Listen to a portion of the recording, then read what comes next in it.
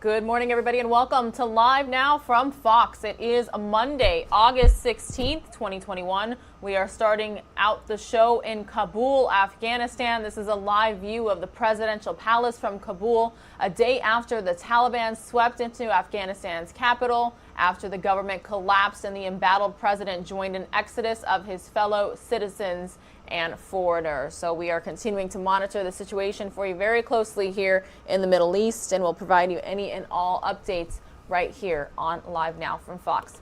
Meanwhile, everybody, my name is Pilar Arias. I am your host for the day, joining you from the Live Now from Fox headquarters, or not headquarters, but East Coast hub right here in Orlando, Florida. I hope you guys all had a great weekend. Again, thank you so much for trusting us to start your day off and get you caught up with everything that you want and need to know about. Perhaps it all unfolded over the weekend or it's happening right now. We've got you covered right here on Live Now from Fox. I do have your morning brief ready to go for you. Again, everybody, it's the top stories from across the country that you want and need to know about as you start your day. A lot of students across the country have returned or will soon be returning to classrooms. But again, first, I do want to start in the Middle East, get everybody up to speed with what is happening in Afghanistan. The Taliban continuing its takeover, solidifying control over the capital city of Kabul this weekend and causing a mass exodus of Afghan people to head to the airport in an effort to escape.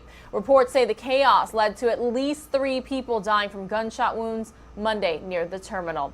Fox News correspondent Ashley Strohmeyer has more on how the Taliban's quick rise to power surprised U.S. officials and why the hundreds trying to leave Afghanistan may have a hard time doing so.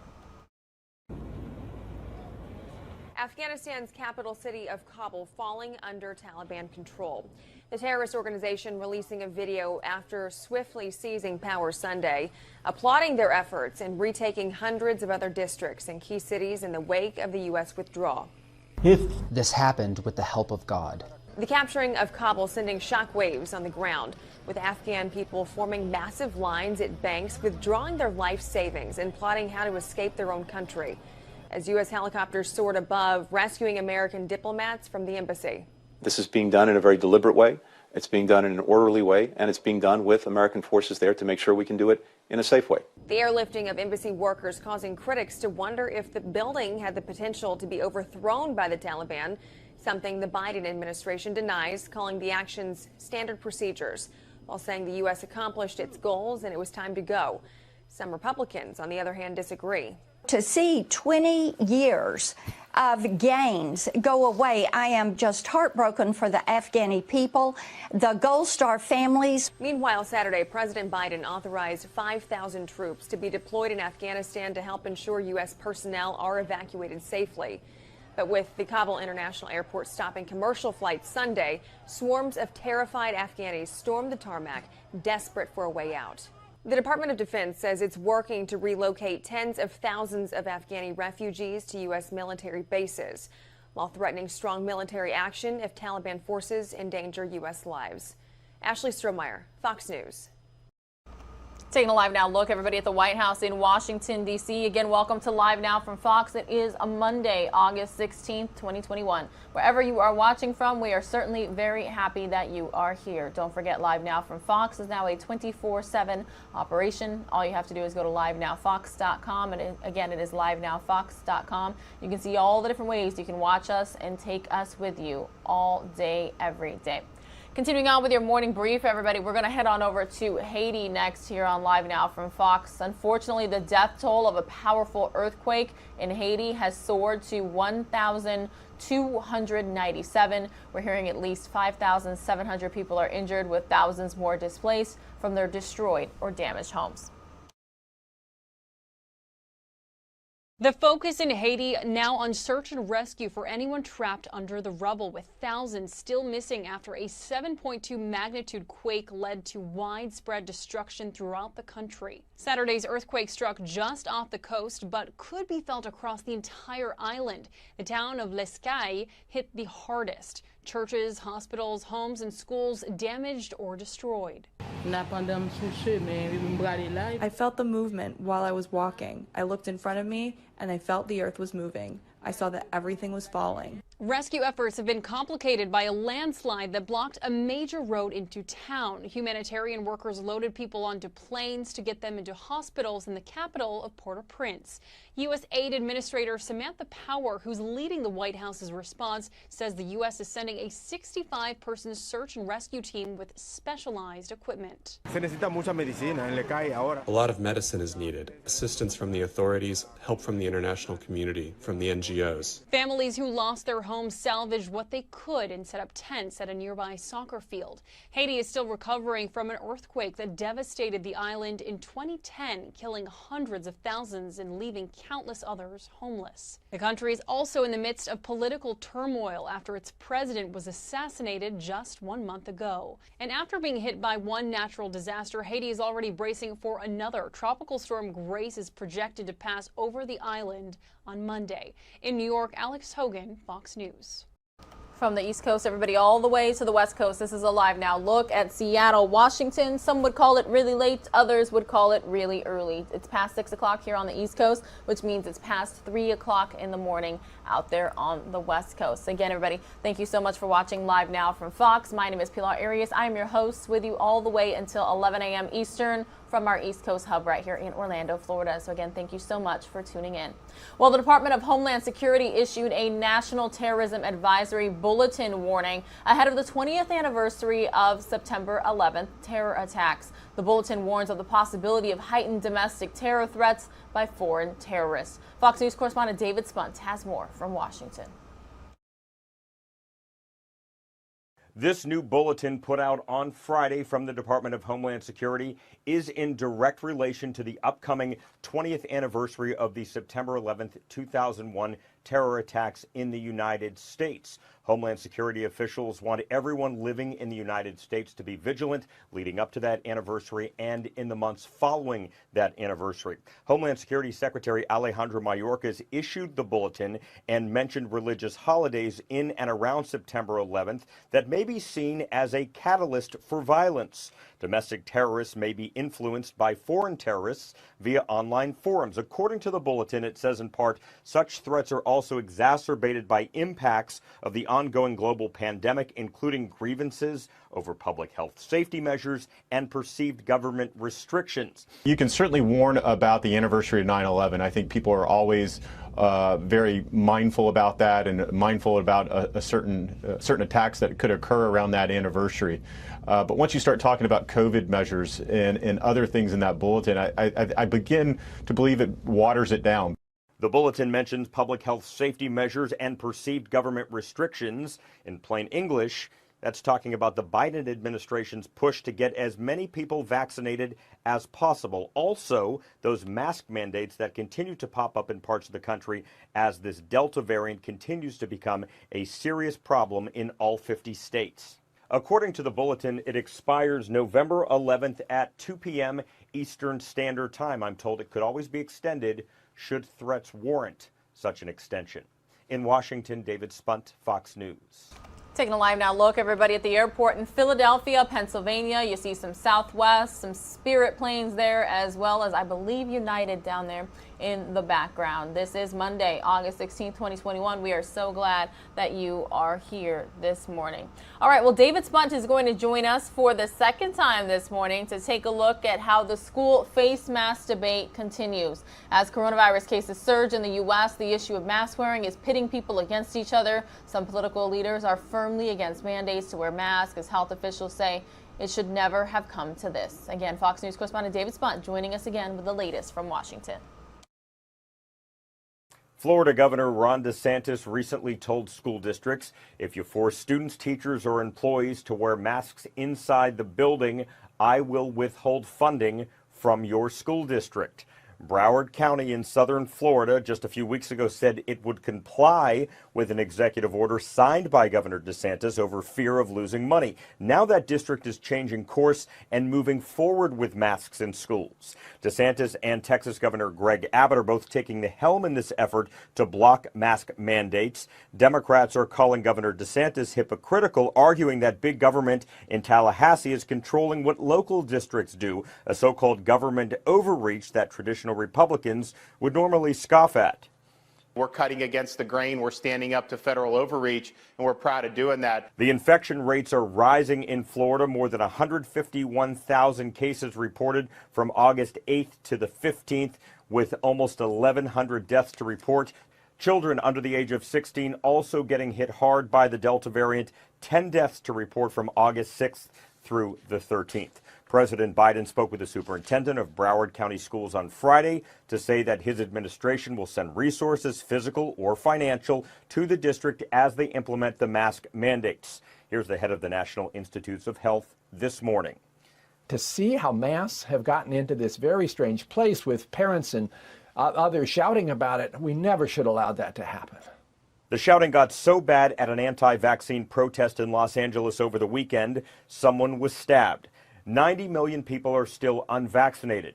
Dr. Francis Collins says that he fears we'll see more than 200,000 coronavirus cases each day in the coming weeks. In Washington, David Spunt, Fox News. All right, David, thank you so much for both of those updates this morning here on Live Now from Fox. Again, good morning, everybody. My name is Pilar Arias. I am your East Coast Hub host all the way until 11 a.m. this morning. Happy to be here with you, getting you all caught up with the morning brief, the top stories that you want and need to know about as you start your day. On the right-hand side of your screen, that's a Live Now look at Milwaukee, Wisconsin. Good morning to all of you out there in Wisconsin. Hope you're having a great morning so far. Well, health officials are astonished as new COVID-19 cases soar to unprecedented levels. But as experts aim to get more shots into people's arms, opposition is mounting. Fox News' Chris DeMayo reports. The pandemic is intensifying. As of Saturday, the U.S. is now averaging roughly 129,000 daily new COVID-19 cases, but health officials estimate that number will only continue rising. I will be surprised if we don't cross 200,000 cases a day in the next couple of weeks. The crisis is causing hospitals in several states to become overrun with people suffering severe complications.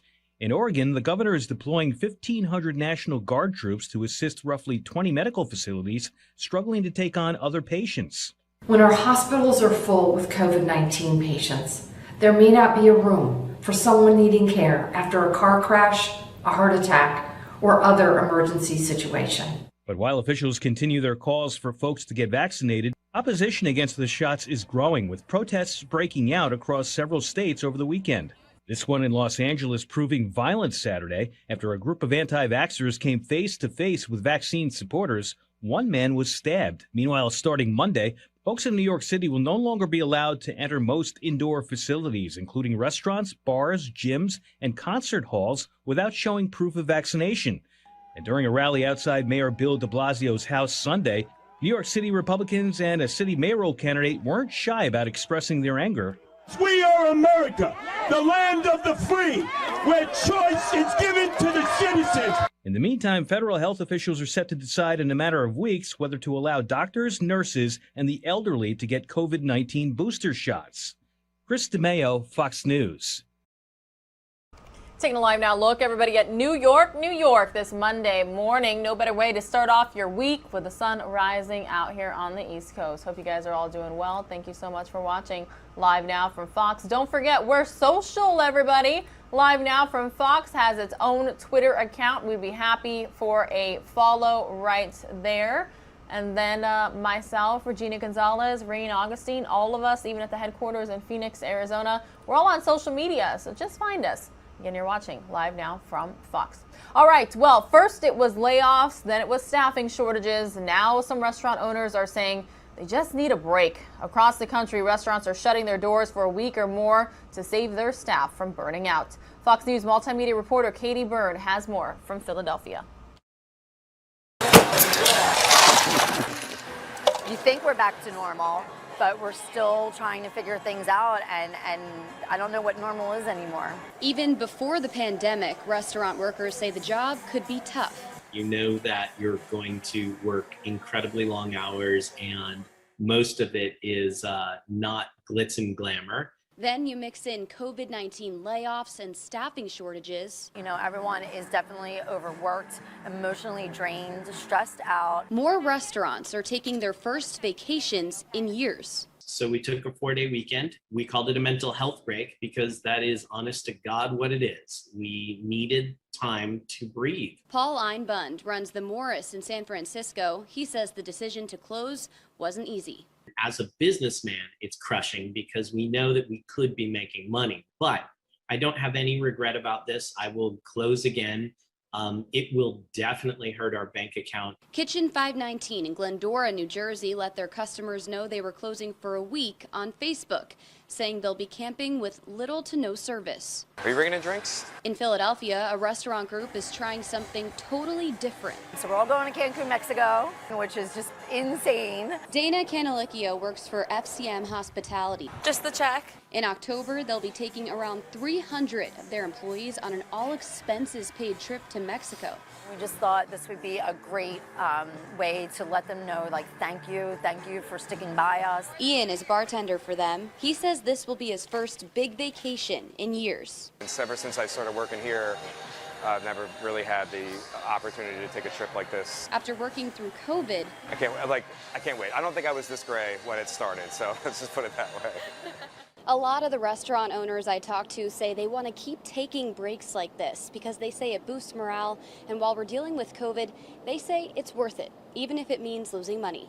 In Philadelphia, Katie Byrne, Fox News. All right, look at this sunrise, everybody. This is live from Niagara Falls, New York. You can't see the falls themselves, but we've got this gorgeous view. Most of you are going to see a 2-minute commercial break. We'll be right back.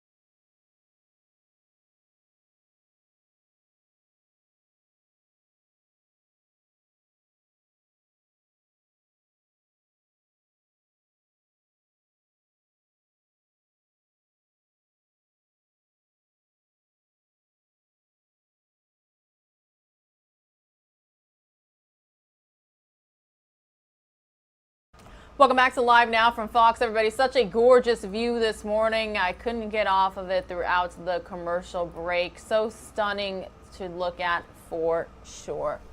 All right, everybody. Again, it is Monday, August 16th, 2021. My name is Pilar Arias, and I am joining you live from the Live Now from Fox East Coast Hub right here in Orlando, Florida. We are continuing on with your morning brief, the top stories you need to know about as you start your day. Well, the person responsible for starting a wildfire in the state of Utah that's burned at least 2,500 acres could be liable if police can find them. Fox's Ben Winslow has the story.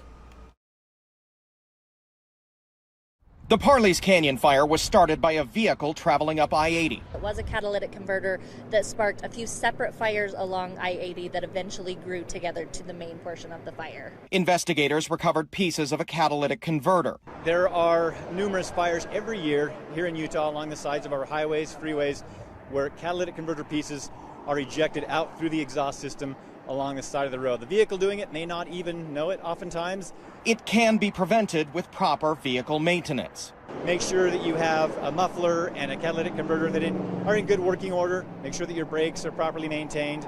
Fox 13 is told the Utah Highway Patrol has been asked to help locate the vehicle in question, and investigators have a good idea who they're looking for. We had witnesses. There was a type of vehicle that they are specifically looking for that they have put out. If the person responsible is found, they could be liable. The state has gotten more aggressive recently about recovering the cost of wildfires, and this one could cost millions. But a lot of it will depend on us first finding the person and then the cooperation after that. So far, Utah has done okay in wildfire season, but with the mega drought, the danger remains high. Utahns have been using great fire sense, and we encourage more of it. We can't afford to have more fires like this because resources are spread really thin. In Summit Park, Ben Winslow, Fox 13 News, Utah. In Bay City, Michigan. Look at this, everybody. The sunrise on the water. This is so beautiful. I have flown over Michigan, but I've actually never been to Michigan. So it looks like this is a river walk pier area. I'm trying to see exactly. It could be on the lake, though. I'm looking to see if it's Saginaw Bay. It might be, because that looks a little bit bigger than a river to me. But wow, absolutely, positively gorgeous out there this morning. You want to talk about relaxing? What a great way to start the week. I could just sit here and marvel at this live picture probably for hours, but as the sun continues to rise, it's probably not going to continue to look that great.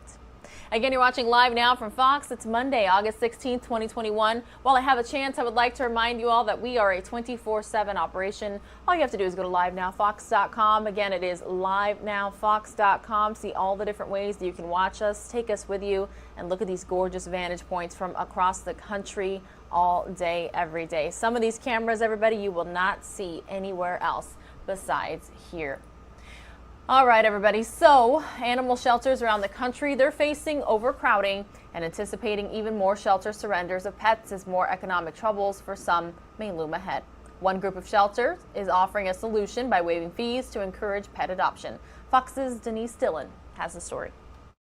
We don't want to have to put animals down for space, but we are out of space. Karen Hirsch with Lifeline Animal Project says DeKalb and Fulton County animal shelters have more than 900 animals, and there's another 150 here at the Lifeline Community Animal Center. We have had a really rough summer. We've had more animals coming in, up to 50 a day. We've had fewer adopters coming in.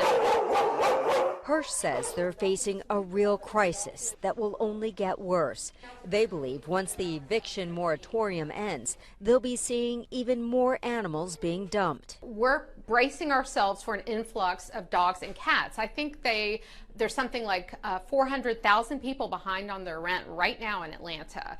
And if those people get evicted, they have animals. They're going to come to our shelters, and our shelters are completely full. Hoping to make room by encouraging adoptions of their current animals, Lifeline's shelters are waiving all fees this weekend. Free adoptions. You can get any dog, cat, kitten, or puppy for no fee, and that includes the spay-neuter, the microchip, and all the vaccinations. The timing is perfect for Lee Abercrombie, who has been wanting a dog. I want a dog. Yeah, and they're free today, so that's a plus. Hirsch is hoping others will find a place in their heart and their home for a new furry friend. You can come in and find your best friend and actually save a life. In Atlanta, Denise Dillon, Fox 5 News. All right, everybody, we just got this live update, trying to fix the audio there. This is from New York, New York. NYPD is searching for a man they say shot a 15-year-old boy 9 times in Washington Heights last week. Let's listen in to this press conference. August cameras. And does it raise any red flags overnight? I mean, it was in a span of like 2 hours where there's so many different shooting incidents and so many different victims. Any red flags? How odd is this? Well, no, listen, anytime we have a shooting, it's a red flag. Whether these are connected, we don't believe so, but that remains to be seen also. And, you know, we'll be working through that to see if there's any connections. Thanks. Spell your last name. C-H-E-L-L. And J-O-H-N? J-O-H-N, correct. Thank you. Thank you very much. All right, have a good night. Thank you. Good day. Thank you. Thank you. All right, everybody, we caught the tail end of that. So it appears there was a shooting involving a teenager last week, and there may have been a new shooting overnight involving another teenager. You heard police say there at the tail end they are not sure if the shootings are connected. So we'll keep a very close eye on it for you right here on Live Now from Fox. Meanwhile, continuing on with your morning brief, top stories you want and need to know about as you start your day. To mark 20 years since the 9/11 attacks, a group of volunteers in Pennsylvania is making candles for first responders. It's their way of saying thank you. Fox's Brad Satin has the story. In solemn remembrance of the tragic events of September 11th, 2001, we, the Candle Committee. This is the note that 532 Bucks County first responders will receive in honor of their service as we approach the 20th anniversary of 9/11. About 24 volunteers making candles over the past weeks, a time-consuming dipping process as a gift to the police, firefighters, and paramedics in Newtown, Middletown, and Upper Makefield townships. It's the brainchild of Skip Giddens. My parents went to Pearl Harbor right after it was bombed, and were there for the whole war. In their spirit of service, Skip has been instrumental in candlelight vigils through many 9/11 memorials through the years. But this is a first, a gift flush with symbolism. 1,078 candles to be given as a pair. The two representing the Twin Towers, and 20 years later, the connected wick symbolizing how our country was together back then. Drips at the bottom are for the tears of those we lost. And hearts made of leather. Leather is for strength. With the words never forget,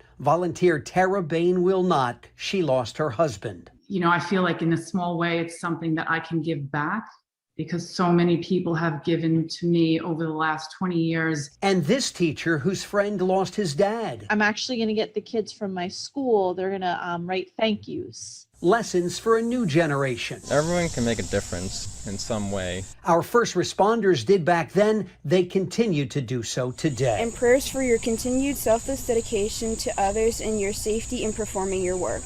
In Newtown, Brad Satin, Fox 29 News.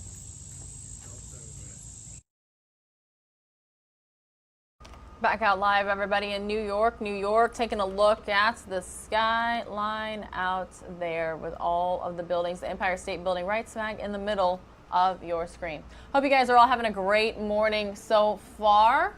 I think I have time for one more top stories before another commercial break, and I do. A restaurant owner in Michigan knows his community. With some people without power, he offered his space as a way to help. Fox's Camille Amiri reports. So we have a tremendous amount of space, and we can stack coolers all the way to the ceiling. A simple gesture of kindness from a business owner just wanting to give back. Bill Schwab, the owner of Fork and Pint in Waterford, offering up cooler space to people who are still without power after Wednesday's storm. With each passing hour, their food on the brink of spoiling. I noticed at a local party store up the street, some people were coming in and said, hey, can we put our stuff here? And they're like, yeah, I think we could have space for it. I go, well, we have a ton of space. Why don't we reach out to the community and just offer everybody to come out? Bill kept thinking about the people who don't have the money to just go out and buy more food or even come to his restaurant for a meal. They've invested in half a cow. They hunt, and that's their food for the year as they eat off that. It's very devastating for people to lose that out financially, and also where's their next meal coming from? As crews work to restore the electricity, Some are relieved they never lost power, but it just all seems so random. You feel horrible because you'll be sitting there with lights on and the people across the street don't have any lights. So yeah, it's kind of a bummer. Checking in on my parents, she's post-COVID. She was on a vent for a while, so she's been home for a little over a month, so she needs her oxygen. They're out of power, so trying to make sure that she's all right, and got a generator that my dad's making sure is fueled up. We told Bob and Jenny about Bill offering up his coolers at his restaurant. Didn't even think about it, but I have a freezer. I should offer it up. There you go. Definitely. I guess that's what I'll do when I get back. So we have a tremendous amount of space. All right, everybody, we're taking a live now look at the Statue of Liberty in New York, New York. Most of you are going to see another 2-minute commercial break. We'll be right back.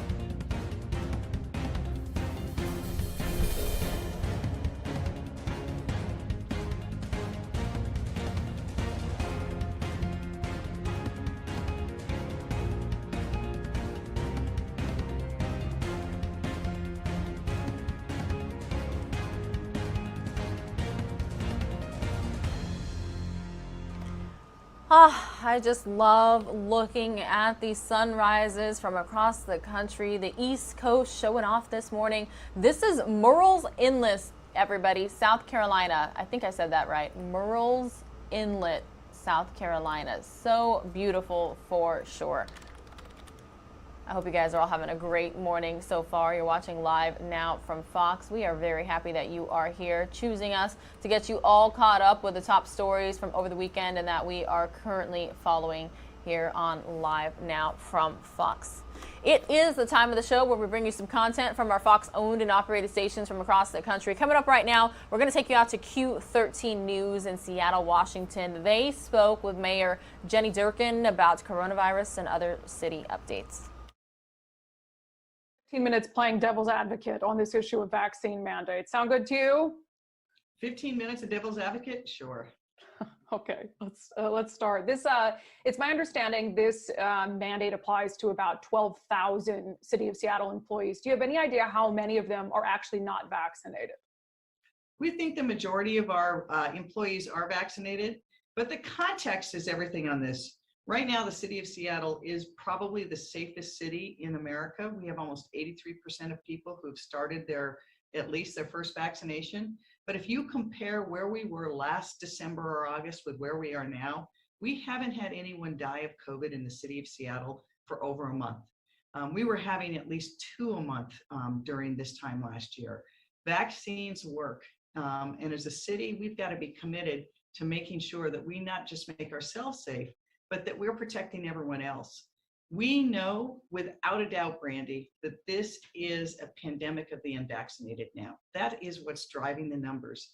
And the thing that I fear the most is the population that is most unvaccinated, not by choice, of those people who aren't eligible for vaccinations, our children. And if we want to protect our children, everybody else has a duty to get vaccinated. But at the onset there, you perhaps articulated one of the arguments against this. Seattle is one of the most vaccinated cities in the country. You haven't had anyone die from COVID since July 11th. Why then would the government mandate that potentially hundreds or even thousands of people would have to put a needle in their arm when they don't want to in order to keep their jobs? We know vaccinations work, and we also know that this virus is voracious. If you are unvaccinated, it will find you. And we're in a very different situation now as we're looking forward to schools opening up again. Last year, Seattle Public Schools didn't open until the very end. And even when they did open, we were largely still a work from home. Most businesses shut down. We're now coming together in ways, and there's no border at the city of Seattle. People come here from all over the world, from all over the country, and from all over the state.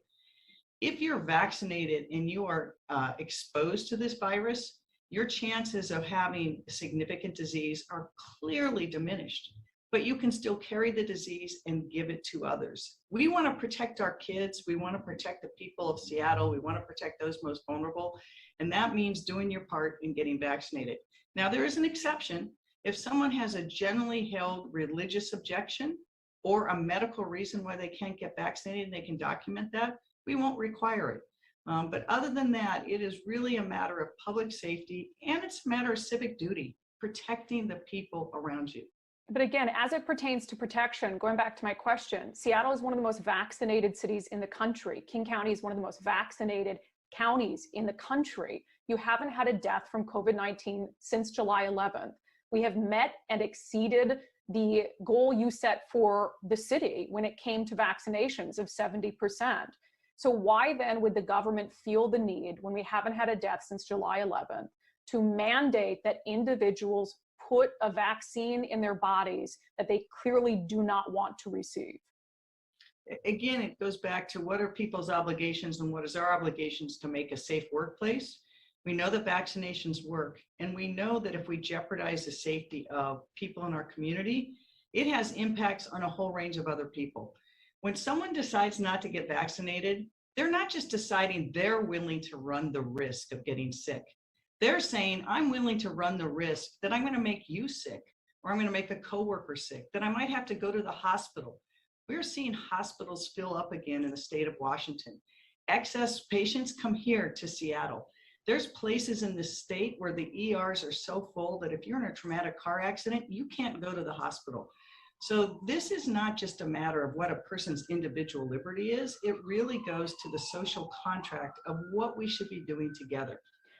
We know that that is important. We know it's a matter of public safety.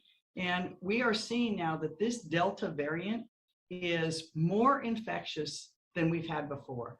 It will expose more people. It makes them more sick. And we're now seeing nationally that it's having a much greater impact on children. More and more pediatric hospitals are showing kids coming in with serious disease. You mentioned school getting back in session. You mentioned the risk to kids who aren't eligible for a vaccine. One of the only state workers that aren't subject to this are teachers. If we're so concerned, why would that be the case that teachers do not have to get a vaccine, but people in other jobs do? As you know, there's separate elected government entities, and I'm not in charge of Seattle Public Schools. Those workers work for Seattle Public Schools of the various school districts. So I really think those questions have to go to the schools. I think that we know that vaccinations work. We had a great partnerships with Seattle Public Schools, and because of that, you know, our 83% vaccination rate includes those 12 and older, because we went into the schools and used that place to make sure that we could get people eligible vaccinated. When the age is lowered again, we'll partner with them again. So I think what their rules are for their workers, you have to ask them. But I think that government has an obligation. First and foremost, we serve the public. And you can't serve the public fairly and safely if you might give them a disease that could kill them. So do you believe teachers should be mandated to get a vaccine if everybody else is? I think it is important that those people working with our children and most vulnerable populations get vaccinated. And so we know right now that that's going to be schools in large part. So I think the school districts right now are looking at how to do that, whether masks are sufficient or not. But again, yes, I think that teachers should be vaccinated, just like nurses and doctors and people who have that first line duties to take care of the most vulnerable. And unfortunately, right now, our children are the most vulnerable population and it's not by choice, it's because they're not eligible for the vaccination yet. You talked about people who are not getting vaccinated, making that choice for others. Their decision not to get vaccinated could have a negative consequence on someone else who is perhaps not eligible for the vaccine. One of the prevailing arguments against this mandate that I have heard from people on the right is that people on the left often talk about a woman's right to choose what happens with her own body, yet here you are mandating what other people do with their bodies. What do you say to that criticism? They are not at all related. And again, you gotta follow the science. Forcing a woman to make certain choices about her individual health that don't impact her coworkers, her neighbors, her children, her doctors, her patients. But they would argue that it impacts her unborn child. I'm telling you, devil's advocate, what people on the right are saying. So I think that, I think these arguments are making something that is a healthcare decision about safety and trying to make it a political decision. And I think that's irresponsible. I think that as an American, you should be doing everything you can to protect everyone in your community. And if you decide to make the selfish choice not to vaccinate yourself, it'd be fine if you lived on an island and you came in no contact with people, but you don't. You come in contact with family members, children, or people in the grocery store who then go back to their children. You have to go to the ER. So it is undisputable what this virus does. If you look at the data on the areas where people are not vaccinated, no one can make the argument that it isn't impacting communities. You just can't. It's just a fact. So this isn't one side of the divide or another. There are some truths in society. And one of the truths is this virus, if you're unvaccinated, it will find you. And if you get sick, you will get other people sick and you will have to go to the hospital. In talking about truths, again, I go back to one of the other truths is we are nowhere near when it comes to hospitalizations and deaths where we were last year at the height of this pandemic before people could get vaccinated. We have met and exceeded your goal for vaccinations, haven't had a death since July 11th. So I think a question people have is, where does this end? King County Executive Dow Constantine said yesterday, I quote, "A healthy King County depends on every eligible resident getting vaccinated." So should we expect that this will stop with government employees? Or if every eligible resident needs to be vaccinated in order to ensure the county is healthy, should people who don't work for the government be expected that soon you will mandate they get a vaccine? So, rather than go to like, what is the most extreme thing here? I'm not saying extreme. This is King County Executive Dow Constantine. He's saying but a healthy county depends on every eligible resident getting vaccinated. Yeah, and I think that makes sense. I mean, look, if, we've compared this virus at times to other great challenges for the generation. People try to compare it, for example, to World War II and what would you do? If in London during the Blitzkrieg, if you knew the bombs were coming, would you get into the shelter? And if you didn't, it's irresponsible. And if you're not doing it, jeopardized other people. So again, this isn't just about individual choice. This is about choices that impact everybody else in our society. And while the numbers are down in the city of Seattle, we are the ones that are lifting the whole state up. And we know that people don't stop at borders, Brandy. Again, remember, this whole epidemic started here from 1 or 2 people traveling here from China. I mean, think about that. And so our job as government is not just to be focused on what's going to happen today, but how do we make sure the virus doesn't get out of control tomorrow? And what we do know is we have a population of people who are most vulnerable to that virus, and that's the unvaccinated. We want to make sure that the people who have the choice to make that not true, make the right choice, because if they don't, they're making the choice for other people, and that's not right or fair. And again, this is about playing devil's advocate for a decision. It is incredibly important to press elected leaders on a decision to mandate that around 500,000 people get a vaccine that up until now, some of them have chosen not to receive. I always start every segment on vaccinations by saying, I have received a vaccine. I did so at the first available opportunity, but I've also spoken to public employees, including some of your employees who do not want one. And that brings me to the Seattle Police Department. We are at a time of record low staffing, at a time when crime is going up. Do you mean to tell me that come October the 18th, you will fire Seattle police officers who do not have a vaccine? My best, what I believe is going to happen is most police officers are going to get this vaccination. But if they don't, what I have seen and see, Brandy, you can have your hypothesis. Mine is the opposite of yours. Mine is that I've seen in the last year, Seattle Police Department is working harder than it's ever worked under some of the most difficult circumstances to serve the public. And they do it at great risk to themselves. And so I believe that people, when faced with the choice on, is this important to the community, are going to make the right decision. And people can take, any extreme example they want and say, but what about this? Would you do it? I really believe that people are going to respond. And the basis for that is because they have so far. Every time we've asked people to do the hard things in this city, they've stepped up and done it. And I believe the workers will do that as well. And so we will have exceptions. Like I said before, if there is sincerely held religious belief against it or a medical reason that you can't get it. But otherwise, we have to make sure that as we serve the public, we aren't in the position that maybe the people that actually make the public sick. All right, everybody, you have been watching Live Now from Fox, a segment from Q13 News out in Seattle with the mayor there. But right now, we're taking a Live Now look. This is Kabul, Afghanistan. Thousands of U.S. troops are pouring into Afghanistan to get Americans to safety as the Taliban takeover of Afghanistan has thrown the country into chaos. And here at home, the Biden White House is facing heat. So currently joining us right now to talk about what is going on in Washington, D.C. is Fox 5 DC's Bob Barnard. Bob, good morning. We've heard that there was actually a protest of sorts out there yesterday. How are you doing?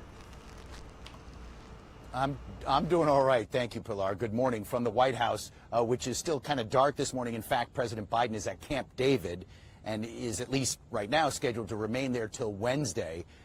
But as you mentioned, that didn't stop people from the Afghani American community and others concerned about what's going on in Afghanistan meeting here at Lafayette Square just across Pennsylvania Avenue from the White House late yesterday into the evening, here till about 11 o'clock last night.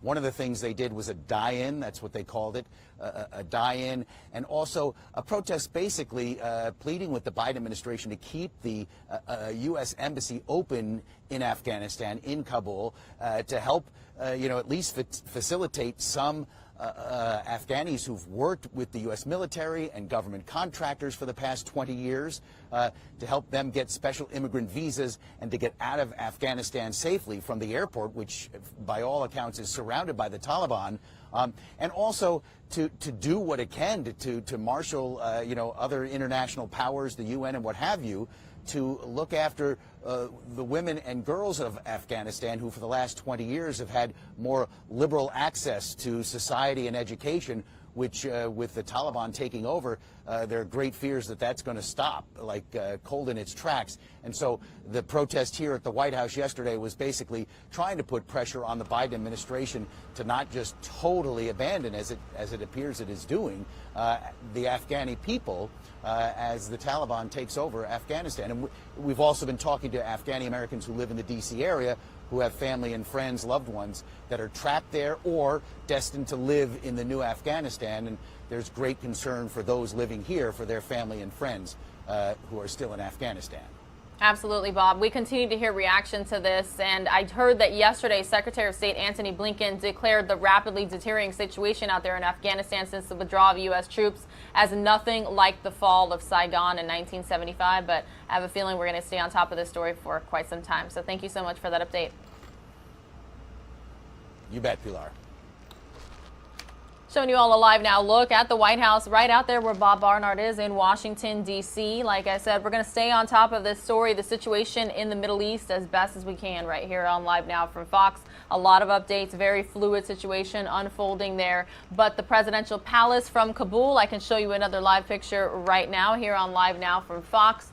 This is a day after the Taliban swept into Afghanistan's capital after the government collapsed and the embattled president joined an exodus of his fellow citizens and foreigners. You heard the news there that hundreds of people ended up at the Kabul airport. They were trying to flee the country due to the situation out there. So we're going to stay on top of it all for you right here on Live Now from Fox. Meanwhile, though, most of you are going to see a 2-minute commercial break. We will be right back.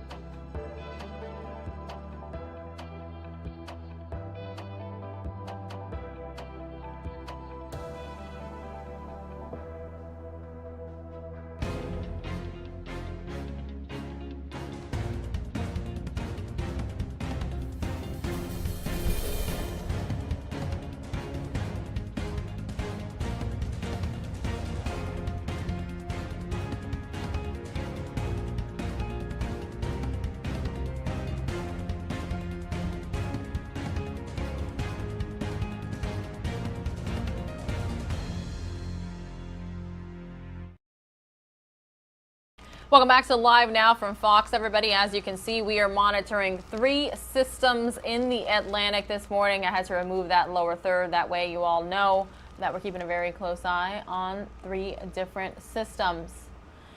A lot of this information coming from the Fox 35 Orlando storm team. One is expected to make landfall as a tropical storm in Florida today. That is Fred that you see there in the Gulf of Mexico, just west of Central Florida. Going to be making landfall in the Florida Panhandle today, as you can see there.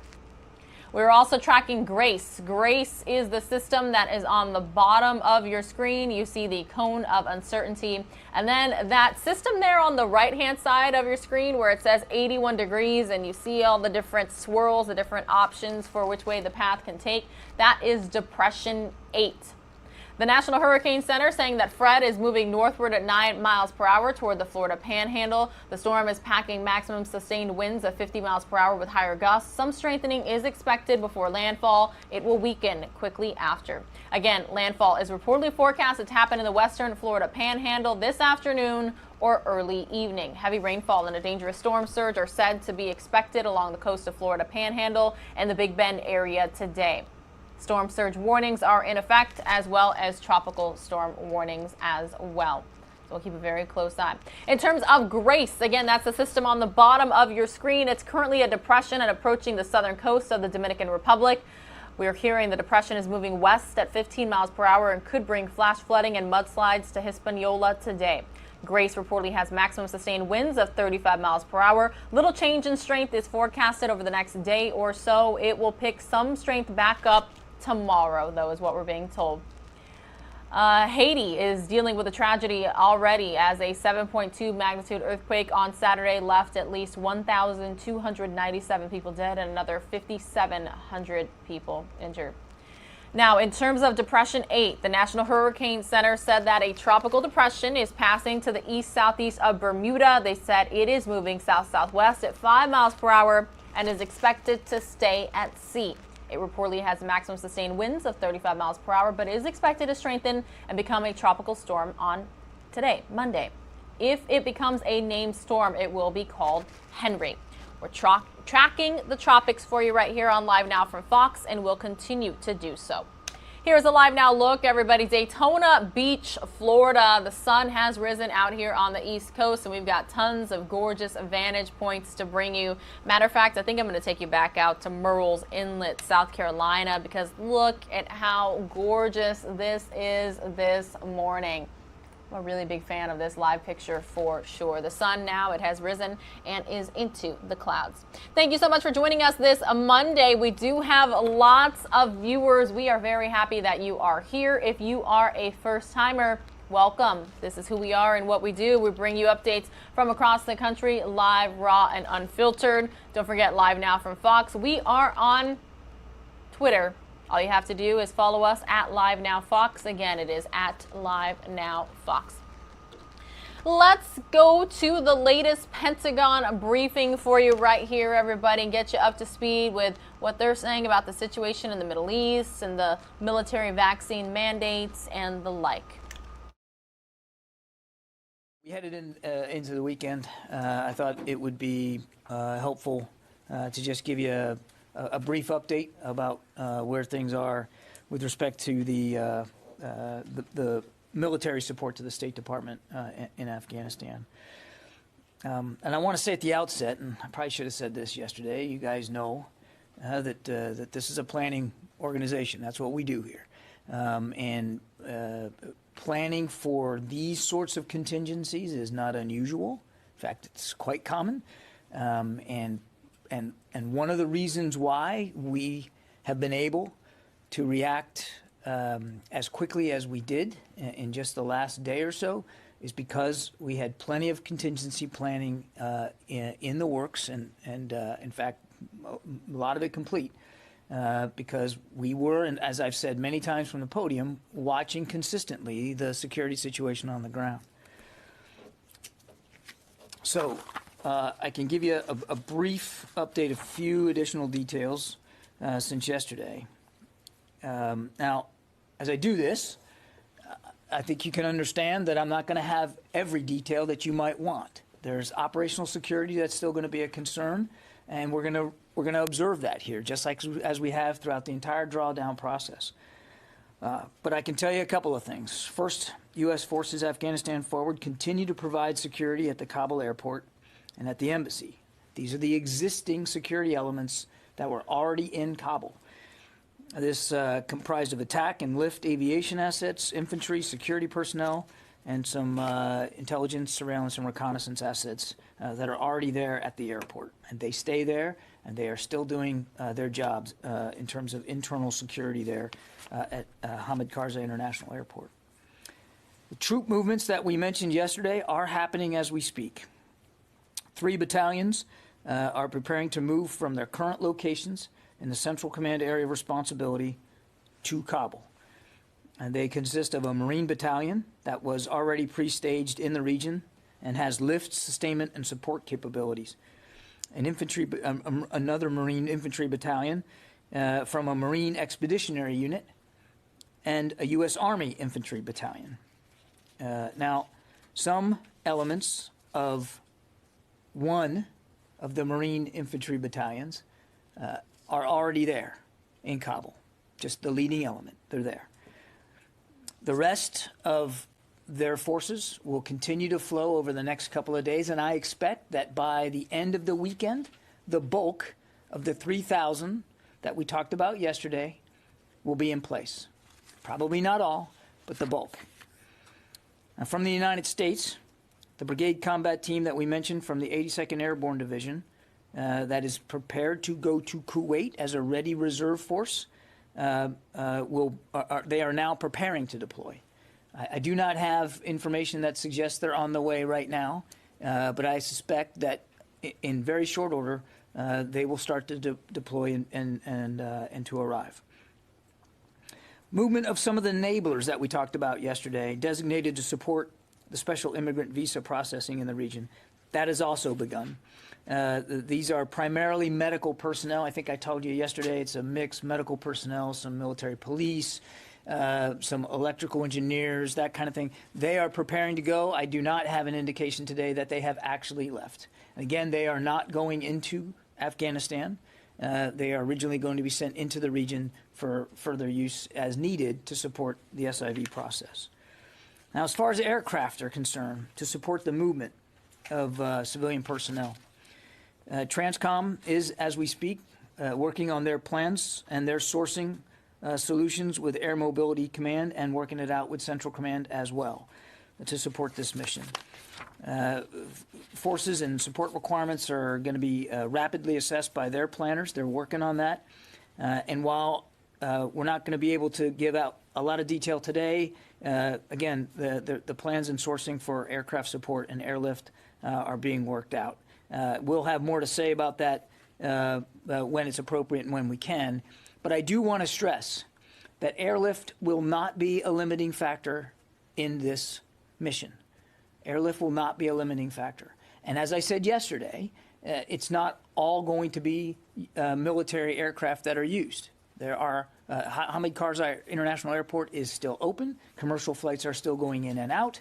It doesn't. I don't want to convey the sense that every lift of every individual is going to be done on a gray military aircraft, though they will be made available to support. And as I said, it's not going to be a limiting factor. And then finally, I just want to foot stomp something I said yesterday. This is a specific, narrowly focused, tailored mission to help with the safe, secure movement of the reduction of civilian personnel in Kabul, as well as to help support the acceleration of the special immigrant visa process by the State Department. That's what we're focused on. And as we get more information and I'm able to provide it to you, I will, with the understanding that there's going to be operational security concerns, and I'm not going to be able to provide every level of detail that I'm sure you want. We will be as transparent with you as we can. Bob. Thank you, John. You're mentioning that the bulk of the 3 battalions will be there probably by the end of the weekend, you said, so at the end of Sunday. Do you anticipate then that the operation would begin that day? The operation has begun, Bob. I mean, the movement of forces to Kabul has begun. That's the military side of it. I can't speak to the timing of the State Department with respect to their reduction. We wanted to make sure that we were in full support of them and that we were getting on station as quickly as possible, and that's what we're focused on. As for when departures will occur and how many on a daily basis, that's really my colleagues at the State Department for them to speak to. Can I ask a follow-up? Sure. So given the events of the last 24 hours with 3 or 4 additional cities falling to the Taliban, and the Taliban apparently moving closer to Kabul, I'm wondering how likely is it that you will be able to complete the drawdown of forces by August 31st, as opposed to staying to ensure the security of the embassy afterwards? Well, obviously, we're going to be watching the security situation day by day, Bob, and I can't speak for what that's going to look like, in days to come. What I can tell you is where we are now, where we are today, and the mission that we've been assigned is to support the State Department's reduction in personnel by the end of the month. And so that's what we're focused on. That's the timeline we're focused on. And if we need to adjust, either way, left or right, we'll do that. But we're going to always be looking at the security conditions in the ground. Tara. Thanks, John. With the airlift planning that's going on, are you planning to make the airlift available for hundreds of people getting out of the country, thousands? As you know, there were thousands of people based at U.S. Embassy Kabul, and there's as many as 18,000 interpreters that were looking to get out. So Can you give us an order of magnitude of this airlift mission? What I can't do is tell you exactly how many on any given day. But capacity, as I said, is not going to be a problem. We will be able to move thousands per day. But that's just the airlift capacity. That doesn't necessarily mean that you're going to end up with that every day. It's going to depend on the processing and how that goes. So what we want to be able to do is to get there fast and get there capable and be able to provide as much capacity to the State Department as we can. And our intention is to be able to move thousands per day. Okay. Separately, as we've seen the different provincial capitals fall, Is the Department of Defense surprised at how quickly it seems that the Afghan National Army has collapsed under Taliban pressure? We are certainly concerned by the speed with which the Taliban has been moving. As we've said from the very beginning, that this is and it still is, a moment for Afghan national security and defense forces as well as their political leadership. No outcome has to be inevitable here. I'm not going to speculate about surprise. We're obviously watching this just like you're watching this and seeing it happen in real time, and it's deeply concerning. It's, in fact, the deteriorating conditions are a big factor in why the president has approved this mission to help support the reduction of personnel there in Kabul. So I mean, we're adjusting as best we can given those conditions. And again, this is a moment for the Afghans to unite, the leadership and in the military. No outcome has to be inevitable here. Just one last. If the Taliban continue across and take Kabul, what happens to the continued support that DoD had been planning to do for the Afghan national security forces, such as like the contracted air support or the fuel that DoD was committing to send? Are you all starting to have conversations about at what point does that support have to be cut off to keep it from going into the hands of the Taliban? We're still supporting the Afghan national security and defense forces. We're still supporting the Afghan government, the elected government in Kabul. And that's what we're going to be focused on doing. It would be easy to speculate about what the future of Afghanistan looks like right now, but I think we want to focus on what we are doing. We are supporting the Afghans in the field where and when we can.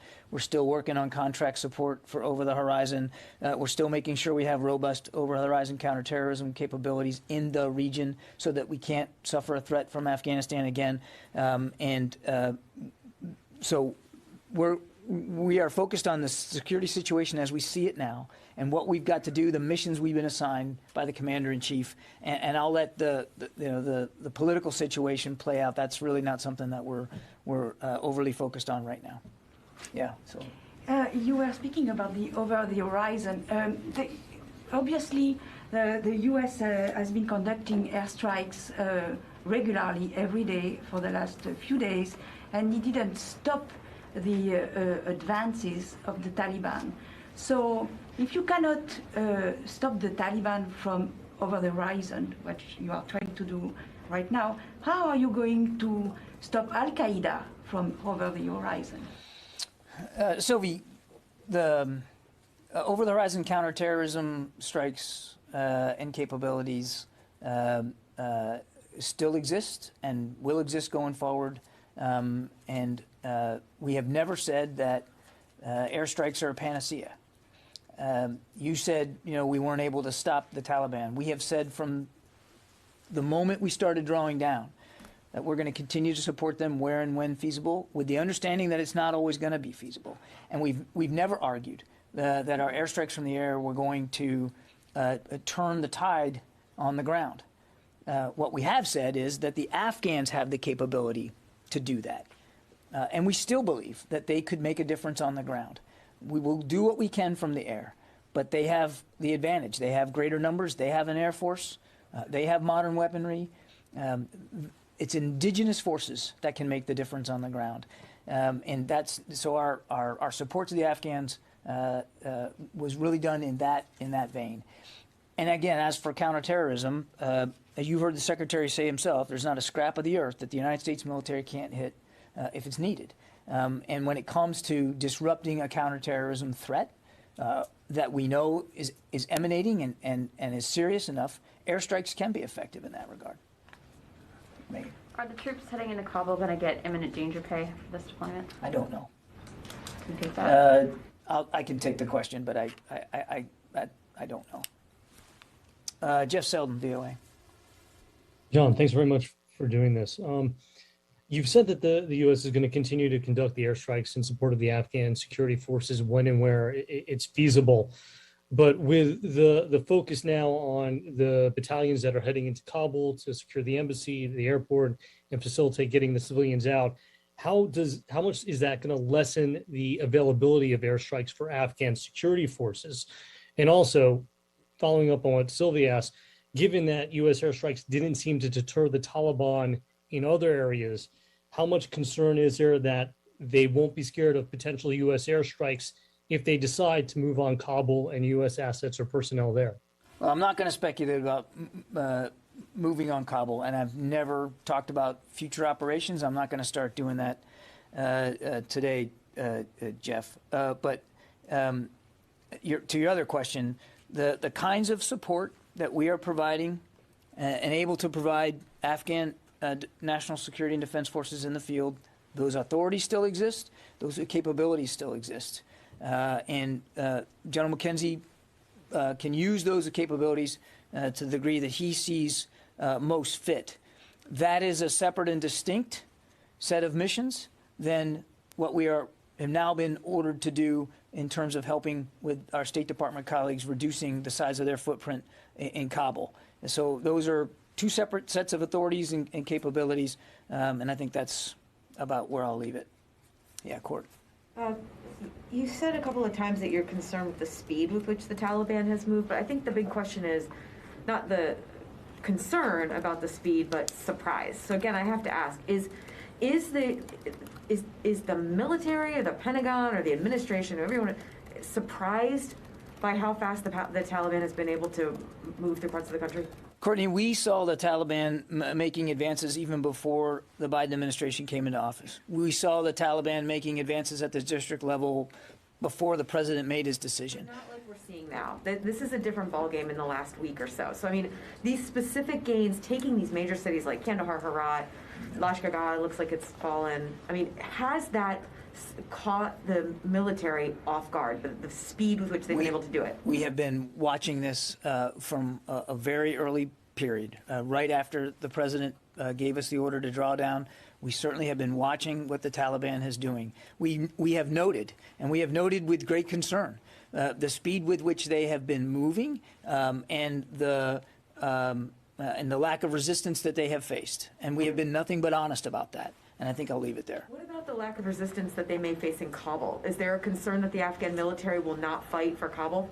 That's a question for Afghan leadership to determine for themselves. Obviously, as I've said from the beginning, we want to see the will and the political leadership, the military leadership that's required in the field. We still want to see that, and we hope to see that. But whether it happens or not, whether it pans out or not, that's really for the Afghans to decide. Orrin. You've said here many times that Afghanistan cannot and will not become a base from which to launch attacks against the U.S. homeland or its allies. Does the speed of the Taliban advance shake your confidence in that statement? No. Steve from military.com. Hi, thanks for doing this. Are any additional Air Force squadrons or aircraft heading to the Middle East for this? And then could you also speak to any of the rules of engagement troops on the ground will have?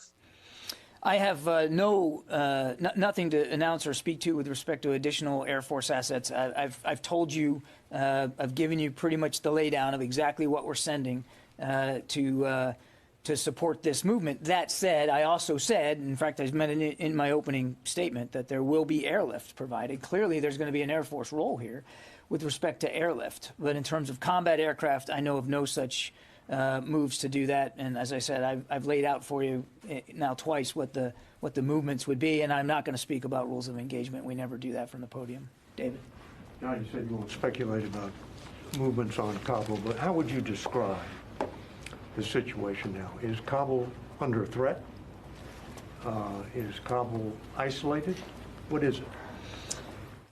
Right now, without getting into a battlefield assessment every day, I don't want to do that. But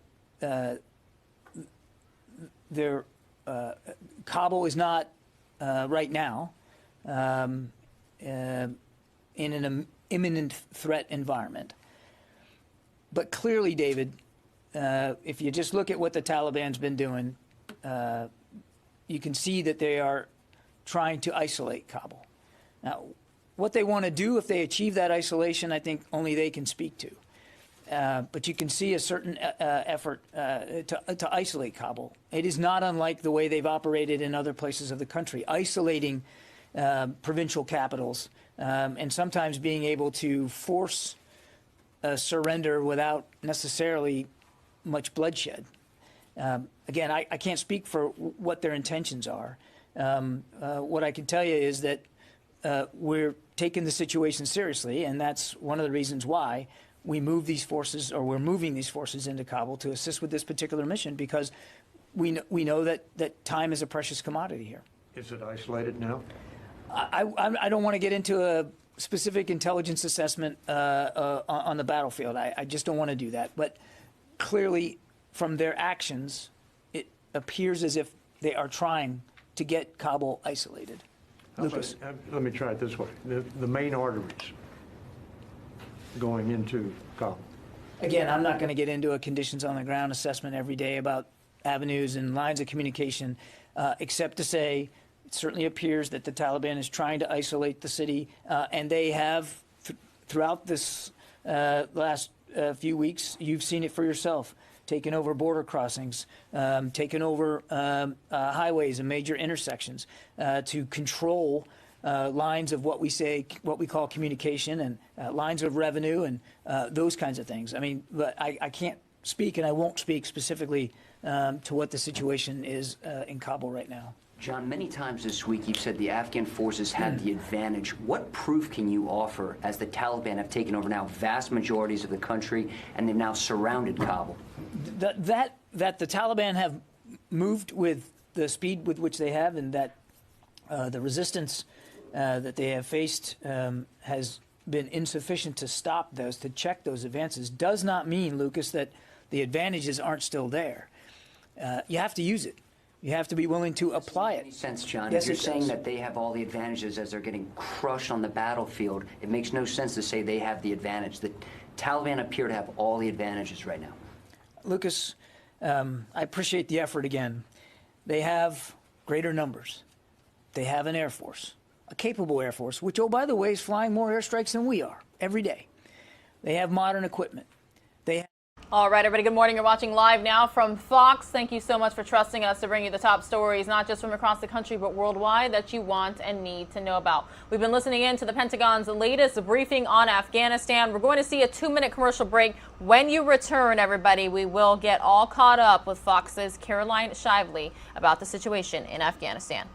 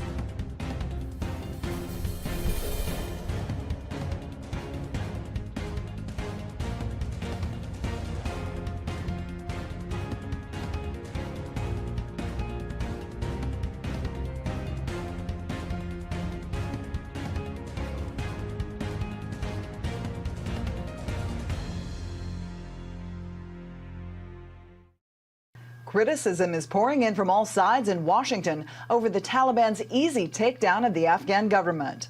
But administration officials still stand by the U.S. withdrawal, saying 20 years and 2,300 American lives lost is enough. Thousands of Americans, Afghans, and foreign nationals are now scrambling to evacuate Afghanistan after a stunning takeover of the country by the Taliban this weekend. The Pentagon announced they will increase the number of U.S. troops there helping with evacuations to nearly 6,000 over the next few days. The Taliban has been taking control of provincial capitals for weeks, but the quick fall of Kabul over the weekend met with almost no resistance. The inability of Afghan security forces to defend their country has played a very powerful role in what we've seen. The fact is, we invested, the international community invested over 20 years, billions of dollars in these forces. As late as Friday, some U.S. officials said they thought the Afghan government could hold on to power for at least another month. Then this weekend, the Taliban marched straight into Kabul, easily taking over. The Biden administration is now taking heat from both sides. This is a crisis of untold proportions. This is an intelligence failure. We underestimated the Taliban and overestimated the resolve of the Afghan army. At the end of the day, for the American people, we're about to see the reemergence of Al-Qaeda 3.0, but it's going to be far worse. The chairman of the Joint Chiefs of Staff told senators on a briefing call Sunday that the U.S. could now face a rise in terrorist threats with the Taliban in charge of Afghanistan. In Washington, Caroline Shively, Fox News.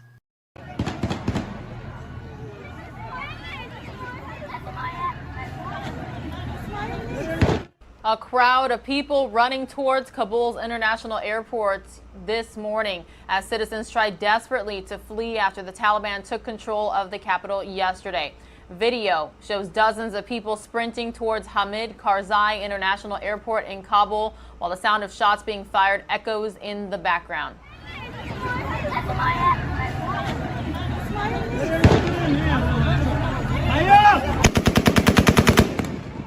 Scenes of chaos were reported at the airport last night as people tried to board international flights, prompting the U.S. Embassy in Kabul to advise citizens not to travel to the airport until notified, as the security situation was quote-unquote unsafe. A spokesman for the Taliban told Al Jazeera today that the war in Afghanistan was quote-unquote over after insurgents took control of the presidential palace in Kabul. According to reports, Afghanistan President Ashraf Ghani fled Kabul yesterday.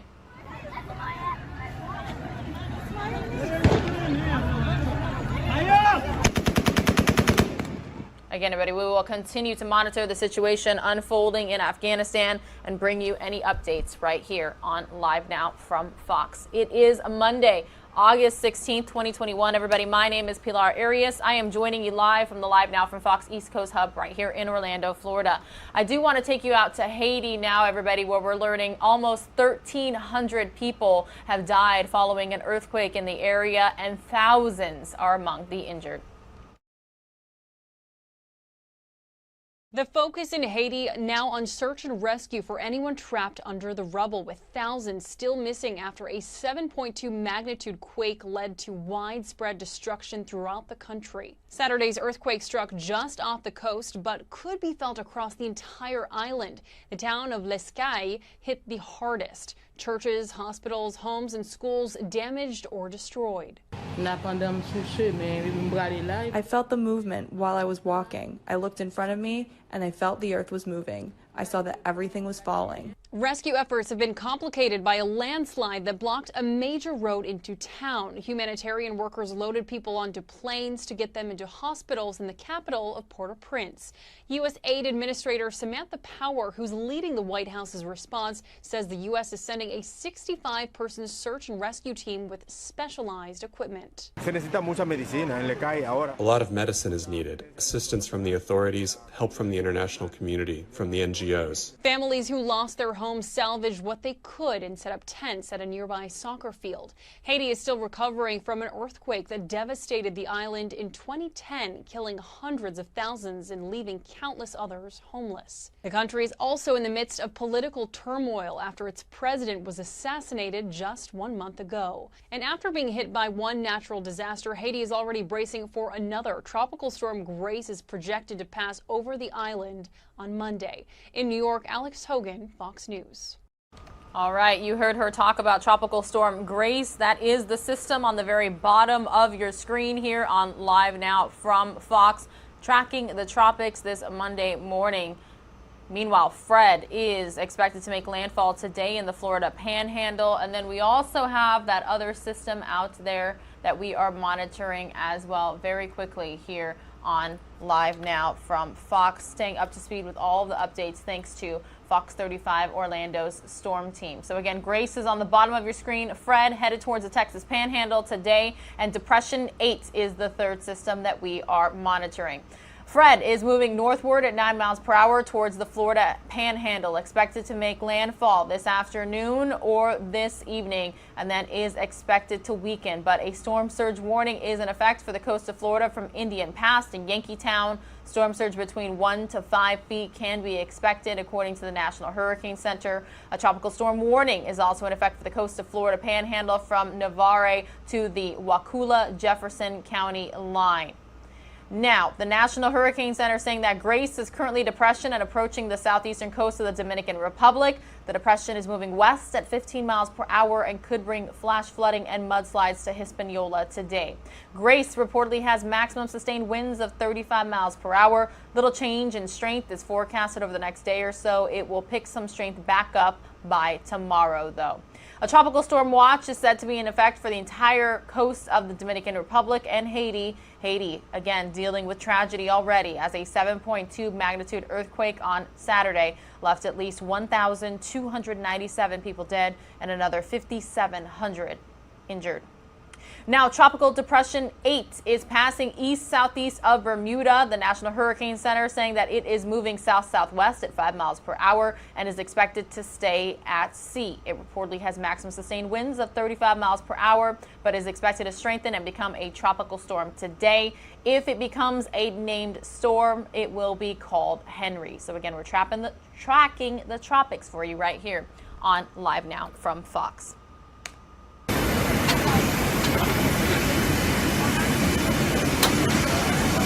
Meanwhile, everybody, while we are speaking of Haiti, a search and rescue team from Fairfax, Virginia arrived there yesterday to help the search for survivors following the earthquake that killed almost 1,300 and left hundreds still missing. The team from the Fairfax County Fire and Rescue Department, I want to make sure that you guys are able to see all of this video. And yes, it appears it's only 33 seconds long, everybody. Included 65 first responders and 4 canines. Their Fairfax team brought 5,200 pounds of specialized tools and equipment. The team was deployed at the request of the government of Haiti. Latest reports from Haiti's Civil Protection Agency, again saying at least 1,297 people were killed in the earthquake. Tropical Depression Grace is nearing the island of Hispaniola as the crew arrived. That was yesterday.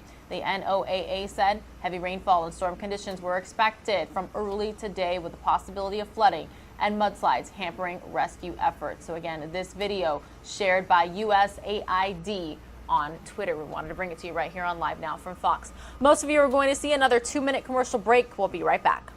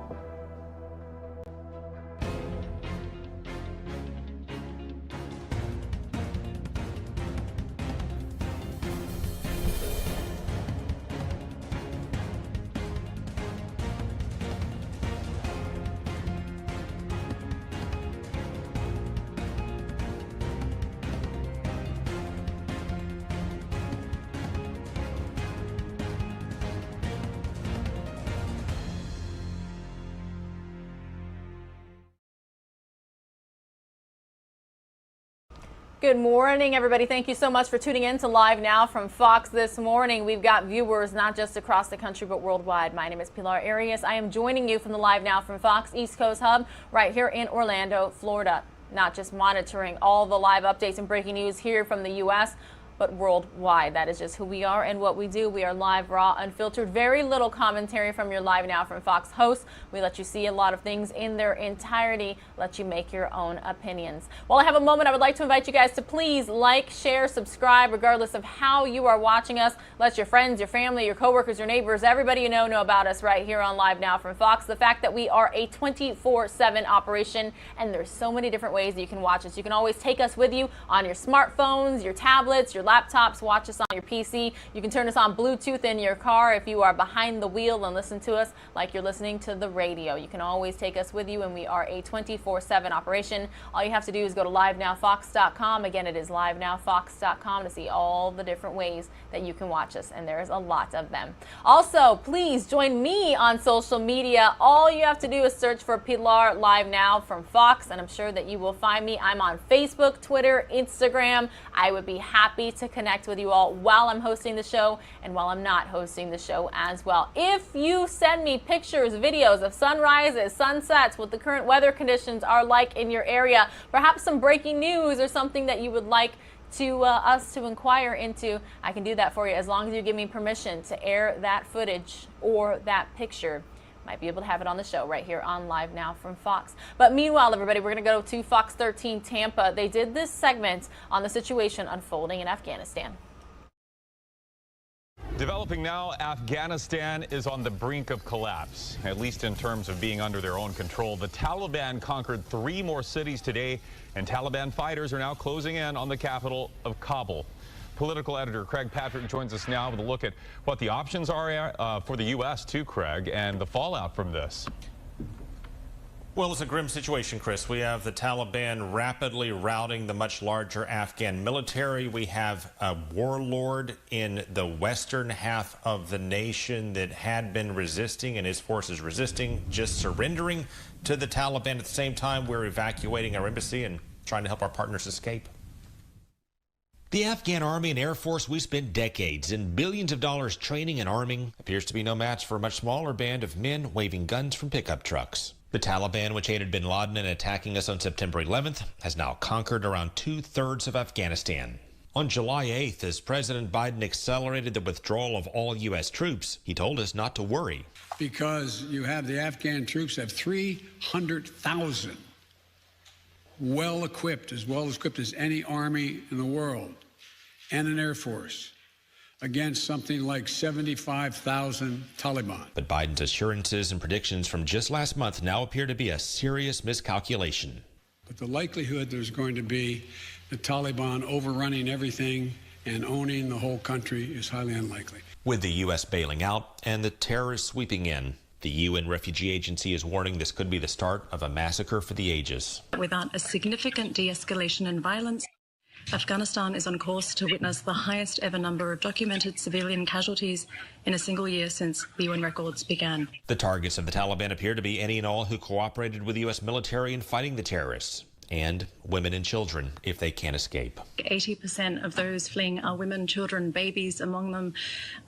It's a dire situation, and we're urging, this is why it's so important that the situation needs attention. Some congressmen, like Central Florida's Michael Waltz, are urging the president to change course and try to stop the Taliban. After years of hiding and guerrilla warfare, they're out in the open now. They're exposed. Waltz and others say our military could strafe them or bomb them into defeat or at least serious retreat. But President Biden says we've shed blood and protected Afghanistan from the Taliban for 20 years. And he said it's now up to the people of Afghanistan to protect themselves. Afghan leaders have to come together. We lost death and injury, thousands of American personnel. And while the U.S. is sending more troops to Afghanistan, they're not going there to engage the Taliban. They're going to try to get Americans and Afghans who worked with us out as safely and quickly as they can. This is not an evacuation. The Biden administration said it's not an evacuation and then defined it as exactly that. Our job right now with this additional plus up is to help facilitate the safe movement of civilian personnel out of Afghanistan. And on that point, Fox News is now reporting from sources on the ground that the U.S. Embassy personnel, in addition to preparing to leave, are now destroying equipment, destroying documents, which is another grim sign that defeat of Kabul may be imminent. Chris? Does sound like it's happening. It's just a matter of time. Craig, you touched on it in that story there. The Afghan army had U.S. training, billions of dollars we spent on that, advanced weapons that we gave them. It greatly outnumbers the Taliban, so why are they waving the white flag? You've got a couple of problems. One of them is that some of the Afghan military had been infiltrated by terrorists and by the Taliban. That's been a problem ongoing, of course, for decades. In addition to that, it comes down to apparently the will of those who are not terrorists, who have not infiltrated. If you do not have the will, if you do not have the drive, then all of the equipment, the most advanced weapons and best training is not going to turn the tide.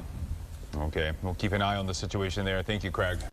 We have been keeping an eye on the situation right here, everybody, on Live Now from Fox. Here's a live view of Wazir Akbar Khan Hill in Kabul, where a national flag has been lowered a day after the Taliban swept into Afghanistan's capital after the government collapsed and the embattled president joined an exodus of his fellow citizens and foreigners. You saw the footage here earlier on Live Now from Fox. Hundreds fleeing to the airport, trying to leave Afghanistan. We're going to stay on top of all of it for you right here on Live Now from Fox. It's just who we are and what we do. Meanwhile, though, we've been showing you the latest from some of our Fox-owned and operated stations from across the country. We really appreciate you tuning in this morning. I do want to play the remainder, though, of the latest Pentagon briefing on the situation in Afghanistan. Air Force. A capable Air Force, which, oh, by the way, is flying more airstrikes than we are every day. They have modern equipment. They have organizational structure.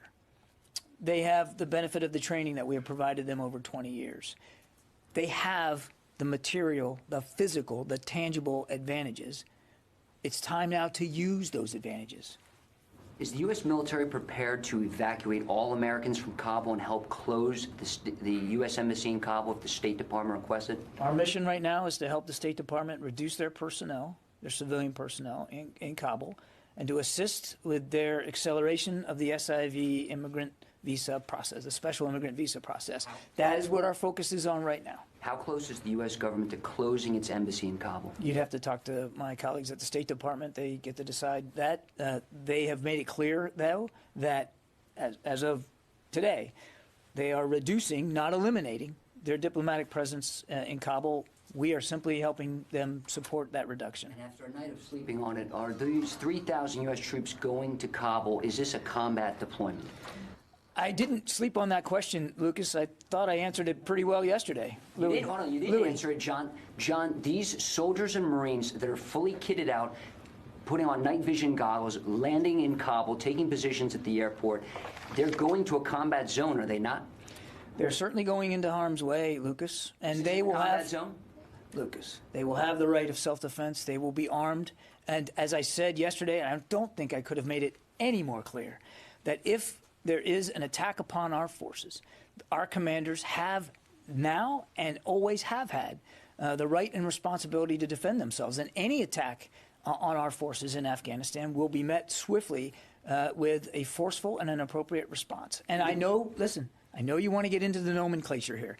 Nobody's walking away from the fact that this is potentially dangerous. In fact, I think one of the things I said at the opening of the press conference was I'm not going to provide a lot of operational detail because we know it's dangerous. We're all mindful of the perilous situation in Afghanistan and the deteriorating security situation, Lucas, and I find it a little I find it frustrating that you're trying to pin me down on a nomenclature here, like we're afraid to say the word combat. After 20 years of being in Afghanistan, we understand what we're facing right now. We're taking the risks very, very seriously, and our troops and their leaders will have all the rights and responsibilities that they need to protect themselves and their comrades. Did the Defense Secretary recommend this withdrawal of American troops from Kabul? I'm sorry? Did the Defense Secretary recommend the full withdrawal of U.S. troops from Kabul? This is before this week, of course. I'm not going to talk about the Secretary's recommendations to the Commander-in-Chief. Do you think it's important for history, for the transcript, for the people watching this briefing right now? Did the Defense Secretary support the full U.S. military withdrawal from Kabul? Lucas, Lucas, I'm not now, and I never will talk about the Secretary's advice and counsel to the Commander-in-Chief. That's totally inappropriate. The President has made his decision, and we are executing that decision. He has also made additional decisions, such as helping the State Department reduce their personnel, and we're going to support that too. Now, some veterans think that the Americans should just pull everybody out of Kabul. The U.S. government should pull all Americans out of Kabul and then just level the embassy. What do you think about that? I think that one of the great things about this country is that people are free to express their opinions about anything that they want.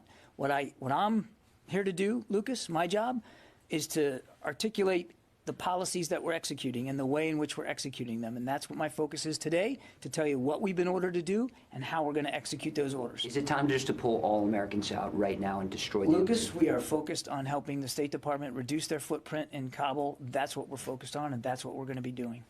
Louis. I'd like to follow up on Lucas's fourth question, if I could. As opposed to the 14th?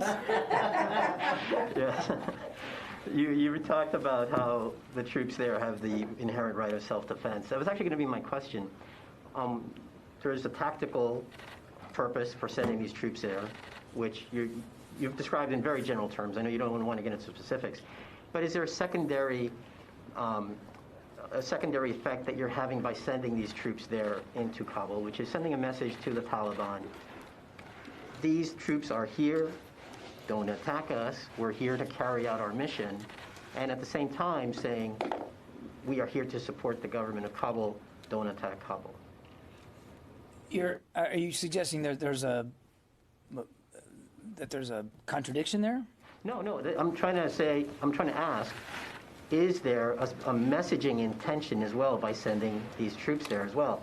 I understand the primary mission there is to do this, protect the forces, protect the Americans and the Afghan interpreters and their families as they leave. But at the same time, is there a secondary effect that you're gaining by sending these troops there, which is to message the Taliban, don't attack us while we're doing this? The main purpose for these troops is to conduct this particular mission. And as I said yesterday, the Secretary made his decisions based on based on prudence, to make sure that you have what you need and that you have reserve if you need reserves, because we don't know exactly how the situation's going to unfold. It's not, he didn't choose these units or this approach to send a message. He chose these units and this approach to accomplish a mission and to make sure that he had enough capability and capacity to do it safely and in an orderly fashion. That said, and I've said this now three or four times, if these forces are attacked and threatened, we have the ability, the right of self-defense, and we will respond in a forceful and appropriate way. And just one quick follow-up. We've talked about the troops from the 82nd Airborne going into Kuwait that could be on standby if needed. Is their mission going to be, if they are needed, exactly like the ones from the 3,000 that will be arriving by the end of this weekend? Or would it be something different? I'm sorry, say it again? Sure, no problem. The brigade, the BCT, headed to Kuwait. Yeah. Is their mission, should they be called upon, are they going to be doing exactly what the 3,000, the 3 battalions arriving in Kabul by the end of the weekend? Or is there some thinking that maybe they might do something else? They're a ready reserve force that we would have available to us should they be needed for any number of security missions. And again, I couldn't begin to speculate right now what those missions would look like. But they will have capabilities that are commensurate with the infantry battalions that are going to Hamid Karzai International Airport over the course of the next few days. Thank you. Thank you. Question is that Pakistan is blaming now again U.S. for the crisis in Afghanistan, and also Prime Minister of Pakistan, he said he already endorsed the Taliban government in Kabul. And finally, if any country in the region, including India, asks U.S. help in this mission of evacuation? I don't know of any other nations involved in this. I mean, these are sovereign decisions that nation states have to make. As I said yesterday, should we be asked to support any movement by our allies and partners, we can do that, and we will do that. I don't know of any, but I don't know of any such requests or such requirements. And look, as just broadly speaking, what we said before is any of Afghanistan's neighboring nations, and any nations in the international community that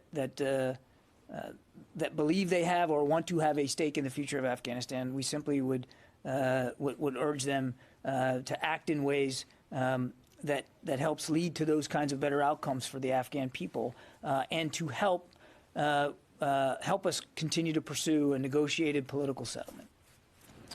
Dan Lamothe. Thank you, John. You said yesterday that you thought this was the right time for this mission. Lawmakers from both parties, lots of nonprofits, lots of Afghans would say that the right time for this mission with SIVs was actually back in May or June. Can you square those two things? Why did it take so long? Thank you. We've said for quite some time, Dan, that we know we have a moral obligation to help those who helped us, and that we were ready, willing, and able to support efforts to move special immigrants, people applying for a special immigrant visa, out of the country and to locations, and we have met that obligation. It is a process that, as you know, it does not reside here at the Defense Department, and a process that has requirements. So what I can tell you is, from a DoD perspective, it's not something we ever lost sight of. It wasn't an obligation we just all of a sudden forgot and then came around to. And as I said at the outset, we've planned for a lot of contingencies, and this was certainly one of them. Tony Capaccio. Hi, John. I had a couple questions. You said DoD is a planning organization. Has CENTCOM presented to the Secretary or the Joint Staff a contingency plan to reintroduce U.S. combat troops, a la what we did in 2014 in Iraq, if the White House requests it? Has such a plan been crafted? Yeah, that we are a planning organization is true, Tony. What's also true is we don't talk about every single plan on the books. Our focus right now, Tony, and the plans that we are executing are to meet the President's drawdown requirement by the end of this month, and to assist in the drawdown of State Department personnel also by the end of the month. And I'm not going to speculate about what things look like going forward. And I would remind Tony that this mission is a narrowly focused, very specific, tailored mission to support the State Department at this particular time. I have a second question. Go ahead. Okay, second question. You've heard the narrative and the questions from reporters and everybody else about, is this a repeat of the fall of Saigon? You're not a historian, but I know that the Secretary, a number of you guys are thinking, how do you answer that question? Can you give a sense of where the analogy is apt and where it's a very bogus, fallacious analogy to equate what's going on now with the potential fall of Saigon? Yeah, Tony, what I can tell you is we're not focused on the history of the Vietnam War. We're just not. We're focused on meeting the requirements that we have today. That's where our headspace is. Certainly we've seen the punditry and the commentary. I think it's best to leave that to historians. What we're focused on is making sure that we meet our commitments to our State Department colleagues, and that we continue to meet our commitments while we have the authorities and the capabilities to our Afghan partners on the ground. Is the best historical reference plan of Iraq 10 years ago? Mike, go ahead. What's it going to say for our 20-year war in Afghanistan if it ends with the Taliban rolling into Kabul and U.S.-made MRAPs and Humvees and carrying weapons that our allies turned over to them? Look, Mike, again, I'm not able to, I don't have a crystal ball. I can't see the future.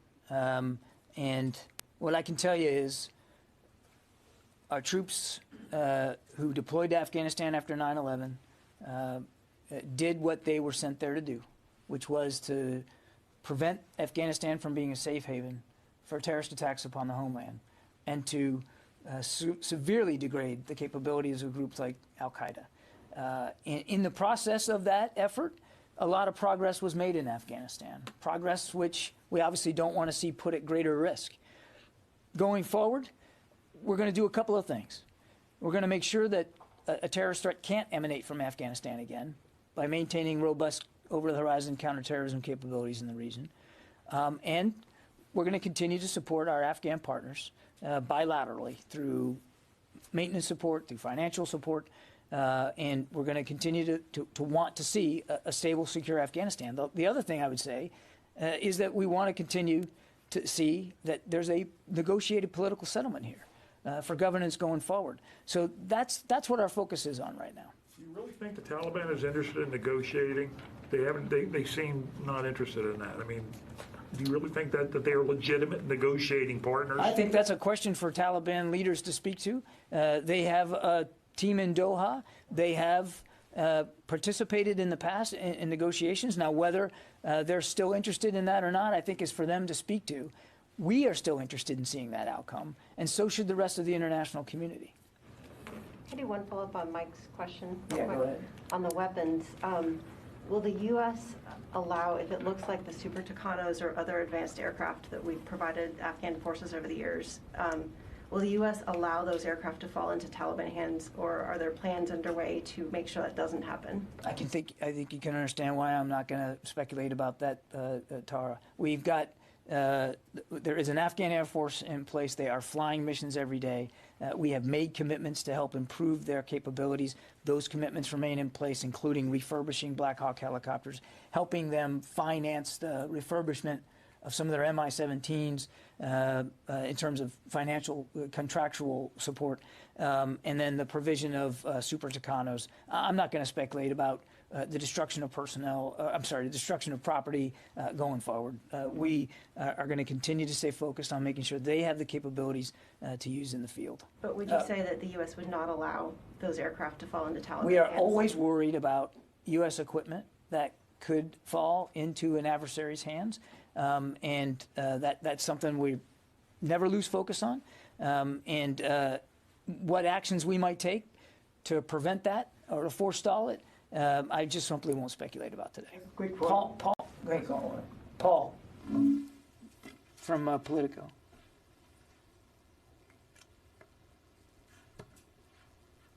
Okay, I guess Paul's not there. Jeff Shogel. Thank you. I just wanted to clarify something you had said earlier. You said with the airlift, the military will be able to move thousands of people per day. Were you speaking specifically about Afghans? So should I say, John Kirby said the military will have the ability to move thousands of Afghans and their families per day?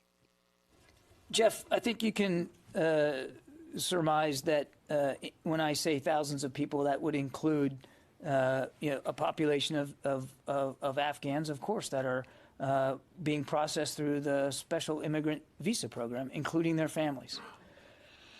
Okay, that's about it for today. Thank you. Thank you very much. We're all set.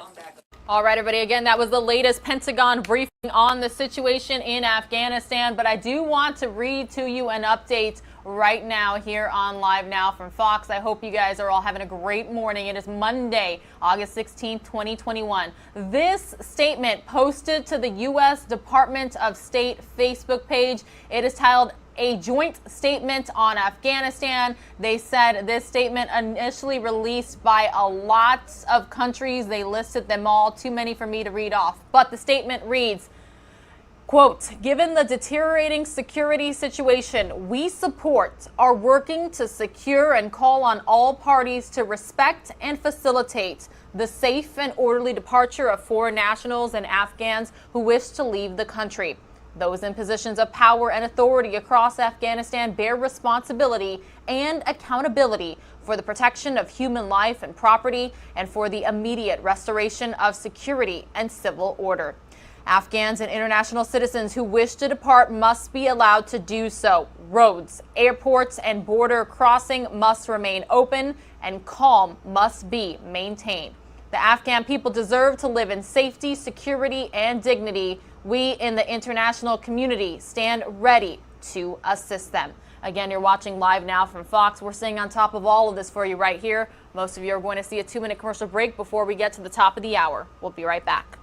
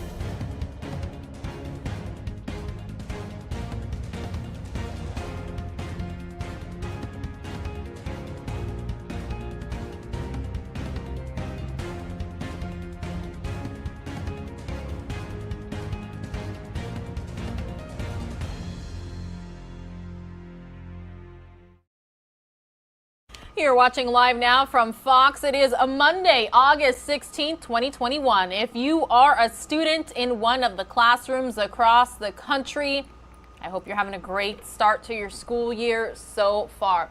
Many people are waiting to see when and if President Joe Biden is going to talk about the situation unfolding in Afghanistan's capital of Kabul. Again, we are approaching the top of the 8 o'clock hour. Caroline Shively is going to get us all up to speed with the situation out there again in just a few moments. But meanwhile, everybody, I do want to show you a segment here on Live Now from Fox. This is from Fox 13 out in Tampa. They're talking about some benefits to being a part of the Parent-Teacher Association at your child's school.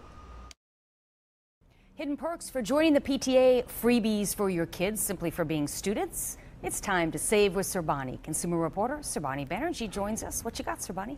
Hi, everyone. We know parent-teacher associations help raise money for schools and students, right? But did you know they can help you save money simply by joining?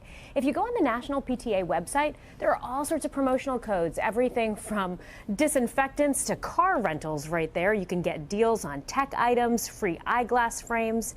To give you an idea of the variety, Clean Republic, 20% off their products, Hertz Car Rentals, 20% off, and even you can get $1,300 on a home loan to refinance. You can get that as a discount.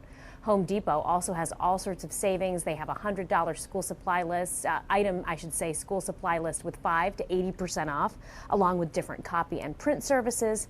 And Linda, that's actually only a sampling of what's available.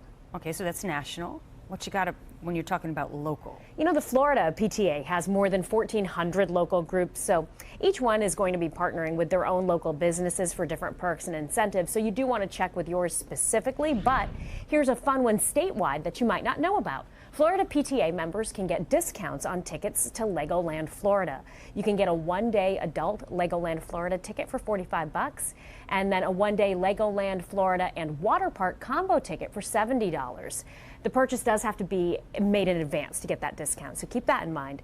But a typical adult day pass, and that means any kid over age 13, considered the adult, is $99. So you're looking at half off simply for being a part of the PTA. That is a good deal. So what about some other fun freebies for our students? Yeah, don't forget about good report card deals, a fun way to incentivize your young student too. For example, Krispy Kreme. Students can bring in their report cards and get a free glazed donut for every A on their card, up to 6 A's. The Revolution Ice Cream Company in Brandon, they have report cards with all A's and B's. You can get a free scoop of ice cream if you show it there. Jason's Deli does a Kids Cash program, not only for good grades, but I like this too, for good deeds as well. And then Florida Aquarium Sea Stars program. If students receive report cards with A's and B's or have achieved perfect attendance during their marking period, they get into the aquarium for free. An adult gets in at half off. And that's just a few. I mean, a simple Google search, Linda, you know, and you say freebies for students, good students, rewards, you'll find a lot. Good point. I did not know about any of those. I'm glad we're passing that information on. Thanks, Bonnie. Big thanks to Fox 13 News Tampa. That is some great news out there. All right, everybody, it is the top of the 8 o'clock hour out here on the East Coast. You're watching Live Now from Fox. My name is Pilar Arias. Happy to be here with you this morning. We're live out in Kabul, Afghanistan right now, and I do want to bring to you the latest. This is a live view of Wazir Akbar Khan Hill in Kabul, where a national flag has been lowered a day after the Taliban swept into the capital after the government collapsed and the embattled president joined an exodus of his fellow citizens and foreigners. Caroline Shively is here to get us all up to speed with the latest situation in the Middle East. Criticism is pouring in from all sides in Washington over the Taliban's easy takedown of the Afghan government. But administration officials still stand by the U.S. withdrawal, saying 20 years and 2,300 American lives lost is enough.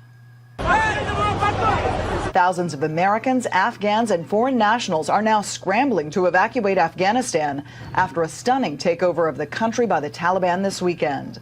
The Pentagon announced they will increase the number of U.S. troops there helping with evacuations to nearly 6,000 over the next few days. The Taliban has been taking control of provincial capitals for weeks, but the quick fall of Kabul over the weekend met with almost no resistance. The inability of Afghan security forces to defend their country has played a very powerful role in what we've seen. The fact is, we invested, the international community invested over 20 years, billions of dollars in these forces. As late as Friday, some U.S. officials said they thought the Afghan government could hold on to power for at least another month. Then this weekend, the Taliban marched straight into Kabul, easily taking over. The Biden administration is now taking heat from both sides. This is a crisis of untold proportions. This is an intelligence failure. We underestimated the Taliban and overestimated the resolve of the Afghan army. At the end of the day, for the American people, we're about to see the reemergence of Al-Qaeda 3.0, but it's going to be far worse. The chairman of the Joint Chiefs of Staff told senators on a briefing call Sunday that the U.S. could now face a rise in terrorist threats with the Taliban in charge of Afghanistan. In Washington, Caroline Shively, Fox News. Big thanks to Caroline for getting us all up to speed there, everybody. I want to make sure I got this next video ready to go for you.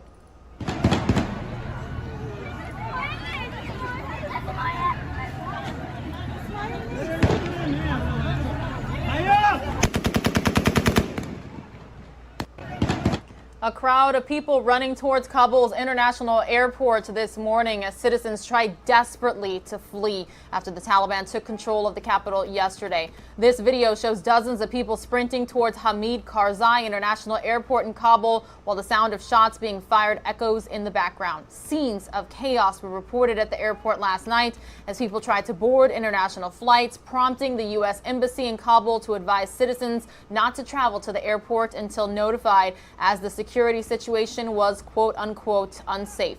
A spokesman for the Taliban told Al Jazeera today that the war in Afghanistan was quote unquote over after insurgents took control of the presidential palace in Kabul. According to reports, Afghanistan President Ashraf Ghani fled Kabul yesterday.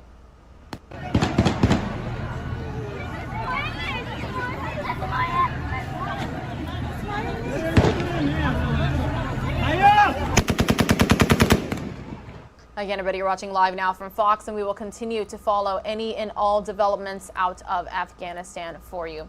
Meanwhile, everybody, my name is Pilar Arias. I'm coming at you live from our East Coast hub right here in Orlando, Florida. Thank you so much for starting your day with me. I am your host all the way until 11 a.m. Eastern. That's when I'm going to pass things off to the Live Now from Fox headquarters in Phoenix, Arizona. That is where Mike Page, Christy Larson, Andrew Kraft, and Daytona Everett join you each and every day.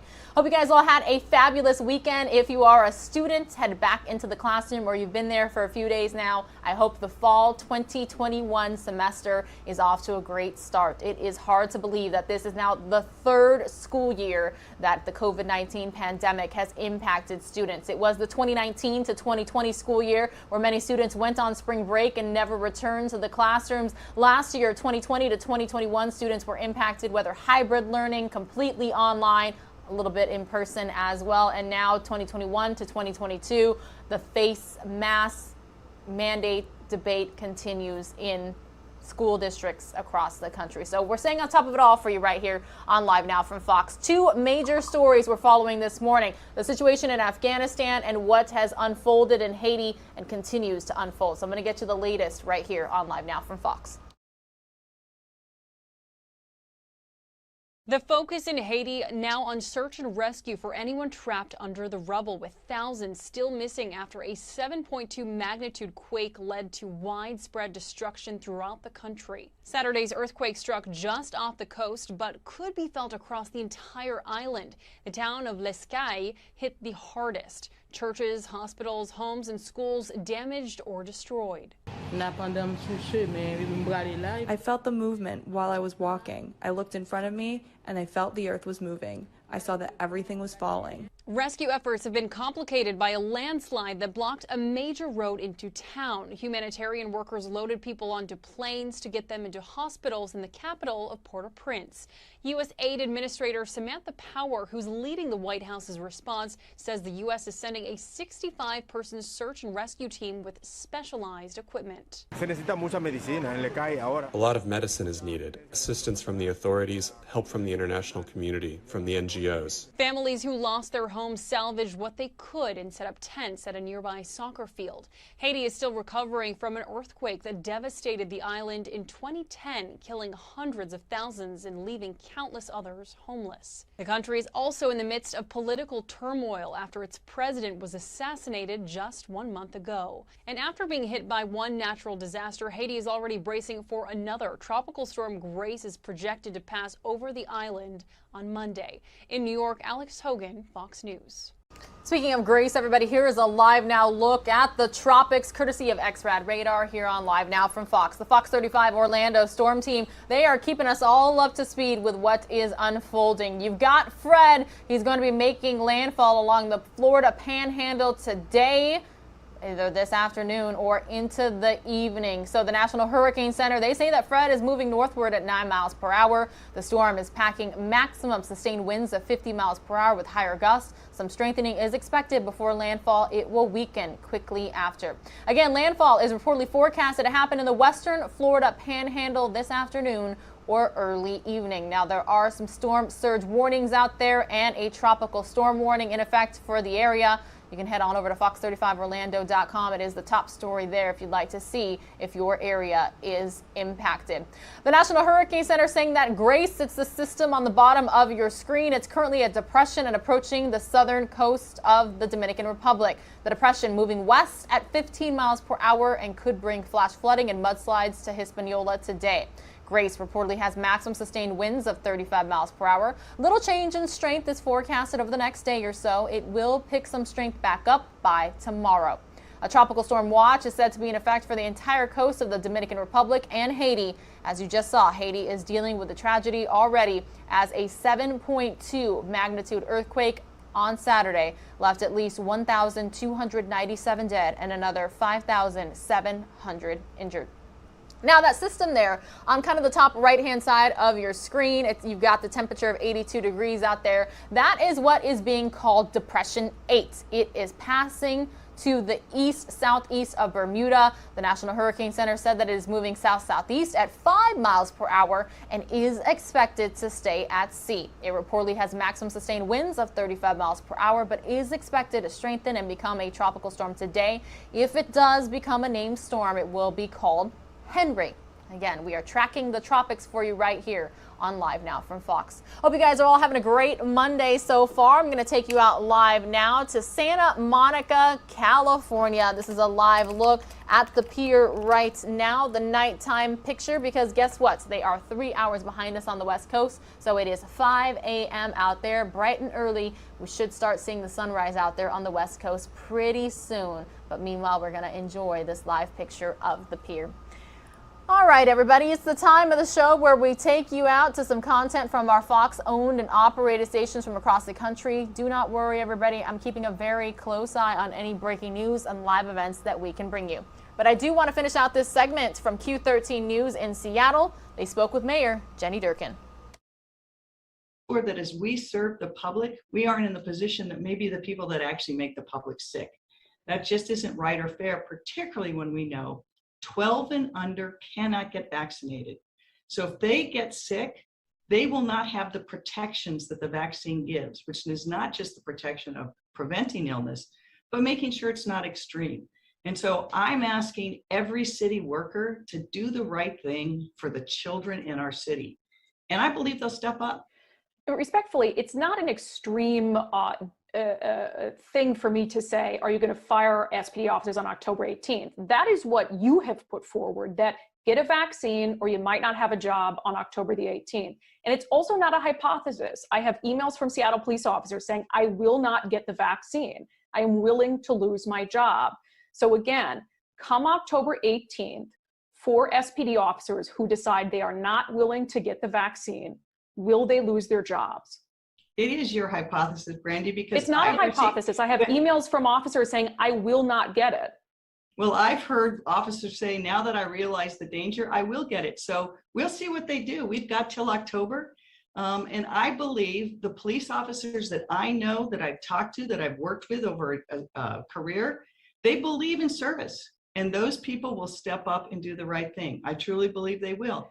And look, it's a different thing in some ways, but we had these same debates when I was a child about seatbelts.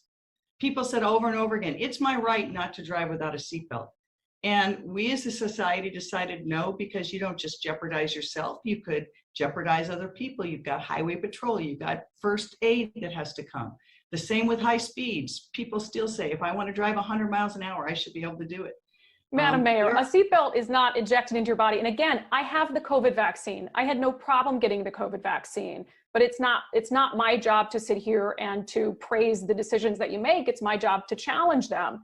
And I'll go back to the question before. It is not a hypothesis for me to say that officers aren't going to get the vaccine. I am staring at an email from an SPD officer who says they will not get the vaccine. That is a fact. I know this officer. So when I ask you, will you fire officers who don't get the vaccine by October 18th? What is your answer to that, ma'am? I don't believe I'm going to be put in that position because I believe officers will get the vaccine. Let me ask you this. I asked you at the onset of the pandemic. We've had many interviews, you and I do appreciate even knowing the subject matter and that you were going to get some pushback today, you taking the time to discuss it. One of our first interviews, I asked you about the delicate balance between protecting life and preserving liberty. That was at the onset of the pandemic as people were going through these unprecedented mandates of being required to stay at home. What would your answer be to that today? Do you believe that you are still on the right side of the line between protecting life and preserving liberty? 100%. In fact, I think that this decision is far less intrusive than some of the other decisions we had to make. We now know scientifically it is proven that this vaccine works. And it is a way to prevent this virus from infecting you. And if it does infect you, in the rare instance that it does, the chances of serious illness or death are really tiny, less than 1%. And so we have something that fights and beats this virus. If we don't take all steps we have, then we won't be able to do the other things that we all enjoy and want to continue to enjoy. We're lucky here in Seattle because people have stepped up, like we've talked about, the highest vaccinated city maybe in America. But you don't have to go very far out of Seattle. Pierce County has only about 50% of the people vaccinated. Do you think people travel between Tacoma and Seattle? Of course they do. Tri-Cities, Spokane, and then you go into other states where the statewide ratio is 30%.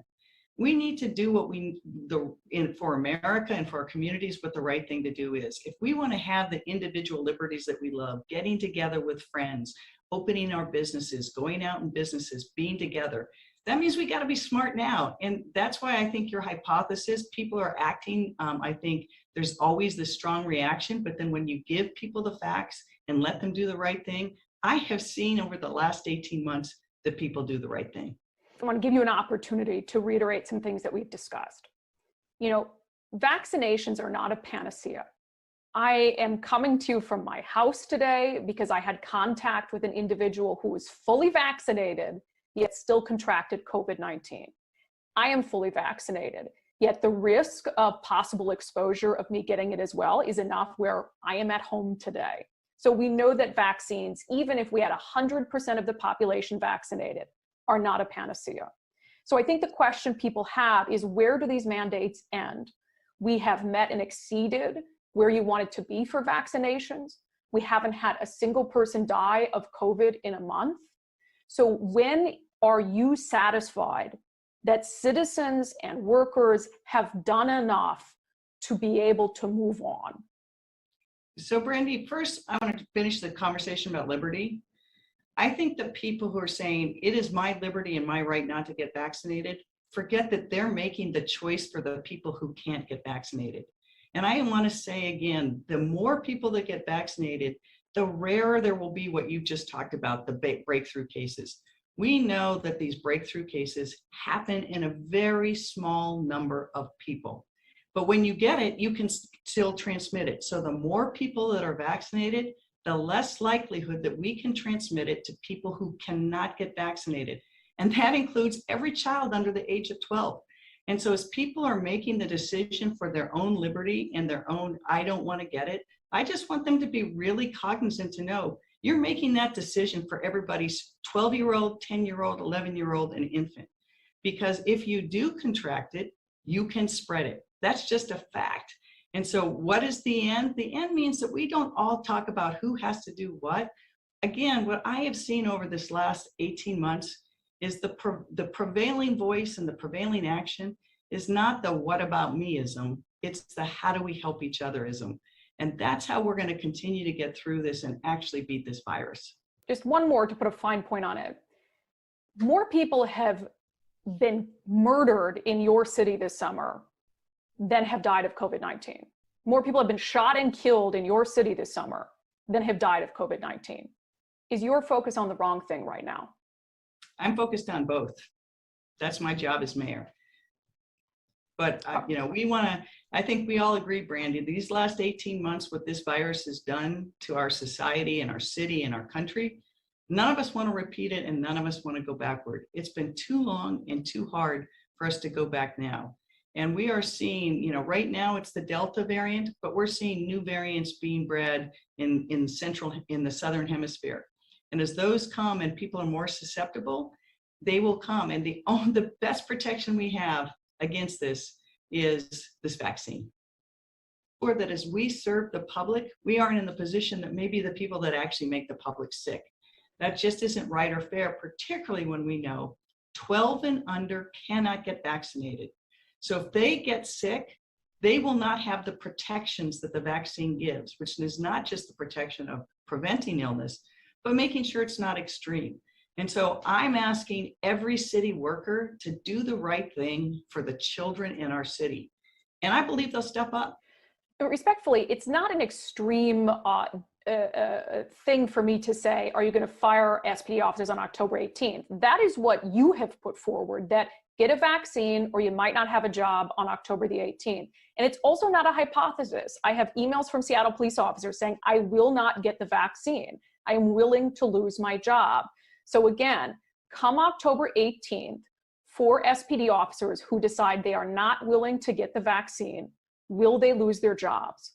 It is your hypothesis, Brandy, because it's not a hypothesis. I have emails from officers saying, I will not get it.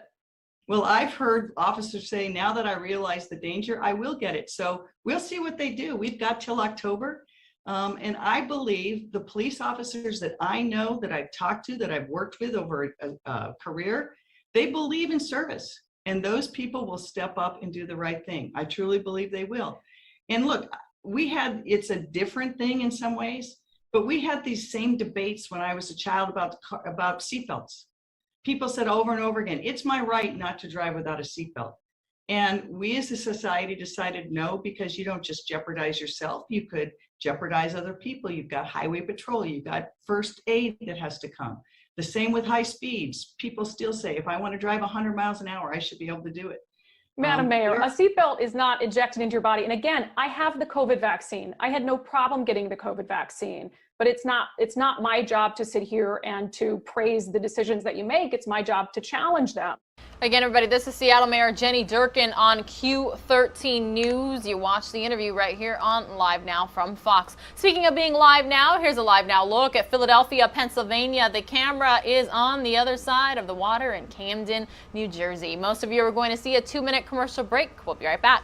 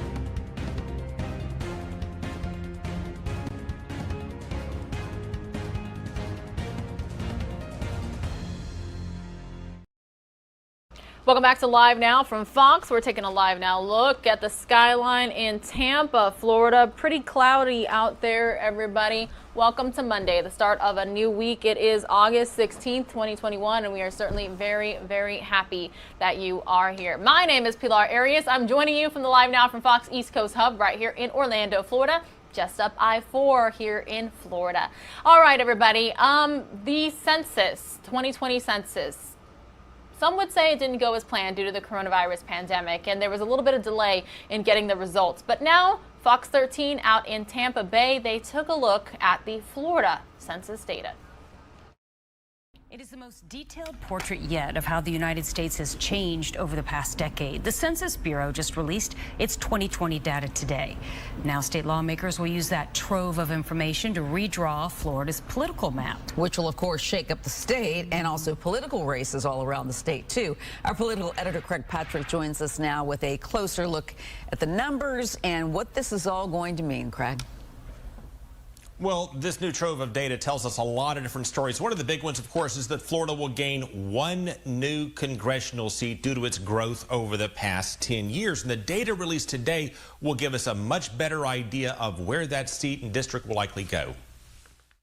While state lawmakers can try to add a congressional seat anywhere they want, the census stats will likely place it somewhere in central Florida along the I-4 corridor. And putting it here would require changing the makeup of some, if not most, of the districts through the Orlando and Tampa Bay regions.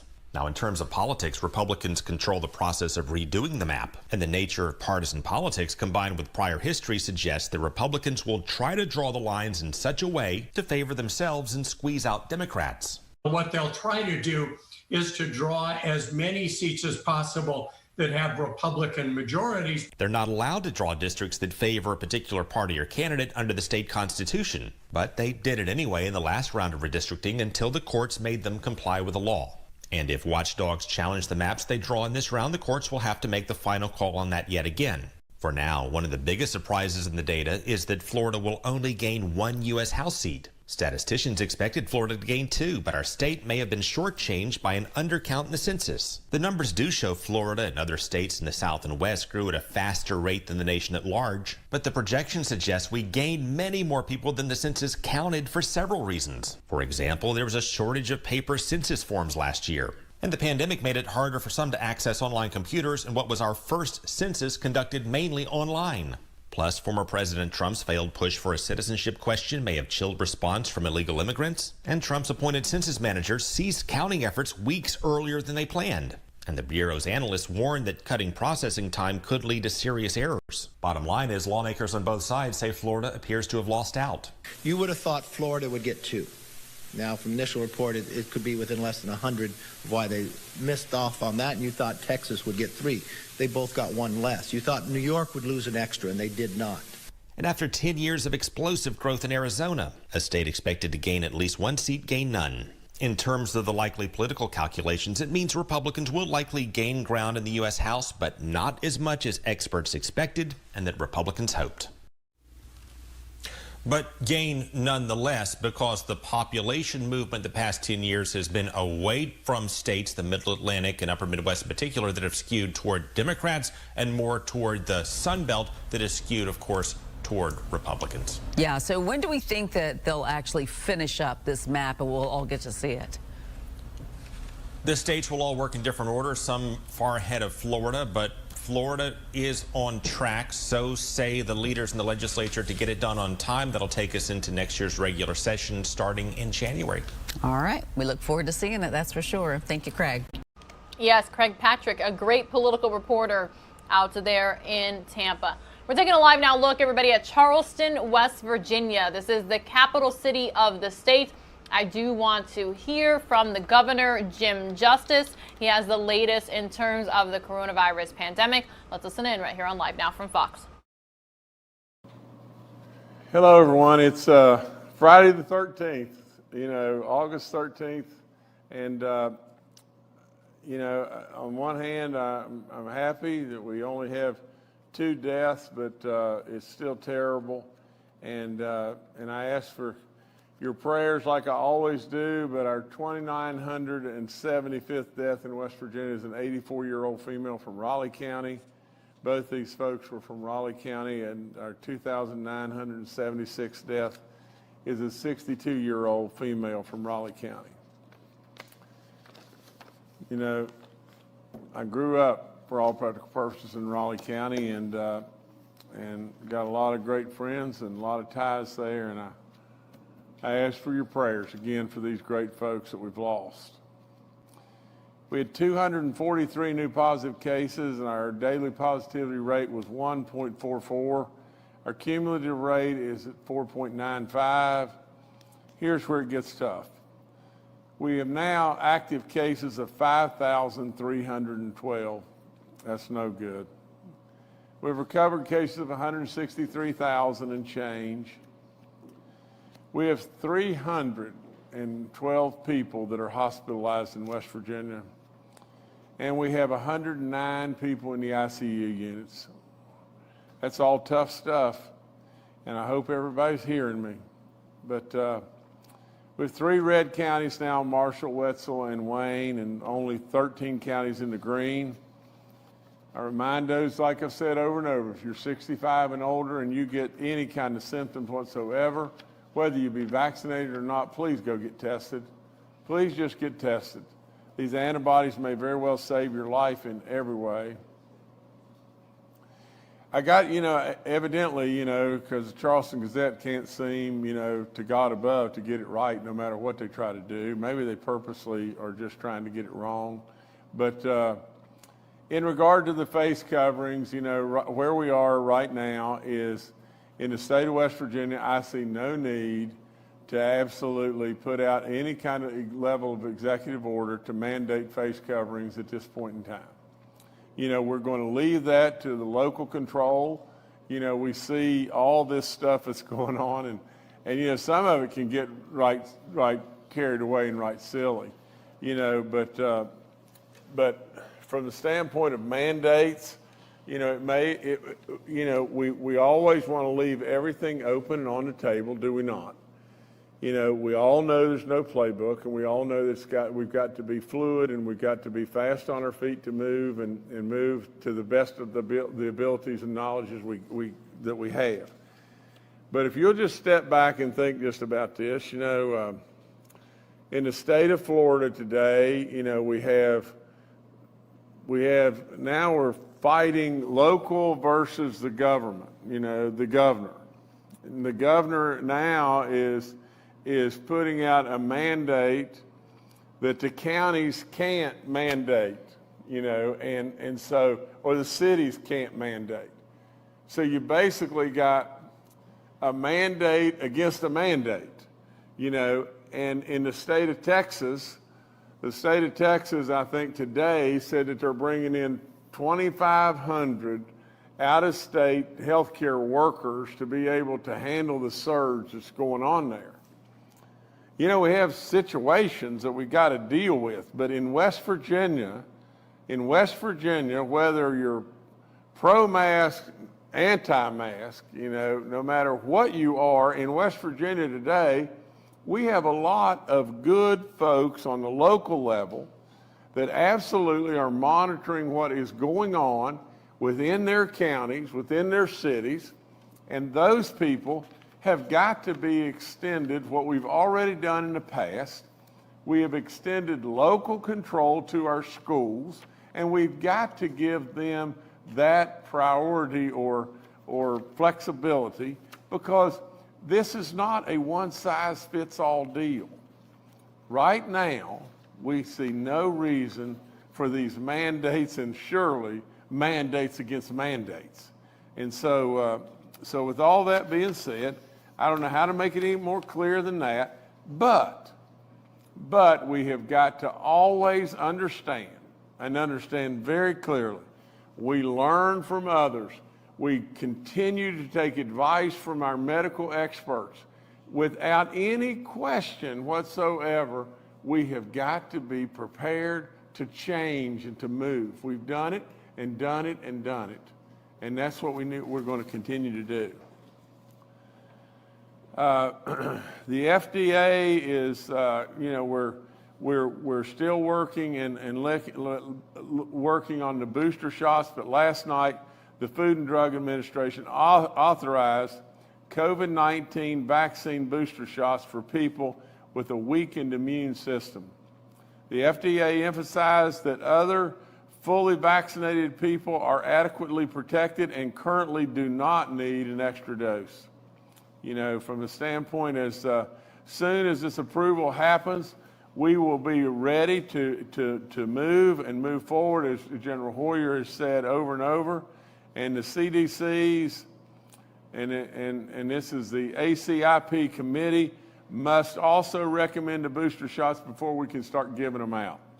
And so once that approval comes from the CDC and they approve and we move forward, and the ACIP committee approves, we'll start immediately. And from day one, we've been the leader in the vaccinations, and we're ready to go on the booster shots, and we'll get those in the arms of lots and lots and lots of folks as quickly as we possibly can, as soon CDC moves, we'll move and move that next day or that day. Like I said, you know, on the Delta variant, we see all the numbers. We see all the colors of our state. We see it. We don't have to be rocket scientists to know that right now we've got 317 Delta variant cases in West Virginia. Now just think about this. Do you remember when we had, I don't know what the number was, but it was like 12. And we sat around, we had 12, and then we went to 18 or something. And then we jumped from 18 to maybe 25. And on a percentage basis, it was pretty significant. But on a purely number basis or a singular number, it didn't seem like much, did it? Well, now we're at 317. Just look where we've jumped. We've jumped, you know, from that period of time. And so we really, really got to watch here. I would say, as I've said over and over and over, if there was ever a time in your life to get vaccinated, if there was ever a time for you to get your kids vaccinated, right now's the time. You got to move. You have to move.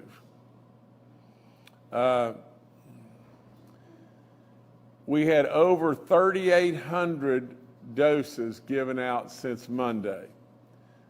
We're at 1,082,044 people in West Virginia who have received at least one dose. We're at 89.9% of the over 65s that have received one dose. We're at 83.2 that are over 50 that have received one dose. And we're at 69.5% of the 12 and older, you know, the people that are eligible for vaccinations in West Virginia. We're right sitting on 70%. We got to get higher than that, but that's a heck of an accomplishment to get to there. Vaccine eligibility, 12 and older, get your second shot. Young people, please listen to me. Please, please listen to me. You're going back to school. Please, parents and grandparents, listen to me. Listen to me in every way. You're going back to school. You're going to be around a lot of your friends and everything. We want your school year to be fantastic. Especially you think about you're going back, and many of you are going back as athletes. And you're going back and you're in practice and you're looking for all kinds of fun and greatness in your sporting activities. Think about if you're in the band. Think about how important that is and everything. Absolutely, come on, mom and dad and your grandparents. Encourage those kids in every way that they've got to get vaccinated.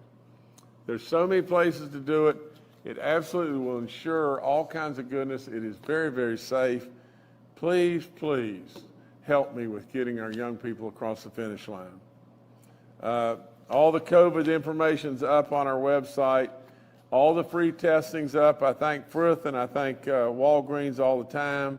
Good morning, everybody. You're watching Live Now from Fox, hearing the voice of Pilar Arias from the East Coast Hub in Orlando, Florida. Most of you are going to see a 2-minute commercial break. When you return, we will be hearing from the United Kingdom Prime Minister Boris Johnson on the situation unfolding in Afghanistan. We'll be right back.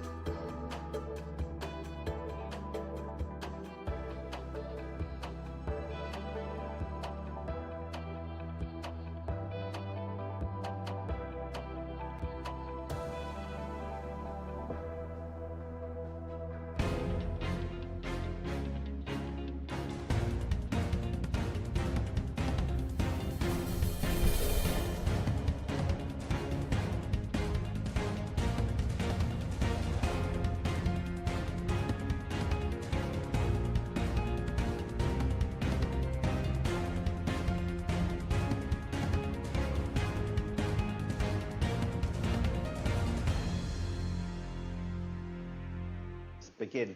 Prime Minister, what's the British government's assessment of what's happening in Afghanistan? Who is in charge, and have you just presided over a rout? I've just been in charge of another COBRA meeting because, as you rightly say, Sam, the situation in Afghanistan continues to be extremely difficult, getting more difficult, I would say.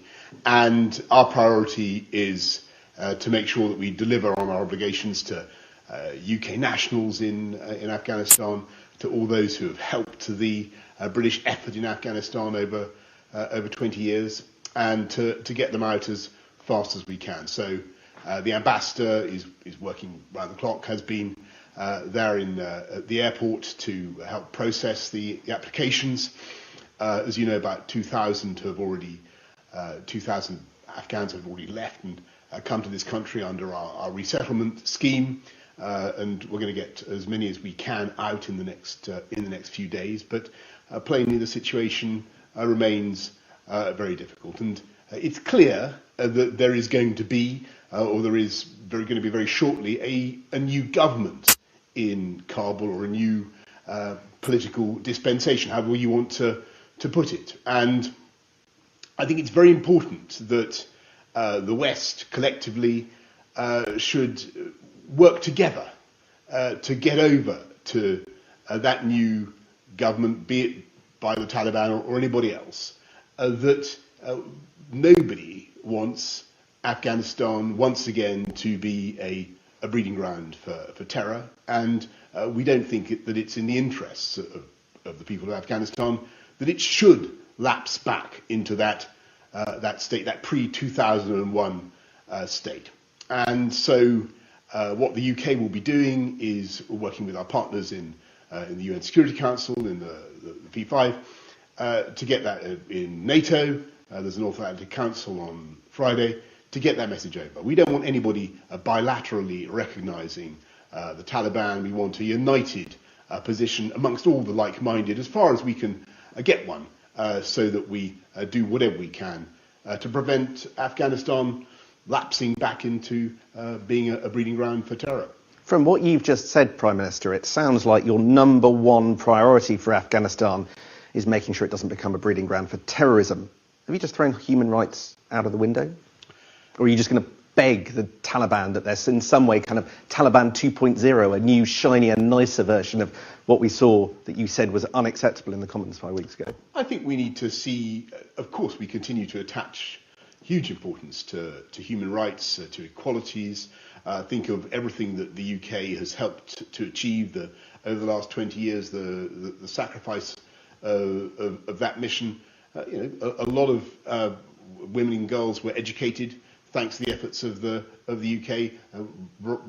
Human rights, equalities were promoted and protected in a way that Afghanistan hadn't seen before. Of course, we don't want to see that thrown away. And what we're trying to do now is to concert the rest of the like-minded around the world, of whom there are a great many, to make sure that we don't prematurely, bilaterally recognise a new government in Kabul without forming a common view and setting the same conditions about how that government should behave. And yes, of course, it's not just about terrorism, it's about human rights and many other things. Prime Minister, there are perhaps thousands of British nationals in Afghanistan. Most Americans are going to be withdrawn before Tuesday. You're relying on commercial aircraft to get many of them out. That's not going to happen. How are you going to speed it up? And have you got a time commitment? And can you say how many people are there? I can certainly say, Sam, that we've already got a large number of Afghan nationals out. We're working very fast on all the UK nationals, on all the consular cases, and they're coming forward in numbers at the moment. But I do appeal to all those who have yet to make themselves known to us at the airport to come forward. But we certainly have the means at the moment to get them out. It's just a question of making sure that they're able to do it over the next few days. Don't you worry that could turn into a sort of hostage situation where the Taliban keep them in Afghanistan? The stakes could escalate really quickly when it comes to British people in Afghanistan.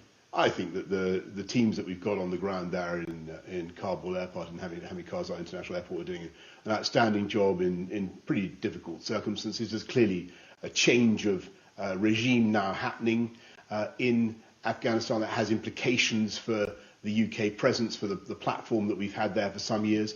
But don't forget, Sam, what all our viewers know, the UK presence has been very, very substantially reduced since 2014. The numbers of UK nationals there are not enormous, and of course the vast bulk of the embassy staff and the officials there are already now outside Afghanistan. But what we'll do is we'll keep going with the teams that we have to process as many applications that we have in the time available. But more importantly, I think, is this international effort now to make sure that we bring the world together. Bring the UN Security Council together, the North Atlantic Council, to look at the situation, to look back at 20 years of effort and achievement in Afghanistan, and to make sure that we don't throw those gains away. Refugees. Canada has said it's going to let in 20,000 Afghans. Can you match that? Because at the moment the signals coming out of the British government are that they're worried about the signal that letting too many in might send, and we're cancelling scholarships for Afghan nationals who are going to come here to study. Is that really the kind of global Britain that you want to project? Well, Sam, don't forget we've already received, I think, 2,000 or 1,978 Afghan nationals as part of our Afghan resettlement program, and I think we can be pleased with that. So it's a good waymarker. There are, I imagine, more to come. And on your point about scholarships, I think that is very important. There are, as you know, 34 Chevening scholars right now in Kabul. We do want to make sure that they're able to come, and so we're accelerating, doing whatever we can to accelerate their visas to get them over as well. This has caught you by surprise, hasn't it? This wasn't predicted, the fall of Afghanistan, when you did your statement on July the 8th to the House of Commons. What have you got wrong? I think if you look back at that statement, I'm afraid it was very clear from what I said that the situation in Afghanistan was going to change, and that we needed to reflect on that. You honestly saying you expected to be standing here today giving a statement like this, quickly? I think it's fair to say that the US decision to pull out has accelerated things, but this has been in many ways something that has been a chronicle of an event foretold. We've known for a long time that this was the way things were going, and as I said before, this is a mission whose military component really ended for the UK in 2014. What we're dealing with now is the very likely advent of a new regime in Kabul. We don't know exactly what kind of a regime that will be. What we want to do is make sure that we as the UK pull together our international partners, our like-minded partners, so that we deal with that regime in a concerted way. Finally, we've had cabinet ministers on holiday, critical cabinet ministers to this question, like Dominic Raab, away over the last few days. Now it's all coming to a focal point because you've asked for Parliament to be recalled. Is it the duty of every MP to attend Wednesday's debate? I think that it's an important moment for the country, in the sense that this has been going on this is a commitment that's been going on for 20 years.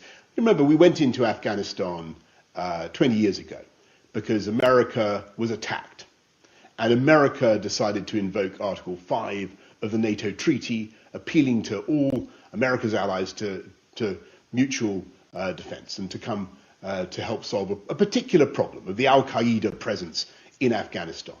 And to a very large extent, we did help America solve that. And, there's been no Afghanistan-originated terror, or very much less Afghanistan-originated terror on the streets of the West, thanks to that effort. What we're seeing now is the end of that American and therefore that Western mission. It is an important moment. It's a big moment. I think it's right that Parliament should debate it, and that MPs will want to have their say.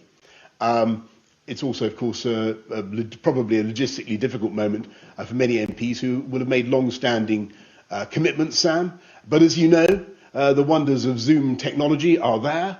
And if MPs cannot get in person into the House, then I'm sure that they'll be wanting to tune in and express their views. But the many MPs who have expertise in this matter will, I'm sure, want to, and there are a great many, and many who've actually served in Afghanistan, who I'm sure will be wanting to get in and debate in person. All right, everybody, you've been listening in to UK Prime Minister Boris Johnson on Afghanistan. We're taking a live now look at Kabul right here on Live Now from Fox. So the latest update that we have for you, everybody. Chaos at the Kabul airport as thousands of Afghans try to flee the country and Taliban rule. 3 people were reportedly killed today and civilian flights have been canceled. Meanwhile, a tense calm set in at the Afghan capital in and around the presidential palace where the Taliban is on patrol. Most people are hiding in their homes and there were scattered reports of looting. The insurgents swept into Kabul yesterday after President Ashraf Ghani fled the country. The U.S. is sending thousands more troops to Kabul to assist with evacuations. We're staying on top of all of this for you right here on Live Now from Fox. Before we get to the top of the 9 o'clock hour, most of you are going to see a 2-minute commercial break. We'll be right back.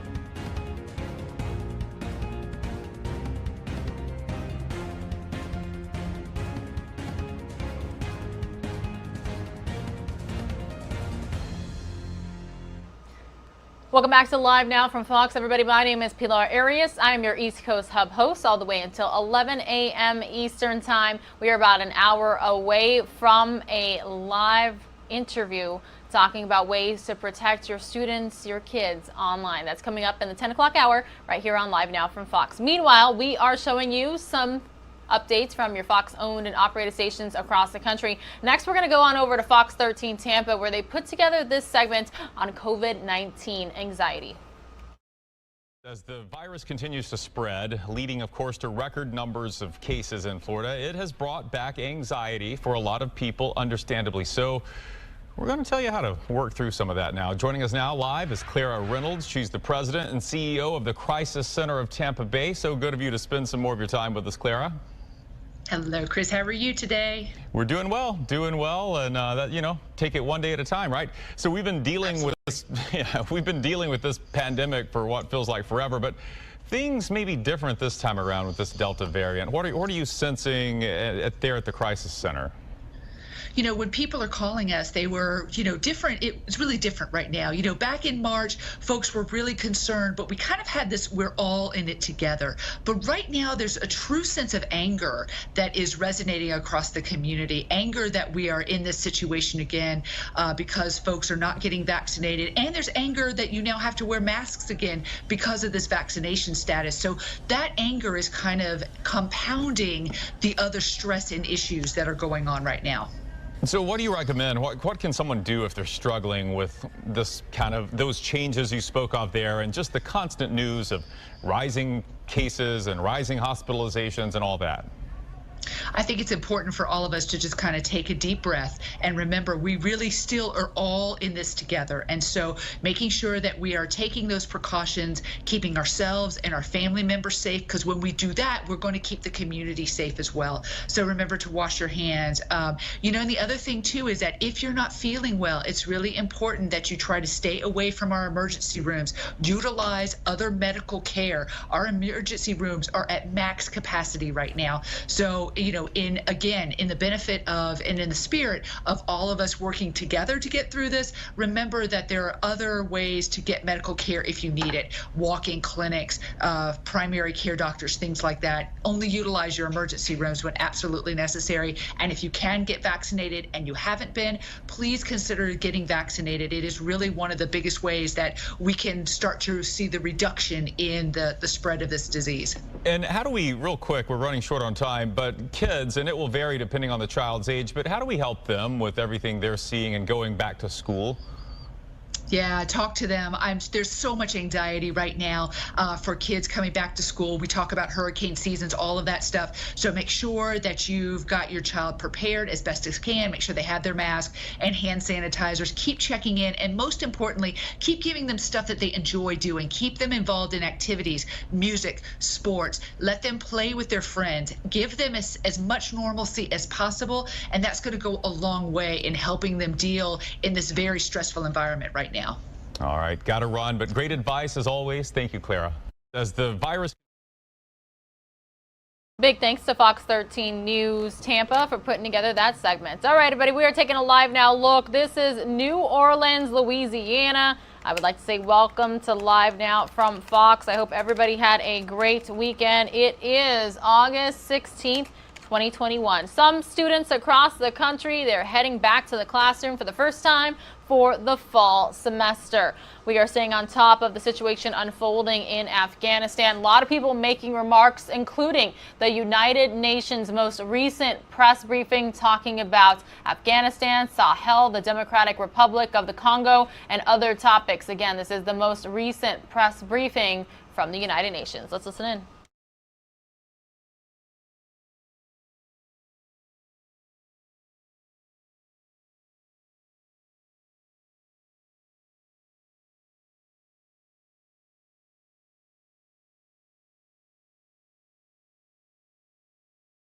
Situation in Afghanistan.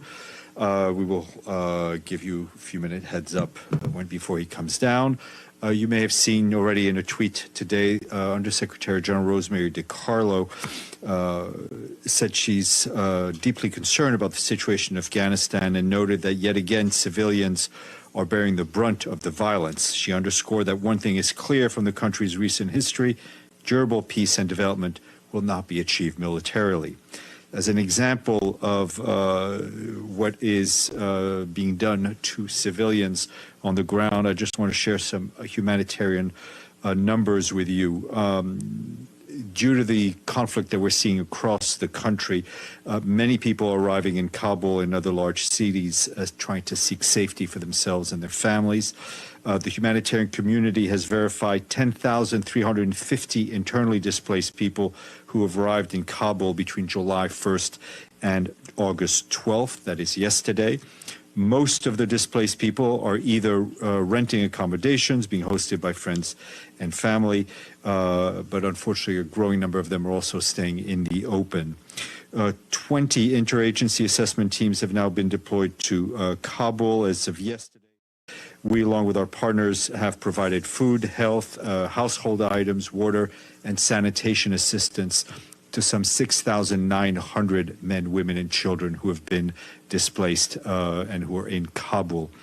In Kunmar province in eastern Afghanistan since July 25th, tens of thousands of people have been displaced by escalating conflict, and to date, 14,000 internally displaced people from Kumar have been identified to receive aid.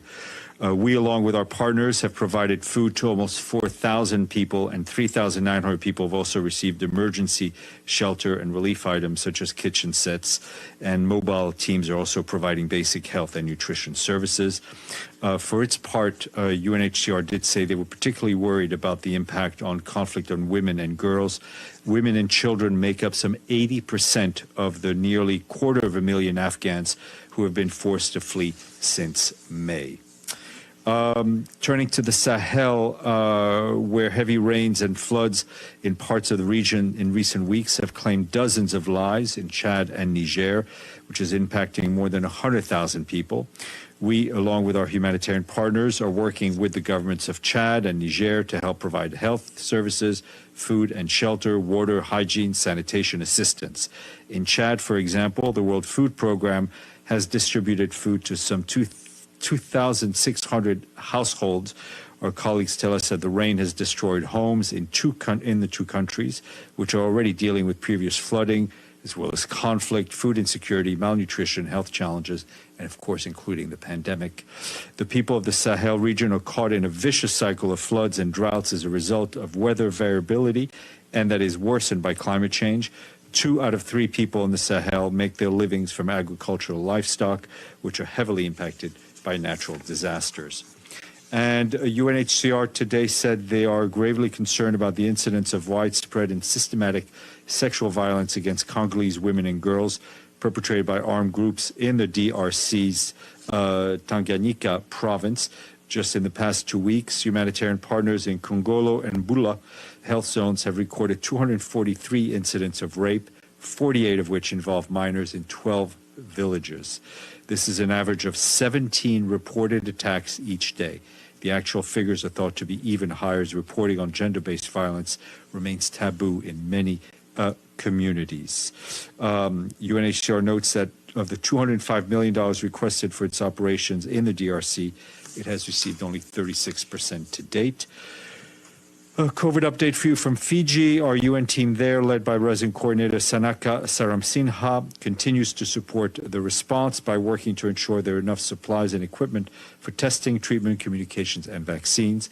Fiji has received more than 250,000 doses from COVAX, with more coming, as well as doses donated by other countries. More than half a million adults,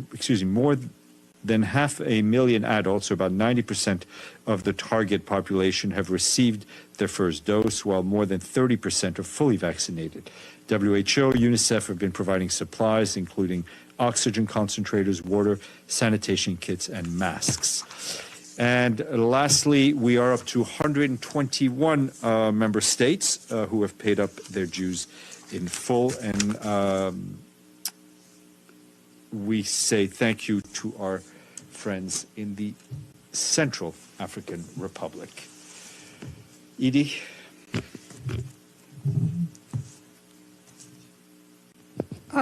Thank you very much, Steph. Can you update us on the status of UN staff and humanitarian actions, and with the United States and some other embassies getting a lot of their staff out of Kabul? What's the current situation with the UN staff? The current situation is that we're evaluating literally on hour-by-hour basis the security situation both in Kabul and in other locations. There is no evacuation of UN staff going on. We're obviously assessing different places where to lighten the footprint. But we're continuing, as I mentioned, as I said just now, we're in a number of places, notably in Kabul. We're continuing to deliver the aid that we can. And just as a follow-up, what's happened in Herat and Kandahar, the second and third largest cities that have fallen to the Taliban? what's happened with aid deliveries and UN staffing? We remain with a very light footprint in those places. I do not have operational details of what we're actually being able to deliver directly. James, and then Celia, and then Michelle. With regard to your operations around Afghanistan, the Taliban spokesman recently posted a picture of a UN plane arriving or leaving, it wasn't clear on the tweet, in Badakhshan. Is the UN conducting flight? Well, it wasn't clear whether the UN were flying that plane. I assume they were. Is the UN conducting flights to and from Taliban-controlled areas from Kabul? Look, we are, as needed, we are relocating some staff, both international and very much national staff, from different places into Kabul. I mean, I haven't seen that tweet, but I will. I'm happy to look into it. Well, certainly the Taliban spokesman said it was the first flight from what they call the Islamic Emirate. So if you could look into and whether there are plans for other flights and whether you feel that both sides will allow you to continue aid deliveries by air across the front lines. We very much want to continue to deliver aid to those who need it at a moment where aid is extremely important. And as in many different places, we work with de facto authorities. We work with all sorts of authorities. Last one for me for now. What is the latest on the Doha talks? We saw the statement that was issued, but in some ways it's been overtaken by events. What is going on now? Where is the personal envoy of the Secretary General, Jean Arnaud? Mr. Arnaud is expected back in New York a bit later this afternoon, so I hope to catch up with him. Celia, and then Michelle, then Iftikhar. Stefan, the U.S. announced that they're sending 4,000 soldiers, I believe, to evacuate their own people. Could they send more to protect the population? That's my first question.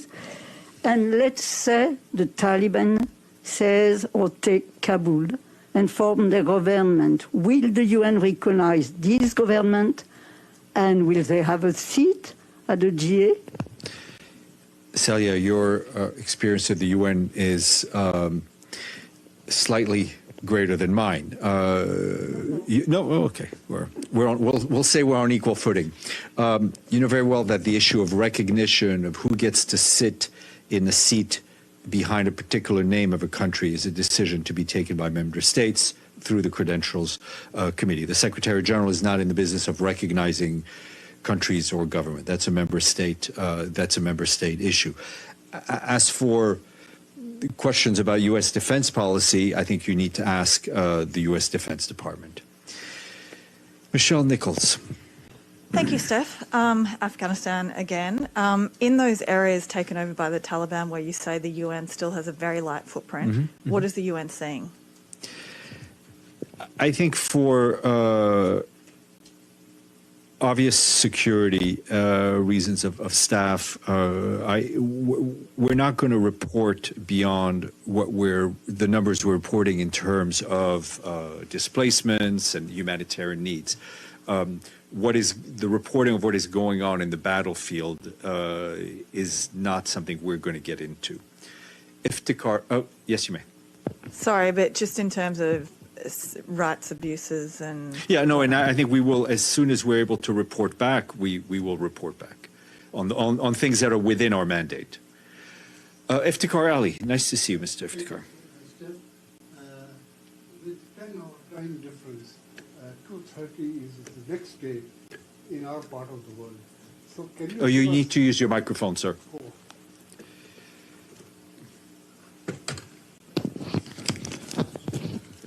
I said with 10-hour time difference, 2:30 is the next day in our part of the world. So can you give us a heads up on what the Secretary General is about to say, very briefly? You know, stealing great quotes from one's boss is never good for one's career. So I appreciate your needs, Iftikhar, but I need you need to think of my job security. In all seriousness, I mean, the Secretary General, of course, expresses deep concern about what is going on the ground, about the security and safety of civilians, and the need for the parties to work together towards a political settlement. He just landed back in New York yesterday, and he feels it's very important for him to speak directly to you on this very important topic. Celia, and then we'll go to the screen. The UN Security Council is working on a statement condemning the Taliban. So what? Celia, it's not. It's really. I mean, I think this sounds like a question you should answer in an analysis piece. Mr. Abdelhamid. Thank you, Stefan. I have also a question on Afghanistan and then on Palestine. On Afghanistan, do you have the numbers of UN staff killed in Afghanistan since 2001, if not at least 2021? The 20 years of deployment of UN staff in Afghanistan, how many staff we lost, if you have them available? Good question. I have to see if we have those numbers. My second question, on the city of Hebron and occupied West Bank, the Israelis are constructing a parking lot and an elevator. It will take Jewish-only visitors to the Al-Haram Al-Ibrahim, which is a very sacred place for Muslims. And it will, the elevator will take them directly to the mosque without any organization. Now, the Israelis are dividing the days when the Israeli can visit and when the Muslims can go and pray. So the construction started, and yet there is no word from the UN. And every time I will ask about this, I'll end it with this question: where is Thor Wensland? I think, let me look into this particular case. Mr. Wennesland, as you know, has been reporting regularly, and his office is fully functional, and we report as we are mandated and outside of our mandate cycles as well. Yes, Carla. Thank you very much. I have actually 2.5 questions. The first has to do with the climate report. I would have asked this earlier, but the Secretary General said we have until 2040 before the climate disasters become irreversible. That's 19 years. So given the fact that there has been great recalcitrance in even acknowledging the existence of climate change by a large portion of the population, at least in my country, what are the chances that the global community will come together and do what's necessary in order? Carla, it's a very deep question. What the Secretary General is saying is that time is short, but it's not too late. Your second question. Well, actually, the first question was, what are the chances? Let's hope the chances are good. I mean, I don't know how to answer that question except to say that it's not too late, but we need concerted efforts from governments, from civil society, from businesses, and from individuals. Your second question. My colleague from Germany, now I may have misheard it because I was watching this from outside, said something about the Chinese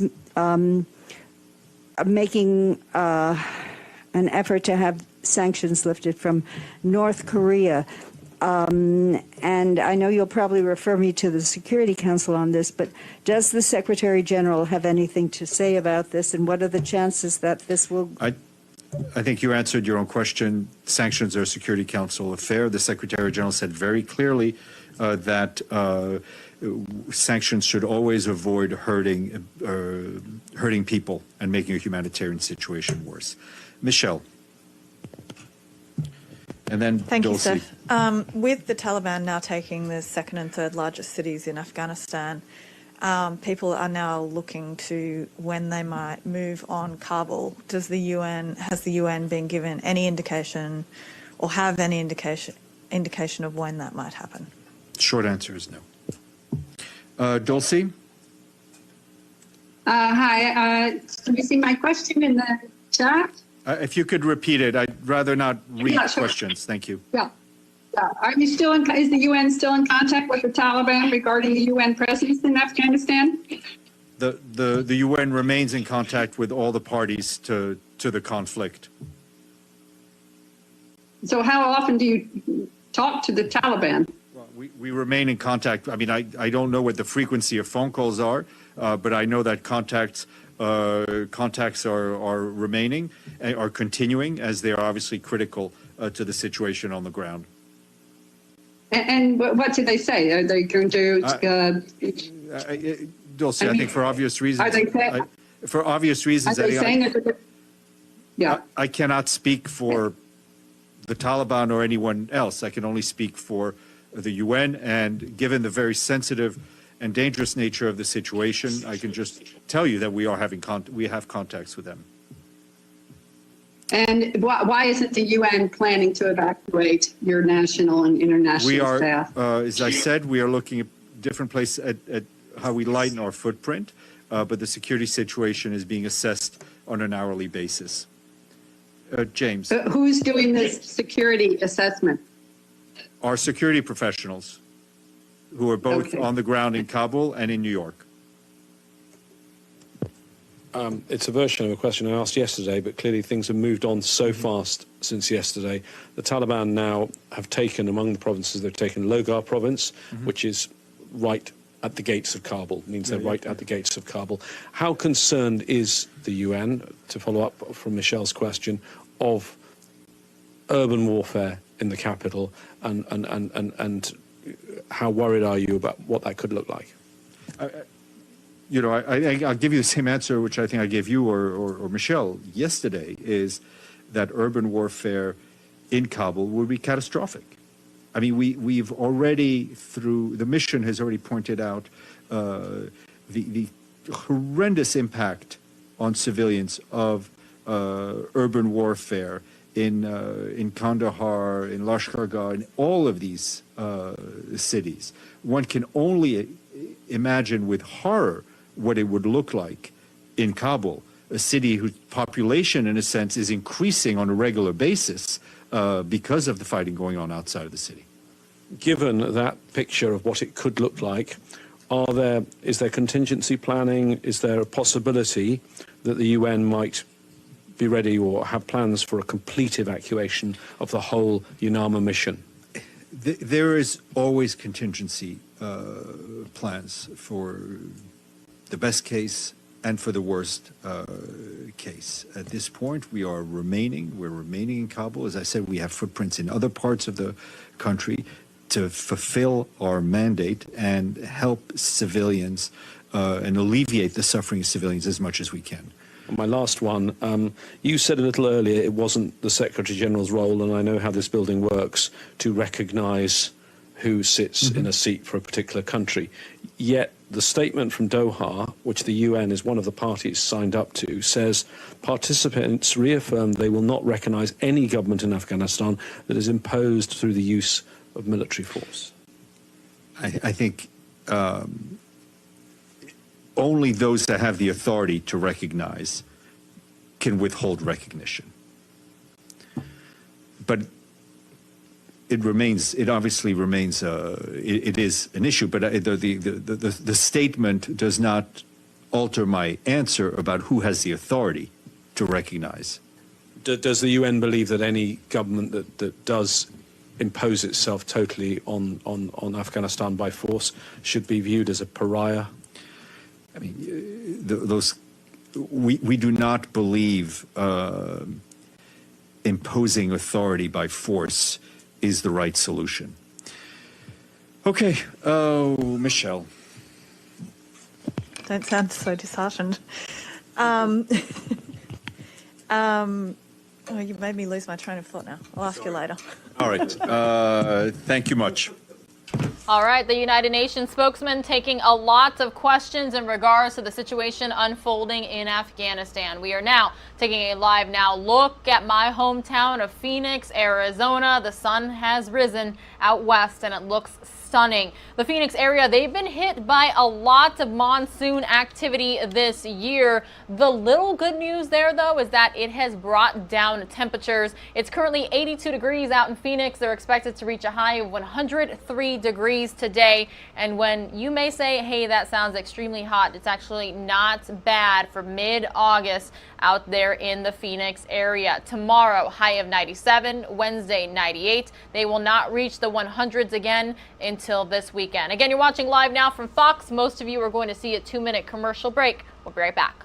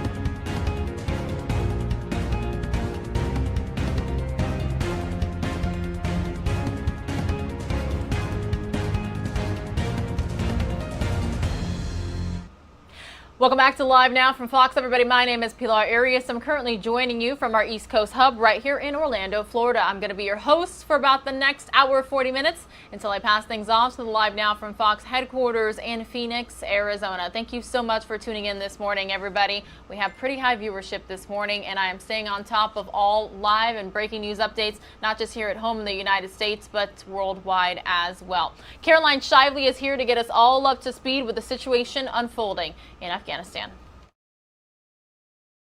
Criticism is pouring in from all sides in Washington over the Taliban's easy takedown of the Afghan government. But administration officials still stand by the U.S. withdrawal, saying 20 years and 2,300 American lives lost is enough. Thousands of Americans, Afghans, and foreign nationals are now scrambling to evacuate Afghanistan after a stunning takeover of the country by the Taliban this weekend. The Pentagon announced they will increase the number of U.S. troops there helping with evacuations to nearly 6,000 over the next few days. The Taliban has been taking control of provincial capitals for weeks, but the quick fall of Kabul over the weekend met with almost no resistance. The inability of Afghan security forces to defend their country has played a very powerful role in what we've seen. The fact is, we invested, the international community invested over 20 years, billions of dollars in these forces. As late as Friday, some U.S. officials said they thought the Afghan government could hold on to power for at least another month. Then this weekend, the Taliban marched straight into Kabul, easily taking over. The Biden administration is now taking heat from both sides. This is a crisis of untold proportions. This is an intelligence failure. We underestimated the Taliban and overestimated the resolve of the Afghan army. At the end of the day, for the American people, we're about to see the reemergence of Al-Qaeda 3.0, but it's going to be far worse. The chairman of the Joint Chiefs of Staff told senators on a briefing call Sunday that the U.S. could now face a rise in terrorist threats with the Taliban in charge of Afghanistan. In Washington, Caroline Shively, Fox News. Caroline, thank you so much for getting us all up to speed with the situation unfolding. Here's a live look in Kabul, Afghanistan, everybody, from the presidential palace. We continue to keep a very close eye on the situation unfolding out there. Meanwhile, everybody, I do have a statement that was posted to the U.S. Department of State Facebook page. They're calling it a joint statement because a lot of countries were involved in putting this together. It reads, quote, "Given the deteriorating security situation, we support, are working to secure, and call on all parties to respect and facilitate the safe and orderly departure of foreign nationals and Afghans who wish to leave the country. Those in positions of power and authority across Afghanistan bear responsibility and accountability for the protection of human life and property and for the immediate restoration of security and civil order. Afghans and international citizens who wish to depart must be allowed to do so. Roads, airports, and border crossing must remain open, and calm must be maintained. The Afghan people deserve to live in safety, security, and dignity. We in the international community stand ready to assist them." Again, this joint statement posted by the U.S. Department of State on their Facebook page, and a lot of countries were involved in putting it together. Again, everybody, you're watching Live Now from Fox. It's Monday, August 16th, 2021. Going to take you out to Haiti next here on Live Now from Fox, everybody, to follow up on that earthquake. They're also expected to be impacted by a tropical system today. The focus in Haiti now on search and rescue for anyone trapped under the rubble, with thousands still missing after a 7.2 magnitude quake led to widespread destruction throughout the country. Saturday's earthquake struck just off the coast, but could be felt across the entire island. The town of Lescaille hit the hardest. Churches, hospitals, homes, and schools damaged or destroyed. I felt the movement while I was walking. I looked in front of me and I felt the earth was moving. I saw that everything was falling. Rescue efforts have been complicated by a landslide that blocked a major road into town. Humanitarian workers loaded people onto planes to get them into hospitals in the capital of Port-au-Prince. U.S. Aid Administrator Samantha Power, who's leading the White House's response, says the U.S. is sending a 65-person search and rescue team with specialized equipment. A lot of medicine is needed. Assistance from the authorities, help from the international community, from the NGOs. Families who lost their homes salvaged what they could and set up tents at a nearby soccer field. Haiti is still recovering from an earthquake that devastated the island in 2010, killing hundreds of thousands and leaving countless others homeless. The country is also in the midst of political turmoil after its president was assassinated just 1 month ago. And after being hit by one natural disaster, Haiti is already bracing for another. Tropical storm Grace is projected to pass over the island on Monday. In New York, Alex Hogan, Fox News. You just heard Alex talk about it, everybody. Whoa, I don't know how I lost what I was trying to show you here on Live Now from Fox, but let me try to get back to it here really quickly. All right, there we go. It's XRAD radar. Oop, I'm telling you, sometimes the system just acts up, but I will make sure that everything is better. There we go. All right, so the Fox 35 Orlando Storm Team, they are monitoring these 3 systems in the Atlantic, and we are too here on Live Now from Fox, especially when one of them is expected to make landfall this afternoon into this evening. All right, let's start with Fred. The National Hurricane Center said that Fred is moving northward at 9 miles per hour toward the Florida Panhandle. They said the storm is packing maximum sustained winds of 50 miles per hour with higher gusts. Some strengthening is expected before making landfall. It will weaken quickly after. Again, landfall reportedly forecasted to happen in the western Florida Panhandle this afternoon or early evening. Heavy rainfall and dangerous storm surge are said to be expected along the coast and the Big Bend area today. A storm surge warning is in effect for the coast of Florida from Indian Pass to Yankeetown. Storm surge between 1 to 5 feet can be expected. A tropical storm warning is also in effect for the coast of the Florida Panhandle from Navarre to the Wakulla-Jefferson County line. Now, for Grace, the National Hurricane Center said that she is currently a depression and approaching the southern coast of the Dominican Republic and Haiti. The depression is moving west at 15 miles per hour and could bring flash flooding and mudslides to both island nations today. Grace reportedly has maximum sustained winds of 35 miles per hour. Little change in strength is forecasted over the next day or so. She will pick up some strength back up by tomorrow, though. Grace is that system that is on the bottom of your screen. A tropical storm watch is said to be in effect for the entire coast of the Dominican Republic, Haiti, and Jamaica. Again, Haiti is dealing with tragedy already as a 7.2 magnitude earthquake on Saturday left at least 1,297 dead and another 5,700 injured. Now, on the top right-hand side of your screen, you see another system and you see the 82-degree mark there. That is what is being called Depression 8, and it's passing to the east-southeast of Bermuda. The National Hurricane Center said it is moving south-southwest at 9 miles per hour and is expected to stay at sea. It reportedly has maximum sustained winds of 35 miles per hour, but is expected to strengthen and become a tropical storm today. If it does become a named storm, it will be called Henry. So again, we're keeping tabs on all of this right here for you on Live Now from Fox. Most of you are going to see another 2-minute commercial break. When you return, hopefully the Dow Jones Industrial Big Board will be showing how stocks are starting the week off. We'll be right back.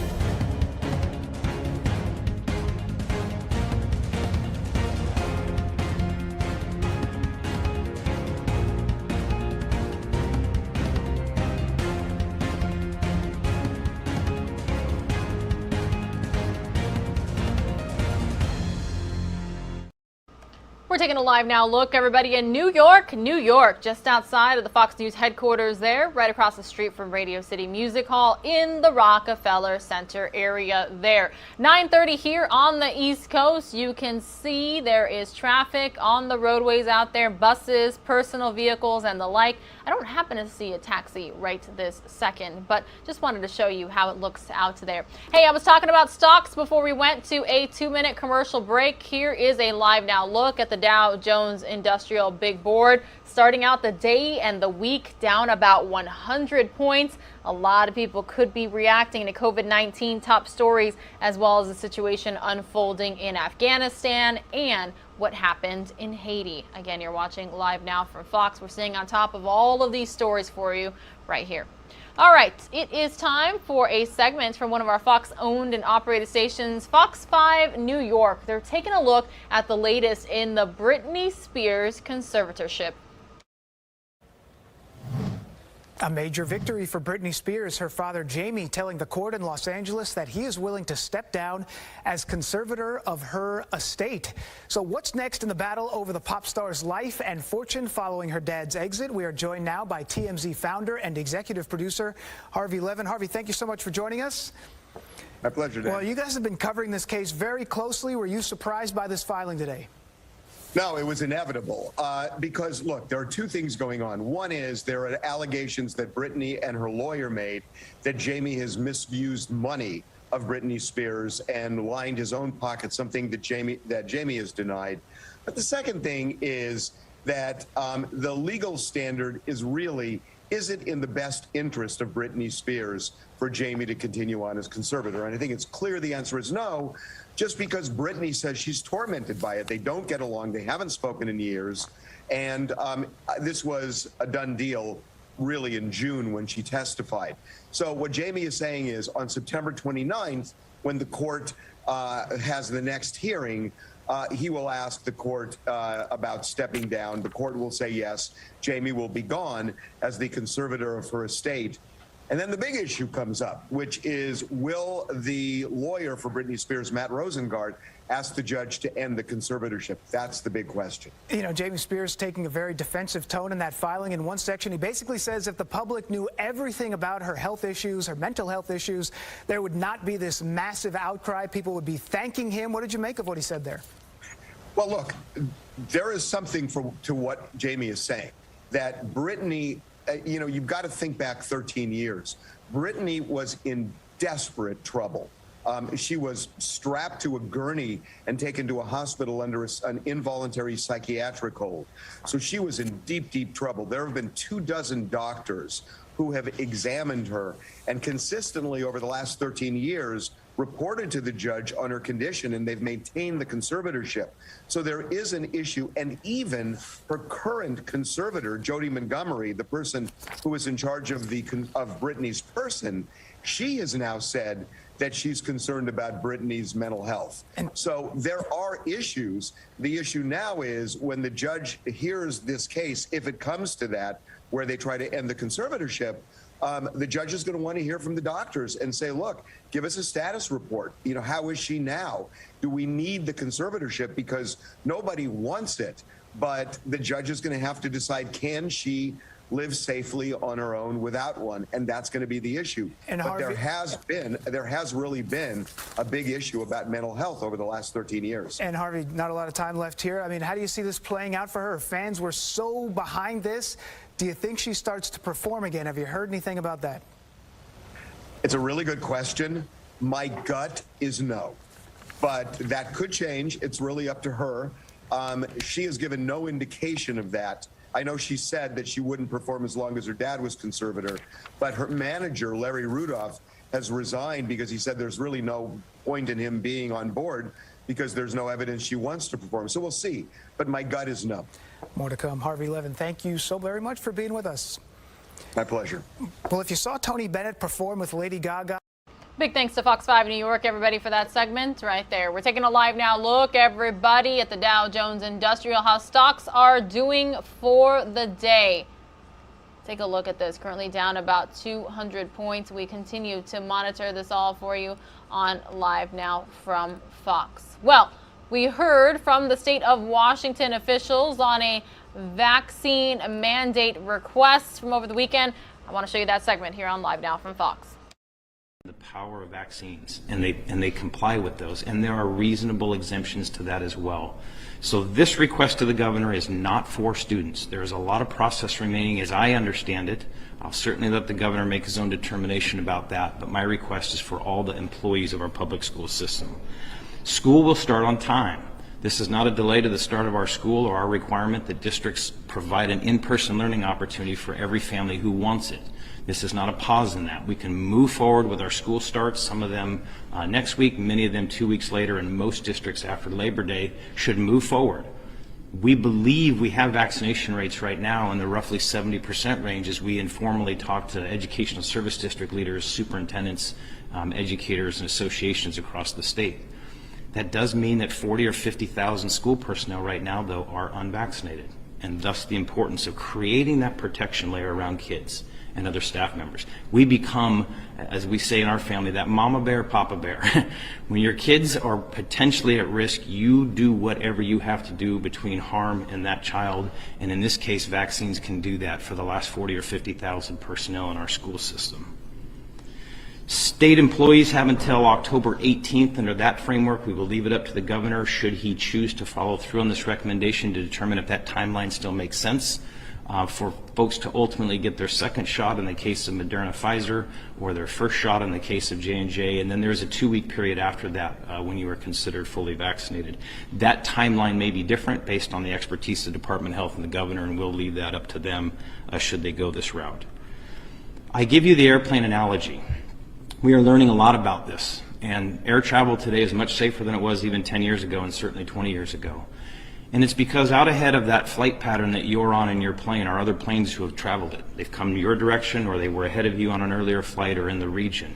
We get real-time data about that. It's why we have a seatbelt sign that says, hey, you can move about the cabin, but there are times that the pilot's going to tell you to sit down.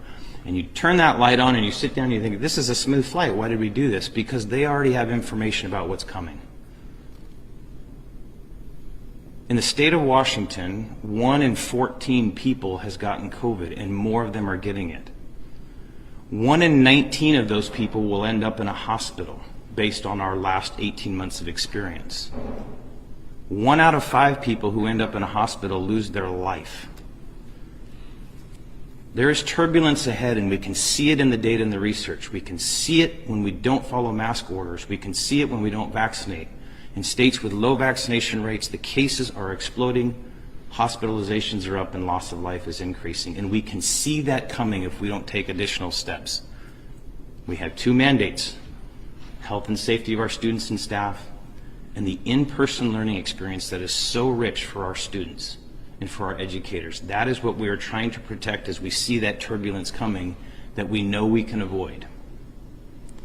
The courts have upheld vaccine mandates for a very long time, going back to 1905. Even as of yesterday, the U.S. Supreme Court denied on appeal a case out of the 7th Circuit Court, I believe, where students were challenging a vaccine mandate of a university. Courts have consistently said, as a public health measure, vaccine mandates are absolutely in the authority of public agencies and organizations, and they often point to necessary exemptions as part of that process. A vaccine requirement, but do you allow for medical exemptions? Do you allow, in this case, for a religious, deeply held conviction? Consistent treatment from the courts that these are upheld. And so too will the governor's order for state employees, and I hope his extension of this to school employees. We consulted with district leaders from all over the state, association leaders, both principals, superintendents, school boards, labor leaders, obviously the governor's office, Department of Health, Labor and Industries. We have a long group of folks that we try to work through before we come to these decisions. And I want to be very candid. Some of them, particularly some school districts, are very, very concerned about this. Their presumption is they have employee shortages already, and this may drive more shortages. And I respect that difficulty. We considered that. We heard that. That goes into the consideration. But on balance, this request of the governor undoubtedly will save lives and keep our schools open. I will reiterate, it is not get a vaccine or lose your job. There are exemptions eligible to employees, and I expect many of them will take those exemptions to continue their employment. I reiterate to those districts that are concerned, we are starting school on time. This is not a delay. This does not close schools. This, in fact, keeps our schools open when we do it well. My personal appeal to all students who are eligible and all school personnel is please, please get vaccinated. We live in a time of unbelievable profit around misinformation. It is everywhere, and it is understandable that people read things that are completely inaccurate and wonder what to believe. I follow the CDC.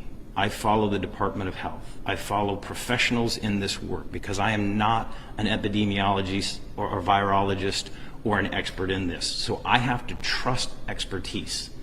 And right now we are in a cultural battle between trusting the expertise of those who have historically led us through difficult times, including vaccine requirements that have literally saved humanity.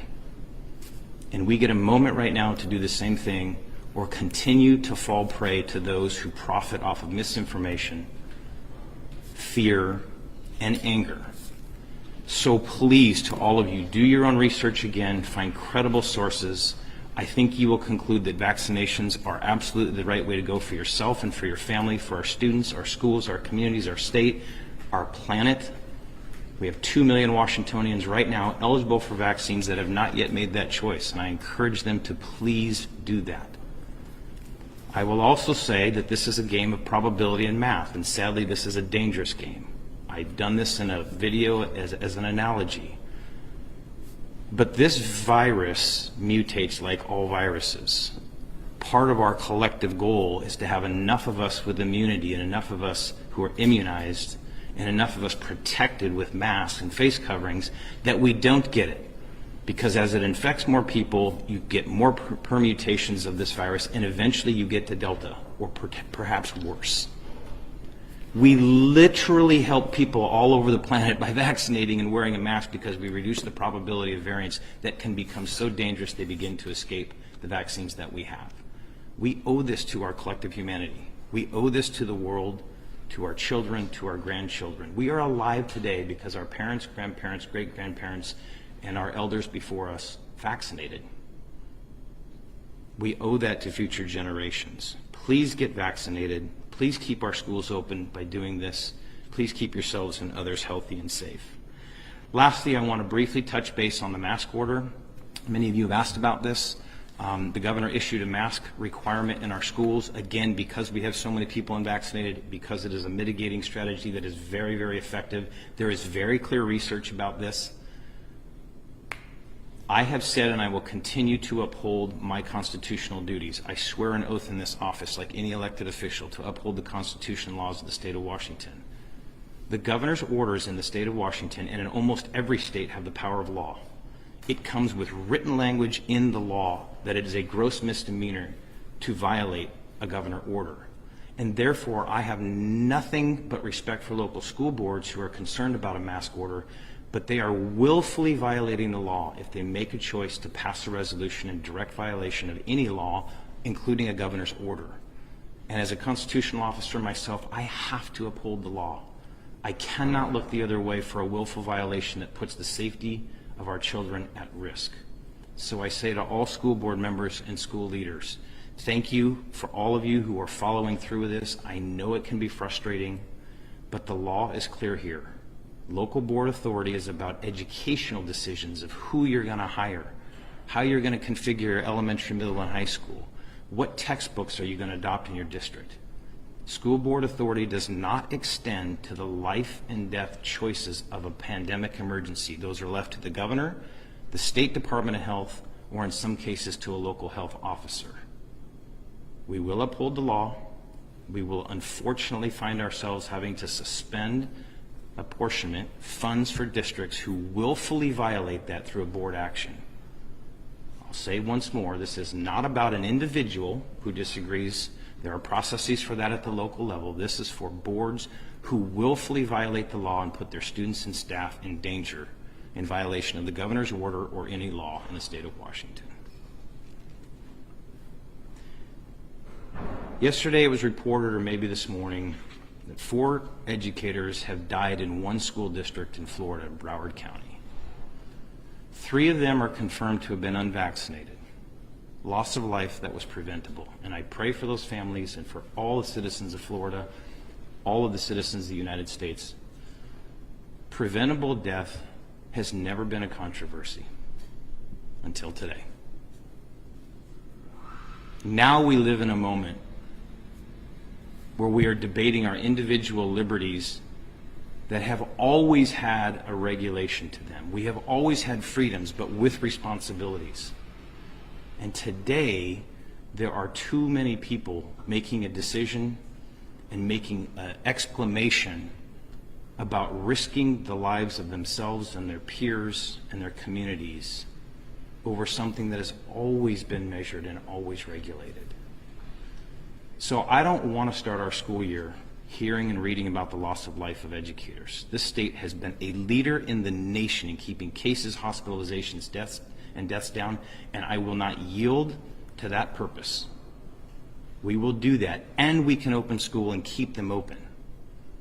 If we mask up, we follow the law, we join hands in this together, and now I hope the governor will take my request for a vaccine requirement with the appropriate exemptions and add that layer of protection that continues to keep us a leader in the nation in health and safety and restores consistently the powerful learning that happens in our buildings, our athletics, our extracurriculars, and all the relationship building that goes on in our public school system.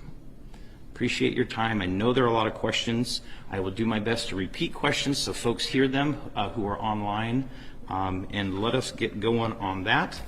And I am here. Superintendent, the governor's office says that while they're looking at ways to increase vaccination rates, they're not ready to make any announcements on your request yet. Aren't we running out of time, or is it already too late? The school year starts in less than a month at the most. The logistics of getting the vaccinations done, if someone started today, would not be ready in that time.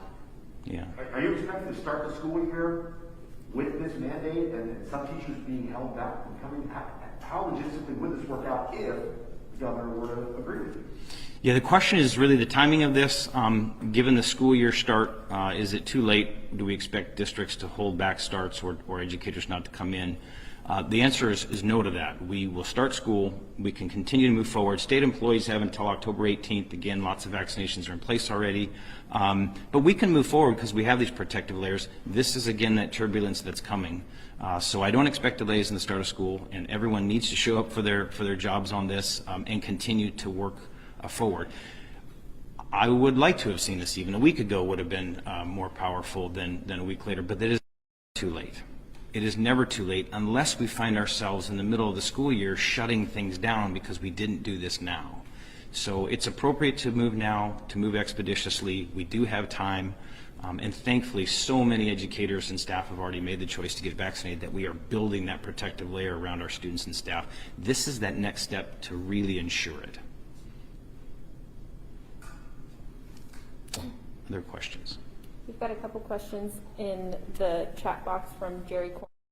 All right, everybody, you're watching, Live Now from Fox. I'm trying to welcome you this Monday morning. It's August 16th, 2021. Pilar Arias here with you. You've been listening to a call from a superintendent in the state of Washington, a request sent to the governor wanting all public school employees to be vaccinated against COVID-19. You're hearing more companies across the country and even worldwide requiring vaccines. He says that is the smartest way to keep both students, teachers, and staff safe in the schools in the state of Washington. Most of you are going to see a 2-minute commercial break. We'll be right back. The appropriate exemptions authorized for parents to make that choice. We have high vaccination rates in this state. It has allowed our students to be healthy and safe. I will support that for this when it goes through the full process and it comes before the State Board of Health. If they make a determination to consider that, at this point, I will absolutely support that for students as a requirement to enroll in our schools as we do with other vaccines. I have another question from Jerry Cornfield, Everett Herald. He's asked, how many school boards have passed resolutions to not follow the mask mandate, and what actions have you taken, and how much money have you withheld from those school districts? The question is, have any school districts so far willfully violated the mask order of the governor, and what actions have we taken and how much resource? At this point, we do not have a belief. We don't understand that any districts have formally adopted resolutions in violation of the law, and we are thankful for that. We encourage them not to do that. Do not put your district, your community, your students at risk, both from a safety and financial standpoint. What we will do is begin an emergency rule process to make clear for districts how that will work, likely withholding their September apportionment, and likely prorating a permanent reduction to their budgets if they go that route. We do not expect them to do that. But because we have some folks, including a few lawmakers, encouraging a willful violation of the law, we have to be prepared in case that occurs. At this point, we do not have any information that any district has done that. We do not have any further questions. I would love to ask another one, Superintendent. I imagine there is a projection of how many employees may quit as a result of this. Do you have a plan in case there are a large number of teachers that don't follow this mandate if we get the mandate? And do you see schools having to combine or shut down? Or is there a scenario, a binder somewhere that has this plan in case we do see some folks ignore this order and quit? Yeah, no, there are no projections about that. This is obviously a very dynamic situation, and there's no way to really model that. I would reiterate that employees have the opportunity under this request to vaccinate or take an exemption. It is not a binary choice to vaccinate or lose your job or quit your job. There may be some who do that. They will understandably say, I am not vaccinating, I choose not to do that for myself, and I choose not to seek an exemption authorized under this request. They will unfortunately lose their employment. They will be eligible for some unemployment benefits, I understand, if it's consistent with the order provided for state employees. And districts will have to make very, very difficult adjustments to that. Again, the deadline recommended here is consistent with state employees, so that's certainly down the road. Give people some time to think about it. But districts at this point have weeks and perhaps months even to really consider how to respond to that. I don't anticipate it's a lot, but there is real concern there. Maybe not so much in our classroom teachers. We keep getting consistent feedback that those vaccination rates are very high. Again, we're not collecting that data right now because that's a voluntary disclosure by employees, but district officials feel that educators in the classroom have a very high vaccination rate, perhaps well in excess of 70-75%, but a little tougher numbers in some of our other employee groups. I've heard consistently from districts, bus drivers have them concerned. We already have a consistent shortage there. That's a hard job to fill at times. There's background checks and fingerprinting and things that go along in training. So there is some real concern, and we've taken that into consideration. They will have to make some tough choices, perhaps adjust schedules. I still don't anticipate that being large numbers of folks. Finally, go ahead. Will people that take an exemption legitimately be welcome to interact with students? Yeah, the exemption is under all prior legal frameworks around this. It allows them to fully conduct the scope of their employment. They'll still be subject to mask requirements, any distancing requirements, hygiene, all of the other mitigation measures. But it does reconcile the fact that some people have deeply held beliefs about this, and that's what the courts expect you to honor in this. And again, if you're listening to the public health experts, they consistently tell us we can tolerate some percentage of people not getting natural immunity or a vaccine. We have to create a bigger buffer, though, than what we have today. We need to get to that 80-90% mark, and we're not there yet, and that poses very serious risk for everybody. So this is the appropriate next step. It respects individual choice. I do believe it will mitigate impacts on employment when people know they have this choice, but I also expect a lot of people to walk right up to that final decision and say, am I really not going to take a scientifically based, proven vaccine given to billions of people on this planet ultimately, and certainly close to that, that is protecting people and keeping people out of hospitals finally, keeping them from losing their life? Will I not do that? And if not, you have an exemption process. I expect a lot of folks to walk up to that and go, it's time. It is time. You make it seem like the exemption is going to be pretty easy for folks. I mean, is it as simple as checking a box and no questions after that? Because if you make it that easy, I think you'll see a lot of people doing that. Will there have to be some proof of a religious connection or something? Or can folks just say, I'm opting out? The question is, what does that process look like, and particularly for a religious exemption? That's being determined, I believe, right now by Department of Health, perhaps State Department of Personnel, because they already have to figure out that framework for state employees, and I would expect that to be consistent for school employees. I don't know the details of what that will look like. Generally, these things have individuals attest to a deeply held belief about this. And so this might be one of the rare occasions where there's essentially an attestation for the individual, but that will be up to personnel officials in the state of Washington should the governor apply that to us, but they are already working on that for state employees. A couple more. Last thing I had was, does this end with your letter and this discussion here, or is this going to happen? I know you've talked to the governor about this. Can we expect an announcement, maybe not in the next couple of days, but next week on this?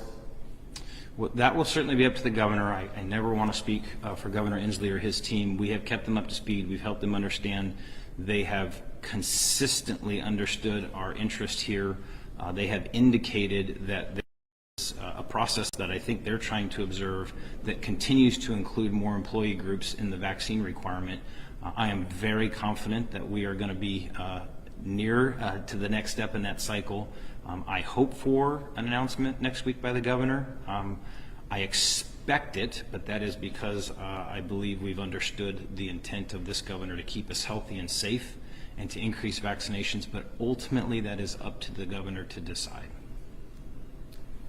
Monica Velez from the Seattle Times asked, have you received any pushback from labor unions and are most on board with this? The question is specifically, have we received pushback from labor unions about this? All right, everybody, most of you are going to see a 2-minute commercial break. When you return, we will be having a back to school live interview. We'll be right back.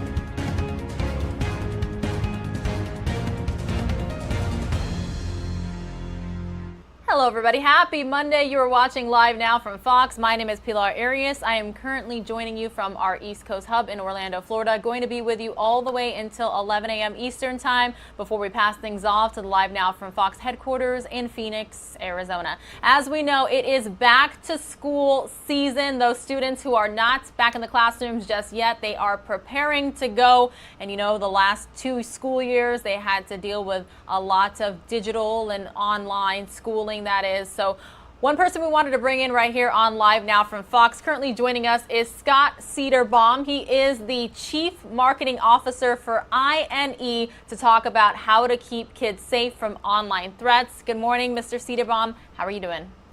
Good morning. Thanks for having me. Yeah, thank you. If you wouldn't mind, for first and foremost, telling our viewers exactly what is INE? What do you guys do?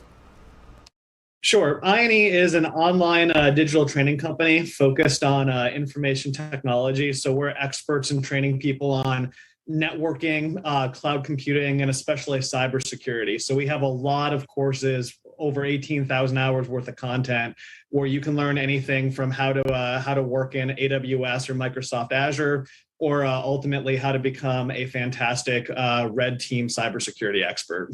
Wow, so a lot having to do with the online and digital world. I'm not going to say what 100%. Year it was, but it was about age 12 when I started fully logging online. I started getting my own online accounts, passwords, all that jazz. 12 years old, pretty young, right, to be online. So how do we keep students and kids safe from online threats? And is it true, have you heard that young people and teens in particular are falling for online scams more than elderly folks these days? Yeah, that's a great question. So I definitely feel that. I was online very young. I think I got an America Online account, if you can remember that, all the way back in 1995 when I was 10. So I've been on the internet for a long time, and it's 100% the case that kids and teens are ultimately becoming the target of scammers on the internet, and there's a number of reasons for that. So the ways in which you can keep your kids safe, number one, keep laptops and other digital devices where you can see them. Setting a rule as a family that you should make sure that all of your kids are using their devices in the family room, or the living room, or at the dining room table. Keeps them safe, primarily because if kids are going to engage in risky behavior, they're probably not going to do it with their parents or grandparents or other family members right there in the same room as them. So that's a big one.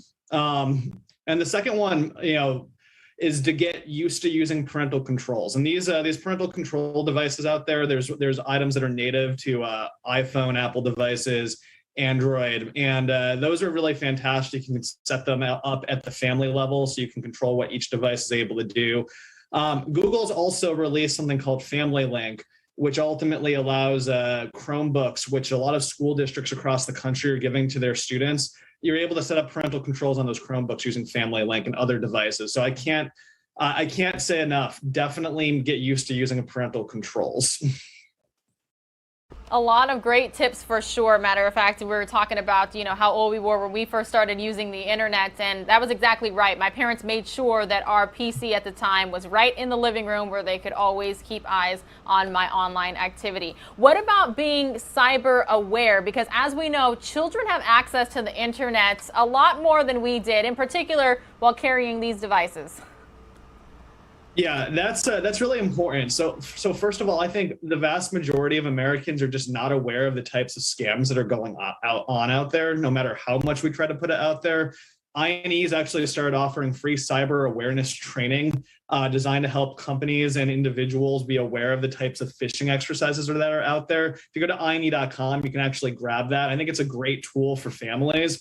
But the reality is it's our job as parents to be training our children to understand what a scam is. There are people out there that want to get into your children's online accounts, whether that's Facebook or Instagram or TikTok. There's a lot of information and data about your kids that they can only get access to if they're able to log in. So not only being aware of those threats yourself, but having that conversation in an age-appropriate manner with your children is really critical to ensuring that they're safe online.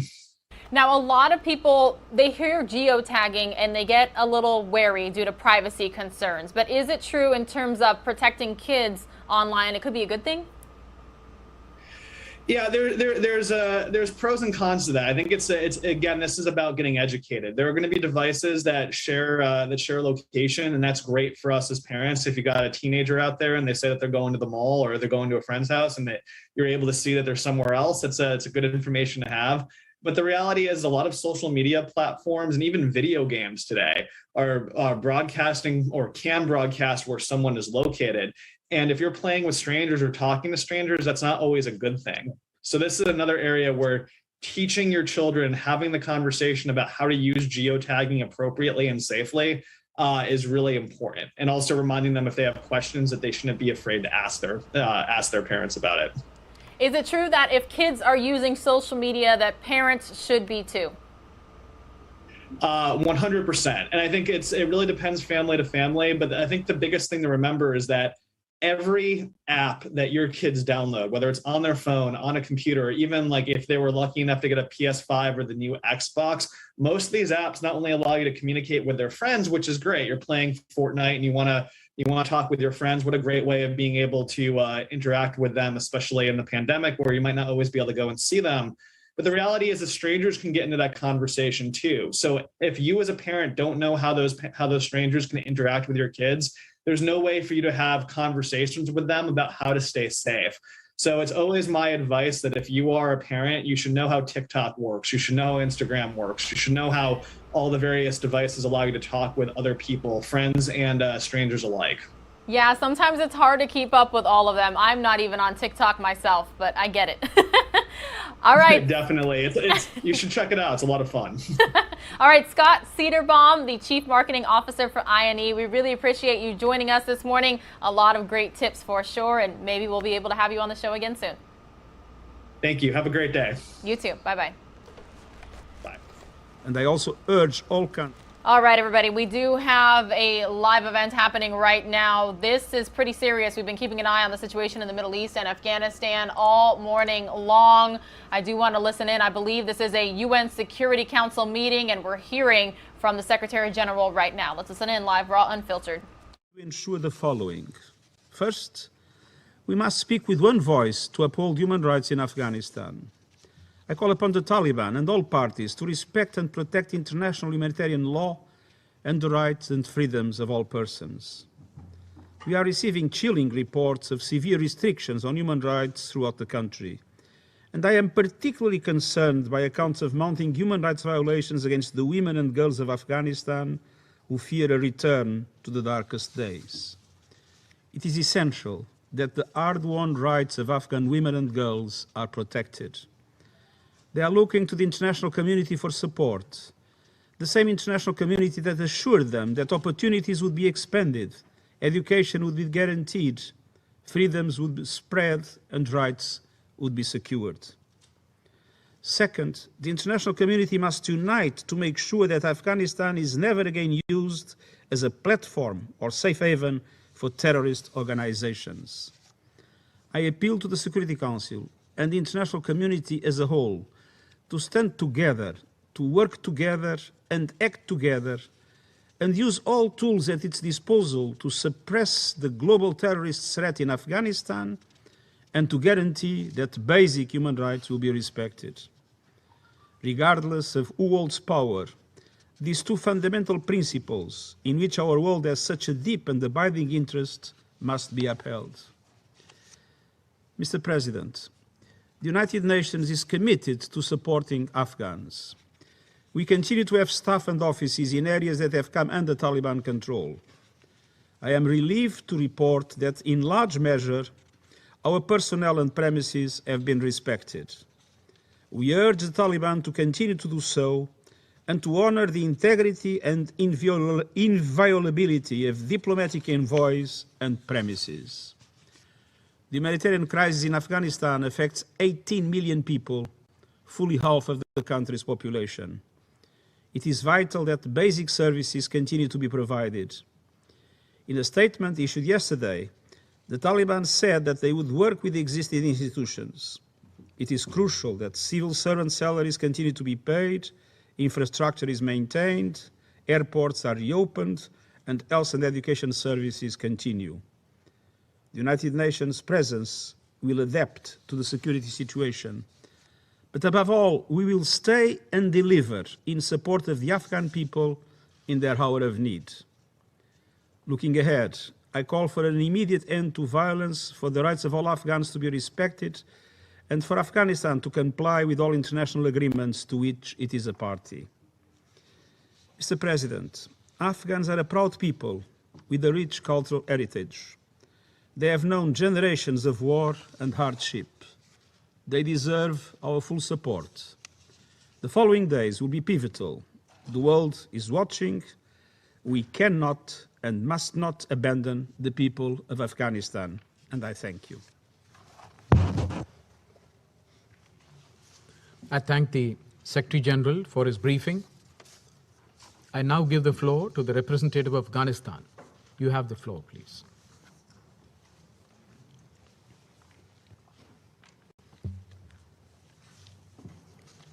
Your Excellency the President, Excellency Mr. Secretary General, Excellencies, ladies and gentlemen, good morning. Thank you, Mr. President, for this opportunity to speak at yet another Council meeting on the situation in Afghanistan and for India's leadership of the Council during this critical period. We welcome the convening of this emergency session of the Security Council on the situation in Afghanistan and thank all the Council members, particularly Estonia and Norway as co-pin holder of Afghanistan, for their role in organizing this session. Mr. President, today I'm speaking on behalf of millions of people in Afghanistan whose fate hangs in the balance and are faced with an extremely uncertain future. I'm speaking for millions of Afghan girls and women who are about to lose their freedom to go to school, to work, and to participate in the political, economic, and social life of the country. I'm speaking for thousands of human rights defenders, journalists, academics, civil servants, and former security personnel whose lives are at risk for defending human rights and democracy. I'm speaking for thousands of internally displaced people who are desperately in need of shelter, food, and protection in Kabul and other places. As you're witnessing yourself, the situation in Kabul, a city of about 6 million people, is extremely worrying, to say the least. You have seen chaotic scenes at the Kabul International Airport as desperate citizens are trying to leave the country. Mr. President, we are extremely concerned about Taliban's not honoring their promises and commitments made in their statements at Doha and at other international fora.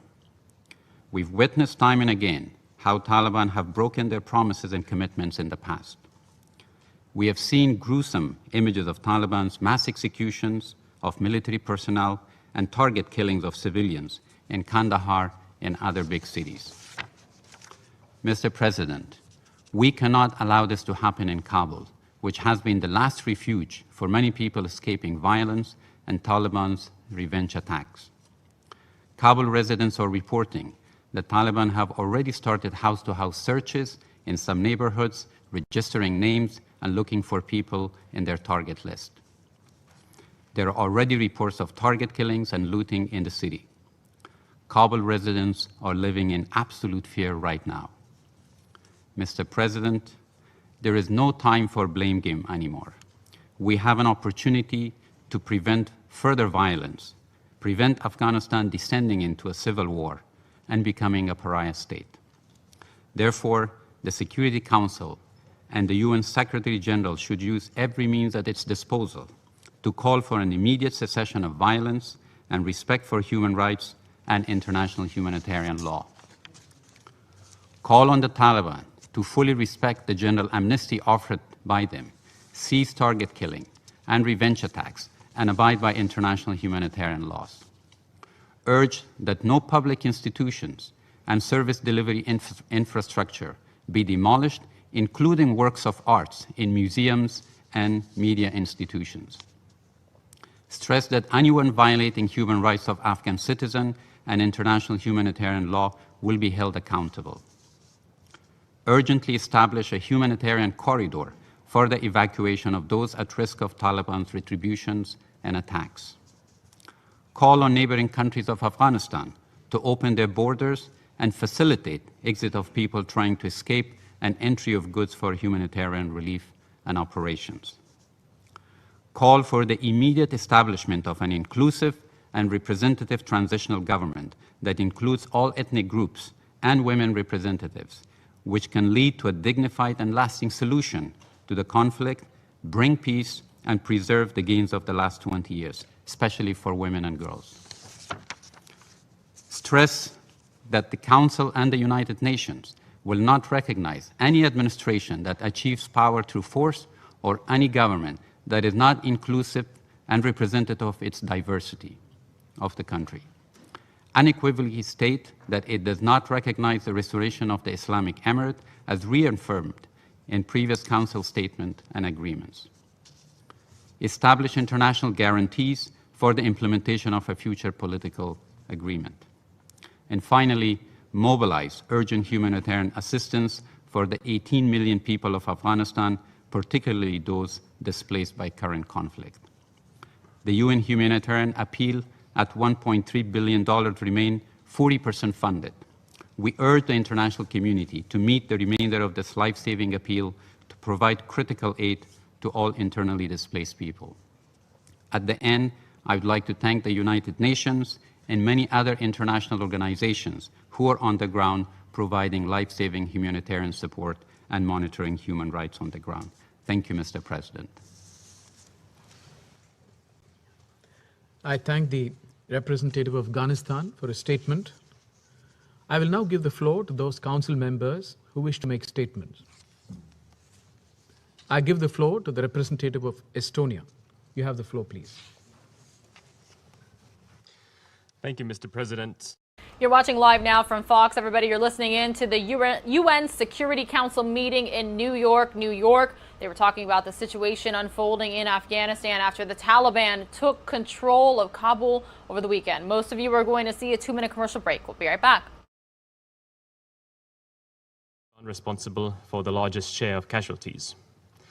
Today, having declared control over Afghanistan, the Taliban bear even greater responsibility and accountability for the safety and security of all people in Afghanistan.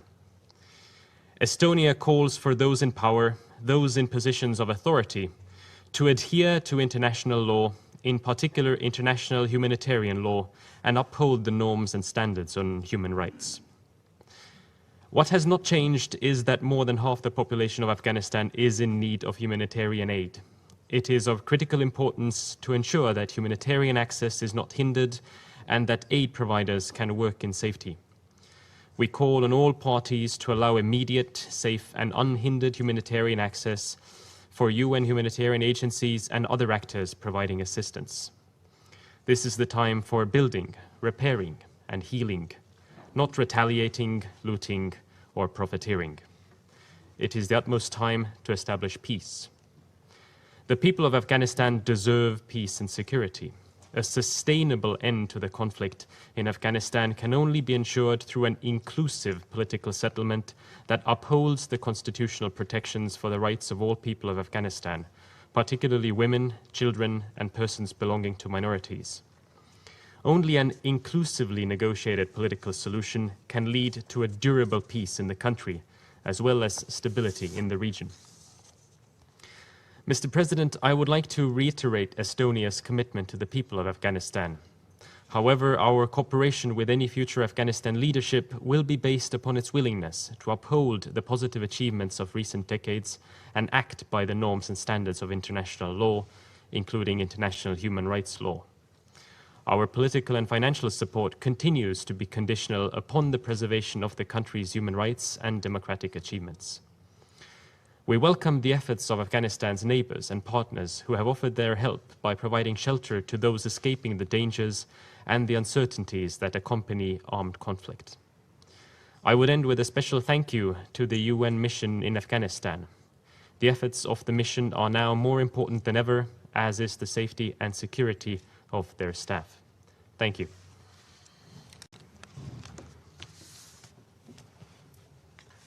I thank the representative of Estonia for his statement. I now give the floor to the representative of Norway.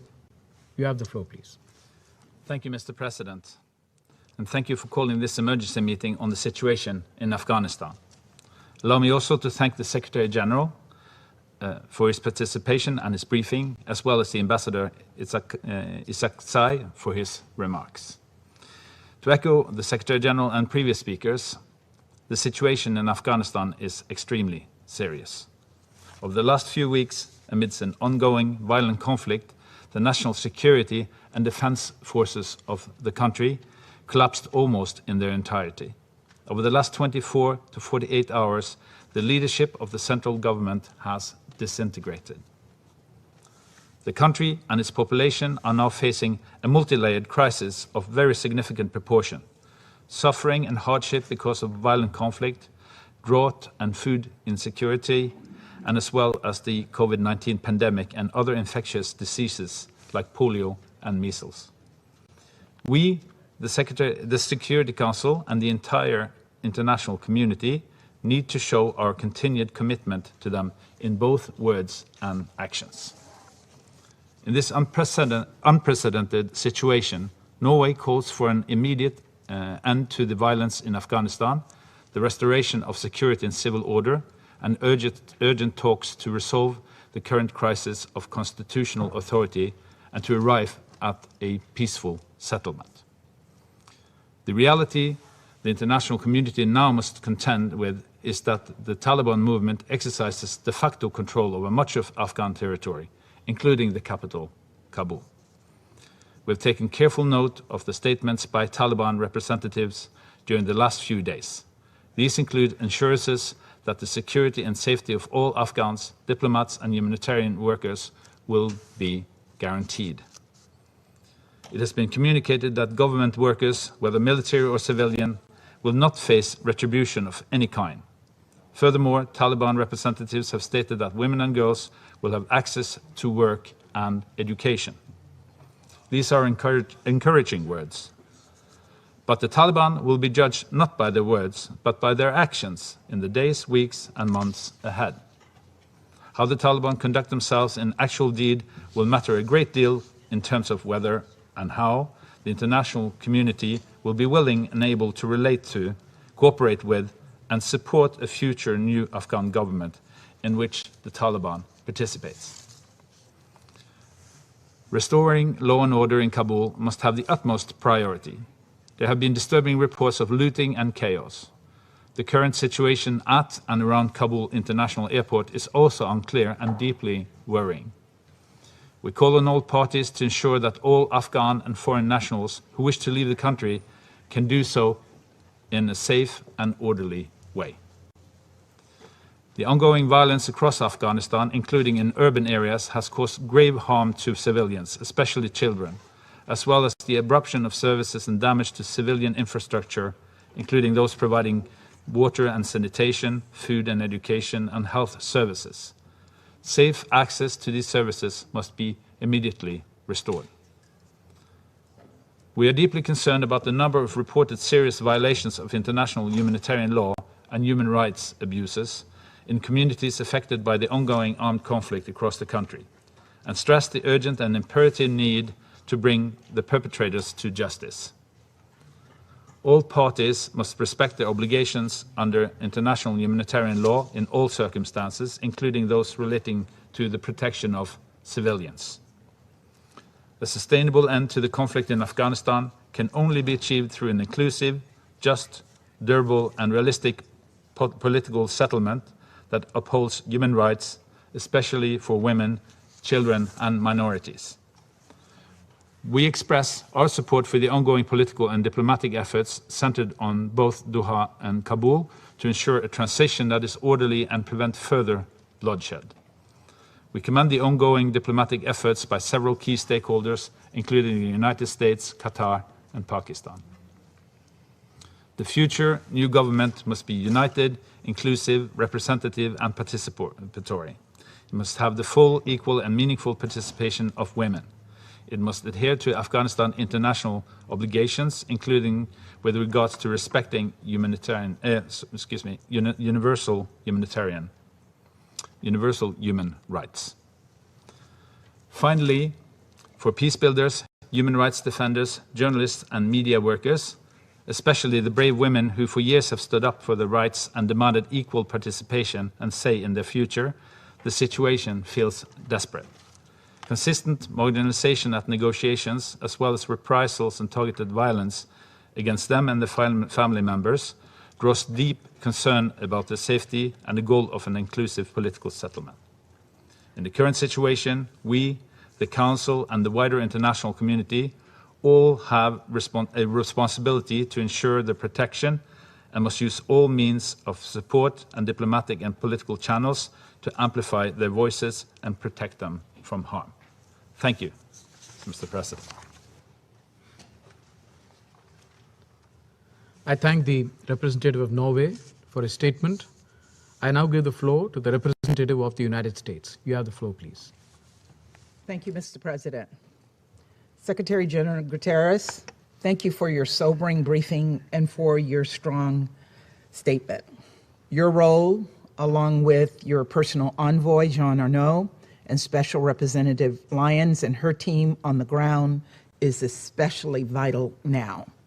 And as we enter an uncertain and crucial period that requires the international community to speak with a clear and unified voice. The United States deeply appreciates the continued efforts of UNAMA and other UN actors on the ground in Afghanistan that are continuing to provide life-saving assistance to Afghans in need. We also thank Norway and Estonia for calling this meeting and India for convening it given the events of the past 72 hours. And we welcome the participation of Afghanistan to this meeting.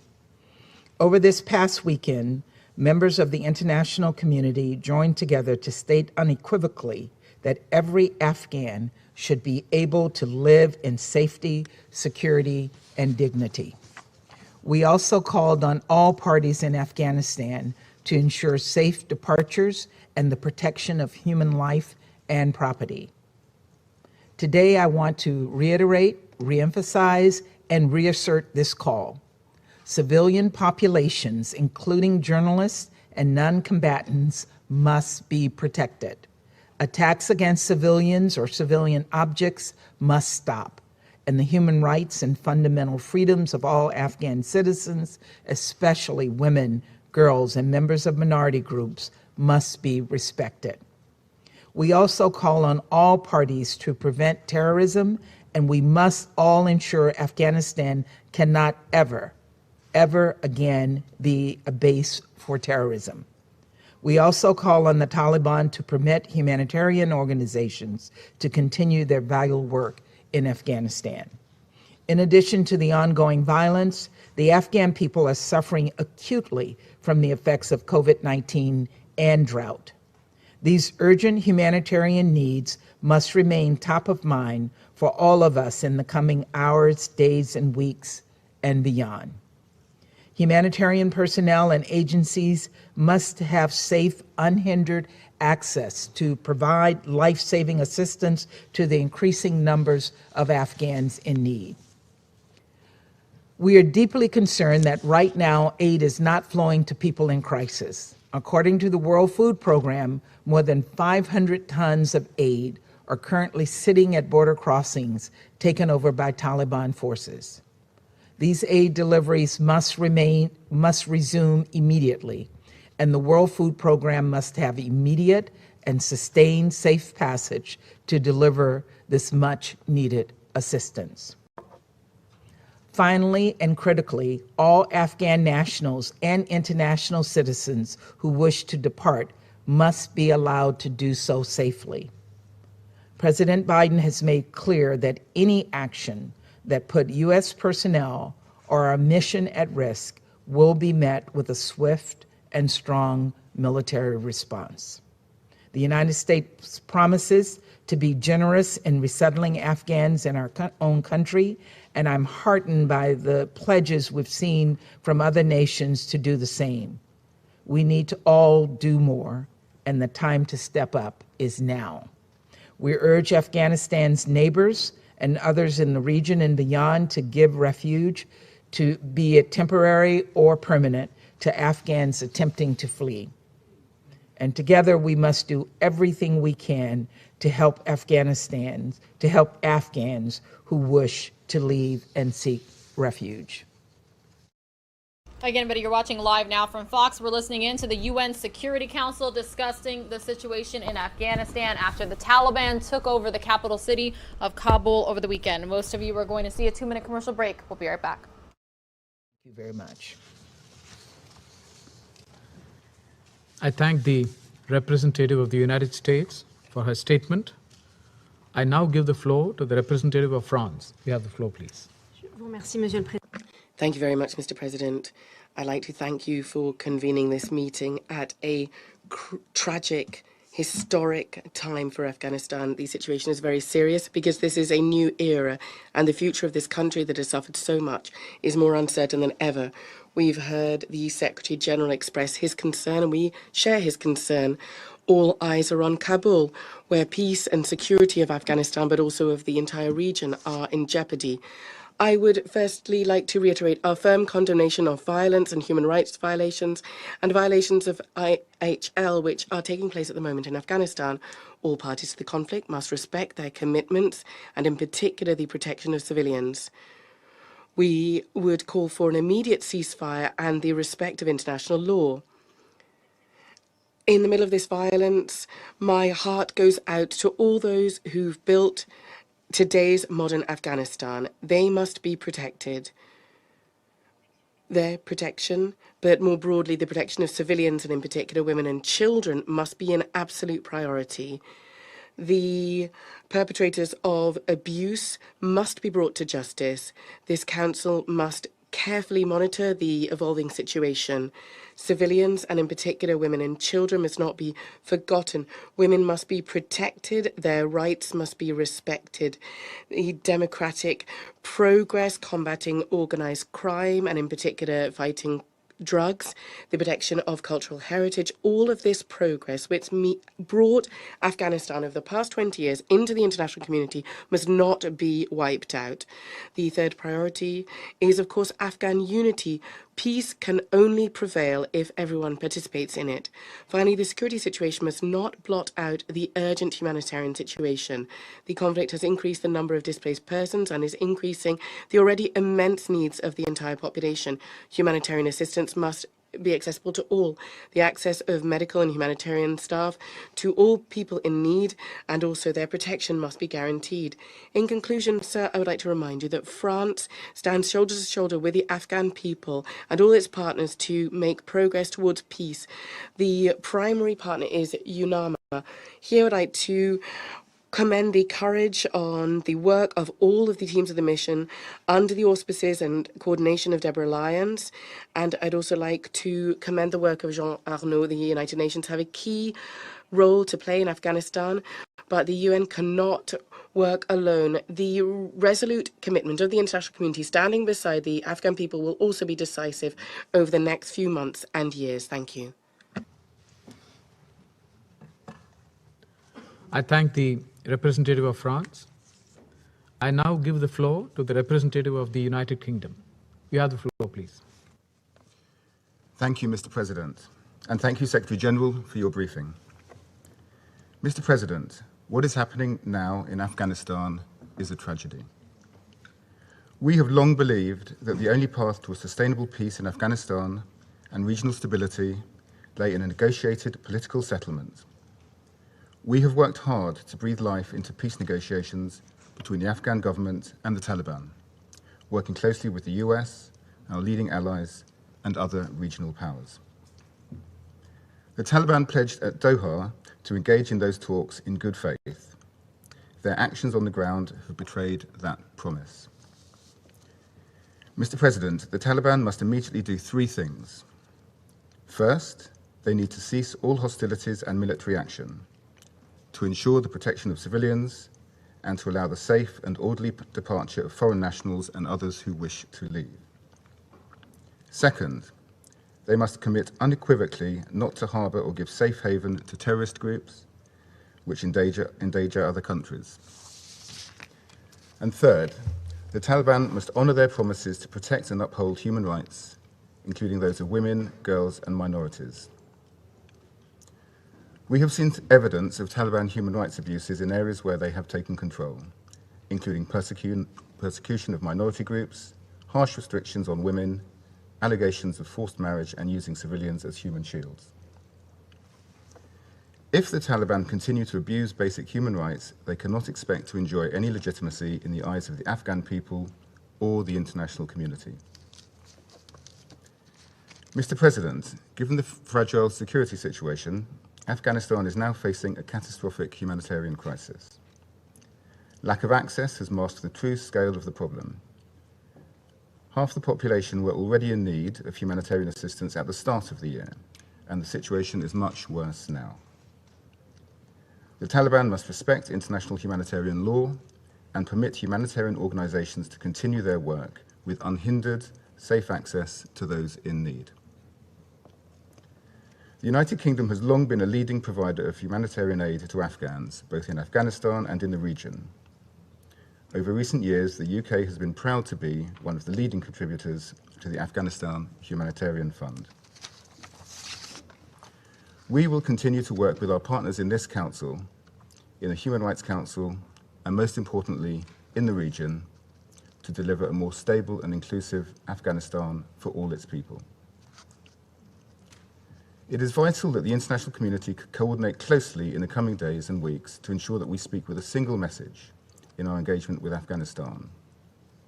The UK will use its presidency of the G7 and membership of this Council to help forge such closer coordination and to address the humanitarian plight that the Afghan people now face.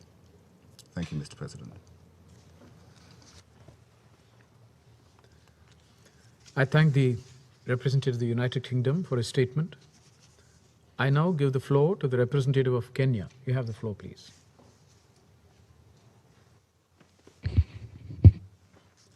Good morning. Mr. President, I have the honor to make this statement on behalf of the A3+1, namely Kenya, Tunisia, St. Vincent and the Grenadines, and Niger. I thank the Secretary General for his briefing on the latest developments in Afghanistan.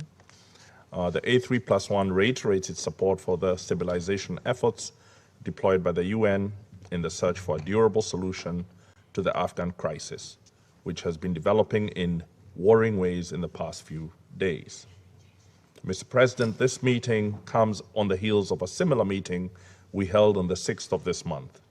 If at that time we still harbored hope, as slim as that might have been, for the Taliban to heed our appeal and stop their attacks, today we're faced with a fait accompli, with the effective collapse of the Afghan government and a takeover by the insurgents. The A3+1 deplores the violence, human rights abuses, and the loss of life and the suffering endured by the civilian population who were forced to leave their areas because of the latest combat all over the country. We reiterate our call for an immediate end to the hostilities. We reiterate our principal rejection for any seizure of power by force and call for the establishment of an effective dialogue, convinced that the only viable solution to this conflict is a negotiated political settlement. We take note of the discussions between the Taliban and the different Afghan stakeholders. We hope that these negotiations will result in an interim transitional government that would be inclusive and take into account other political voices within the country. We also urge the international community and all regional powers that have leverage on the warring parties to use that influence and advocate for a lasting ceasefire, which is a condition for true dialogue. Mr. President, while it is difficult to predict how the coming days, months, or years will unfold, in particular with regard to the political and security situations, one thing that remains for certain is that Afghanistan is on the brink of a humanitarian catastrophe, of which the first victims are women and children. The A3+1 would therefore like to highlight the importance of finding an urgent and sustainable solution to the already dire humanitarian crisis, which has been worsened by the recent fighting. The effects of the recent upsurge of violence, combined with those of climate change and the COVID-19 pandemic, have created a situation where more than a third of the population is experiencing food insecurity and thousands are internally displaced, the overwhelming majority being women and children. We call for the United Nations and the humanitarian agencies to step up their support to the displaced populations and honor the pledges made to the Afghan humanitarian plan.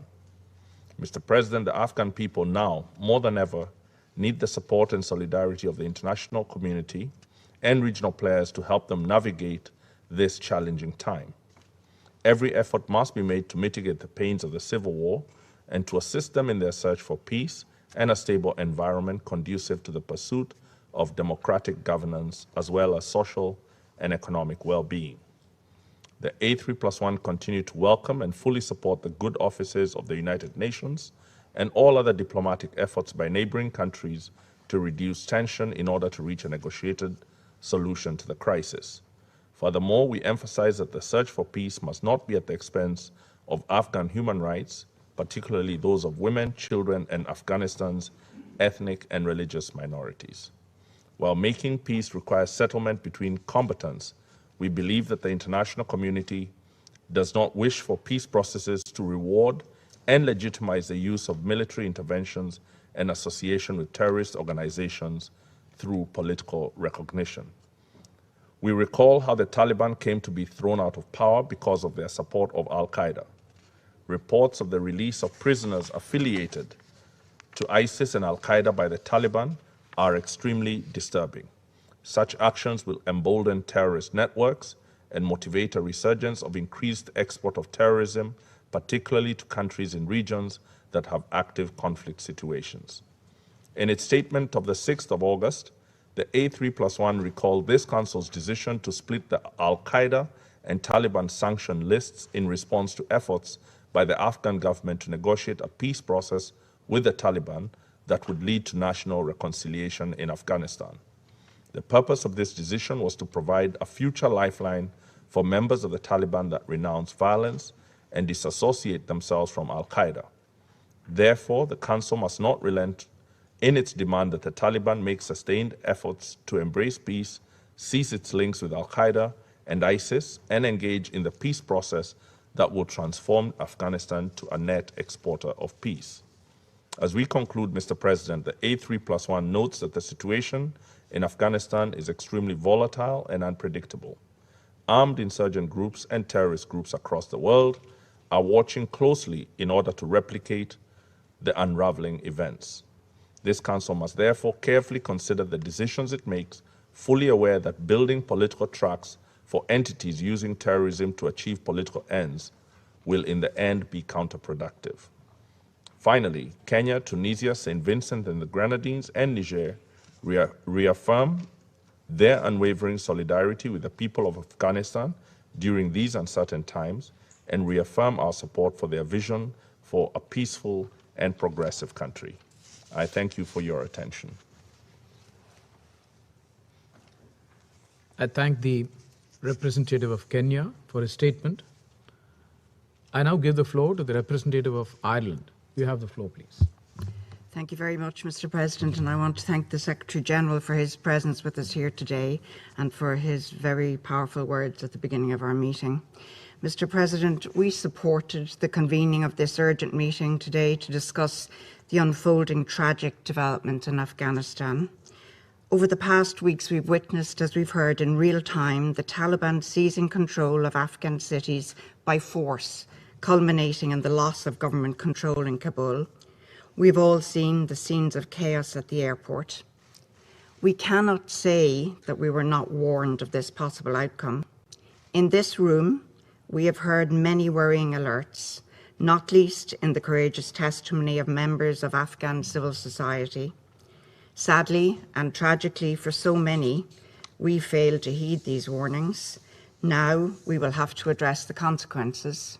Now, in the face of an unfolding crisis of tragic proportions, this Council will have to assume its responsibilities and act.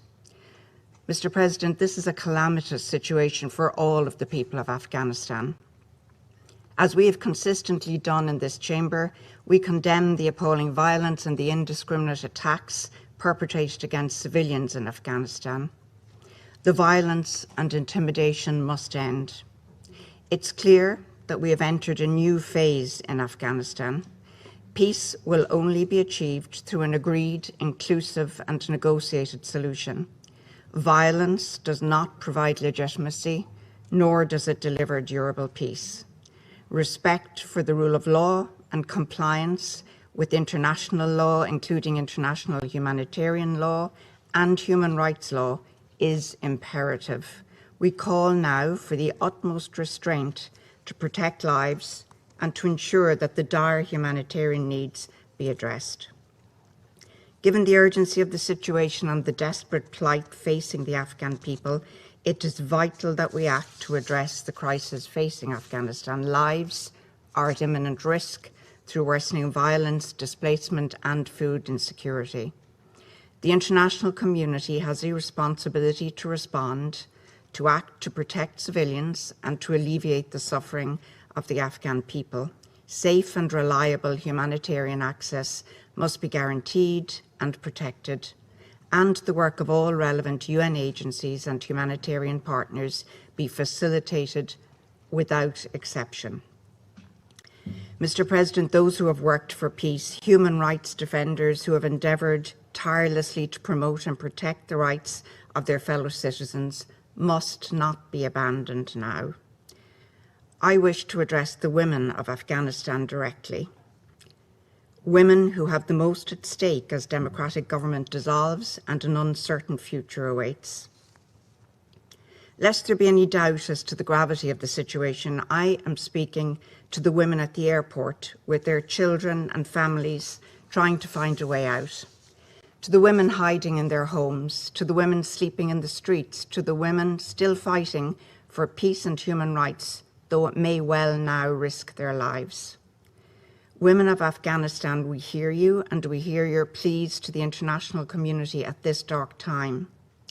The fear, indignation, and sense of betrayal you feel is understood. It is righteous. I call on this Council to stand with the women of Afghanistan. Their rights and their future participation in Afghan society cannot be sacrificed. This is our shared responsibility at this table. It must be our shared priority also. All of us around the table can and should agree that as a non-negotiable principle in all discussions, the rights of women in Afghanistan must be protected. This is the future of Afghanistan. The Taliban have reportedly said that women have nothing to fear from them, yet we hear multiple and credible reports of summary executions, forced marriages, and of sexual and gender-based violence. Telling the international community what it wants to hear will fool no one. We will not turn a blind eye to the truth. We condemn in the strongest terms the deliberate targeting of women and girls by the Taliban. Girls must be free to attend school, women must be able to participate fully in society, and those who speak up for human rights must be free to do so. In focusing on the needs of women, of course, I want to also condemn reported reprisals, attacks, and summary executions on Afghan men. This also must stop. Mr. President, it is high time to learn from the past, or we will be doomed to see the worst of history repeating itself in Afghanistan. 2 decades of progress are disintegrating on our watch. The Afghan people have worked too hard, lost too much, to see their futures repeat the past of their mothers, their fathers, grandmothers, and grandfathers, generations lost to conflict. Strong, enduring peace can only be built by inclusive and representative negotiation. Let us be clear here today, the future governance of Afghanistan can only have the support and endorsement of the international community if it guarantees the full, equal, and meaningful participation of women, includes minority groups and youth, upholds human rights and fundamental freedoms, and ensures adherence to the rule of law and accountability as set out in Council Resolution 2513. In our view, the Council needs to be prepared to consider further measures from the toolbox at its disposal as this crisis unfolds. Afghan Minister for Education Ranjina Hamidi spoke in recent hours of her fear, shared by many Afghan women, that she will be forced to pay the price for trying to make Afghanistan a better place, for being active in her society, simply realising her rights. Ireland calls for a clear message to Good morning, everybody. You're watching Live Now from Fox. My name is Pilar Arias. You've been listening in to members of the UN Security Council reacting to the situation unfolding in Afghanistan after the Taliban took control of the capital city of Kabul over the weekend. Most of you are going to see a 2-minute commercial break. The Live Now from Fox headquarters in Phoenix, Arizona takes over at 11 a.m. Eastern. To all the people of Afghanistan who have kept faith with the promises of the international community for a brighter future. Our obligation is to act in solidarity with them all now in this time of crisis. Thank you, Mr. President. I thank the representative of Ireland for her statement. I now give the floor to the representative of Mexico. You have the floor, please. Muchas gracias. Thank you very much, President. Mexico supports the convening of this meeting, this emergency meeting. I thank the Secretary General for his report on the most recent events in Afghanistan. I also wish to thank the delegations present here today, as well as acknowledging the presence of the permanent representative of Afghanistan. During recent weeks, particularly this last weekend, the conflict in Afghanistan has entered a more destructive, deadly phase. The advance of the Taliban on the main urban centers and now on Kabul drastically changed the dynamics of power, and it has had an extremely concerning humanitarian impact. The military offensive makes it clear that a ceasefire has not yet been negotiated, and the figures of victims of the conflict are the highest recorded. Mexico rejects the use of force and of violence. We stress emphatically that the institutional framework of the country must be respected A process of national reconciliation must be sought. Afghanistan's future must be democratically decided upon by all Afghans. Mexico also unequivocally deplores the deliberate attacks on the civilian population. The reports of summary executions, deliberate attacks on women, beatings, restrictions, and the censure of means of communication are all alarm signs for the international community. The highest price of the political and military entrenchment in Afghanistan is being paid for by the most vulnerable. The catastrophic trajectory of violence affects a population which finds itself in increasingly precarious conditions, with very few options, particularly for women and girls. Humanitarian personnel, doctors, interpreters, and other international service providers are also especially vulnerable at this moment. A sign of this is the massive wave of displacements we have noted and the desperate efforts of civilians to flee the country. Mr. President, the military campaign has led to a drastic change of control over the territory and material resources. My country, Mexico, urgently calls for the international community to seriously evaluate the transfers of weapons, which might be diverted or end up in the wrong hands. As long as the proliferation of weaponry goes on, the Taliban and other groups will have the means to reach their ends through force. This is why we urge that irresponsible transfers not be approved, and that the highest international standards be applied to contain the catastrophic impact of the situation Afghanistan is going through. Despite the agreements signed and the existence of a robust framework of international law fighting, Mr. President, the international community, particularly the Security Council, must present a common front to show that the use of force is unacceptable and that the agreed commitments must be respected and that dialogue and political negotiation are given prime place. We also call on those who have direct contacts with the Taliban to roundly condemn attacks on civilians, particularly women, girls, and minorities, and we call for a resumption of constructive negotiations as quickly as possible. Thank you. I thank the representative of Mexico for his statement. All right, everybody, one more commercial break before the Live Now from Fox headquarters takes over in Phoenix, Arizona. My name is Pilar Arias. I have been with you all this morning, staying on top of everything related from Afghanistan. We will continue to do so. I know Mike Page is going to be taking over here at the top of the hour. So Pilar Arias signing off. I will see you again from the East Coast Hub tomorrow. One more commercial break before the top of the 11 o'clock hour. As the withdrawal of foreign forces was announced, we all heard worrying reports about an uptick in violence and the number of victims. Furthermore, as we've seen, major Afghan cities fell without much resistance. Since the last discussion in the Council, just 10 days have passed. However, the situation in the country over that time has changed beyond recognition. Today, all of our eyes are on Kabul, which yesterday was quickly abandoned by the country's leader, ordinary Afghans, and also a part of the diplomatic corps. It is clear that such a sharp turnabout took everyone by surprise.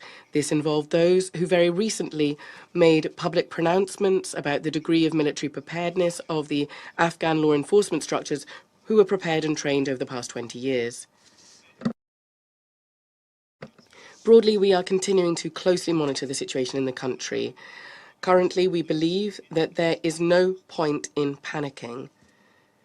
The main point is that a widespread bloodbath among civilians has been avoided.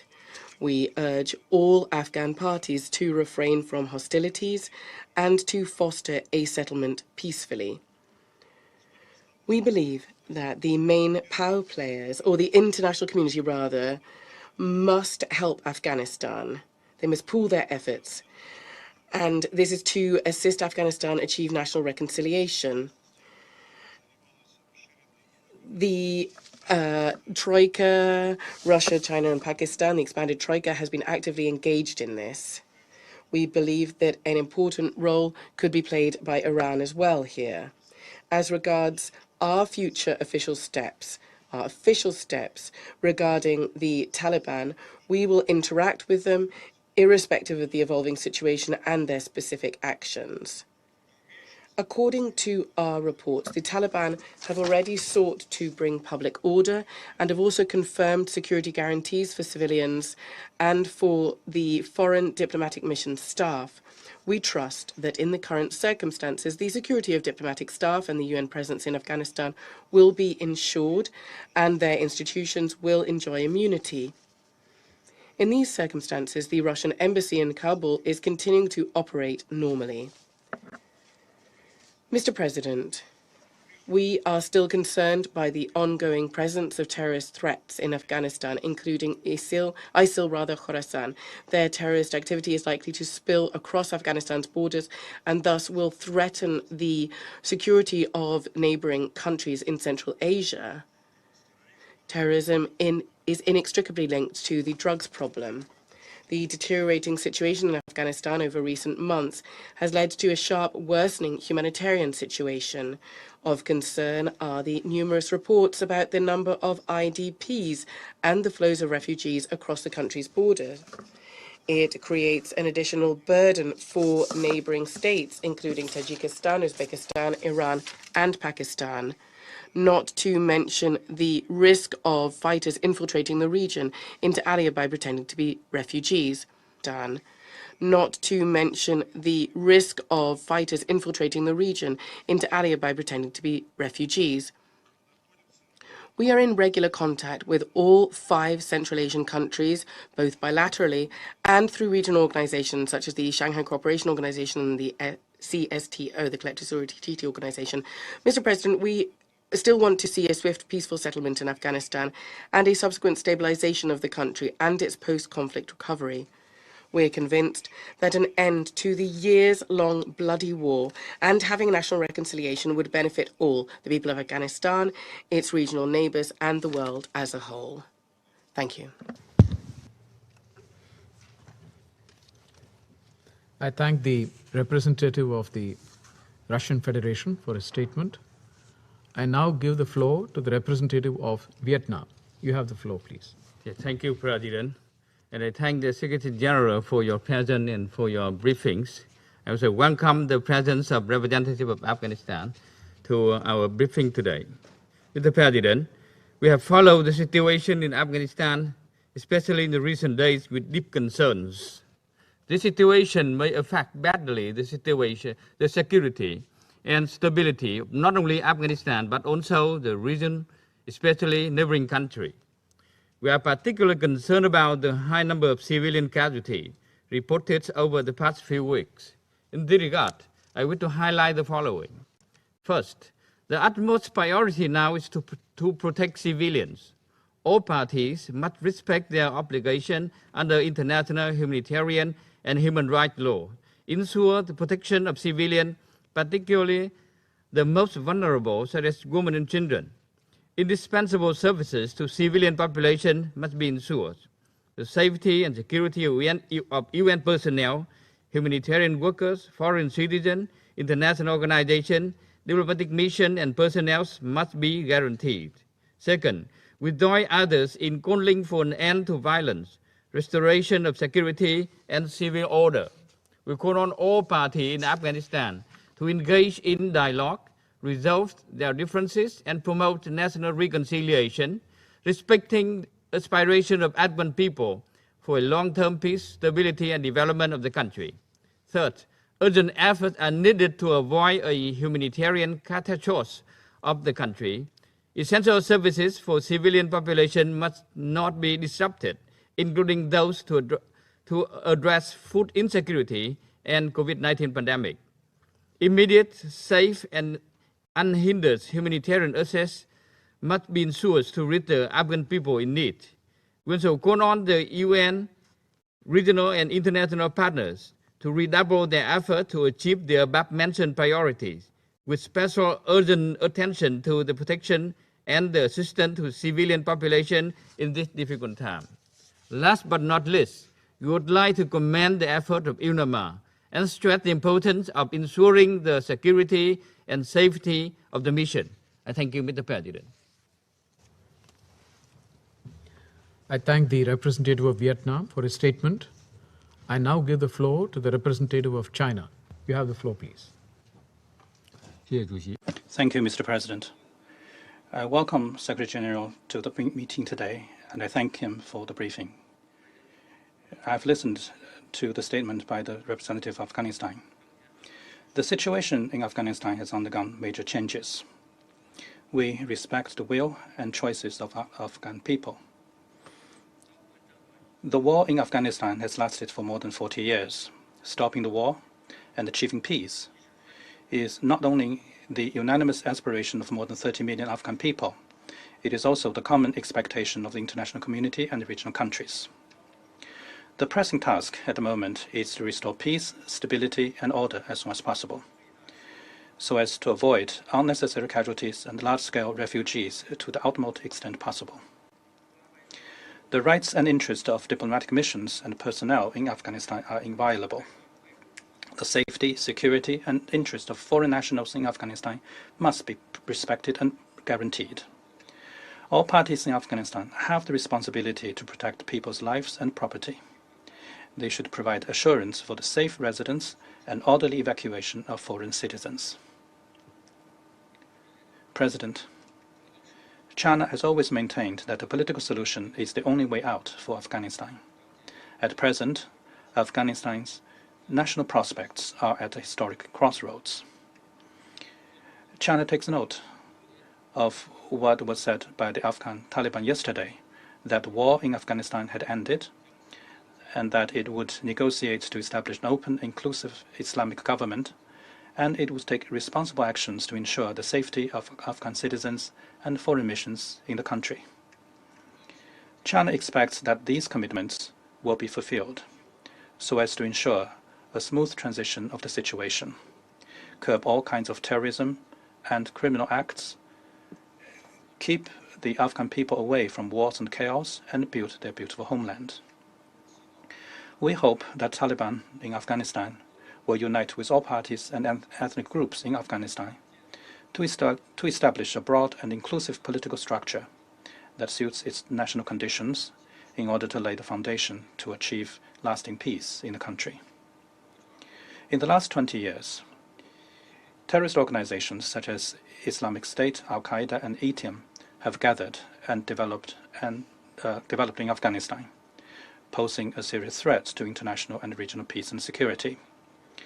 Afghanistan must never again become a haven for terrorists. This is the bottom line that must be held firmly for any future political solution in Afghanistan.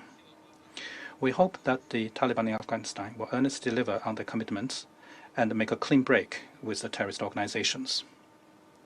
All countries should fulfill their obligations in accordance with international law and Security Council resolutions, work with each other in combating terrorism in all its forms and manifestations, and take resolute actions to prevent terrorist organizations such as Islamic State, Al-Qaeda, and ETM from taking advantage of this chaos. As we speak, the humanitarian situation in Afghanistan is very dire. Humanitarian assistance and epidemic prevention and control are under tremendous pressure. The international community should scale up humanitarian assistance to Afghanistan and its neighbors that have received a large number of displaced persons from Afghanistan to help alleviate the regional humanitarian crisis. The relevant parties should ensure that the work of international humanitarian relief agencies can continue unhindered. The international community should also continue to help Afghanistan and its neighbors to control the pandemic as soon as possible. President, the chaos currently in Afghanistan is directly related to the hasty withdrawal of foreign troops. Relevant countries should earnestly deliver the commitment to support peace, reconciliation, and reconstruction in Afghanistan, and play a constructive role on the issue of Afghanistan. On the basis of respecting the leadership of Afghanistan and relevant efforts of the neighboring countries in the political, security, development, humanitarian, and anti-narcotics fields, constructive assistance to Afghanistan should be provided on a continuing basis. A few council members said in their statement that they wish to see that greater roles played by Afghan's neighbors and regional countries. We learned that some regional countries and Afghan's neighbors had made requests to participate in today's meeting. It is regrettable that their requests were not granted. For a long time, UNAMA mission has played an important role in supporting the peaceful reconstruction of Afghanistan. Given the current situation on the ground that has undergone major changes, we hope that the Secretary General will make proper arrangements to ensure the safety of personnel of the mission. We also look forward to the Secretary General presenting practical and actionable views and recommendations to the Security Council as soon as possible on the future UN presence in Afghanistan. Thank you, Mr. President.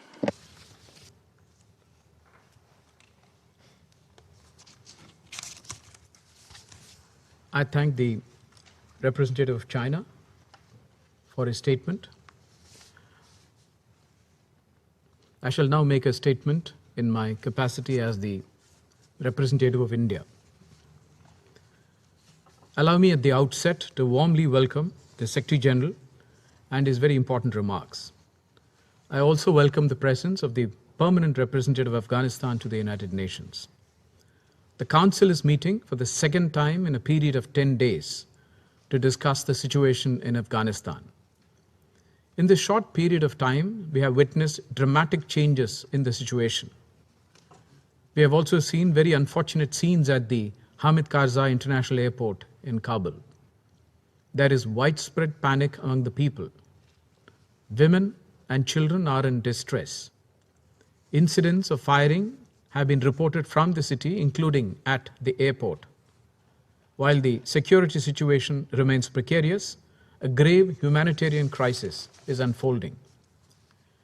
We have heard urgent appeals from all quarters, including from the Secretary General. It is time for the international community, in particular this Council, to act and ensure an immediate cessation of violence and contain any possible crisis and mitigate its consequences. As a neighbor of Afghanistan, as a friend of its people, the current situation prevailing in the country is of great concern to us in India. Afghan men, women, and children are living under a constant state of fear. They are uncertain about their future. Everyone is concerned about the increasing violations of the fundamental rights of the Afghan citizens. Afghans are worried about whether their right to live with dignity would be respected. There are many unanswered questions. We hope that the situation stabilizes soon and the parties concerned address the humanitarian and security issues. We also hope that there is an inclusive dispensation which represents all sections of Afghan society. Voices of Afghan women, aspirations of Afghan children, and the rights of minorities must be respected. A broader representation would help the arrangement gain more acceptability and legitimacy. The current situation in Afghanistan has numerous challenges. However, there are a few opportunities. If there is a zero tolerance for terrorism in all its forms and manifestations, and it is ensured that the territory of Afghanistan is not used by terrorist groups to threaten or attack any other country, then Afghanistan's neighbors and the region would feel safer. The Secretary General has underlined this unequivocally just now. Afghanistan has already seen enough bloodshed in the past. It is time for the international community to come together unitedly, rising above any partisan interests, to support the people of Afghanistan in their desire for peace, stability, and security in the country, and to enable all Afghans, including women, children, and minorities, to live in peace and dignity. India has contributed significantly in recent years to the development of the country. In this context, Indian development projects has been undertaken in critical areas of power, water, road, healthcare, education, agriculture, and capacity building. India's emphasis has been on the welfare and the well-being of the people of Afghanistan. Before the current crisis unfolded, India had ongoing development projects in every one of the 34 provinces of Afghanistan. As underscored by Council members, we need to continue to support the robust work of UNAMA and ensure their safety. We call upon the parties concerned to maintain law and order, ensure the safety and security of all concerned, including UN, diplomatic, and consular personnel, and observe human rights and international humanitarian law in all circumstances in Afghanistan. Thank you. I now resume my function as President of the Council. There are no more names inscribed on the list of speakers. I'll now adjourn the meeting so that the Council can continue its discussion on the subject in closed consultations. I kindly ask all observers to exit the chamber upon the adjournment of this meeting. The meeting is adjourned. And that was the UN Security Council talking about the crisis that is happening in Afghanistan. We saw it really happen over the last 72 hours. Taliban now in control in Afghanistan as the leaders there in Afghanistan have fled the country there. So the big news coming within the last couple of moments, everyone. President Biden will be making remarks 3:45 Eastern at the White House. He wasn't expected to come back to the White House until Wednesday from Camp David, but that is getting cut short because of everything that is happening in Afghanistan. He has now increased the U.S. soldiers to 6,000 as evacuations are still underway, and we will continue to follow this biggest story here of the day on Live Now from Fox throughout the day. We got you covered here, and we will, of course, play out President Biden's full comments coming up at 3:45 Eastern this afternoon. Before that, we are expecting a Pentagon briefing that'll be happening at 2:30 Eastern in the afternoon. We're going to slide away for a quick 2-minute break. Stay right here with us.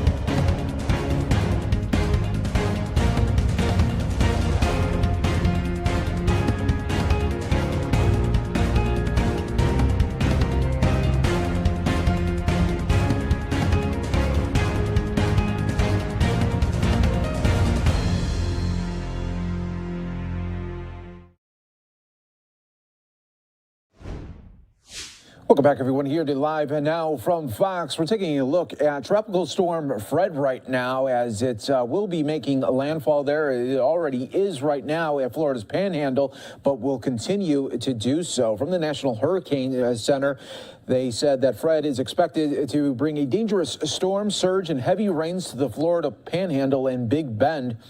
And they continue to track this right now. Here is the latest track right there, as it is really the brunt of it just south there of Panama City right now, as you see the outer bands continue to hit Tallahassee as well as other parts there in Florida. We'll continue to keep an eye on this one and hoping for the very best for everyone out there in the Panhandle there of Florida. You're watching Live Now from Fox, everybody. Let's continue with more live events here right now. We go out to Philadelphia, talking about the latest crime numbers that they saw over the weekend and gun violence. Please contact our Victim Services and Cares Unit for support at 215-686-8019. While we will continue with our efforts as enforcement, while we will continue advocating for forensics that the city of Philadelphia has needed for a very long time. Not forensics 25 years later that prove the man in jail is innocent. Forensics right now that can make sure that we catch and we prosecute the right person. We're going to continue enforcement in all those different directions. But we also want to be clear that we believe a key to gun violence is prevention. And so I'm now delighted to be able to turn to our second topic, which is that the District Attorney's Office forfeiture funds have been used and are being used today for grants to grassroots community-based organizations, 501c3s, that do important work in the community against violence. Please understand, many of these organizations are full of people who've been doing this work for free, or have been raising the money themselves, or have been paying for it out of their own pockets. Some of them have been doing it for years. This is a group of people who come with a spirit of service. They come with a spirit of community, and they are absolutely essential. In fact, they are uniquely placed to be able to carry out prevention in ways that government cannot. And so they deserve every bit of this funding that we are able to provide. Just a reminder, these are not forfeiture funds that were taken the old way, the way the DA's office used to do, where grandma's house would get taken just because a grandkid did something while she was at church. We're not doing that. That all has been changed, due in part to a lawsuit that is now resolved. The money here is not tax money. The money here is money that has been taken in ways that are legal, legitimate, and appropriate from people involved in criminal activity, most of them drug dealers, and it is being reinvested in the communities from which this money has come. There are 10 organizations, and I am delighted to start with the first. This award is to the Greater Hope Ministries Incorporated. Greater Hope Ministries Incorporated is dedicated to building a generation of African American student leaders who will promote respect, understanding, and cooperation while working to educate peers and to eradicate poverty, drug addiction, and violent crimes in their communities. At this time, I'd like to introduce four actually, some of whom will be speaking. The first is Dr. Marilyn Miles, the founder, who I understand will not be speaking today. Erica Robeson, a teacher who will be speaking. And we have two student participants. They are Joel Ritchie and Paul Braham. And the amount of this grant is $48,400. Would anyone who is speaking or who cares to come to the podium please come forward?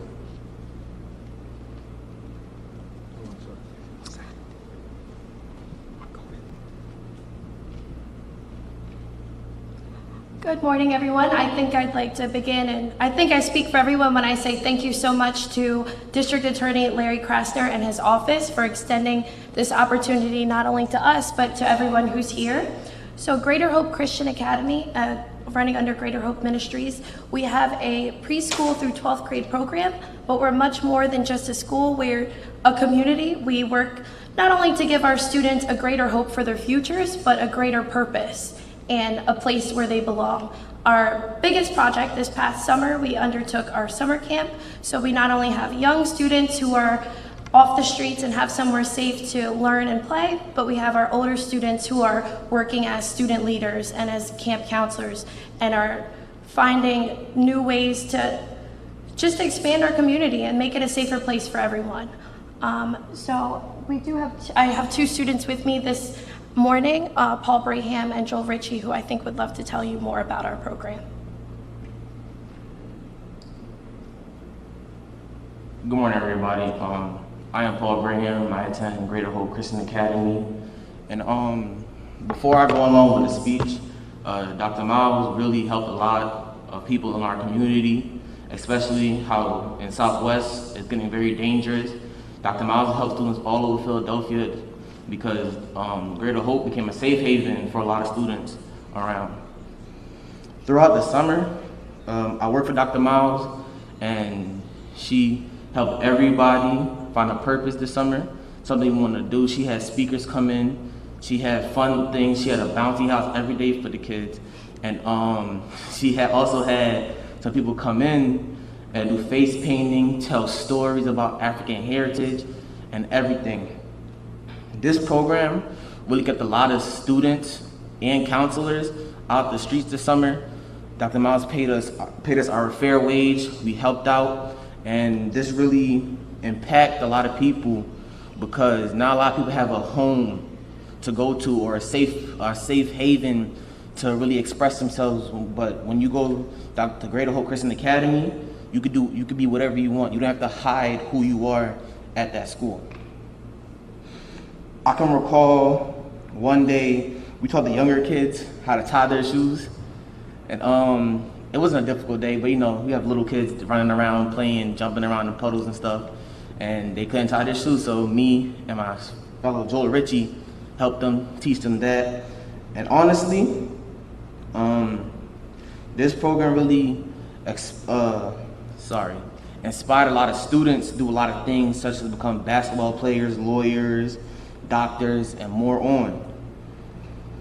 I honestly do wish a lot of programs were like Dr. Miles' program, but thank you very much for your time. So thank you so much. If anyone is interested in reaching out to us and helping us out, or even if you have a student you'd like to enroll, we're always available at ghca1992.org. Thank you so much.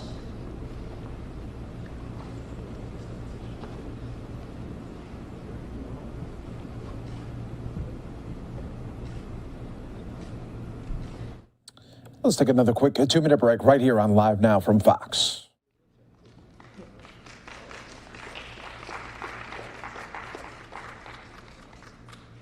Our second second violence prevention grant awardee is Amandala Incorporated. Amandala Inc.'s mission is to create safe spaces that combine the power of sport and education to empower youth and change lives through its Safe Hub youth and community development model. I would like to introduce Liam Connolly, Project Director, Jaylene, and Mia, who are student participants. And the amount of this grant is $10,000.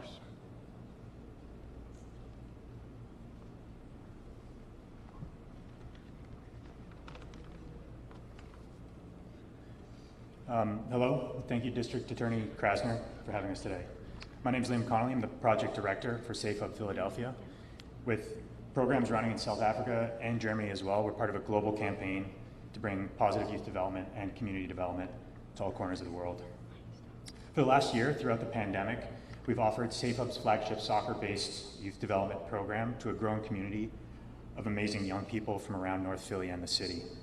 At our core, we're a youth and community development organization focused on using sport as a vehicle through which to support young people building critical social and emotional skills to help them navigate the world they're inheriting from us and change it to be a more equitable world for them.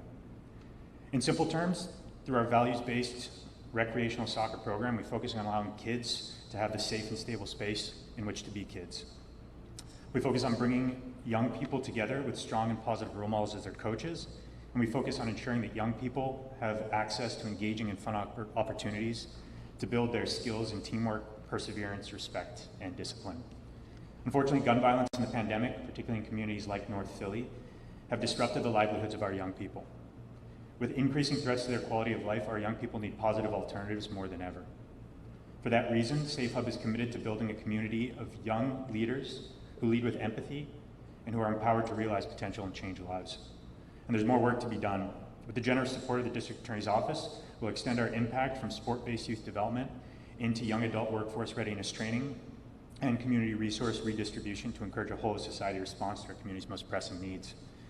Thank you again, District Attorney Krasner. And on that note, I'd like to invite a couple of our players, Jalen and Maya, to say a few words about their experience as leaders in Safe Hub. Hi, I'm Jalen. I'm part of the Safe Hub community and I really like it here. It's a very well program to share with friends and family. They're supportive, knowledge, and they push you to try your best. They believe in you, they don't judge you. They believe in every footstep you make. They push you to go harder and succeed in life. It's a very well program for many, many kids to come and play for the sports here.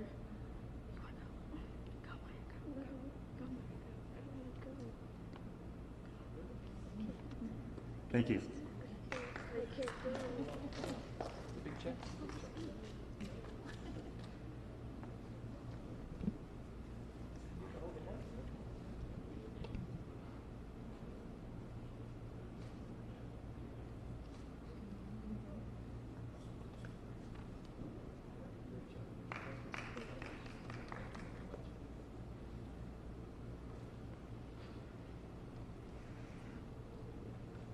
Our third Violence Prevention Grant awardee is the Committed Community Mentors. Committed Community Mentors' mission is to recognize opportunities within underserviced communities and serve as a mechanism for social change and development that enhances the quality of life of inner city residents, their families, and their communities. It's my pleasure to introduce Tyrone G. Morris, who is the Executive Director, and also to introduce two student participants, Jada McClan and Britney Dudley. The amount of this award is $17,000.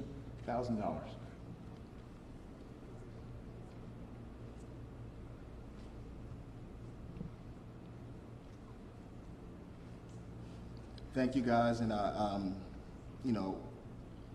like to say one thing before I get started. I'd like to say that the last few years have been very challenging for the city of Philadelphia. I think we've experienced a great deal of violence that hasn't been seen in quite some time. In addition to that violence, we've experienced a transition in government, a transition to a policy that limits the control of government and enables organizations like myself to actually partner and make a difference. As the district attorney said, our mission is to recognize opportunities. And we see this opportunity here to provide evidence-based practices and strength, meet you where you are approaches for community residents. Part of this money will go towards expanding our Safe Space Initiative. Our Safe Space Initiative brings together people from the community, provide them with a safe space for business entrepreneurship training, a free meal, free haircuts, open run basketball, and we also do family group decision making and restorative circles. Transformative mentoring is also part of what we do. Today I brought Jada and Brittany, who are individuals that we've mentored in the community. They're entrepreneurs, young people from the community who would like to engage the community, engage young women, and we're using their energy to help them establish evidence-based practices and a proper approach. It's not enough just to say, you're speaking to young women or you're speaking to the community. We like to bring that evidence-based approach where you have, after 6 months, you have some type of progress. We change the thinking through cognitive behavioral therapy and other approaches. So I'll give Brittany an opportunity also their program. Hello, my name is Jada McClain. All right, everybody, we are going to take another quick 2-minute break right here on Live Now from Fox.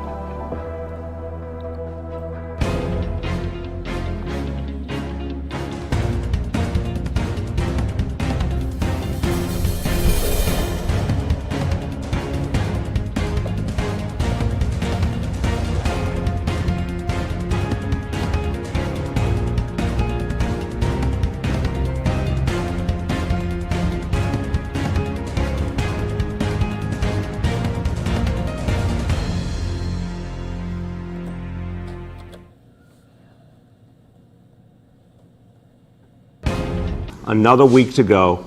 David. Welcome back, everyone, here to Live Now from Fox. Taking you now out to New York City. Got Mayor Bill de Blasio there talking with other officials on the latest COVID-19 numbers, talking about vaccines and so much more there in New York City. The ground rules are. And thank you. And we really appreciate everything you're doing, employing so many New Yorkers and giving an amazing experience to so many New Yorkers. Well, thank you. It's great to be here. Excellent. Thank you, David. Now, everyone, hearing one of our great chefs believe in this, that's a powerful message for sure. I want you to also hear from our health commissioner, because he understands how important it is to get everyone vaccinated, why this is kind of approach that can make a huge difference. He understands the key to NYC is a difference maker as a strategy, but also he's going to give us an update on new guidance from the CDC related to third vaccine doses. We all know with COVID, there's always new information, always new developments. Our job is to keep New Yorkers informed, provide guidance, provide support. Here to give you an update, our Health Commissioner, Dr. Dave Choksi. Thank you so much, Mr. Mayor. First, I'm so proud that under your leadership, New York City is leading the country once again in our COVID response with the key to NYC. Vaccination is the key to ending the pandemic, and that's why the vaccine is now the key to NYC. This will benefit, as you just heard, not just patrons, but also staff, like the restaurant employees and the theater workers whom I've taken care of as patients. Now, a brief update on our vaccination guidance. Late last week, the FDA and CDC recommended that people with certain immunocompromising conditions get a third dose of COVID vaccine. This follows studies that showed a lower immune response after 2 doses of an mRNA vaccine, that's Pfizer or Moderna, in some people who are moderately to severely immunocompromised, such as someone who's received a kidney transplant. The good news is that some of these individuals were shown to have a robust response to a third dose. The types of conditions covered in the update include active treatment for cancer, organ transplant recipients who are taking immunosuppressive therapy, people who've received a stem cell transplant in the past 2 years, or people with advanced or untreated HIV. For other health conditions like diabetes or heart disease, we do not recommend a third dose at this time. Other New Yorkers may also be asking, what about me? Should I get a third dose? Will I need one in the future? The simple answer is that right now you do not. But scientists are working around the clock to learn more about how vaccines can best protect us, particularly in the context of the Delta variant. The virus and our scientific understanding of how to beat it change quickly, and so we must be ready to adapt as well. For New Yorkers who are immunocompromised, now that means keeping up with your course of vaccinations and getting a third dose as soon as possible. Go to nyc.gov/COVID vaccine to learn more about which medical conditions qualify and how to make an appointment for your third dose. And of course, please speak with your doctor if you have any additional questions. Finally, one last reminder for all of us. Mask up in public indoor settings, regardless of your vaccination status. Let's mask up and, most importantly, vax up to keep our city healthy. Thank you, sir. Thank you so much, Dave, and everyone. We're going to keep fighting the Delta variant, and we will prevail. There's no question in my mind. You just see New Yorkers responding to the challenge as we have throughout this crisis and coming out, getting vaccinated, making an impact. We're going to keep fighting back. And so that's why we also are focused on our recovery. We're focused on our comeback. We're focused on celebrating the strength of New Yorkers and the way we have fought through. I want to talk about Homecoming Week. We have a couple of special guests here I want you to hear from. First, let's talk about the concert, starting with the concert in the Bronx. This is going to be a big moment celebrating the culture of the Bronx, celebrating the amazing, historic contribution of the Bronx when it comes to hip-hop. Remember, the whole world was changed by the creativity that came out of the Bronx that led to hip-hop, that changed the face of music. This concert is going to be amazing. It's on Orchard Beach. So as we know, bucket hats recommended. There I am modeling for you. And the first 1,000 attendees at each of our 4 It's Time for Hip Hop in New York City concerts get this t-shirt. And this t-shirt says it all. Creativity, hope, unity, resilience. This is New York City. And subway themed back of the shirt too. So these are going to be amazing, amazing concerts. Want to celebrate. We were in the Bronx 2 weeks ago for a week of activities in the Bronx. It was a really special moment. And we're so honored that the first concert is going to be in the Bronx, and it's going to say so much to the people of the city about our comeback. I want to hear from one of the performers who's going to be a part of this concert. He is a beloved favorite of our own Deputy Mayor Melanie Hartzog, and he is known for this phrase: sometimes he rhymes slow, sometimes he rhymes quick. A great honor to have with us Greg Nice of Nice and Smooth. Hey, what's going on, everybody? How you doing, Greg? I'm learning technology, man. We're getting old. You're looking good. You got it right on point there. Oh man, that's wonderful, Mr. Mayor. We was up all night last night out here in Philadelphia doing a concert here with a lot of my buddies that's on some of the shows that's coming up at the homecoming week. And we did a big after party here. You know, Philadelphia is the second city to me after New York. They get down just like how we get down. This is going to be an amazing week. I'm so happy and so honored to be able to do this thing at Orchard Beach. This is one of the first places that we shot one of our music videos at in 1991, was on Orchard Beach. So this is really like a homecoming reunion for me and my partner Smooth. Well, you guys have made such an impact, and I'll tell you, when we had our week in the Bronx, whenever I mentioned the lineup, and we talked about what you guys had done, people, just this warm smile came over people's faces, and just a real appreciation. So I didn't know your first video was Orchard Beach, so this is really a homecoming for you. Oh yeah, we was on Orchard Beach for 2 days, and we went on Channel 31, WNYU, with Ralph McDaniels, the early days of Video Music Box, and we announced that we were going to be on Orchard Beach this weekend. Everybody come out. Hundreds and hundreds of people came out, all the way till today, that some of the young ladies I see in the street, they go, "We were in your video." I'd be like, "You're a grandmother now." Wait, what year was that, Greg? That was 1991. Well, you're having your 30th anniversary reunion with Orchard Beach there, so that's going to be an amazing moment. And listen, thank you. These concerts are going to say so much about New York City coming back. Thank you for being a part of it. All right. Man, this is awesome. I appreciate you doing this. You're going down in history as the mayor with all the funk. There you go. You're going down with all the funk, baby. That is the highest honor I will ever receive. Remember this. Yes, I can't wait to see you. New York is going to be on fire this week. All week is on fire. The Bronx is going to be on fire. Staten Island's on fire. Queens on fire. Brooklyn is on fire. And money-making Manhattan is on fire. You covered it all. Greg, thank you. We'll see you tonight. And thank you so much for being a part of this. All right, we get ready to get on the highway and make it back to New York City. Yeah. Drive safe. Okay. Have a blessed day, everyone. Take care. Now, homecoming week. 5 amazing concerts. But there's also a huge film component to this week that's going to be extraordinary. Rooftop films. We talked about this a few days ago. Screening films in all 5 boroughs. But something very special is going to happen this week as well. One of the greatest, and I'm going to embarrass him a little bit here, one of the greatest filmmakers of all time, not just from New York City, but anyplace else.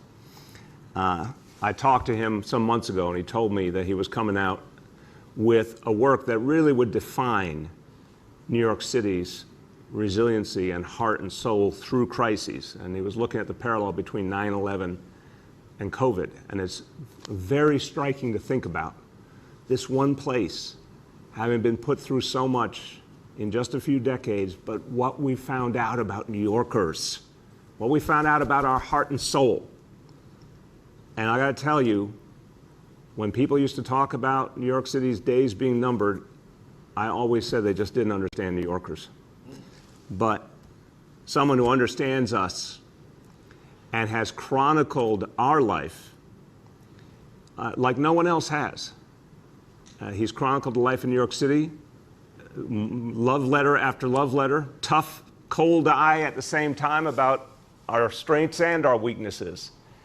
And as my wife Charlene likes to say, no one has captured African American culture better than our guest today, and he will be premiering on Wednesday night at Rockefeller Center. 2 chapters of New York City Epicenter's 9/11 to 2021 and a half. We're going to take another quick 2-minute break right here on Live Now from Fox.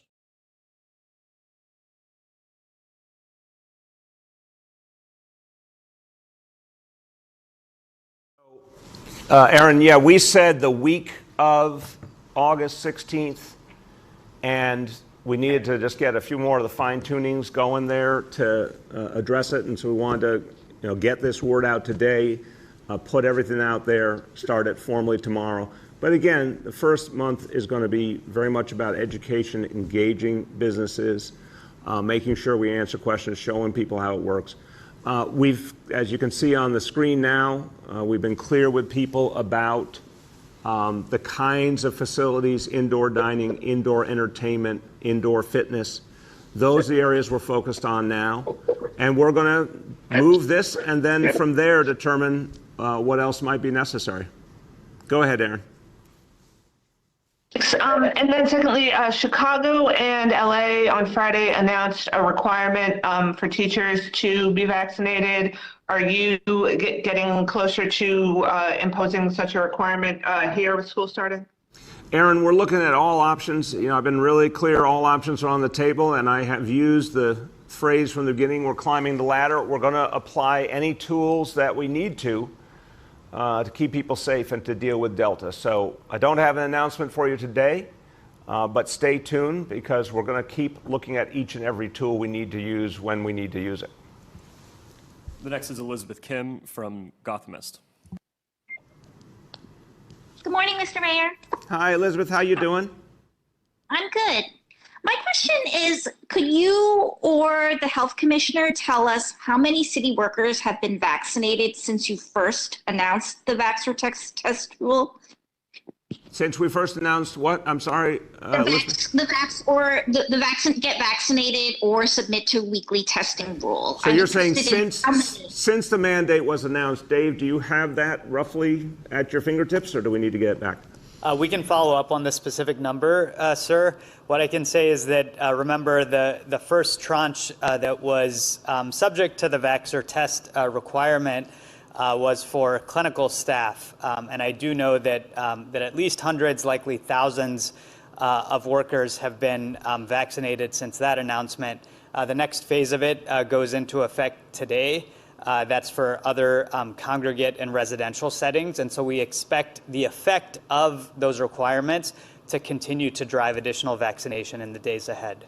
Elizabeth, we will get you specific numbers, but let me do some overall. This is not just city workers. This is the city as a whole.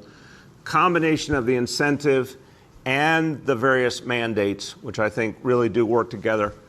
We've seen a 30% increase in vaccination over the past week, and if you go back 2 weeks, it's been a 52% increase in vaccinations for the city on a weekly basis. And then last week, for the first time since early June, we saw over 100,000 first doses in a week. So there's no question that this is having an impact. I think it's going to have a lot more impact as it affects more and more city workers, but we'll get you the numbers as we have them today. Go ahead, Elizabeth.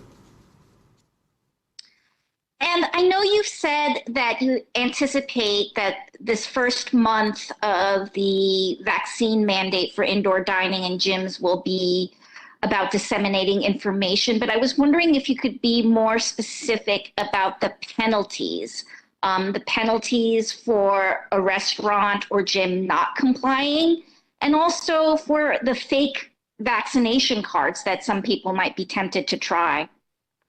Yeah, really, really key questions. Elizabeth, so first of all, I'll start, and Dr. Choksi and then Commissioner Jesse Tisch can add. On the falsification of a vaccination card, that's actually a serious offense, falsifying an official document. That literally could result in prison time as much as 7 years. So I want people to understand that is not something to play around with. We're in the middle of a pandemic. The vaccination card's a pretty sacred document to tell us who's vaccinated, who not. Don't even think about falsifying it, because there could be very, very serious consequences if you do.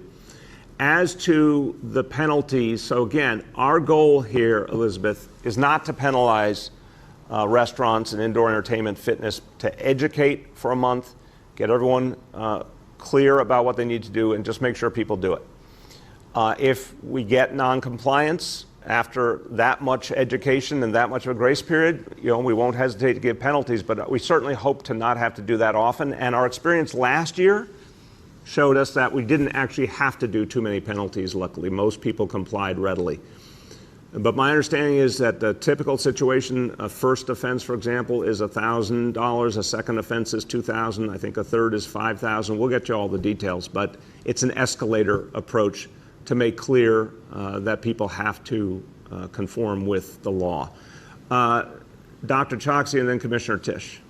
Thank you, Mayor. And that's exactly right. So starting with the penalties for noncompliance, as a reminder, these would go into effect as of September 13th of this year. Any establishment that is subject to the mayoral executive order that's found to be non-compliant would be subject to a fine of $1,000 on the first offense. And as the mayor just said, those fines can escalate with repeated offenses beyond that. In terms of the concern about fake vaccination cards, the most important point is that a fake vaccination card constitutes fraud and will be prosecuted as fraud by that individual. We will have recourse for people to report if they are encountering fake vaccination cards, both at the city level through 311, as well as at the state level through the state attorney general's office. The final thing that I'll say is that another part of the requirement is that any establishment that's subject to the executive order is required to post a sign that describes what patrons and staff should expect. That's now available online at nyc.gov/key-to-NYC. Thank you. Thank you. And Commissioner Jesse Tisch has played a key role in putting together this initiative. Anything you'd like to add? Thank you, Mr. Mayor. I have nothing to add. That was very complete. Good. And I also see we have Small Business Services Commissioner Janelle Dorris. Anything you'd like to add? I think he's out there. Thank you, sir. Only that we have an extensive outreach plan for small businesses to make sure that they know all that is needed to comply. And we start that this week. We start that actually tomorrow. We're in the streets speaking with small businesses and also partner with our BIDs, chambers of commerce, and other small businesses groups. So folks are well aware of all the information and make sure that they have the requirements that are met, but also we're there with them hand in hand. That's what we've been doing from the start of this pandemic. So we'll be here for you. You can call our hotline if you're a small business. We want to make sure that you have everything that you need to comply. And Commissioner, you and your team have done a great job working with small businesses from the very beginning. I want to thank you for that. You've been out there at the front, hands-on. But I like to always have you remind people of your hotline number for any small business that needs help. Correct, sir. Yes, 888-SBS-4-NYC. Number 4, 888-SBS number 4-NYC. Thank you very much, Commissioner. Next, making her return to the Blue Room is Katie Honan from the city. Katie, welcome back and congratulations on the new gig. Well, we say, I don't know if she's out there. Okay, hold on. Are you muted? If you got her there or not?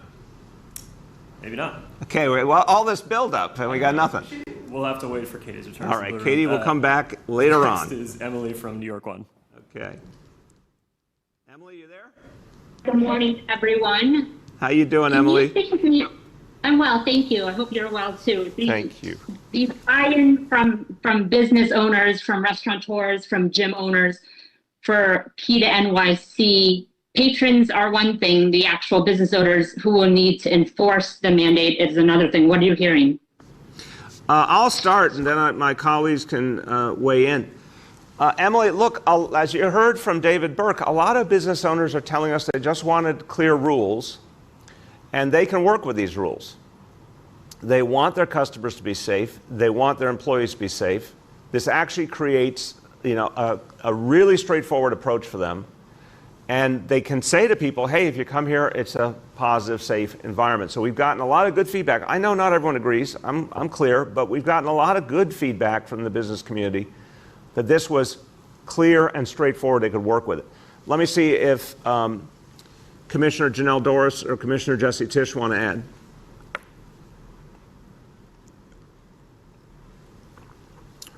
Sir, just to say, to echo your point, certainly we heard from multiple groups, multiple sources as it pertains to the advocates from the small business community. And the one thing I think we heard echoed throughout was consistency, knowledge and understanding exactly what the rules are. That's our role here at SBS. We will continue to do that. And then, of course, making sure that whatever is being asked of them is outlined and easily accessible. And that's what we have as pertains to the rules, regulations, requirements. They're in various languages. Again, we're doing webinars, training, outreach to make sure that all businesses know what they need to comply. Thank you very much. Go ahead, Emily. Mr. Mayor, with respect, of course, speaking of clear and straightforward, the mandate we thought had begun today, but it's to begin tomorrow? Yeah, again, let's be clear, Emily, fair question, but we said the week of the 16th, and we were trying to be clear that we were working out some final details.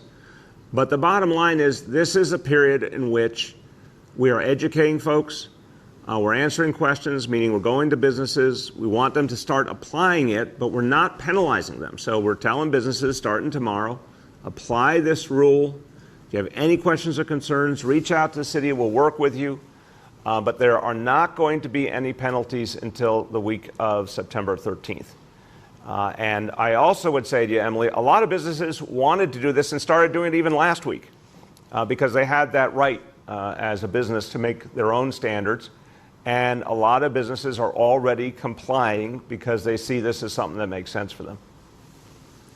Go ahead. The next is Henry from Bloomberg.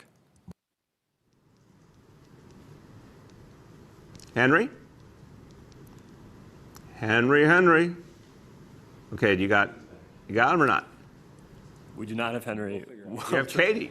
We do have Katie. You have Katie, The all next right. is Katie from the city. Katie. Hey, can you hear me? There. Now, I want to now formally congratulate you. You can hear me? Yes, can you hear me? Oh, thank you so much. Yeah, I can hear you. All right, welcome back. Great, thank you. Thanks. I wanted to follow up with Emily's question. There seems to be some confusion in business owners, or I guess they're concerned about, although this is very well intentioned, a lot of it sort of falls on them, already kind of a tax workforce enforcing these rules. Are you concerned about any real blowback or any really strong negative reaction to this rule and how it would affect these small business owners and the sort of the people working as a hostess or a bartender and having to enforce this? And does the city have any other resources, any trainings or other kind of guidance to help people as they're getting used to this? That's a really important question. In terms of training guidance, I'll turn to, in a moment, Commissioner Dorris and Commissioner Tisch if they want to give any sense of how that's being done. But let me emphasize, first of all, Katie, I think the notion that it is a government mandate to address a pandemic, there's a whole lot of people that can make sense of that. And they understand it's not the individual restaurant making that decision, but it's something being done for the good of people overall. Obviously, we're seeing various mandates now all over, including the United States military. So this is not a new idea. People are smart. They're getting the message that we really have to deal with the Delta variant. It's a whole new ballgame. But second, I'd say, remember that so many places already have a procedure for checking people. Obviously, restaurants and bars would checking IDs when people get alcohol, for example, or other check-in procedures, people showing ID at a fitness club, whatever it might be. So it's not like an entirely different concept. I think it's going to go quickly and smoothly in the vast majority of cases. And if they need support, if they have questions, that's what this whole month is for, to really get people clear on how to make it work before any enforcement begins. With that, let me see if Commissioner Doris or Commissioner Tisch want to add on how we're preparing people. I could jump in here, Mr. Mayor. It's Jesse. Katie, the Office of Administrative Trials and Hearings, OATH, is putting together de-escalation training specifically for small and medium-sized businesses who want tips on if they have to turn someone away, how they can de-escalate the situation. So that training will be available at some point this week for any business who wants to review it. It's going to be an online webinar. The other thing we've done is we've put together a website that's largely geared towards businesses implementing the key to New York City. And that website has FAQs for businesses. Obviously, it's going to have the links to the training, the policy, and general information, in addition to calling the SBS hotline or 311. Thank you. Commissioner Doris, you want to add? No, sir. I think we covered it. Great. Okay. Go ahead, Katie. Thanks, and I apologize if this has been answered at some point, but when the enforcement begins in September, who will be doing the enforcement to make sure restaurants are checking for vaccines, and especially for those fake vaccination cards? So what we're going to do is focus on civilian agencies, of course, Department of Health, which plays such a big role right now in regulating restaurants, but civilian agencies, variety of agencies will be mobilized. Depending on the situation, we also have the ability to bring in the sheriff's office if needed. But I think what we're going to see, again, is that people are going to realize that this is important and that it's important to do it right. If we get any indication of falsification of vaccination cards, again, that's exactly the kind of situation we would bring in the sheriff for. The next is, The next is Nolan from the Post. Hey, good morning, everybody. Hey, Nolan, how you doing? I'm well, Mr. Mayor. How are you? Good, good. Concerning the Delta variant, the City Health Department and Yale did that massive study, I think it was a couple of months ago at this point, that looked at how effective the vaccines were at preventing infections. And it found that something like 250,000 infections were prevented, which in turn prevented about 40,000 hospitalizations and about 8,000 deaths. Since then, there's been another 2 months of new case data, and I'm wondering if the Delta variant has proved to have changed those numbers and those rates at all. Important question. Let me turn to Dr. Choksi and then Dr. Varma to comment on what we're seeing so far. Thank you, sir, and thanks, Nolan, for this important question. To recap, the study that Yale put out showed that over 250,000 cases, 44,000 hospitalizations, and 8,300 deaths were prevented as a result of New York City's vaccination campaign. As you pointed out, that covered essentially the first 6+ months of our vaccination campaign. Since then, because of Delta, we do know that the level of infection, as well as the number of hospitalizations and deaths, has increased. But that means that our vaccination campaign has prevented still more than those numbers that I cited with respect to cases, hospitalizations, and deaths. So even though we are concerned, of course, about the numbers that we are seeing right now, we only have to look to other places in the United States and around the world with respect to what would happen if we did not have the levels of vaccination that we do have in New York City. So it's all to say that vaccination continues to save lives, and that's why you've seen our concerted focus on it. Thank you. Dr. Varma.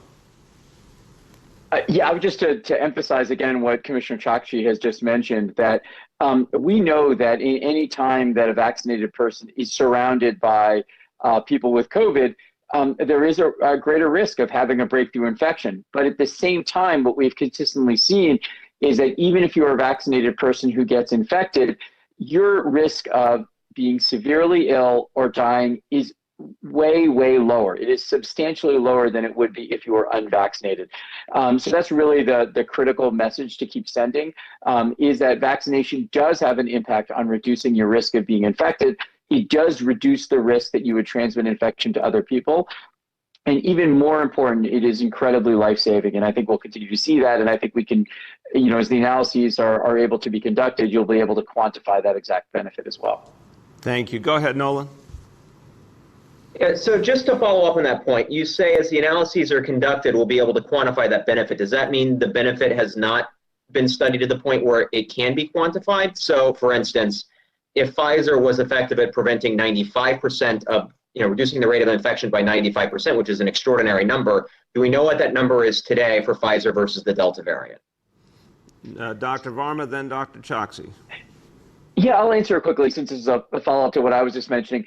So I think that the reason, I'm sorry, I use that wording is because we know that the real world effectiveness of a vaccine, and this isn't just for COVID vaccines, this is for every vaccine ever developed, never matches exactly what you get in a clinical trial, because there are so many different variables that could impact how you might get infected, what your medical history is, et cetera. So, quantifying that impact over time was referring specifically to that issue you were saying, which is how many infections have we prevented over time? How many hospitalizations have we prevented over time? And that is something that you only get when you can look back in the real world and measure over time. And that's why that, health department analysis with Yale, took quite a long time to do, because to do it properly requires you to have a substantial amount of data and to do a lot of analyses.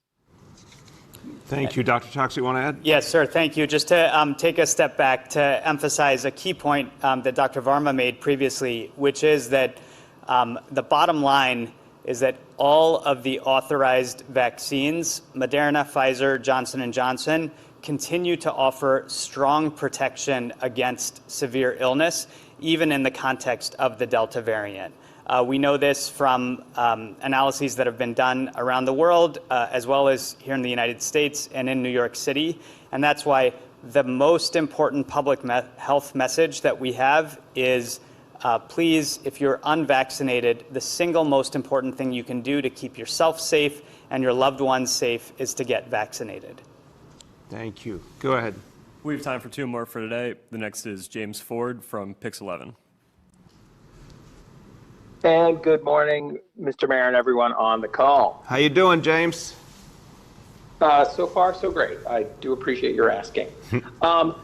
Could you provide just a little more detail regarding the Key to NYC pass? I understand this is just for indoor facilities.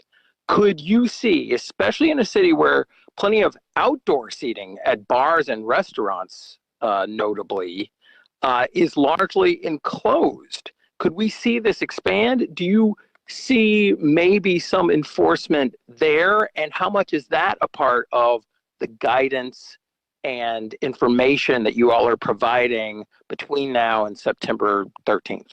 Yeah, very good question, James. Look, first of all, outdoor is still outdoor.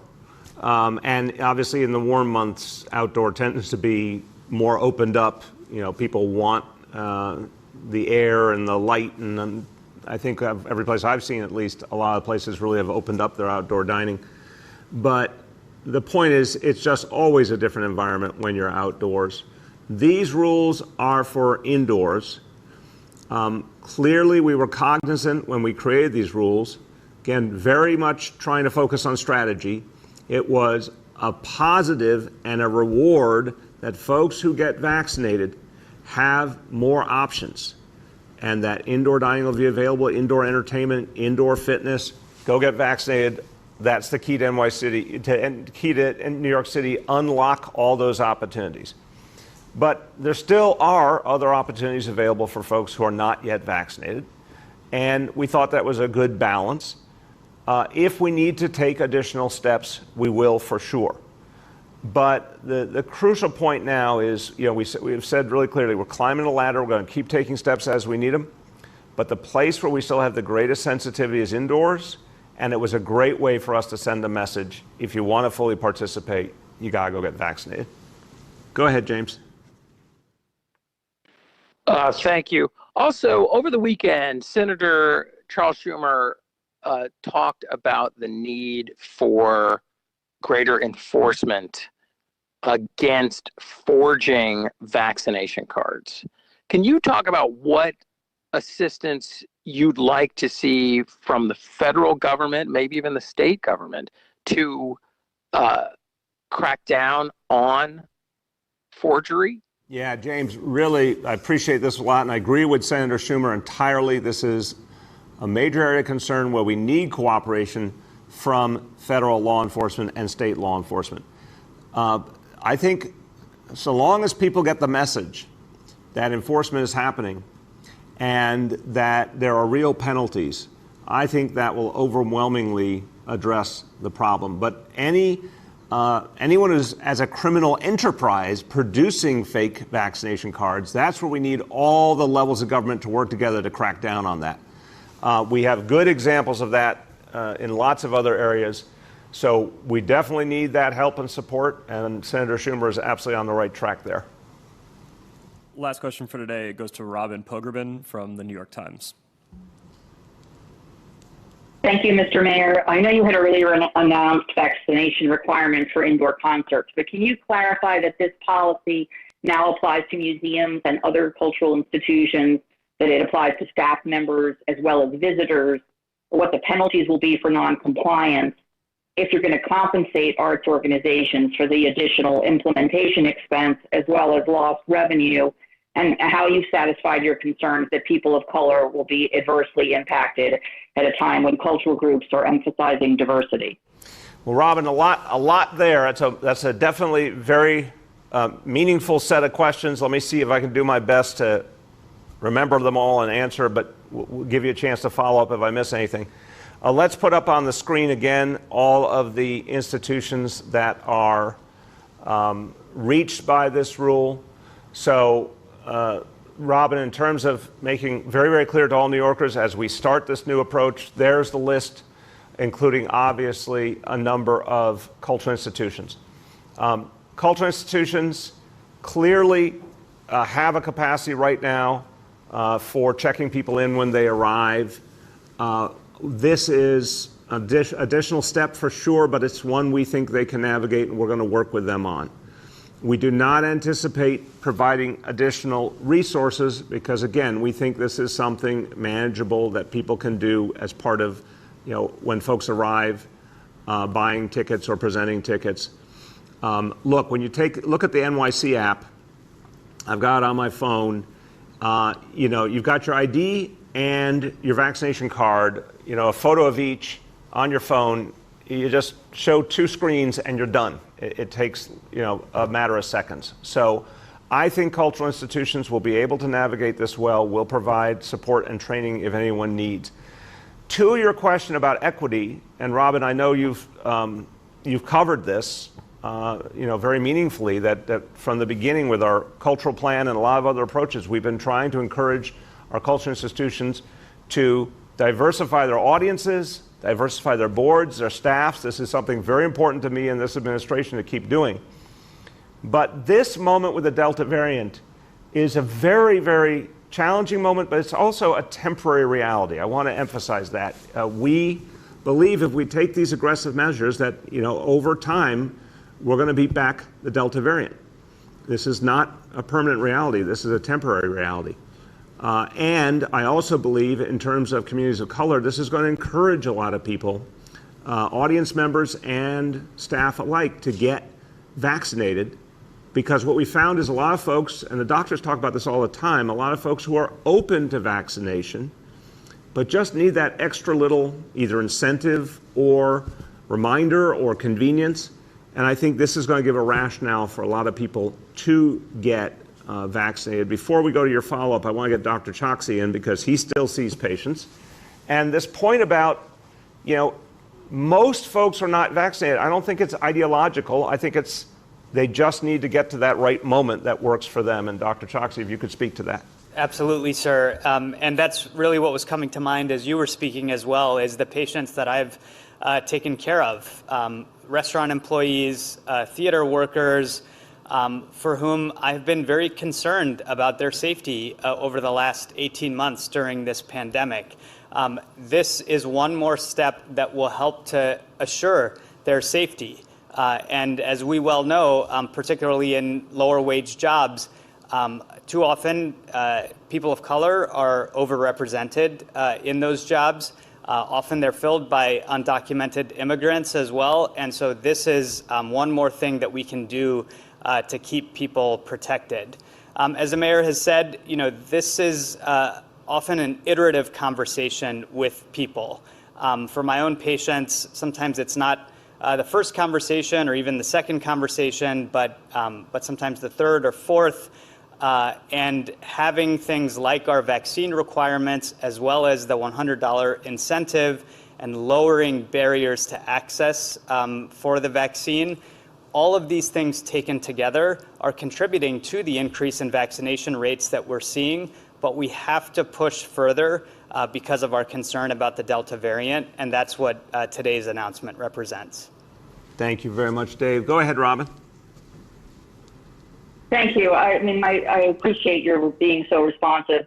The one point I wanted to just return to is, I have one cultural organization saying to me that they were the first to shut down, they were the last to reopen, and that the whole field has not been given the measure of relief others have, that they do feel that this implementation is going to sort of be insult to injury in the lost revenue they already have with reduced capacity. What would you say to that?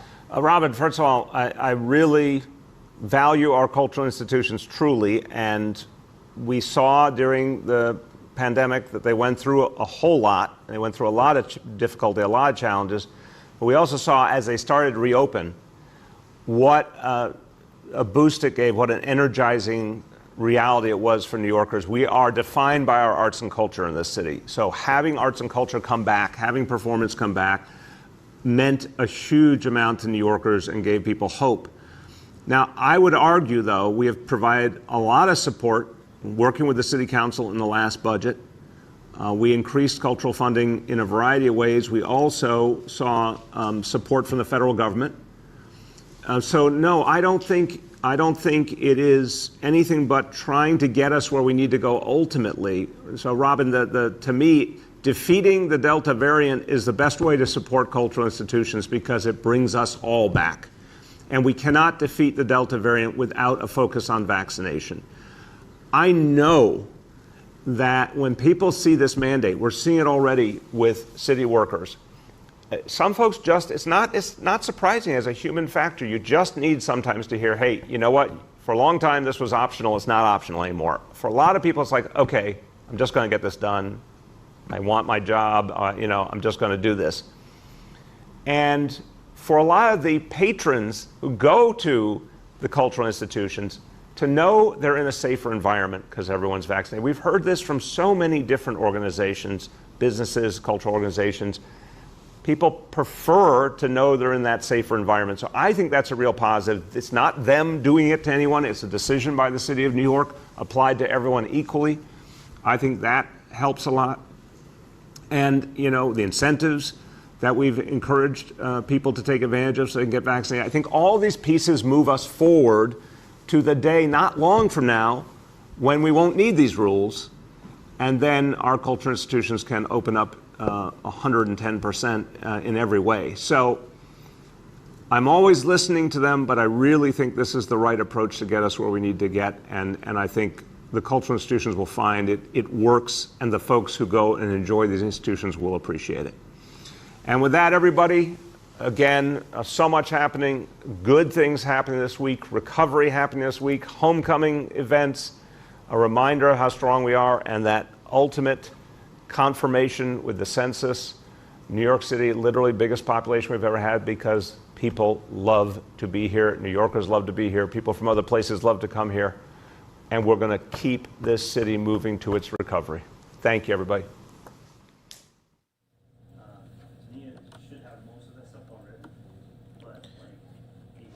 With that New York City update complete, we continue to wait for more updates on Afghanistan and everything that is happening there with the Taliban takeover. This is a live look at the UN, expecting some more remarks in just a little bit from other dignitaries in and around the world here. So we'll keep an eye on that. Just a special reminder that President Biden is speaking at 3:45 Eastern. We will take those comments in full when it does happen. You're watching Live Now from Fox. Taking another quick 2-minute break.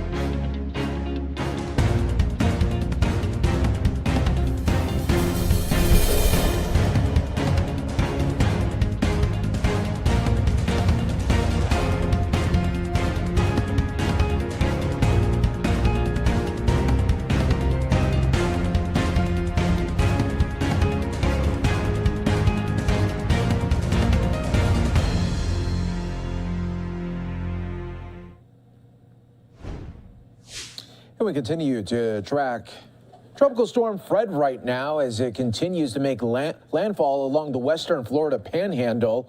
Expected a full landfall by this afternoon or this evening. A tropical storm warning is in effect for large portions of the panhandle with tropical storm force winds, heavy rain and storm surge all expected in this mix. The heaviest rain will impact an area from the Florida Big Bend coast across the panhandle where 4 to 8 inches of rain with isolated storm totals of 12 inches are forecasted. The deepest storm surge will occur along the coast near the eventual landfall location. However, the current highest storm surge forecast is of 3 to 5 feet from Indian Pass.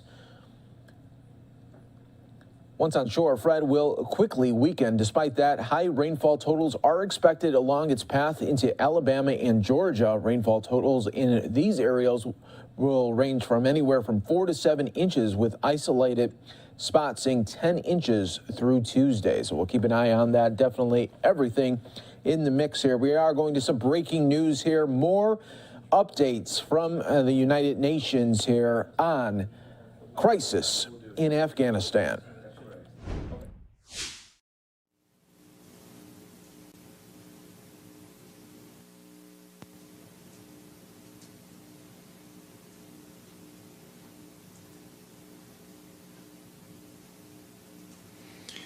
All right, as you will have seen this morning, the Secretary General took part in an open meeting of the Security Council on Afghanistan. He appealed to council members and to the international community as a whole to stand together, to work and act together, and to use all the tools at their disposal to suppress the global terrorist threat in Afghanistan and to guarantee that basic human rights will be respected.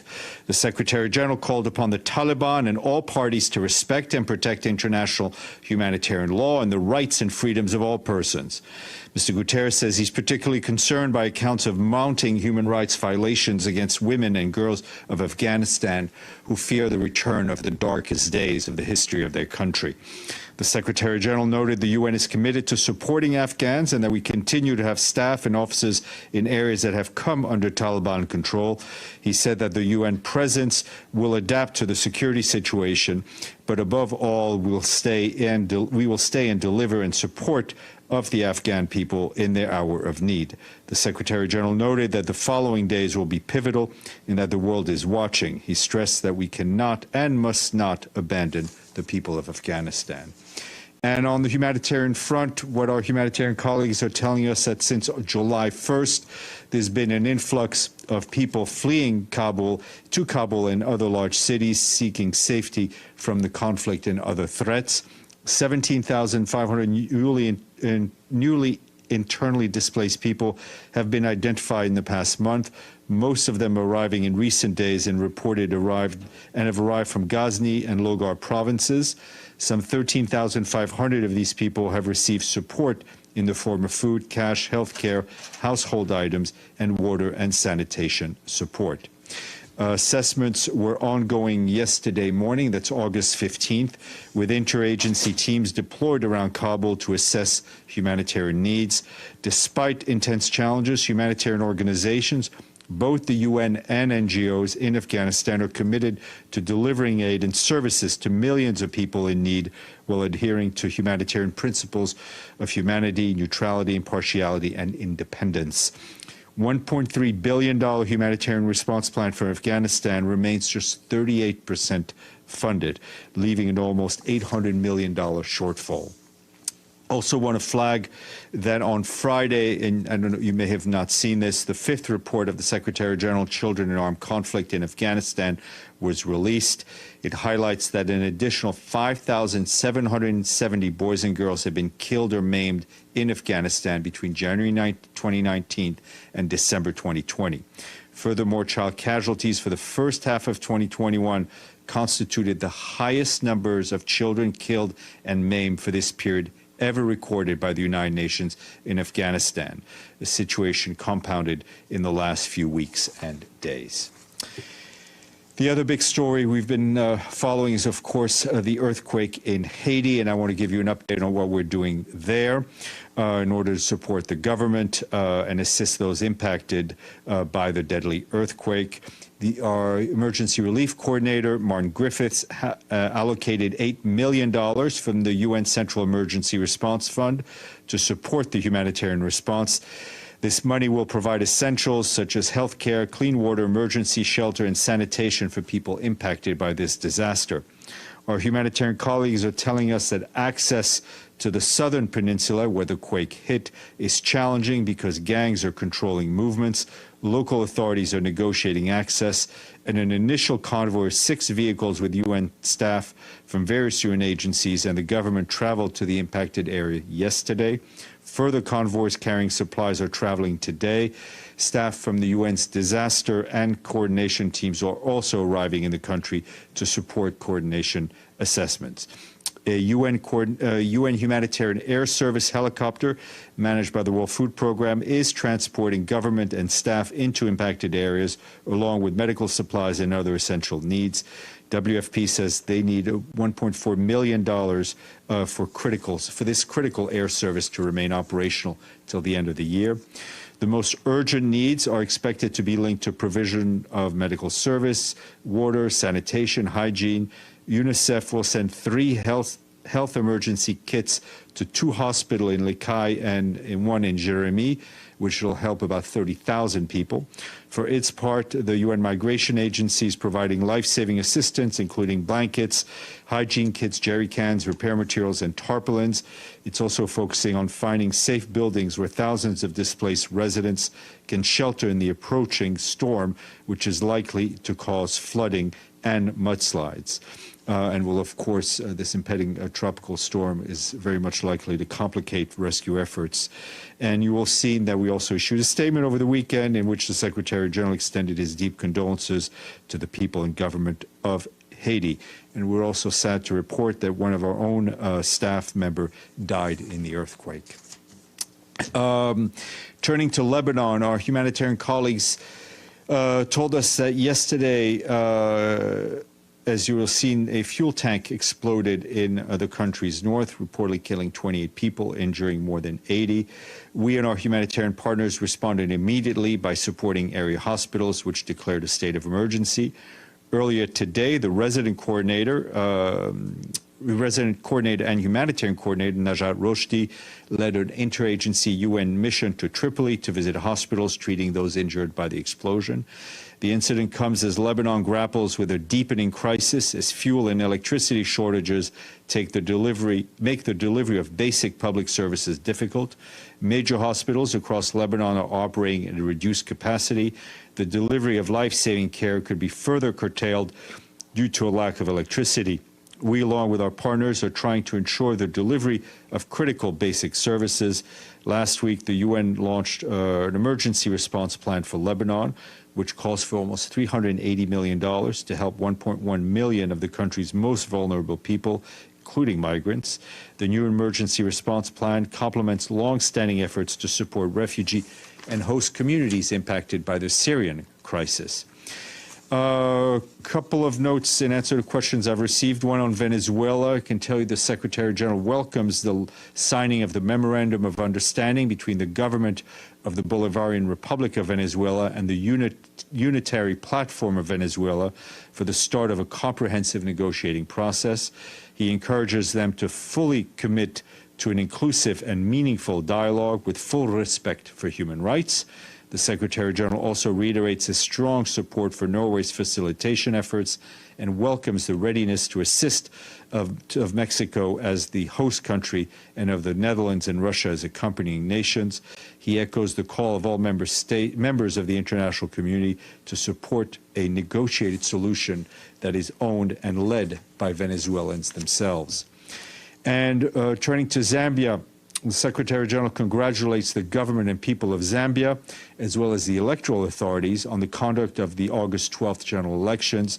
The overall peaceful conduct of the elections is a clear testament to the continued commitment of the Zambian people to upholding Zambia's democracy, peace, and stability. The United Nations will continue to support the government and the people of Zambia in their efforts for a democratic, stable, and prosperous country. Quick note from Fiji. World Food Program, World Health Organization have transported more than 15,000 kilograms of medical supplies to treat COVID-19 patients and protect frontline workers. WFP's humanitarian air service flew oxygen concentrators, pulse oximeters, masks, and other supplies at the request of Fiji's health ministry. To date, the Pacific Humanitarian Air Service has operated 30 flights transporting 250,000 kilos of vital cargo to 14 countries and territories in the region. And you will have seen that yesterday we issued a statement in which the Secretary General said he was saddened to learn of the loss of life and damage to infrastructure due to floods and mudslides in northern Turkey following the recent devastating wildfires in the country. He extends his deep condolences to the families affected.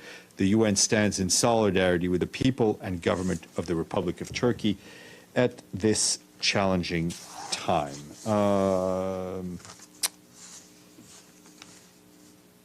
I will take your questions, Michelle, and then James. Thank you, Steph. Just to follow up on the comment by the Secretary General about the UN adapting its presence in Afghanistan. How many staff are still there? Is it still 300 international and 3,000 national? Have any left, planning to leave? Where will they go? The numbers of staff in country have not changed since I last shared with you. Obviously, and to put it mildly, the security situation on the ground is complex and fluid. I was talking to our security colleagues this morning. They are monitoring the situation on an hourly basis. They're in touch with the folks on the ground. I think everybody's trying to get their footing in terms of the situation as it is, and I think all of us, especially our humanitarian colleagues, are doing their utmost to ensure that humanitarian aid continues. And what kind of communication is the UN having with the Taliban? we are having contacts on the ground through our political mission. Mr. Bays. So could you just expand on that? Who has the Special Representative Deborah Lyons, who has she spoken to? Has she met any Taliban representatives in Kabul at this stage? Has she spoken to Mullah Brother in Doha? I can't give you any of those details at this point. We're having the contacts that we need to have to ensure, first and foremost, the safety of our staff, our national staff, their dependents, and our international staff. Sorry, I'm trying to read my note here. Different issue. The ambassador of Pakistan talked again about an inclusive government, and the Taliban saying they'd welcome an inclusive government. What efforts are there currently underway to try and persuade the Taliban that they should go ahead with that idea, and to speak to other political actors in order to try and broaden this beyond just the Taliban ruling by themselves? Well, it's clear to us that various members of the international community are having contacts. What the Secretary General's position is, and I think he just really outlined it to you, is the importance of the international community to speak with a single voice to the Taliban, to ensure the protection of human rights, especially of women and girls, and all sorts of other issues, as he outlined. If ever there was a need for one unified voice on an issue, I think it is for this. Beitul. Thank you, Steph. On Afghanistan, 2 questions. The U.S. is trying to relocate thousands of Afghans in Qatar, and I'm just wondering if the UN or UNHCR is involved in this deal. And you talked about the internally displaced people, which is, I believe, 17,500. Do you have an estimate of how many Afghans have left the country since the beginning of this year? Okay. On your first question, no, I have no information on what you mentioned with, I think, Qatar. I will check with our UNHCR colleagues about how many have left. What is clear is that a basic principle of international refugee law is that there should be no refoulement, that people should be given refuge when they are fleeing, literally for their lives. Madame, and then we'll go to you. Stefan, could the failure of America in Afghanistan have geopolitical consequences? I mean, does the situation in Afghanistan, will the situation in Afghanistan, can it have impact beyond its borders? Yes. Yep.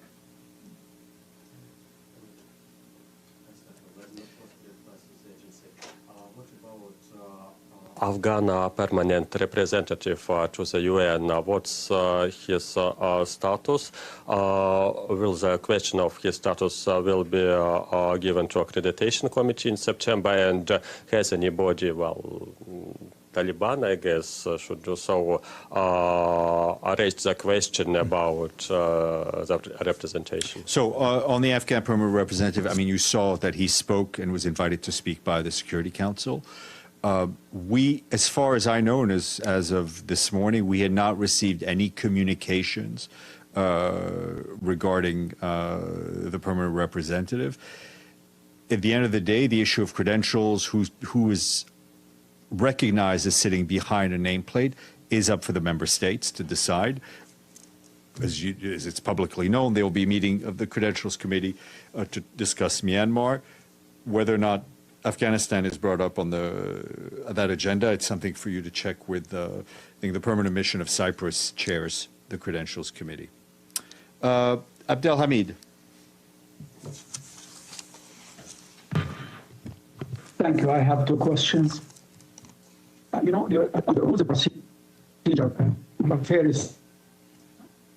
Abdel Hamid, I can't. Abdel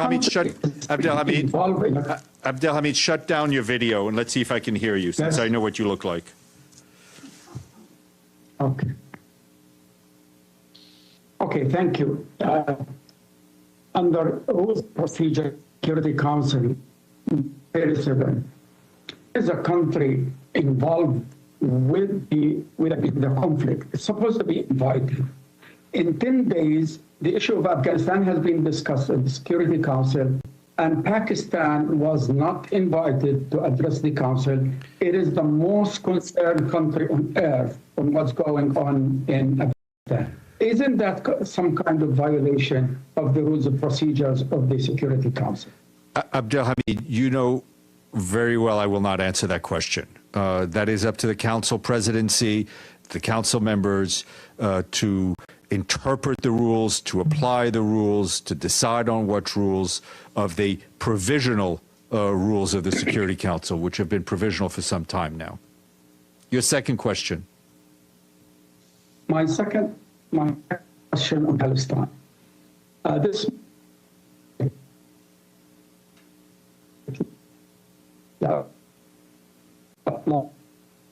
Last night.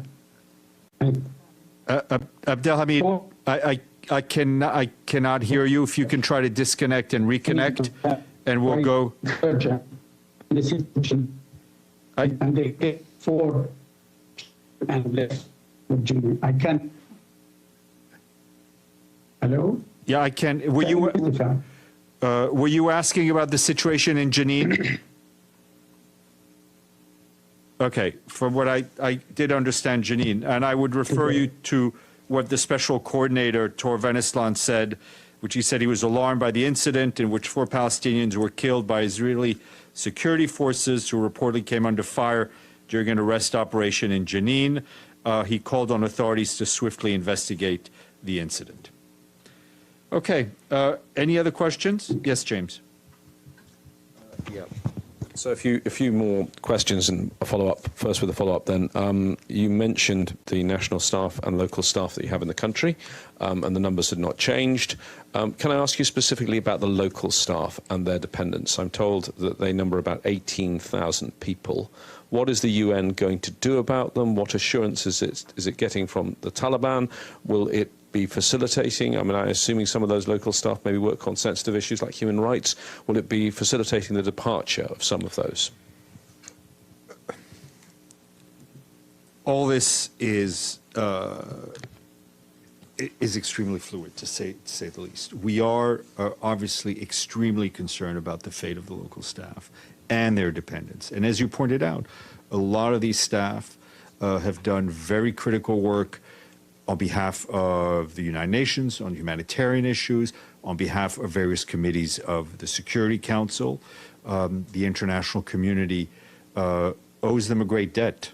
And one, it is clear that the Taliban and any other authority have a responsibility to protect and ensure the safety of United Nations staff, whether they be national or international. And we are doing whatever we possibly can to ensure their safety. But I can't go into any more detail at this point. Okay, a related question then. The airport. Mm-hmm. The UN has its own terminal with its own entrance at the airport. It has its own aircraft. Are you able to operate your aircraft currently, or is NATO / the US not letting you use the airspace if you wanted? We continue to be in touch with various authorities that control the ground and the air, and I will leave it at that. Okay, and one last one, just to clarify, I think I know the answer, but is the UN doing any humanitarian work on the ground, any of its very good work it does across Afghanistan, or are basically all of those white trucks confined to base? Look, it kind of depends on the location. We have humanitarian presence in places that have been under the Taliban control. I think it's on a case-by-case basis. I don't think so. And I was trying to be honest, I was trying to get a bit of that granularity for you, but I was not able to get what I wanted, and understandably so, given the situation. I mean, I do know that WFP is and the rest are assessing the situation on the ground, trying to figure out how we continue essential operations. We're in touch with the relevant authorities.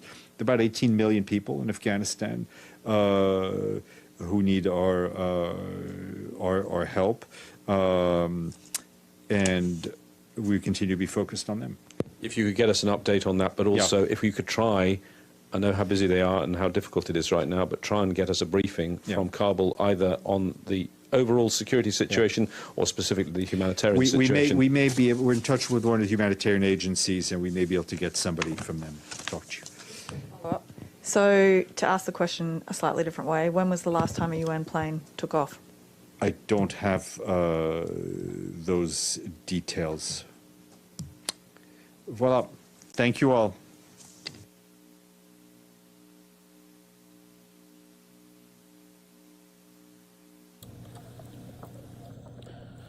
And just a reminder, everybody, that President Biden will be speaking at 3:45 Eastern, followed by we will be getting fresh updates from the Pentagon as well as the State Department regarding the tensions in Afghanistan as the Taliban has taken over that country. All right, let's take a quick 2-minute break right here on Live Now from Fox, everyone.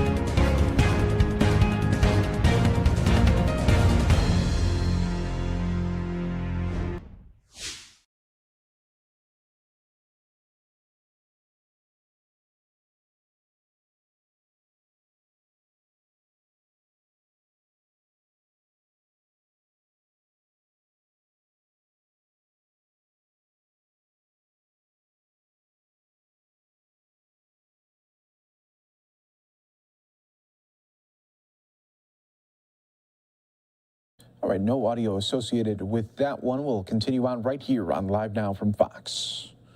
Take you out to New Jersey right now, getting a roundtable discussion with leaders there. I'm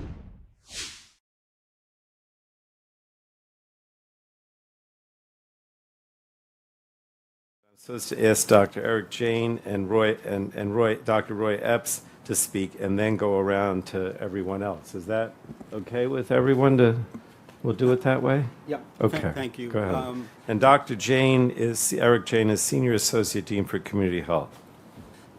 Thank you. So my job is brief here today, and so we can get to the roundtable. Dr. Epps hasn't been able to get Oh, he's here. not going to be here. Okay. Unfortunately, our two board members were unable to join us. But I would, from the staff of Chandler Health Center, Robert Wood Johnson Medical School, Rutgers as a whole, thank you, Secretary, thank you, Congressman Pallone, and thank you, Governor Oliver, for all your support over the years, not just during the pandemic, but all your support. I want to acknowledge Sandra Hill, who's not here with us today. She's on vacation, but she is the Executive Director of Chandler Health Center and sends her best wishes as well. I came to Chandler in 1992 and I came as the medical director. At that time, Chandler had a patient population of a couple thousand people, and we were located in 2 double-wide trailers. And it's been my pleasure to watch this organization grow, not just in numbers, but in scope of practice. And its leadership has continued to impress me with the advocacy of our community board to seek to find better ways to take care of our underserved community. I think the pandemic for all community health centers laid bare the challenges that we have with our patient population. We were able to quickly pivot to telehealth. However, the connectivity with our patient base was a challenge.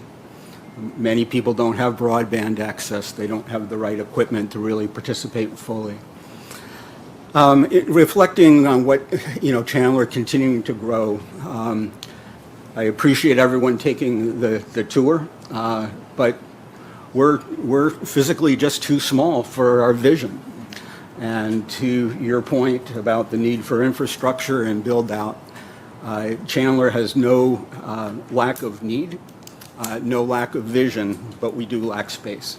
And so I'll just put that plug in there. That's where we need to go as an organization.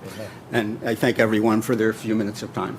Well, I mean, I appreciate that. And I do believe that the one thing that is most in need right now is the bricks and mortar. And that's why we want to do that as part of this bill, because I do think that's the one area that really has sort of been has lagged a little bit, in my opinion. So we're opening it up. So you want to who wants to? Just, without long, can we just have everyone just say their name real quickly and their affiliation? Because otherwise it seems kind of a little rude. Yeah, Folks have been sitting. Sure. We'll start this way. Vicente Gracias. I'm the professor of surgery from Robert Johnson Medical School. I'm also the senior vice chancellor of clinical affairs at Rutgers and vice president of health affairs at Rutgers. So I've been the point person for the pandemic for the last year and a half. Amen. Clinically. Amen. Thank you. Thank you. My name's Keith Lewis. I'm the chair of anesthesiology and perioperative medicine at Robert Wood Johnson Medical School, and also the interim executive vice dean, and very passionate about what happens at Chandler Health Center. Thank you. Jack? Yeah. Jack O'Leary, CEO, Jewish Renaissance Medical Center, Perth Amboy, New Jersey. Which is the health center in Perth Amboy. And Perth Amboy, you may be familiar with, is about, 85-95% Latino. Yeah. That's the population. Go ahead. Marta? You want to introduce me? Marta Silverberg, who I spend more time with than anyone. My Spanish accent is not that good, so. She is the director of the Monmouth Family Health Center in my hometown of Long Branch. Thank you. My pleasure. Hi, I'm still Steve Levin from the tour. I'm a family physician and the medical director of Chandler Health Center. Chris. Good afternoon. Christopher Rinn. I'm the CEO of the VNA of Central Jersey's Community Health Centers with locations in Asbury Park, Keyport, Red Bank, and Freehold Borough. Thank you for having me. Hi, Jeff Carson. I'm Distinguished Professor of Medicine and Provost at RBHS, Rutgers Biomedical Health Sciences. I'm a general internist. I do want to just call out, because we've all been talking about the pandemic and vaccinations, how this healthcare center was first on the block at getting vaccinations in people's arms, and they did an amazing job. They were one of the core facilities of this medical school and of this community, and we thank them so much for that. Amen. Let's get that mic over here. Well, good afternoon. I'm Bob Johnson. I'm the dean of both medical schools at Rutgers. So both the medical school here in New Brunswick and the school in Newark. And I'll see you again this afternoon. I'm a pediatrician. I've been practicing for just about 50 years, and mostly in Newark and in New York City. And this is probably the last chance I'm going to get to speak, but one of the things I want to say is, as a dean of a medical school, I've overseen for a number of years the growth of medical science. And medical science is just phenomenal. What we're able to do with major pandemics like COVID and like HIV. And so medicine has grown, but it's not grown for everybody in this country.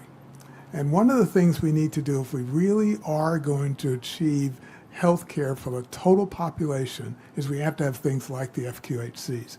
And they need to be funded so well that they can provide the level of care here on George Street as they do in the hospitals. And I'm very, very pleased to see that the president's budget is going to do that.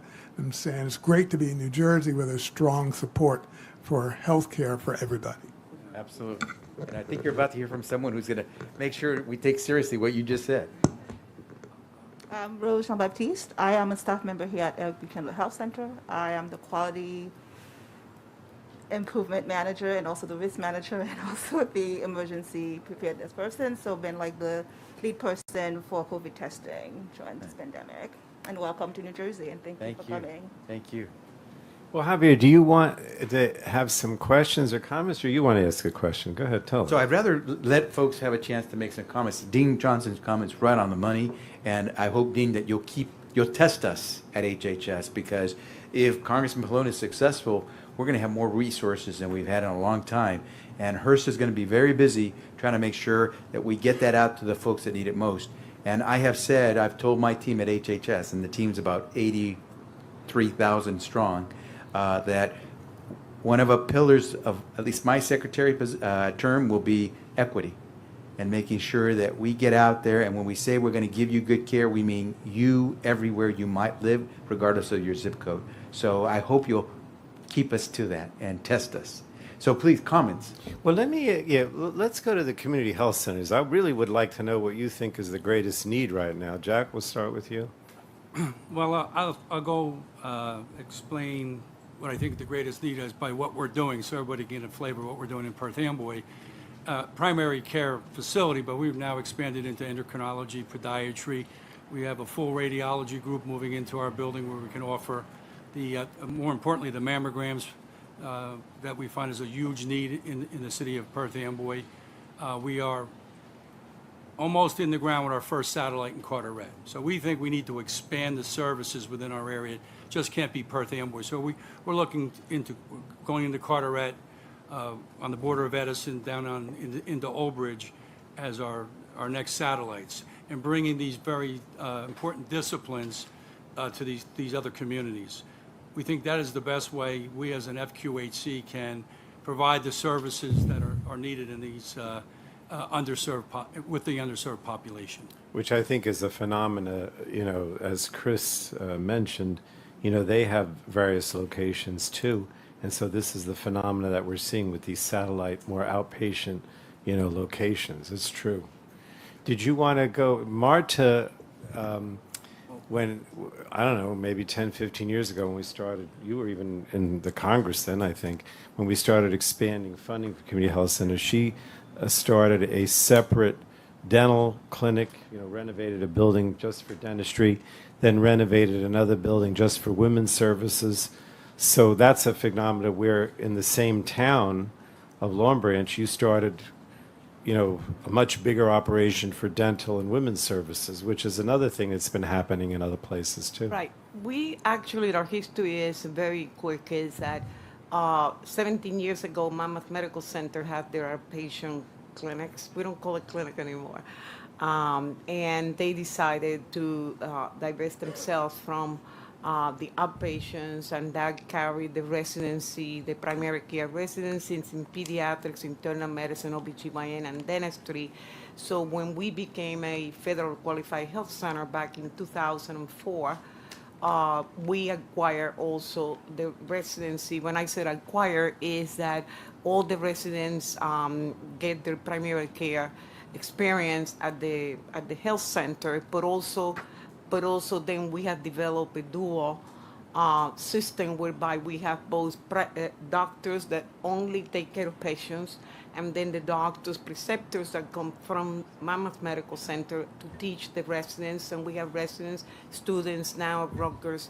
They are now affiliated with Rutgers Medical School, so therefore it's become Rutgers residents. And since we're talking about COVID, we started a little slow because always is the questions of money. Thank goodness through the rescue plan we have received plenty of money, and one of our goal, actually, we do have a 40%, 40% of our patients are Hispanics, and they are anti-vaxxers. I don't know why. But it's misinformation, and but we have done, I think, very well with our patients, vaccine, giving the vaccine, so that 70% of our Hispanic patients are vaccinated. Good.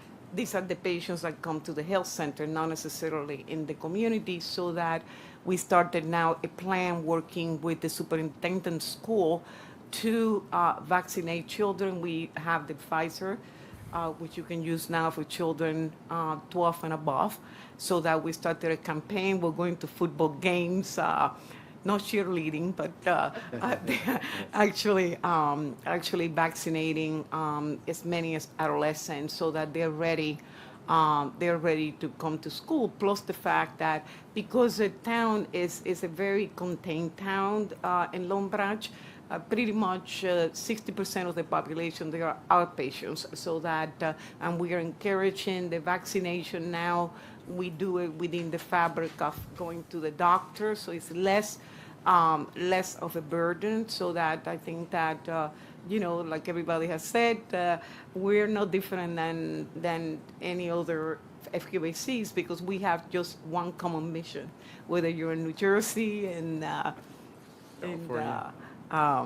California or any place in the country, we have the same mission, is to take care of the poor, disfranchised people in our areas. But you should know, and not that it's significant, but to me it is, when she talks about the Hispanic population there. And Live Now from Fox does continue. Hi, everyone.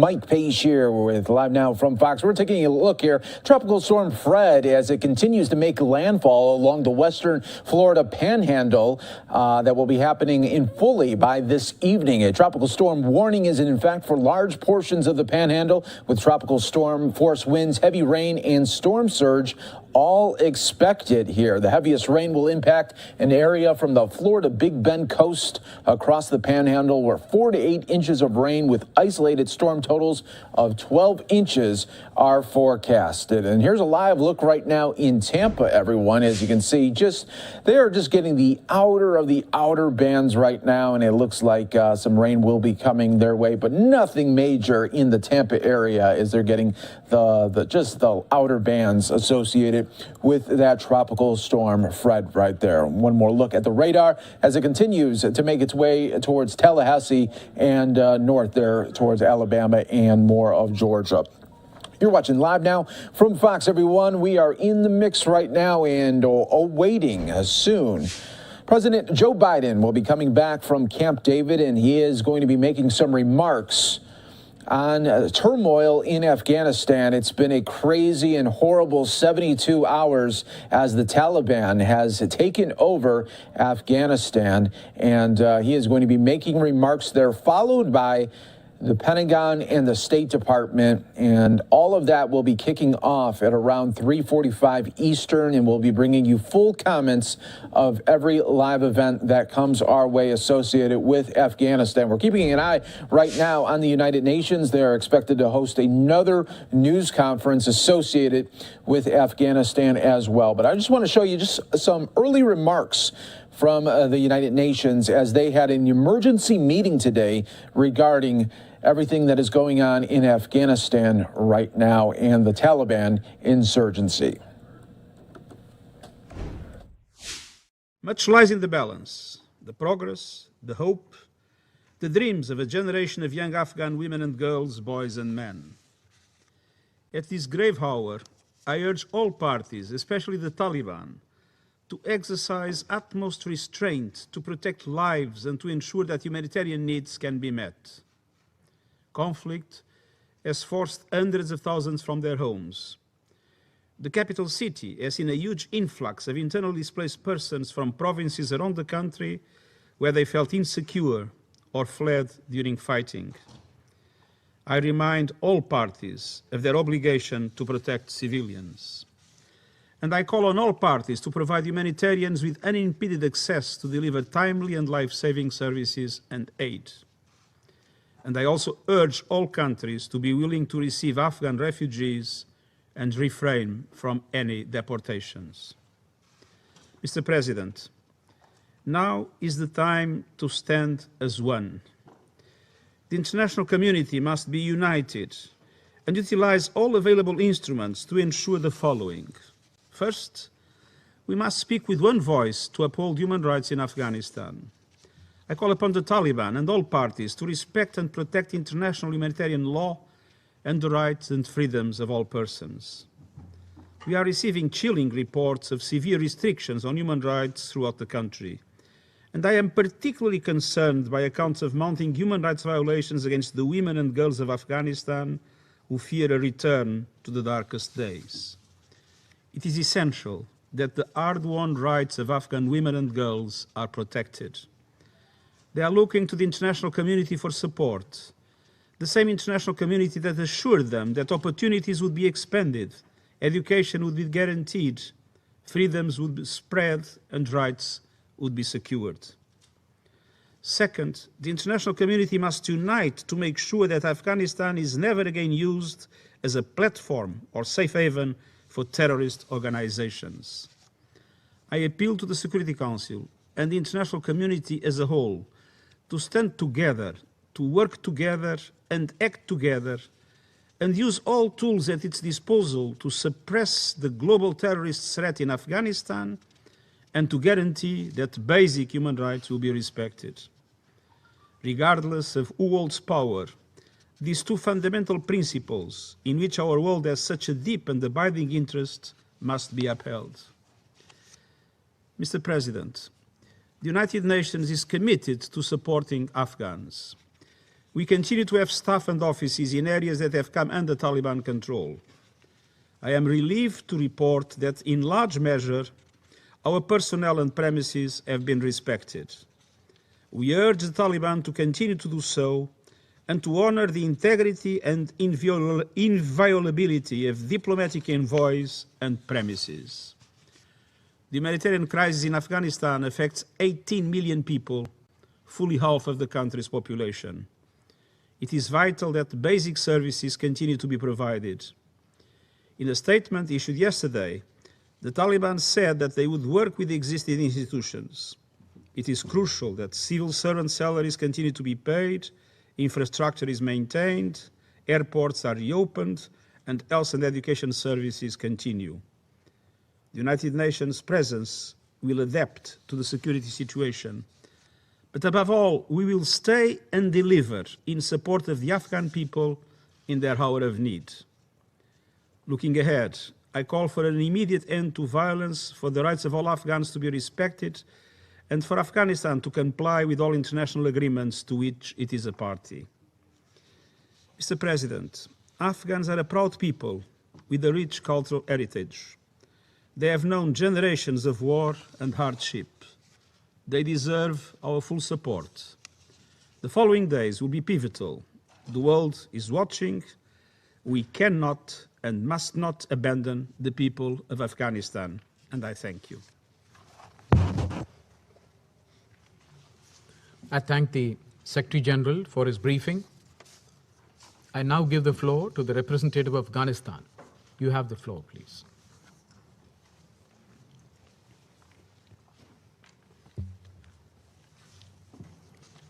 Your Excellency the President, Excellency Mr. Secretary General, Excellencies, ladies and gentlemen, good morning. Thank you, Mr. President, for this opportunity to speak at yet another Council meeting on the situation in Afghanistan and for India's leadership of the Council during this critical period. We welcome the convening of this emergency session of the Security Council on the situation in Afghanistan and thank all the Council members, particularly Estonia and Norway, as co-pin holder of Afghanistan, for their role in organizing this session. Mr. President, today I'm speaking on behalf of millions of people in Afghanistan, whose fate hangs in the balance and are faced with an extremely uncertain future. I'm speaking for millions of Afghan girls and women who are about to lose their freedom to go to school, to work, and to participate in the political, economic, and social life of the country. I'm speaking for thousands of human rights defenders, journalists, academics, civil servants, and former security personnel whose lives are at risk for defending human rights and democracy. I'm speaking for thousands of internally displaced people who are desperately in need of shelter, food, and protection in Kabul and other places. As you're witnessing yourself, the situation in Kabul, a city of about 6 million people, is extremely worrying, to say the least. You have seen chaotic scenes at the Kabul International Airport as desperate citizens are trying to leave the country. Mr. President, we are extremely concerned about Taliban's not honoring their promises and commitments made in their statements at Doha and at other international fora. We've witnessed time and again how Taliban have broken their promises and commitments in the past. We have seen gruesome images of Taliban's mass executions of military personnel and target killings of civilians in Kandahar and other big cities. Mr. President, we cannot allow this to happen in Kabul, which has been the last refuge for many people escaping violence and Taliban's revenge attacks. Kabul residents are reporting that Taliban have already started house-to-house searches in some neighborhoods, registering names and looking for people in their target list. There are already reports of target killings and looting in the city. Kabul residents are living in absolute fear right now. Mr. President, there is no time for blame game anymore. We have an opportunity to prevent. All right, everybody, want to go to breaking news right here. We do have Marine One right now, where President Biden has just landed there at Fort McNair in D.C. This is coming back from his Camp David weekend trip. He was expected to stay there until Wednesday, but with the whole crisis that is going on in Afghanistan, the commander-in-chief is now coming back to the White House, going to be making remarks in the East Room at 3:45 Eastern, and we'll be bringing that to you in full when that does happen. That will be followed by the Pentagon, State Department briefings, all with Afghanistan there in the mix here. But you can see now Marine One down at Fort McNair in D.C. as POTUS will soon be coming down those steps then, and we'll see then if he's going to make any quick remarks here with the pool camera. We don't see that coming, but you just never know. So here we go, and we will be taking a quick 2-minute break in just a little bit, but we first want to see Marine One there with POTUS. You're watching Live Now from Fox, everybody, as we do continue to bring you always the very latest.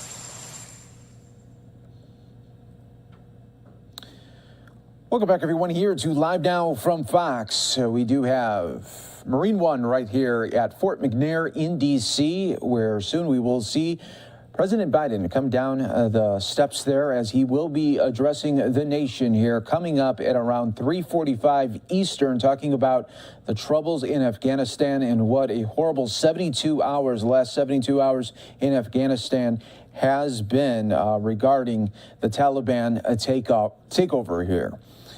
This is a really hard month here for the Biden administration when you think about we have rising gas prices, inflation fears that continue, a migrant surge that we have never seen in the last 20 years regarding 212,000 migrants that surged through the border just in July alone. And now the Taliban takeover, just as U.S. troops were set to withdraw. Now 6,000 more troops heading to Afghanistan to try to secure the airports there. And now President Biden walking as he will soon be giving us a fresh update in about 2+ hours regarding the turmoil in Afghanistan. Now, just back in July 21 of this year, President Biden's general, Mark Milley, saying that the Afghan security forces have the capacity to sufficiently fight and defend their country, and we will continue to support the Afghan security forces where necessary in accordance with the guidance from the President and the Secretary of Defense. That was just back in July of this year, and then just quickly how Afghanistan did tumble there with the Afghan forces really just pretty much giving up and giving so much control to the Taliban that now they have control over the whole country. What is that going to be now for the women and children in Afghanistan, as we just don't know, but it is not looking good for them at this hour and really going forward as well. So we have a whole humanitarian crisis going on there as well. So much in the mix there, and we're hoping for the very best, but as the Taliban does take over there, President Biden is set to speak at 3:45 Eastern. We'll be giving you those full remarks as it happens in real time right here on Live Now from Fox, everybody. We're going to continue on with more news here of the day. Take you out to Detroit, where the mayor and other city officials talking about COVID-19 surge that they are seeing, as well as talking about specifically a third dosage of vaccines. For people who are immunocompromised. Let me show you why they did it. The record has been remarkable. Pfizer and Moderna vaccines are going to go down as some of the great medical achievements in history. And they've had up to 96% protection from getting COVID. It has been remarkable. I have yet to meet anybody who regrets having gotten the vaccine, although I've certainly met a lot of people who regret having waited too long. But 160 million Americans have gotten it, more than 5 million in the state of Michigan. We know a lot more about this vaccine. People are getting it. They're not having any significant side effects, and they are dramatically safer. But remember, we're in the early stages. People really only got shots starting in December and not at scale until January. So we are basically at this point 8 months in for seeing how they work. And so we're going to continue to learn together. And as the FDA and the CDC get information, they're going to update recommendations, and this is what they did in Thursday and Friday. And here's why. Pfizer did a study that showed that while they start off at 96%, the effectiveness of the vaccine, the antibodies, starts to drop over time. Didn't know that until we started to get into June, July, August, and you could see after 6, 7, 8 months how it was working. Now, in any other circumstance, 84% effectiveness would be a cause for major celebration, and it is. But we don't know what's going to happen at 10 months, 11 months, 12 months. We aren't there yet, but the trajectory is a little bit concerning. So let me make this in the simplest layperson's terms, and you ought to talk to your doctor about this, but if you're at 96% effectiveness and you got the shot, there's only a 1 in 25 chance that you're going to get the COVID vaccine, the COVID infection, from an exposure. It's been really remarkable. So a 1 in 25 chance, I think everybody would say, is extraordinary. But when you drop down to 84%, now you've got more than a 1 in 7 chance of getting it. And so this is what you're looking at, that I went from a 1 in 25 chance to less than a 1 in 7 chance in 6 months. We don't know what it'll be in 9 and 10 months because we aren't there yet. But you can see that while this vaccine starts off extremely effective, it reduces. And there's every reason to believe the Moderna vaccine is going to have the same results. So here's what the FDA and the CDC did last week. They said, there's a couple of things we want to know. First is the good news. Even though you drop down to 84%, the protection against serious COVID remains very high. There's very little hospitalization. So while you are more likely to get it, you are not at all likely to end up hospitalized or worse.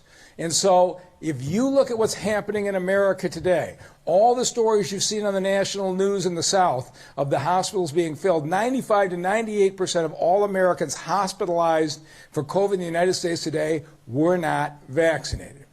So while as this vaccine weakens, you're lowered a little bit, it does not appear it is causing you to be more likely to be hospitalized. That's the good news. You continue to have good protection against serious COVID.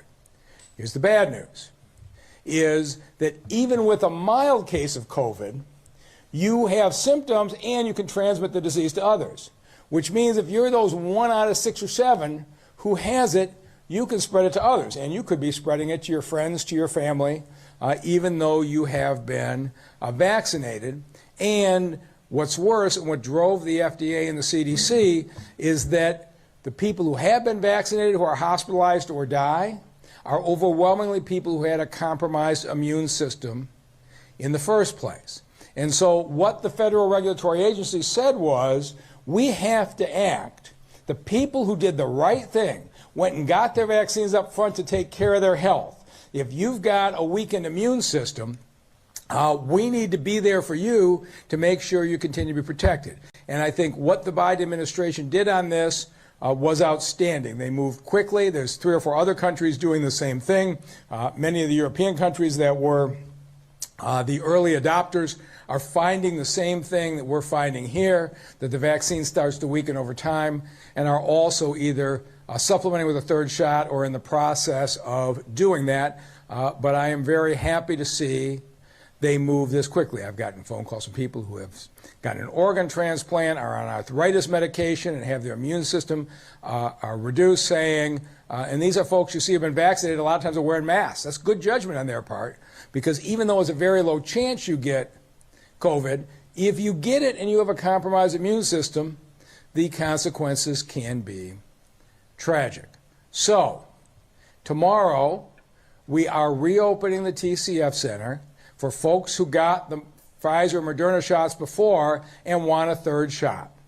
And the vast majority of people in Detroit who have been vaccinated, there's more than 225,000 been vaccinated, vast majority got their shots at the TCF Center earlier this year. This is going to be a very familiar process for you. We're going to do it exactly the same way you got your first 2 shots. So you can call right now, same phone number we've used for the last year, 313-230-0505, make an appointment.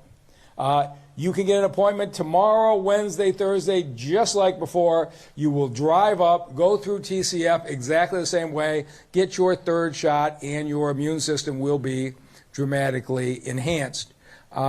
You'll get the 3rd dose of what you got originally. If you got 2 Modernas before, you'll get a 3rd Moderna. If you got 2 Pfizers before, you'll get a 3rd Pfizer. Johnson & Johnson at this point is not approved for supplemental shots. That's still being analyzed. But the vast majority of Detroiters got Moderna or Pfizer. And so when you come in, you'll get a 3rd dose of that same shot. And at this point, it appears the 2 are so interchangeable that the federal regulators have said you could get a 3rd shot of the other one. But we have 30,000 doses of Pfizer and Moderna on hand. We have the ability to give you the 3rd shot of what you got the first time, and that's the best standard. That's what we're going to do.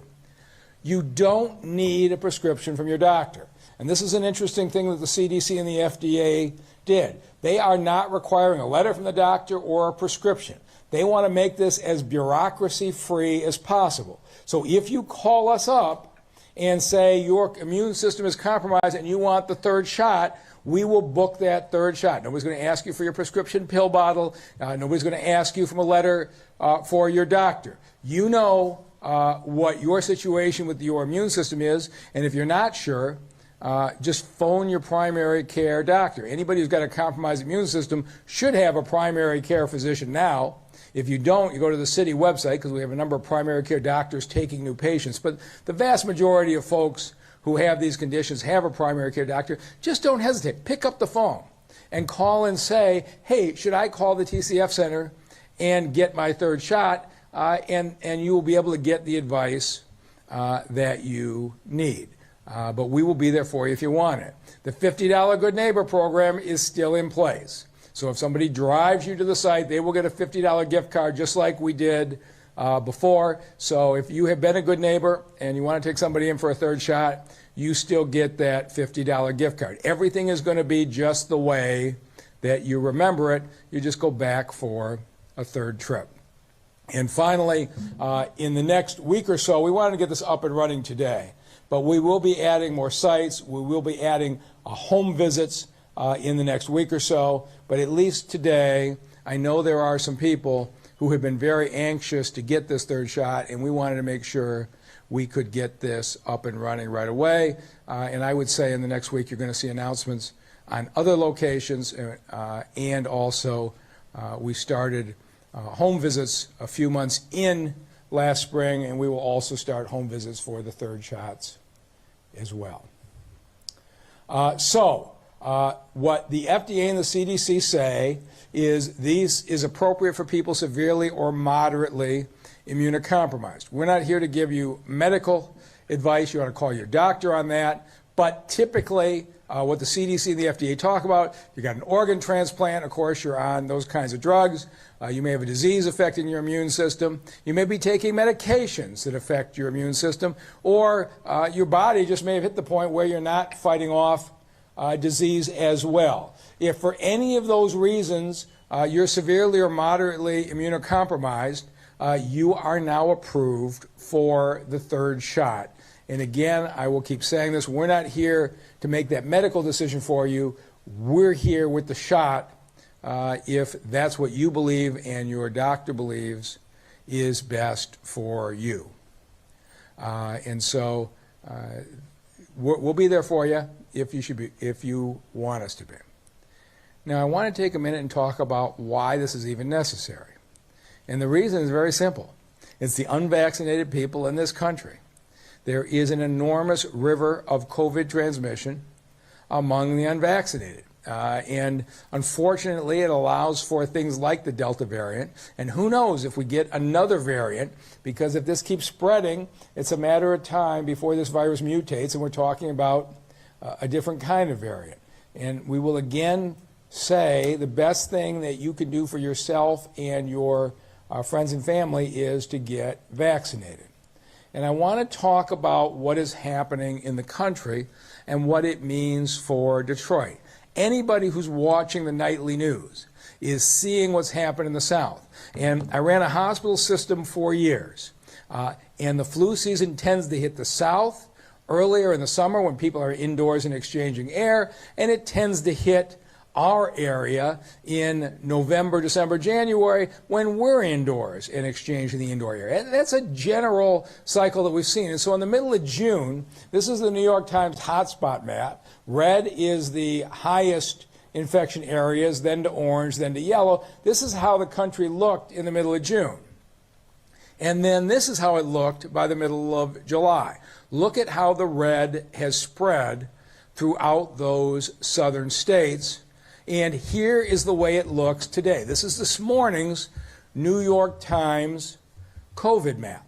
And if you look at the map, it is now spread through southern Illinois and into southern Indiana. That's today. You can see the direction it is going. It is a matter of time until it hits Ohio, Michigan, Minnesota, Wisconsin. I don't know if that's September, October, November, But if you look at the pattern of what's happened over and over, there is a good degree of likelihood that Florida's July could be Michigan's November.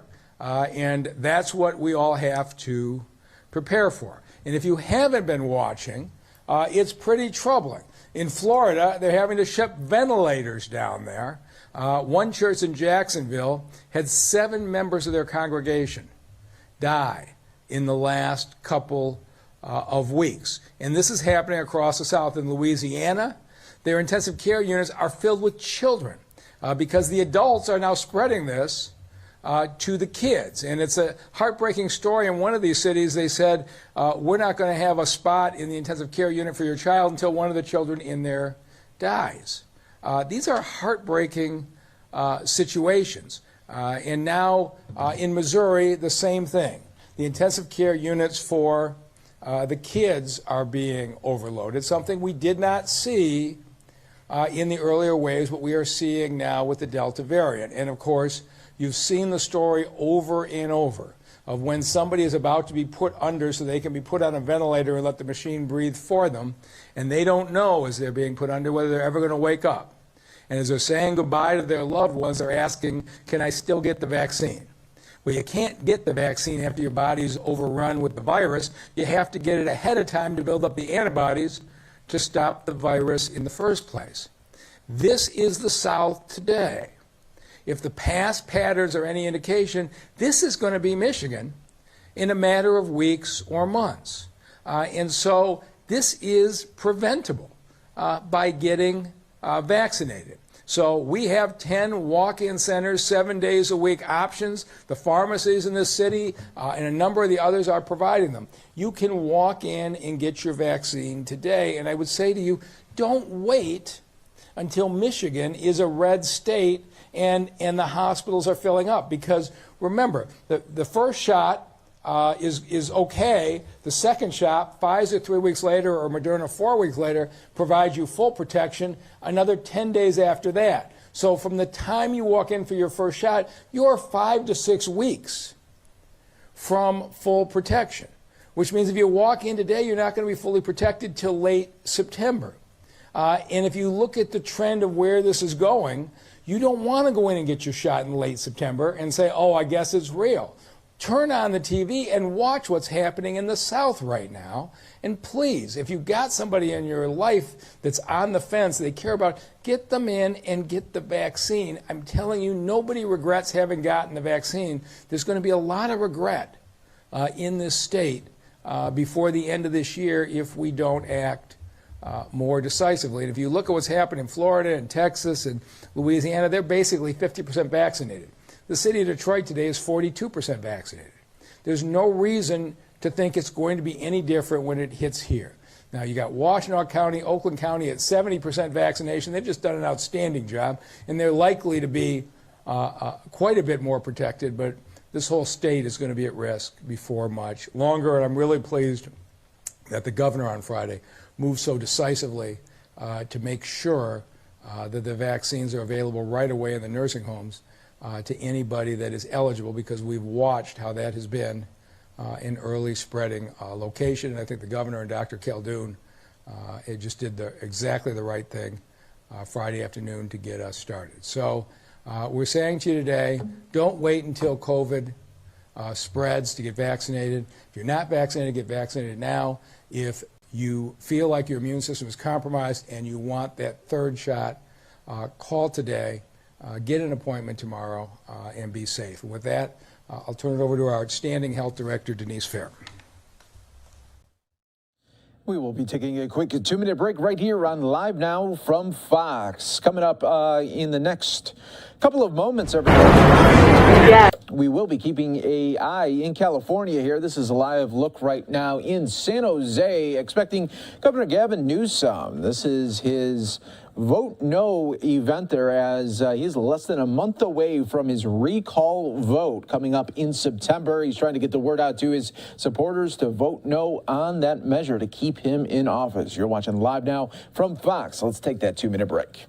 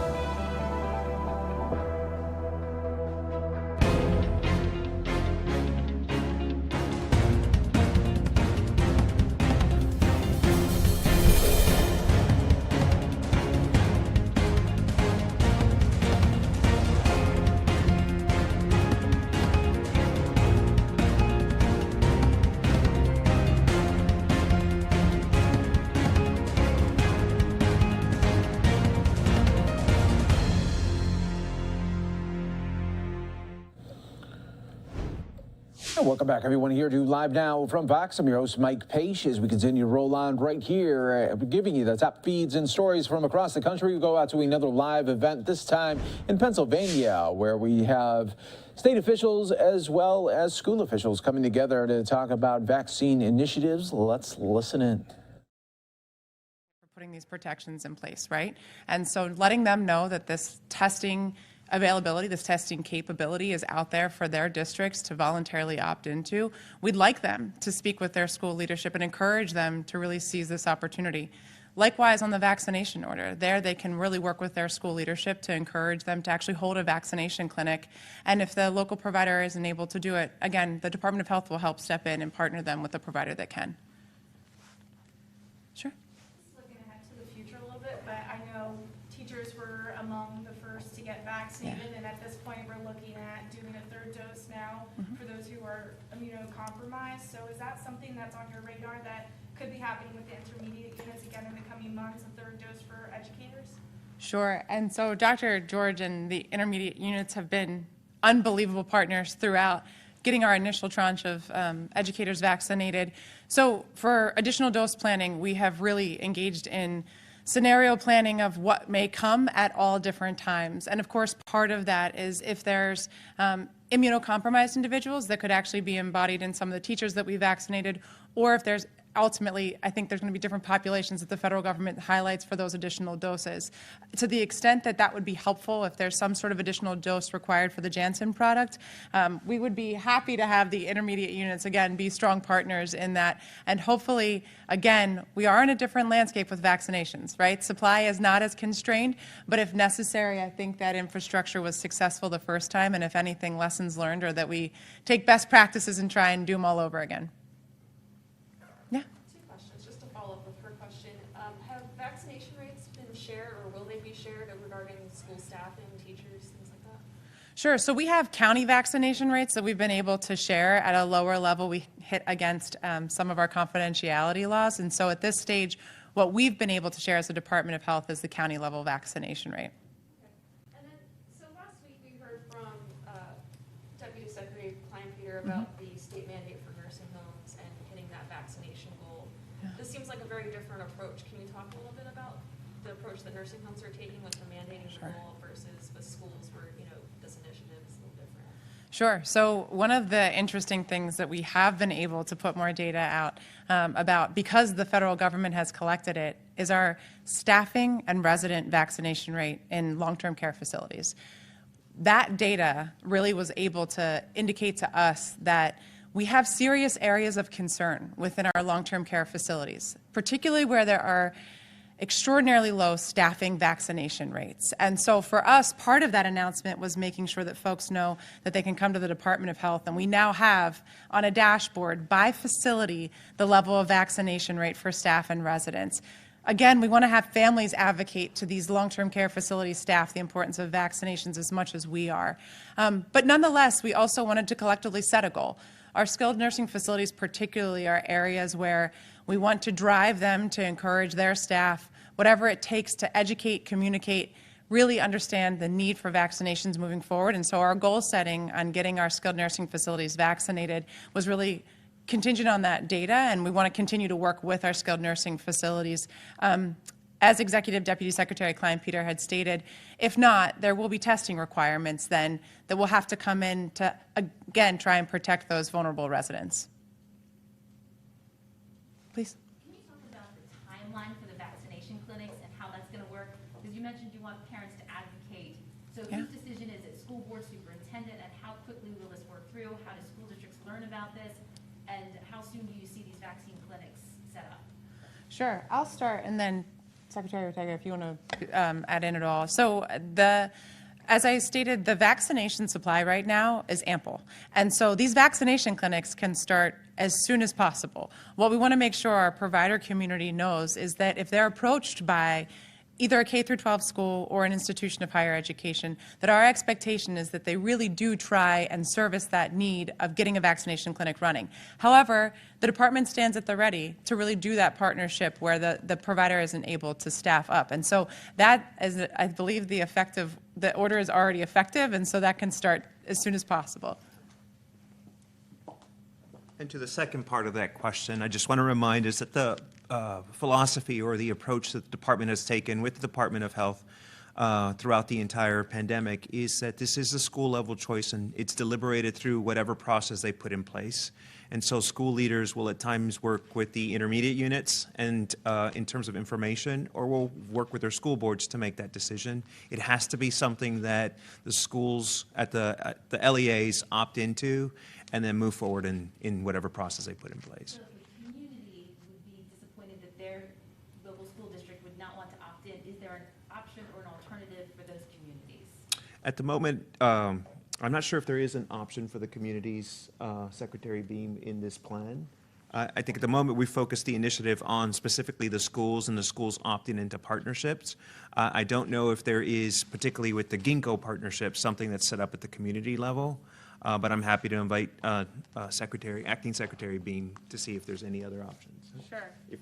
If there is. Yeah, sure. So I'm happy to speak. I just want to make sure in abundance of clarity. And so for the vaccination effort, so if there's a community that wants to hold a mass vaccination clinic of sorts, and their school's not interested in actually being the facilitator of that, feel free to contact the Department of Health. We really are working on trying to get out to county fairs and any forum where we can reach folks that haven't yet be vaccinated. And so we're glad to work with folks to try and bring together a vaccination effort.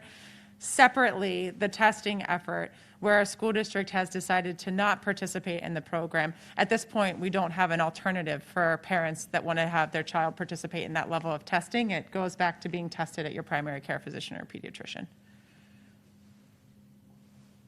Please. Can you just remind us, I heard you, the policy as far as masking goes, the guidance for masking in schools at this point, and is there any opportunity that you're looking at to potentially change it? Absolutely. And so the CDC, the federal CDC, has issued guidance that recommends universal masking in K through 12 schools. And so this is regardless of vaccination status or high or substantial community transmission, that they have actually issued their guidance. And we, as the Departments of Health and the Departments of Education, are strongly encouraging school districts and school leadership to follow the CDC's guidance. I don't know if you want to. Okay. I think that's good. Okay. Sure. It's just a recommendation at this point. Any potential at looking at changing that depending on how things go? At this stage, there is no discussion taking place as to whether or not there will be a statewide masking mandate. We're going to take another quick 2-minute break right here on Live Now from Fox. Frustrated at the mandate that you're putting on them as far as either get vaccinated or get tested frequently. And he said, and I've heard it said elsewhere, but I'd like to get your official word on it, that if we had the virus, there's quote-unquote natural immunity. Can you speak to, is there legitimacy to that or not? And he believes, because he says 40% of correctional officers that they know of have had the virus, they ought to be counted in as people who have been vaccinated as having this natural immunity. Can you speak to that, please? Sure. So we've actually, so just to give folks background, that is as a governor's policy for our Commonwealth employees that are in settings where healthcare is delivered. We are having a vaccination at this point requirement for them. Alternatively, folks will have a testing at a routine cadence. And included in that, given that there are individuals that access their health care through the corrections system, the corrections officers and the like will also be required to be vaccinated or tested. On that, the angle of, but I have immunity because I previously had COVID. Again, as a non-clinician, I'll speak a bit to it, but Dr. Johnson, our physician general, will be more articulate on it. What we've heard is that, yes, there is a natural immunity that comes with your body's response to having COVID-19. But as we work through these variants, right, your body not only has some ability to have that dissipate over time, but it might not be an immunity built to the current variant. And so, again, right now we are focusing on the Delta variant, given its significant prevalence in Pennsylvania, and folks who may have had COVID months ago may not have actually had that response to the Delta variant. And so it's more important that folks get vaccinated and add a layer of whatever protection is necessary to their natural immunity from getting COVID, but more than just relying upon that alone. Doesn't the same be said, though, of people who got vaccinated before the Delta variant, which is many people, vaccinated before the Delta variant came here, they also may not be protected against Delta variant. So right now, three of the vaccines are showing incredible efficacy against the Delta variant. And so to be clear, what we want to make sure is that we retain that efficacy of the vaccines against whatever variant comes our way. And right now they are showing efficacy against the Delta variant. Oh, sure. I have one more question for you, just as a side note.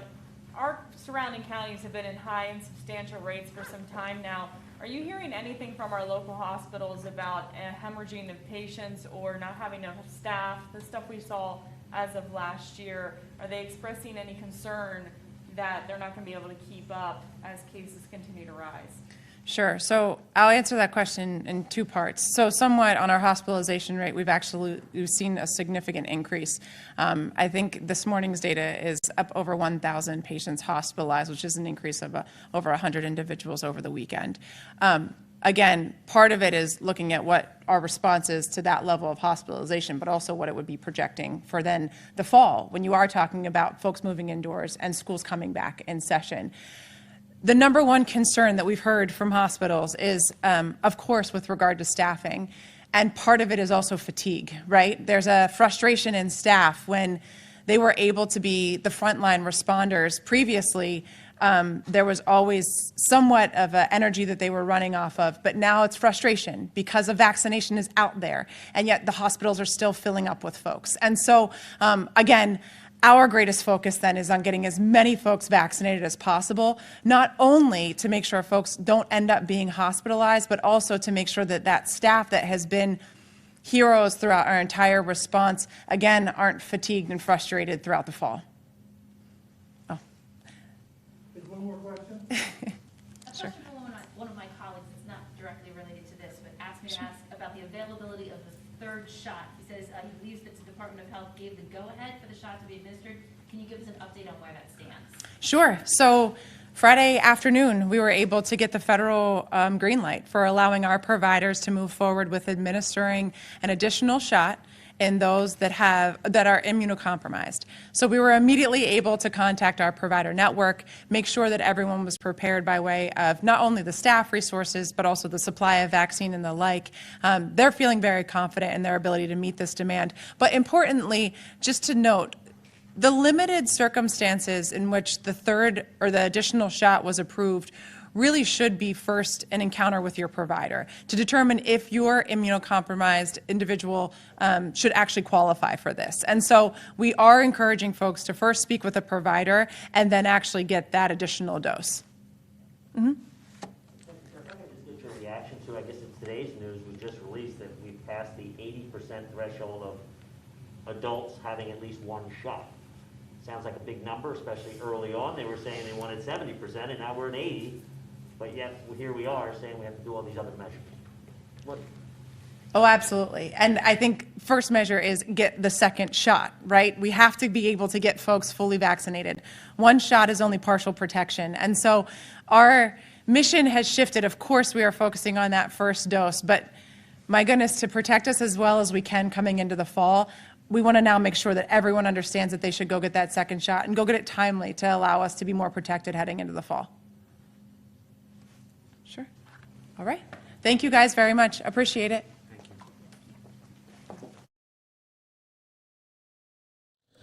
All right, everybody, we will be taking our quick 2-minute break right here on Live Now from Fox. Everybody, when we come back, we will take you out to California soon. Governor Gavin Newsom expected to speak at any moment right now, talking about his Vote No campaign for the recall vote that is happening in September.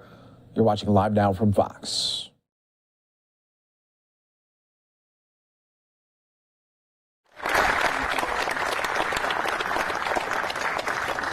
Good morning. I'd like to first thank the brothers and sisters of IBEW 332 and the Santa Clara County Democratic Party. The reason why we're hosting this event here is because the labor movement and the Democratic Party are the base and the values of what brings dignity and compassion to workers in California. And we're not going to give up that fight. And we're going to make sure that every day between now and Election Day, we are telling people how to vote and why to vote. The opponents are dangerous. They are anti-choice. They are anti-worker. They don't think we have any concerns about the environment, and they don't think that pensions are important. And all of that is unacceptable to workers in California. So we are here today to say the South Bay Labor Council and the Santa Clara County Democratic Party are putting all of our resources, all of our time, all of our volunteers to the doors and on the phones to make sure that everyone knows California has the best governor, and that's Gavin Newsom, and we're going to make sure he stays in office. Thank you. So on behalf of our brothers and sisters in the labor movement and the Democratic Party, I'd like to introduce our next speaker, Santa Clara County Supervisor Cindy Chavez.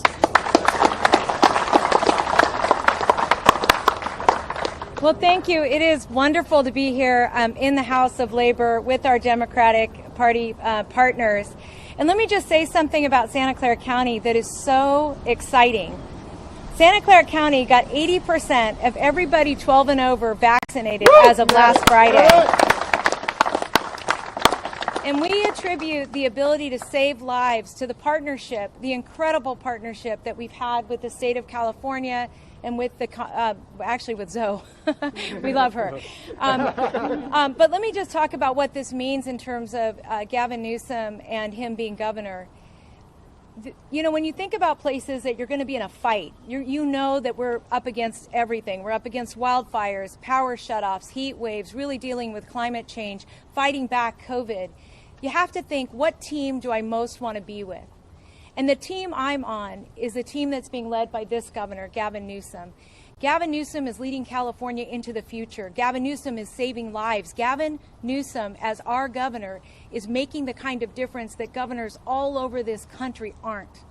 I wouldn't trade this governor for anything. And if you vote no on the recall, you're voting yes for Gavin Newsom. You vote no, yes on the recall, you're voting for a wild card. You are voting for someone to lead us in a direction we can't even imagine. So not to put the fear of God into you, but to put the fear of God into you is to say this, that I'm standing with Gavin Newsom. I'm voting no on the recall because I believe our future as a state is safer in the hands of Gavin Newsom. Thank you. All right.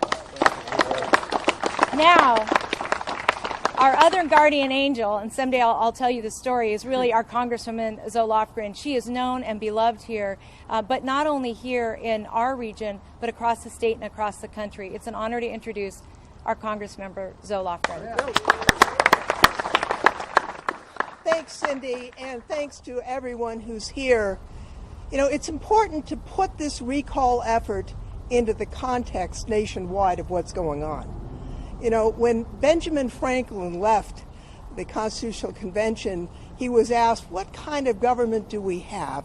And he said, a republic, if you can keep it. We have seen right-wing forces across this country trying to unwind our precious republic, our democratic republic. And this recall effort is part of it. It was funded by those who are aligned with Trump. That doesn't mean that everybody in California who was unhappy with COVID or wildfires who signed it was a Trumpy. No. But the Trump organization funded this thing. It is anti-democratic. It means that a governor who was overwhelmingly elected just recently could be replaced if people don't show up, and then shown up with a very small proportion of the electorate. In fact, it may be unconstitutional. You know, it's not easy to be the governor of California at this time. Between COVID, the economic impact, climate change, the wildfires, this is a tough time to be governor, and Governor Newsom has stood up to that challenge. We can be proud of what he's done. I just hope that for those who think this is in the bag or it doesn't matter, wake up, because this is about a republic if you can keep it. So show up, turn your ballot in, no on the recall, and if you have an objection to Governor Newsom, raise it in the election next year. But I plan to vote for him this September and also next year. So, Governor Newsom, thank you for all you have done. Thank you, Congressman. Thank you, Congresswoman. Let me thank all the folks that are out there texting and calling, particularly the young folks. I'm incredibly grateful to each and every one of you. At the end of the day, you'll determine the fate and our collective future. This election is not just on September 14th. The last day of this election is September 14th. This election starts officially today. All Californians are receiving a mail-in ballot today in the state of California. We talk all the time about turnout. This is about turning in the ballot. We have an unprecedented opportunity to turn in an unprecedented number of no votes and defeat this Republican-backed recall. We have that opportunity, but we need to seize this moment. We need to heed the words of Congressman Lofgren and understand where the roots of this effort really came from. This is the 6th recall effort. I've been in office just 2.5 years. This is the 6th recall effort. This predates the pandemic. The CEO of this recall was sitting there on his couch, and he was offended. It's offended because we stood up to Trump and Trumpism, defending our diverse communities in the state of California, and we advanced health care in the state of California, regardless of pre-existing conditions, regardless of your ability to pay, and regardless of your immigration status. And that inspired him to get this current petition out there in circulation. Read the petition, and you know everything this is about. It's about you, not about me. It's about all of us. It's about what we represent, not only to each other, but what we represent to the future of this nation. This election, we have on the ballot, not just the governor of California, but we have our environmental leadership on the ballot. We have our healthcare leadership on the ballot. We have our organized labor and unionization leadership on the ballot. Diversity is on the ballot September 14th. Pluralism. I'm proud of this state. It's the most diverse state in the world's most diverse democracy. And you saw last week what we already know. It's getting even more diverse still. That's a point of pride. Our capacity to live and advance together across every conceivable difference. That's our strength. That's the California dream. That's the American dream. That's what's so profound, also precious. You can't take this for granted. Look what's happening in this country. Oh, I can't believe we're debating democracy. I never thought that would happen in my lifetime. I can't believe a semi-serious talk show host on one of those networks is in Hungary celebrating an autocrat, and people seemingly are accepting of that. I can't believe what's happening with the big lie. What happened on January 6th, what's happening all across this country in voter suppression. It's happening all in real time. And now it's happening here in California. Yet again, the second recall effort of the last 3 incumbent governors in the state of California, a process that's been weaponized. And a process whose consequence is profound.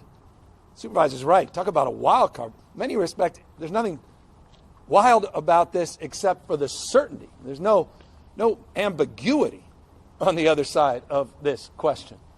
The guy leading candidate far and away, it's not even close, doesn't believe climate change is real, calls it a myth and a crock, wants to double down on offshore oil drilling. The guy on the other side of this question 2, the one who's overwhelmingly winning, doesn't believe in a minimum wage, thinks it should be $0, doesn't believe in a woman's right to choose, doesn't believe in an assault weapons ban. And Mr. Mayor, how offensive is that here in Santa Clara County, ravaged by weapons of war and the devastation these high-powered weapons have had in our community, in your community, all across this country. Doesn't believe in an assault weapons ban. Doesn't even believe in a corporate tax.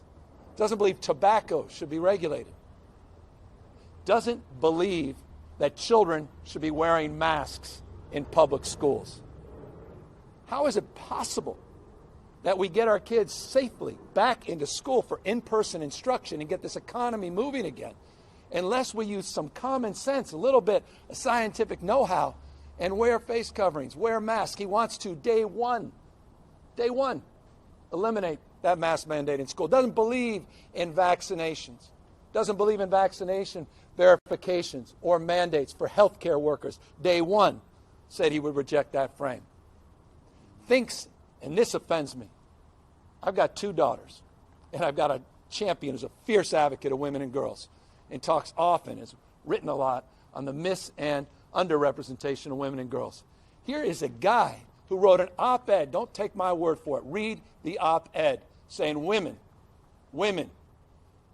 are not as smart, knowledgeable as men. Women don't know as much about civics, don't know as much about politics, don't know as much about economics. Doesn't believe there's a glass ceiling. I mean, I won't even get into privatizing Social Security, cutting Medicaid, cutting Medicare. That's all table stakes. That's what's on the ballot September 14th. That's why it's critical we vote no on this recall. There is a profound, we thought the last election, we all said it, this is the most important election in our lifetime. And that was true in November with Trump. But we defeated Trump. We did not defeat Trumpism. Trumpism is alive and well all across this country, and yes, even here in the great state of California.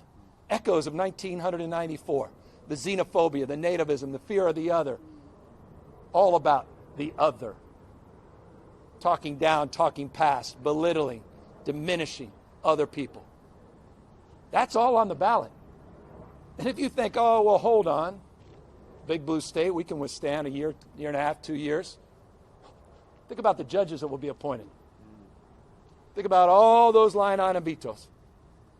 I mean, who would have Larry Elder or any of these others appointed to replace Kamala Harris to the U.S. Senate? Think about what that would have meant to the fate and future of our democracy at this moment. And don't think for a second, and Congresswoman understands this, that this isn't also about 2022 and being able to hold the House. The consequences are profound. The impact, significant. And so I just want to end as I began. Deep gratitude to all of you, particularly elected officials, Gene, everybody here in the House of Labor. Thank you for stepping up, but more importantly, stepping in and not only reminding people. In many ways, this is not a persuasion campaign about the merits and demerits, but just reminding them the power of their voice, the power of a no vote, the power we have inside us to send a message across this country. Don't mess with California. Not only the most diverse state, the world's most diverse democracy, but we're running an $80 billion operating surplus. We have the fastest economy in the last 5 years of all Western democracies. Eat your heart out, Texas. Eat your heart out, Florida. Better health outcomes in Texas. Better health outcomes in Florida. Better economic outcomes. We do not want to go off that COVID cliff. That's on the ballot. This COVID cliff, we can go off just like Florida, just like Missouri, just like Texas, just like all these other states. Trust me. At the end of the day, that's the power we have to reject that approach and to reinforce the sound approach of a state that I think truly does represent the best of American values, a dream that's still alive and well in this state, American and the California dream. Please vote no on this Republican-backed recall. Reject this latest effort to attack our core tenets of democracy. A no vote will be heard loud and clear, not only across this state, but all across the country. Thank you all very, very much for all your hard work.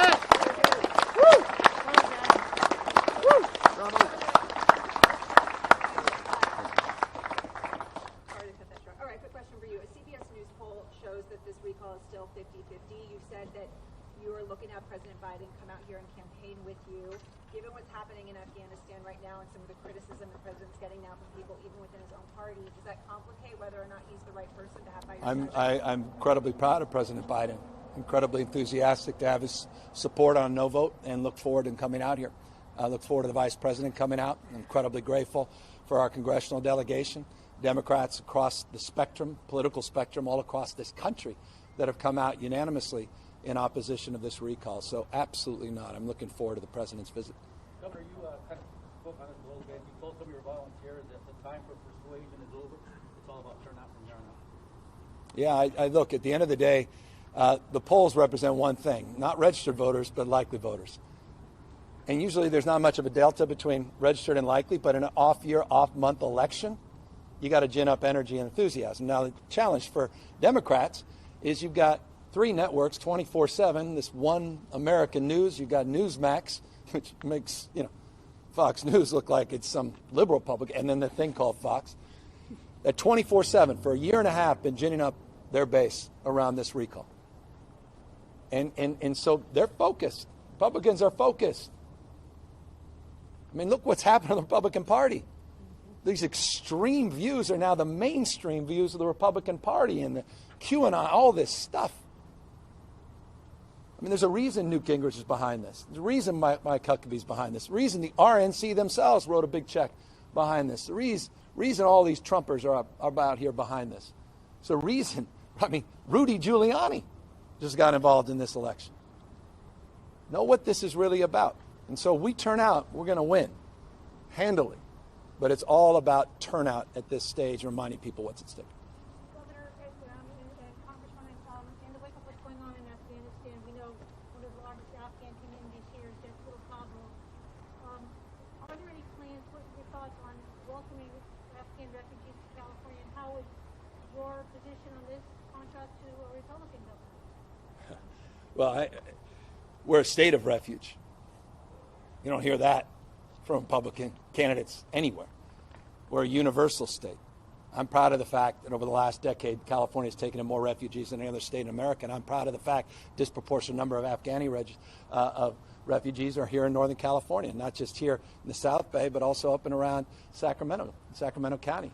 We're already working in terms of a lot of those refugees coming in and working with CBOs and nonprofit organizations to make sure that they feel welcome and celebrated as members of our community. And so that's the approach we take to immigration, but also as it relates to embracing refugees, including those that are suffering through this very horrific series of events over the course of the last 20 years, manifesting over the last 24 hours across the globe. I'll just say, there was a bipartisan effort to try and reach out to Afghani translators and those who helped us. But when we had the vote in the House, there were some no votes, and they were all Republicans, and they were all extremists. They are the group that's being reflected by this recall campaign. So the governor's right. We have always stepped forward to welcome new Americans into our country, and we're stronger for it. But the forces behind this are not in the same place as we are.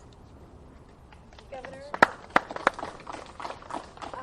you're surrounded by labor leaders here, but there's certainly a strong contingent of hardcore union members who are Trump supporters who very well are going to vote for the recall. Does this worry you? Well, I don't know. I got to make a case. These guys on the other side are vehemently anti-union. They don't believe in collective bargaining. They don't believe in protecting pensions. They don't believe in the rights of people to come together across their differences, to have a single voice and advance their rights. They don't know what meet and confer even means.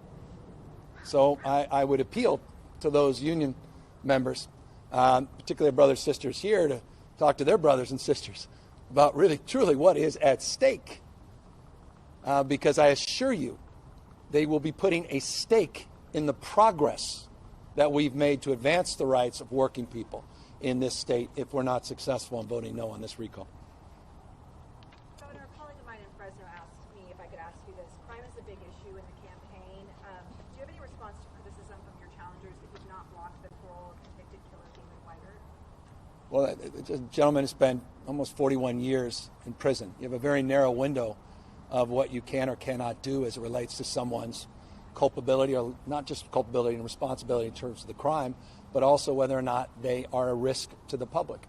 I thought it interesting, and I would refer you to the Fresno Bee editorial on this front that was satisfied with the decision we made. I did not grant that parole a few years back. This individual did everything he was asked to do and was once again recommended for release.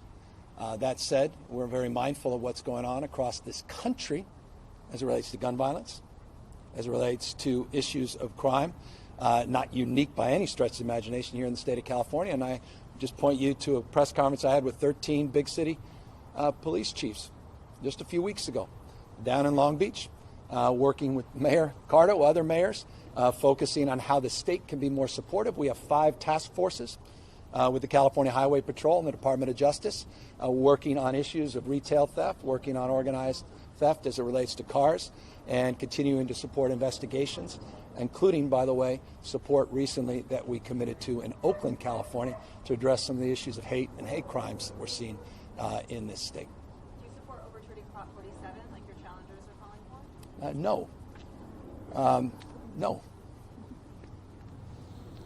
Governor Gavin Newsom there talking to the media after his campaign event wraps up there, trying to get the word out to his supporters to vote no there for the September 14th recall vote. You're watching Live Now from Fox, everybody, as we continue to bring you the very latest right here across the board today. And a live look at the White House. We are expecting President Biden to be speaking on the collapse of Afghanistan coming up in a little bit. 3:45 Eastern, he is expected, so we'll be bringing that to you along with the State Department, along with the Pentagon, all dealing with the turmoil there in Afghanistan. And new this hour, Donald Trump responding to the Afghanistan collapse, putting out a statement saying, "Can anyone even imagine taking out our military before evacuating civilians and others who have been good to our country and who should be allowed to seek refuge?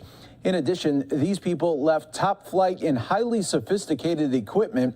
Who can believe such incompetence? Under my administration, all civilians and equipment would have been removed." And that was a statement there by the former president, Donald Trump. And we will continue to follow all things Afghanistan right here on Live Now from Fox. Taking a quick 2-minute break.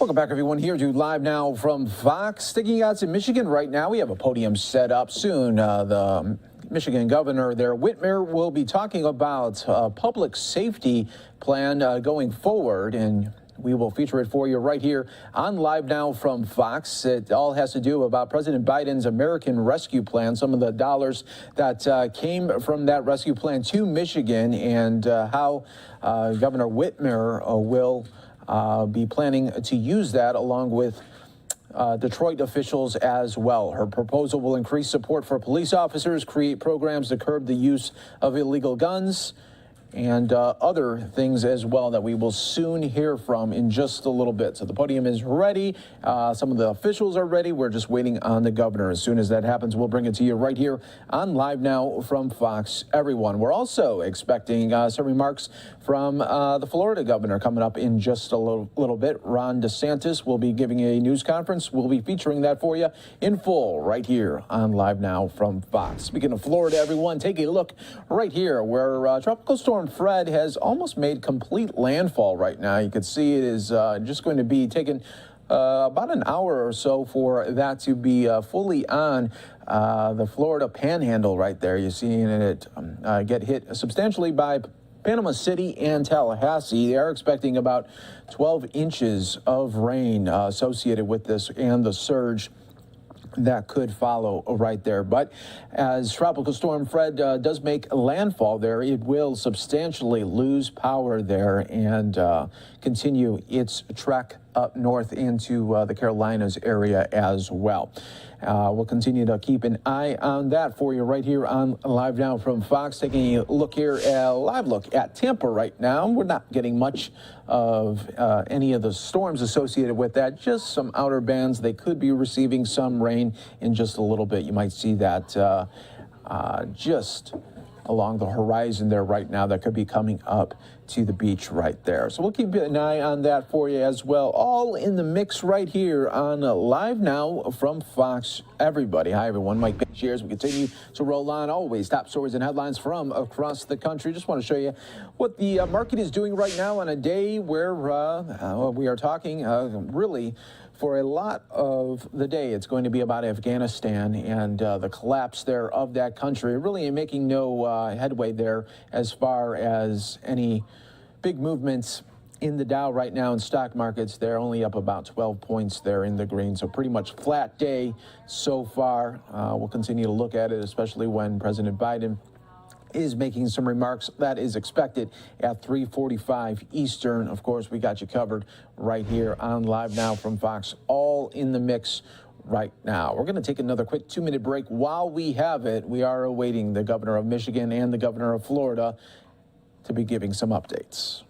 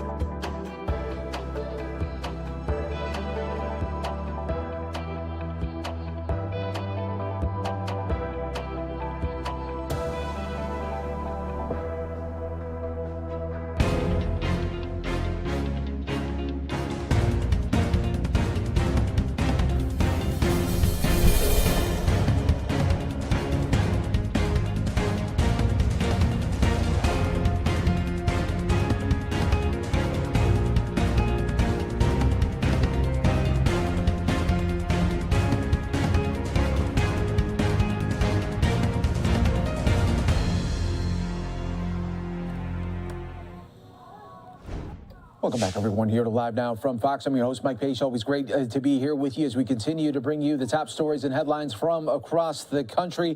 We're going to continue to talk about Afghanistan there and the total collapse there of that country as Afghans flee and the Taliban takes over. Right now, we are going to hear some of the remarks from the United Nations Emergency Security Meeting that they held today. Here are some remarks from the United States representative. To provide life-saving assistance to Afghans in need.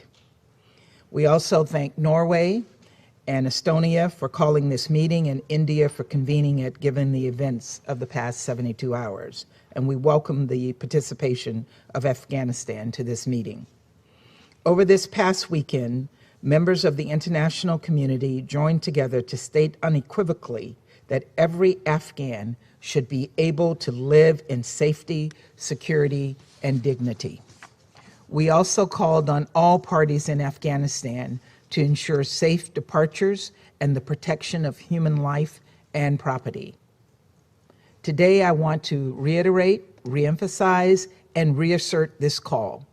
Civilian populations, including journalists and non-combatants, must be protected. Attacks against civilians or civilian objects must stop, and the human rights and fundamental freedoms of all Afghan citizens, especially women, girls, and members of minority groups, must be respected. We also call on all parties to prevent terrorism, and we must all ensure Afghanistan cannot ever again be a base for terrorism. We also call on the Taliban to permit humanitarian organizations to continue their vital work in Afghanistan. In addition to the ongoing violence, the Afghan people are suffering acutely from the effects of COVID-19 and drought. These urgent humanitarian needs must remain top of mind for all of us in the coming hours, days, and weeks and beyond. Humanitarian personnel and agencies must have safe, unhindered access to provide life-saving assistance to the increasing numbers of Afghans in need. We are deeply concerned that right now aid is not flowing to people in crisis. According to the World Food Program, more than 500 tons of aid are currently sitting at border crossings taken over by Taliban forces. These aid deliveries must resume immediately, and the World Food Program must have immediate and sustained safe passage to deliver this much-needed assistance. Finally and critically, all Afghan nationals and international citizens who wish to depart must be allowed to do so safely. President Biden has made clear that any action that put U.S. personnel or our mission at risk will be met with a swift and strong military response. The United States promises to be generous in resettling Afghans in our own country, and I'm heartened by the pledges we've seen from other nations to do the same. We need to all do more, and the time to step up is now. We urge Afghanistan's neighbors and others in the region and beyond to give refuge, to be it temporary or permanent, to Afghans attempting to flee. And together we must do everything we can to help Afghans who wish to leave and seek refuge. I will close where I began. The Afghan people deserve to live in safety, security, and dignity. We in the international community stand ready to assist them. Thank you very much. I thank the representative of the United States for her statement. I now give the floor to the representative of France. You have the floor, please. Thank you very much, Mr. President. I'd like to thank you for convening this meeting at a tragic, historic time for Afghanistan. The situation is very serious because this is a new era, and the future of this country that has suffered so much is more uncertain than ever. We've heard the Secretary General express his concern, and we share his concern. All eyes are on Kabul, where peace and security of Afghanistan, but also of the entire region, are in jeopardy. I would firstly like to reiterate our firm condemnation of violence and human rights violations and violations of IHL which are taking place at the moment in Afghanistan. All parties to the conflict must respect their commitments and in particular the protection of civilians. We would call for an immediate ceasefire and the respect of international law. In the middle of this violence, my heart goes out to all those who've built today's modern Afghanistan. They must be protected. Their protection, but more broadly the protection of civilians and in particular women and children, must be an absolute priority. The perpetrators of abuse must be brought to justice. This council must carefully monitor the evolving situation. Civilians, and in particular women and children, must not be forgotten. Women must be protected, their rights must be respected. The democratic progress combating organised crime, and in particular fighting drugs, the protection of cultural heritage, all of this progress which brought Afghanistan over the past 20 years into the international community must not be wiped out. The third priority is, of course, Afghan unity. Peace can only prevail if everyone participates in it. Finally, the security situation must not blot out the urgent humanitarian situation. The conflict has increased the number of displaced persons and is increasing the already immense needs of the entire population. Humanitarian assistance must be accessible to all. The access of medical and humanitarian staff to all people in need and also their protection must be guaranteed. In conclusion, sir, I would like to remind you that France stands shoulder to shoulder with the Afghan people and all its partners to make progress towards peace. The primary partner is UNAMA. Here I would like to commend the courage on the work of all of the teams of the mission under the auspices and coordination of Deborah Lyons. And I'd also like to commend the work of Jean Arnaud. The United Nations have a key role to play in Afghanistan, but the UN cannot work alone. The resolute commitment of the international community standing beside the Afghan people will also be decisive over the next few months and years. Thank you. I thank the representative of France. I now give the floor to the representative of the United Kingdom. You have the floor, please. Thank you, Mr. President, and thank you, Secretary General, for your briefing. Mr. President, what is happening now in Afghanistan is a tragedy. We have long believed that the only path to a sustainable peace in Afghanistan and regional stability lay in a negotiated political settlement. We have worked hard to breathe life into peace negotiations between the Afghan government and the Taliban, working closely with the US, our leading allies, and other regional powers. The Taliban pledged at Doha to engage in those talks in good faith. Their actions on the ground have betrayed that.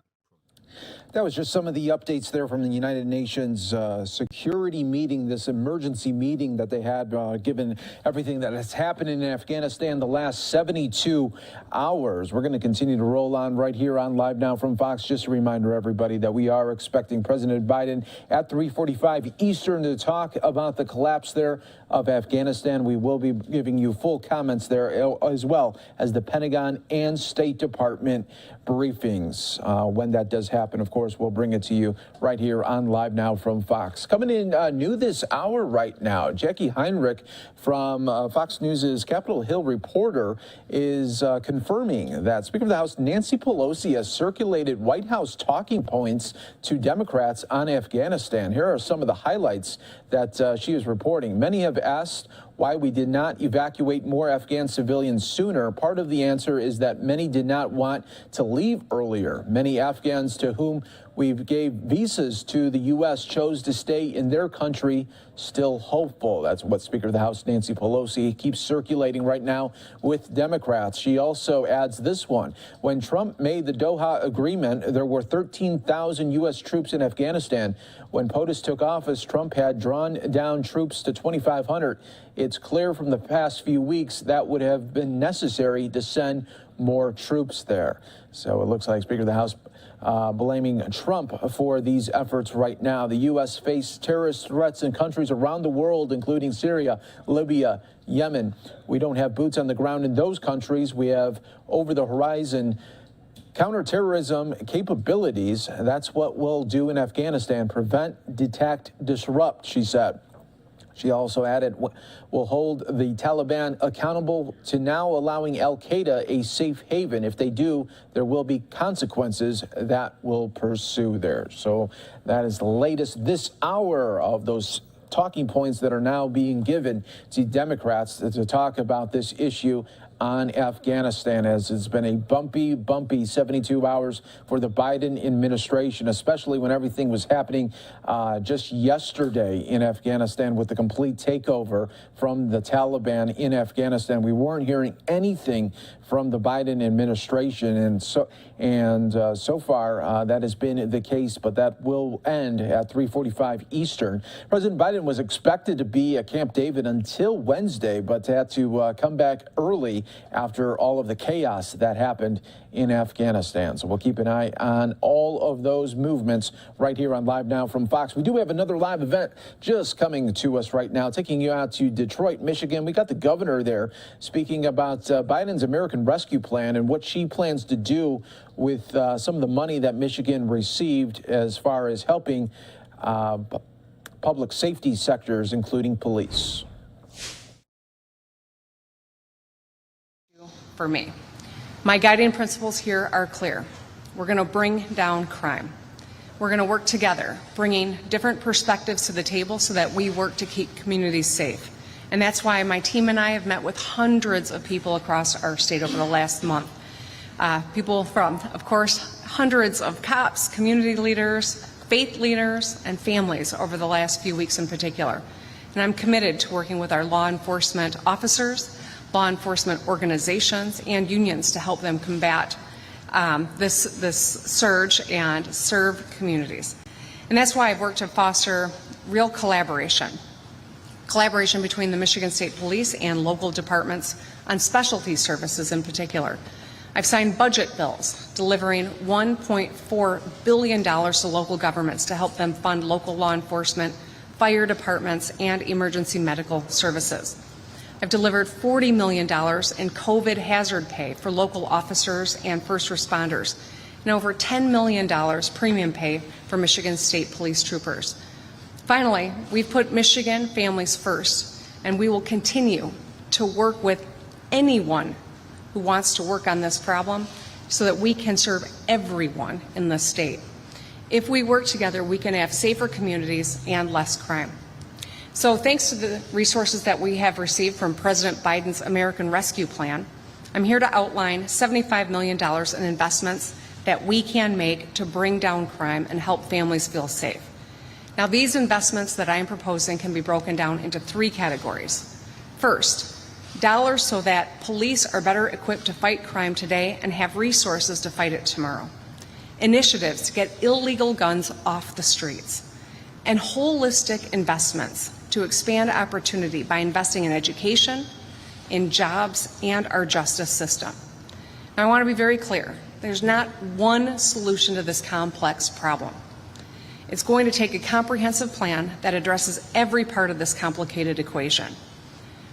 We need the right solutions, not the easy ones, not the most visible ones, but the right solutions. And I know that the folks in the legislature, we're joined by so many of our legislators here today, I know that we are all serious about addressing crime. And I know that we can come together to address the issues that we really care about. We proved it last month when we got a bipartisan budget deal on education for our children that closed a 30-year gap, an equity gap. We can do the same when it comes to keeping communities safe. So first I want to talk about the first part of this three-point framework. We're going to talk about law enforcement officers. Every time we leave the House, Michigan's law enforcement officers put their lives on the line to keep the rest of us safe. Deputy Proxmire kept Kalamazoo safe through his service, and today we mourn his loss.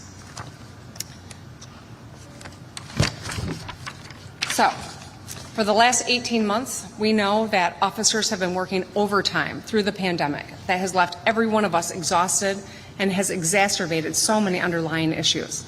We need to honor their service in both our words and our actions. And that's why on Saturday, I have ordered that the flags will be flown in half-mast across the state to honor the men and women we've lost in the line of duty. Today, I'm here to act. I'm standing here to propose investments that will bring down crime and keep us safer, to make sure that police have the resources they need to stay safe and to keep us safe. We need to fund them so that they can do their jobs, and I'm proposing dollars to hire more police officers and ensure that they've got great pay, good training, and better resources to do their jobs effectively. We need more cops in communities experiencing a rise in gun violence that's been associated with this pandemic. Under my plan, we will make better local investments by developing initiatives for police to be able to live where they serve. We know that when police come from communities they serve, policing is safer and more effective.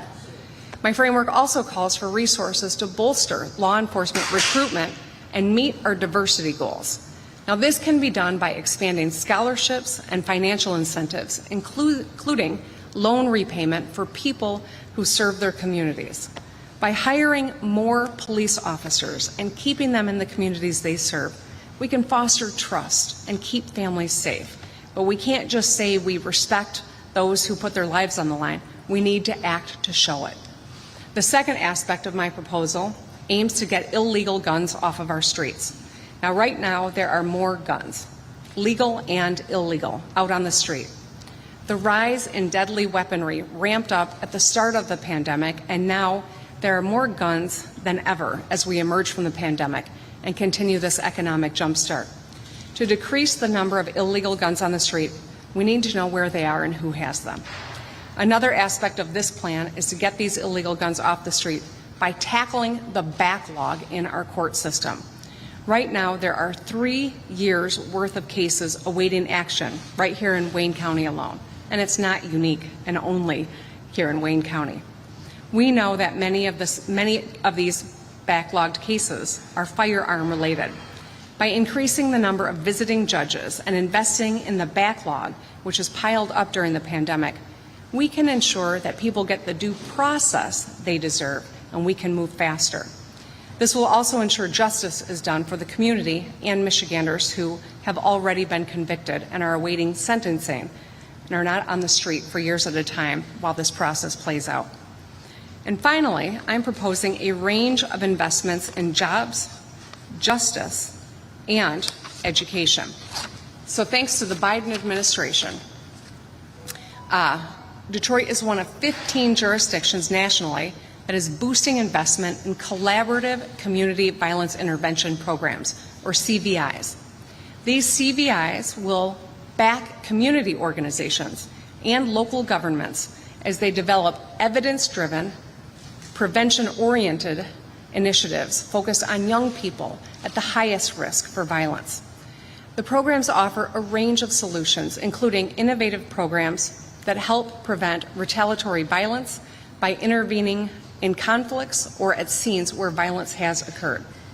There are also hospital-based violence intervention programs that will strive to break the cycle of violence by bringing specialists and experts to provide counseling, peer support, mediation, and social services to hospital patients recovering from gunshot wounds or other violent injuries, and to family members close to the victim.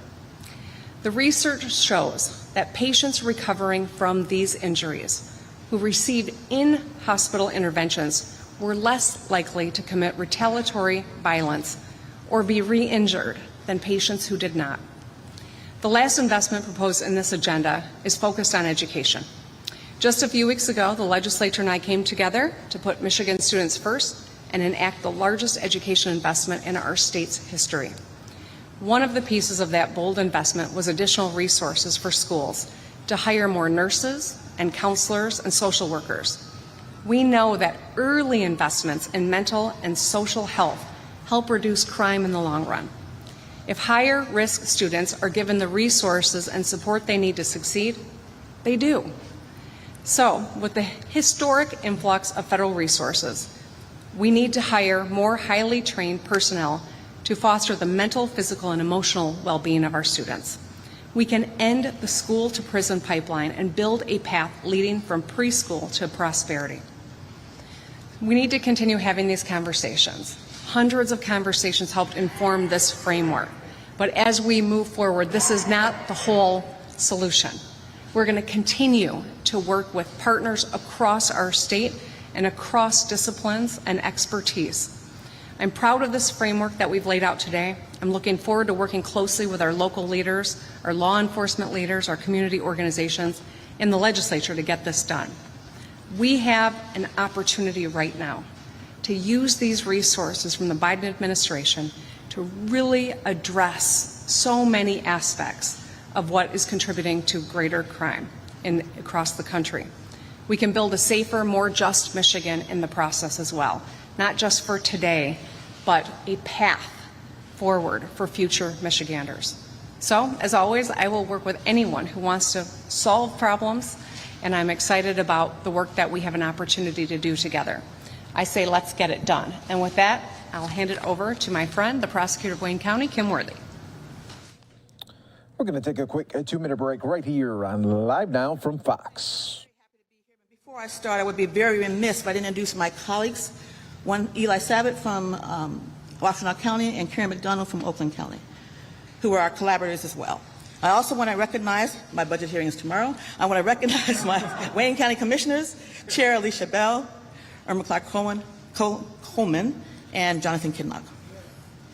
I am simply ecstatic that Governor Whitmer is taking such a deep dive into Michigan's massive public safety issues. I'm confident that these discussions are and will continue to be fruitful, continuous, and solution-oriented. While funding for police officers is important, and Governor Whitmer understands this, I must emphasize that properly funding prosecutors, focusing on mental health solutions for defendants and victims of crime, and focusing on global and holistic results that she just pointed out will ultimately be what drives down crime. Some of the old ways of doing things will no longer work, especially since family violence, gun violence, criminal driving offenses are totally out of control. I want to give you one quick example. In Wayne County, we usually see anywhere from 6,000 to 8,000 cases of domestic violence every year. Last year, we topped 10,000. And this year, we're on track. These are the non-fatals. And this year, on track to get to probably 12,000 reported cases of domestic violence this year. We normally get 7 to 12 domestic violence homicides. We topped 24 last year. We're already at 19 this year, and we have 4 more months of this year. That's how out of control it is. Surely the pandemic is a huge part of this, but it's a mistake to lay it all on the pandemic. Collaborations are going to be key here, real collaborations. Collaborations that are meaningful, innovative, and designed not only to reduce crime, but will help prevent crime from happening in the first place, and delving into the root causes. Those are the successful collaborations. Changing the culture of crime has been my mantra for years, and that is what is needed here. Simply, we're going to have to throw out many of the old ways of doing things and programs of the past, because if they worked, perhaps we wouldn't be here now. Solutions have to be global, with all hands on deck and all minds open, and that's what we have here. A few notable mentions that we've talked to the governor about, and she's already mentioned some of these. Court backlogs must be a focus. In Third Circuit Court alone, we have almost 3,000 backed up trials that have to be tried. We always in Wayne County were able to get our trials done anywhere from 90 to 120 days. It is new to us to have these people waiting for trials for so long. Just in 36th District Court, we have almost 5,000 cases, and we have 24 other district courts. So you do the math. Prosecutors for true justice must be resourced, and this is a huge problem statewide. The governor understands what few do not. You can add visiting judges, but when you add visiting judges, you have to add prosecutors as well. We always get blamed, and sometimes rightfully so, when things don't go right in the criminal justice system. But at the same time, you have to fund us properly as well. Mental health has to be a major focus. We have great ideas that we've discussed, and not necessarily the ones that are currently on the table in some places. This is going to be a major expenditure, and I know the governor understands this, of resources, not only to tackle defendants and victims with mental health concerns, but also those that are not currently in the criminal justice system. Young children, teens, adolescents, and others, we need to make sure that they get the treatment and resources that they need so they will not develop behaviors that get them in the criminal justice system in the first place. An expansion of current diversion programs and all other programs where the community, as the governor said, is at the forefront of dispensing justice for lower level crimes. This is key. It do not include jail and prison. Educational prevention programs, this is one of my last points, that really educate the importance of not doing things like drag racing, drunk driving, super drunk driving, domestic violence, all forms of family violence, gun violence, to those serious ones as simple as learning to open carry properly. The governor and the mayor understand that just taking guns off the street is not going to work alone because there will always be guns to replace them.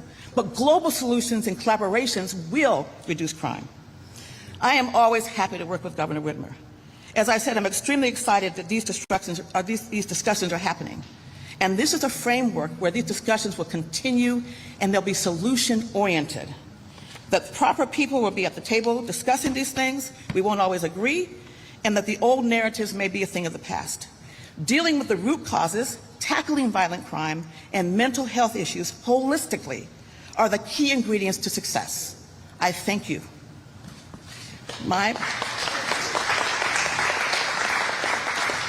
It's now my pleasure to introduce Detroit's new police chief, well, not so new anymore, Chief James White.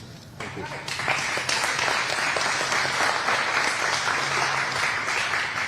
Thank you very much. I'm super excited to be here today. You know, those who know me know that I have a few models that I use, and one is, if you're doing something that doesn't work, literally do anything but that, because all you have is proof of concept of failure when you continue to do things that don't work. Today represents doing something different, working in collaboration, and I'm honored and humbled to be here, standing with the governor and the mayor and the rest of you today to talk about doing something different. This proposal, this opportunity gives us that opportunity. Our community deserves to rest easy at night. We must make crime unacceptable. We must make victimization unacceptable. We must understand what drives crime. You know, I've had an opportunity to work for this police department for 25 years plus. And coming back, I know that I'm blessed to have some of the hardest working men and women in law enforcement. But it's not enough to arrest people. You cannot arrest your way out of these problems. It doesn't work. Because the moment we make the arrest, there's someone lining up to make another bad decision.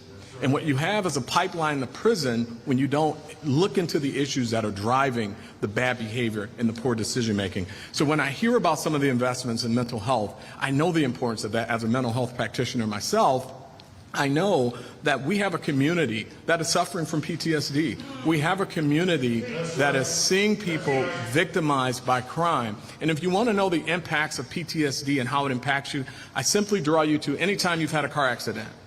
10 years, 5 years, 20 years later, you go through that intersection, that tension that you feel, that stress that you feel, that's PTSD. So if you've lost your loved one, if you've seen someone get gunned down on these streets, that's what you're operating with.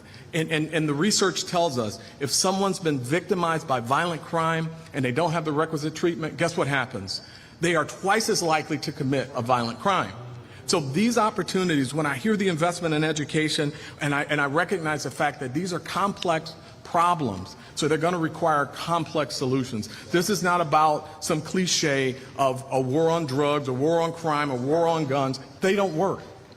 This is not about scaring somebody straight. Scared straight programs don't work because the kids we're talking to are already scared.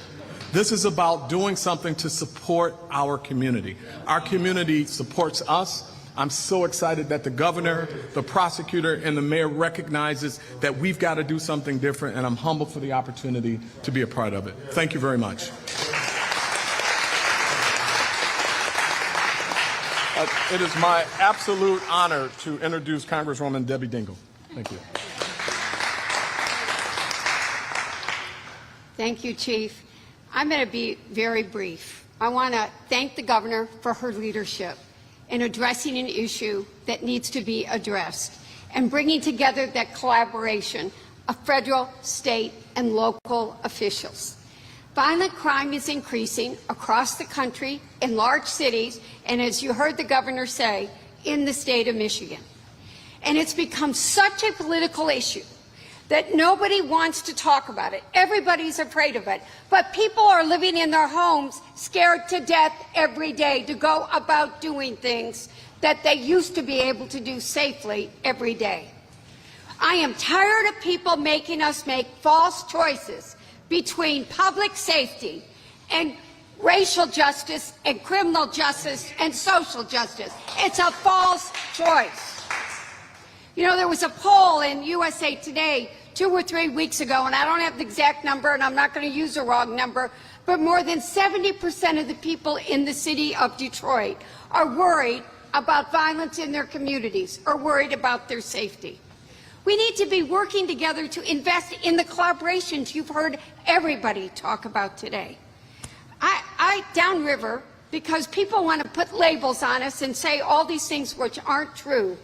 I've been going and meeting and all of my police chiefs, all of the local law enforcement, and thanking them for what they do every single day to keep us safe. Their morale is low. They don't feel appreciated. They're not being paid enough. They're being recruited by the city of Detroit that's paying more, which is good. Or Oakland County, a young woman was paid $8 an hour more working in Oakland County. It's not even a contest. But the message that was the loudest is they don't feel appreciated. You know, I want to say this. I did a little Fox rant on this several months ago. Didn't mean to, but I had it. The law enforcement at the Capitol saved our lives on January 6th. They were attacking us the day after we had a memorial service for another policeman that gave his life on Good Friday. They're keeping us safe every day, and we need to thank them for that. But if you also talk to them, they're not getting enough training. They have, what, 8 hours, Chief? I'm not sure of this. 8 hours of training a year is what's mandated? We have 24. 24, but down, I don't know, but each municipality is different. You talk to Kim. Her prosecutors are the least paid prosecutors in the country. We don't do enough. We've got a stigma on mental health resources. We practically shut them down decades ago. You know, I'm the product. I lived in a household that had domestic violence. I know what it's like to hide in that closet and wonder if you're going to live. And then what didn't happen. How there weren't, I mean, nobody talked about it back then. You know, it was, too much of an embarrassment. We need to make... Those were the updates there in Michigan as some of Biden's American Rescue Plan funds will be going to invest there in public safety for officers across the state of Michigan. When we come back here on Live Now from Fox, we'll take you out to Kentucky. Coming up to the podium right now is the minority leader, Mitch McConnell. He's going to have a lot to speak to about vaccines, about mask mandates, and of course, Afghanistan. Let's listen on the other side of this break.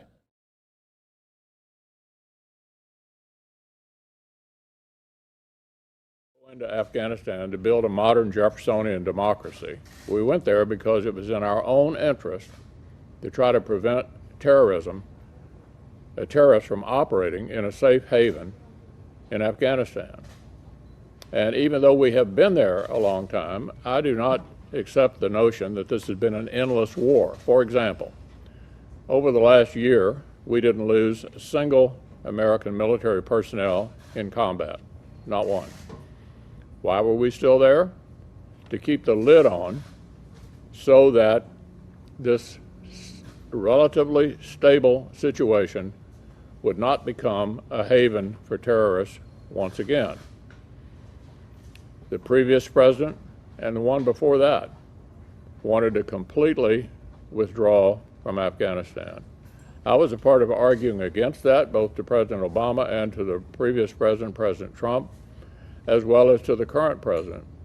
Not because I thought we were ever going to see in our lifetimes some modern democracy in that part of the world, but because I thought it was in our own interest to prevent it from becoming a haven again and providing a victory for terrorism. So against everyone's advice, including the current president's own military, he decided to withdraw, and to withdraw rapidly. What we have seen is an unmitigated disaster, a stain on the reputation of the United States of America. Every terrorist around the world, in Syria, in Iraq, in Yemen, in Africa, are cheering the defeat of the United States military by a terrorist organization in Afghanistan.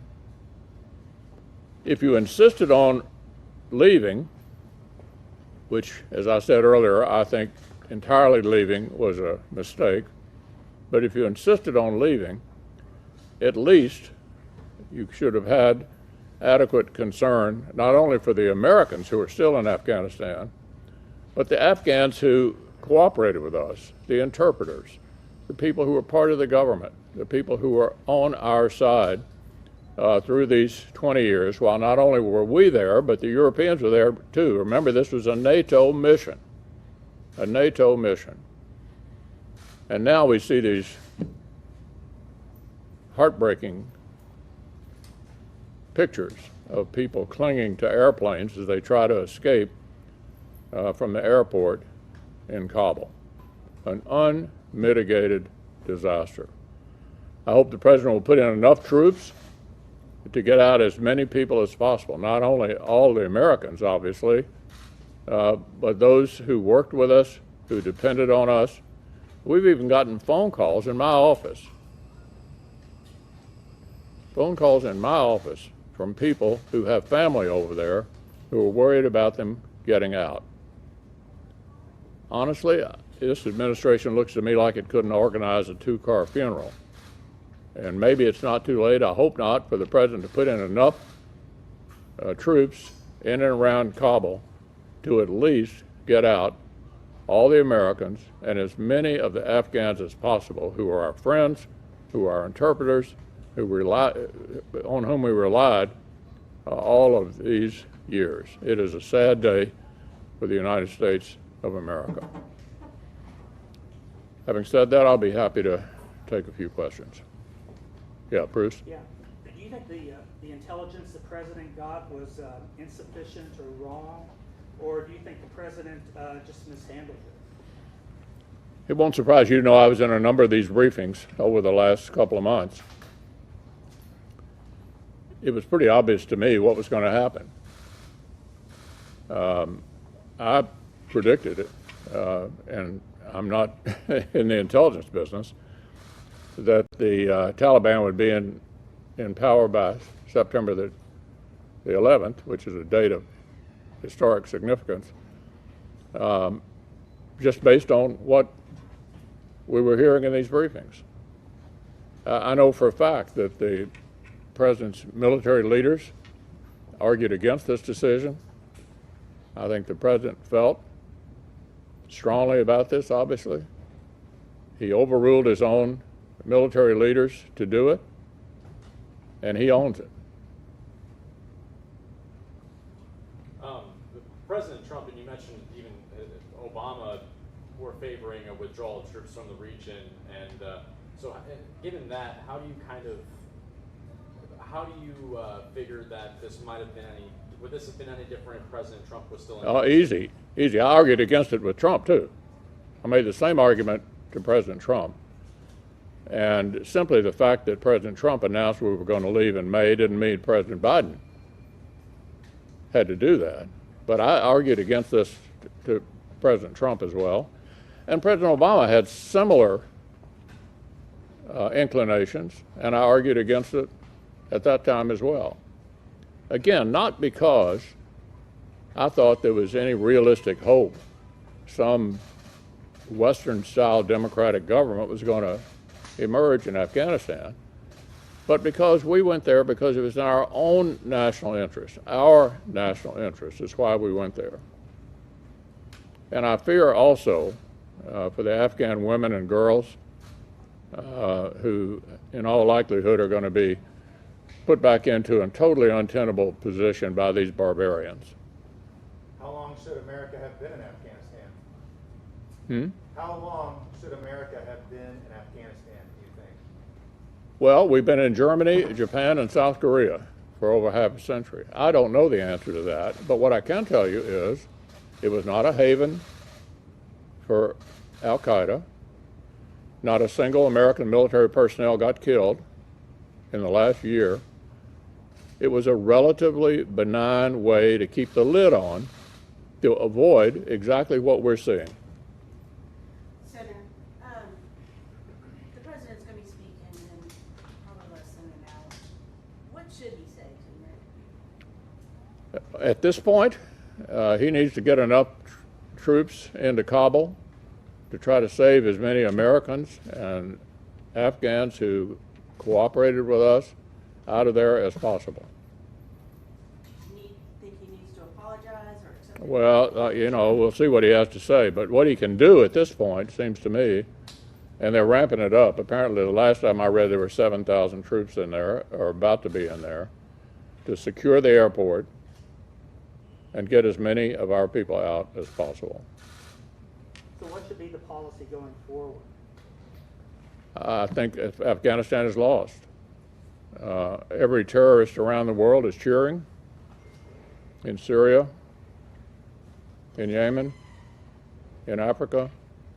They've watched the Taliban, in effect, take America, defeat America, in effect. Is there anything that can be done to keep terrorist cells from reforming there? I'm sorry? Is there anything that can be done to keep terrorist cells from reforming in Afghanistan? Well, it would be very, very difficult to do that from a distance in Afghanistan. There were suggestions we'd provide air power, but air power would have to be located 6 or 7 hours away. And at this point, there isn't an Afghan army to push back against the Taliban. The Taliban appear to me to be totally in control of the country. Senator, did we lose a strategic placement for our own national security? Is what? Did we lose a strategic spot for where our military was in the Middle East for national security by pulling out when we did? Well, I don't know how many ways I can say it. I don't think America's reputation, America's national security, or America's interests are in any way advanced by this precipitous withdrawal from Afghanistan. I can't think of anything good coming out of this. Do you have any concerns about the current state of a lot of hospitals in America right now where they've run out of ICU beds? And what do you think could be done to help some of those hospitals? Vaccines, vaccines, vaccines. I'm perplexed, as some of you have heard me say before, that there is still resistance among Americans to vaccines.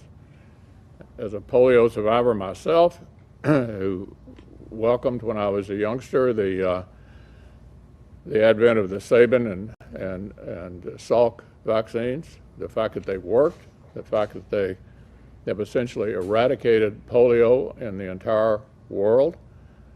But it took 70 years to come up with 2 effective vaccines for polio. Here we came up with 3 highly effective vaccines in less than a year. And I'm perplexed by the reluctance of Americans to take the vaccine. I just came from doing a public service announcement for the broadcasters on this subject. As you all know, I've used some of my own campaign money to try to encourage people to take the vaccine. I know there are plenty of people that don't believe someone like me or someone like the president or some actor. Just look at the statistics. I believe it's the case that 97% of the people who are in the hospitals are unvaccinated. 97% of the people in the hospitals are unvaccinated. That's a fact. That's not an opinion, it's a fact. So I'm still hoping that more and more Americans witnessing this resurgence will get vaccinated. I think that's clearly the answer.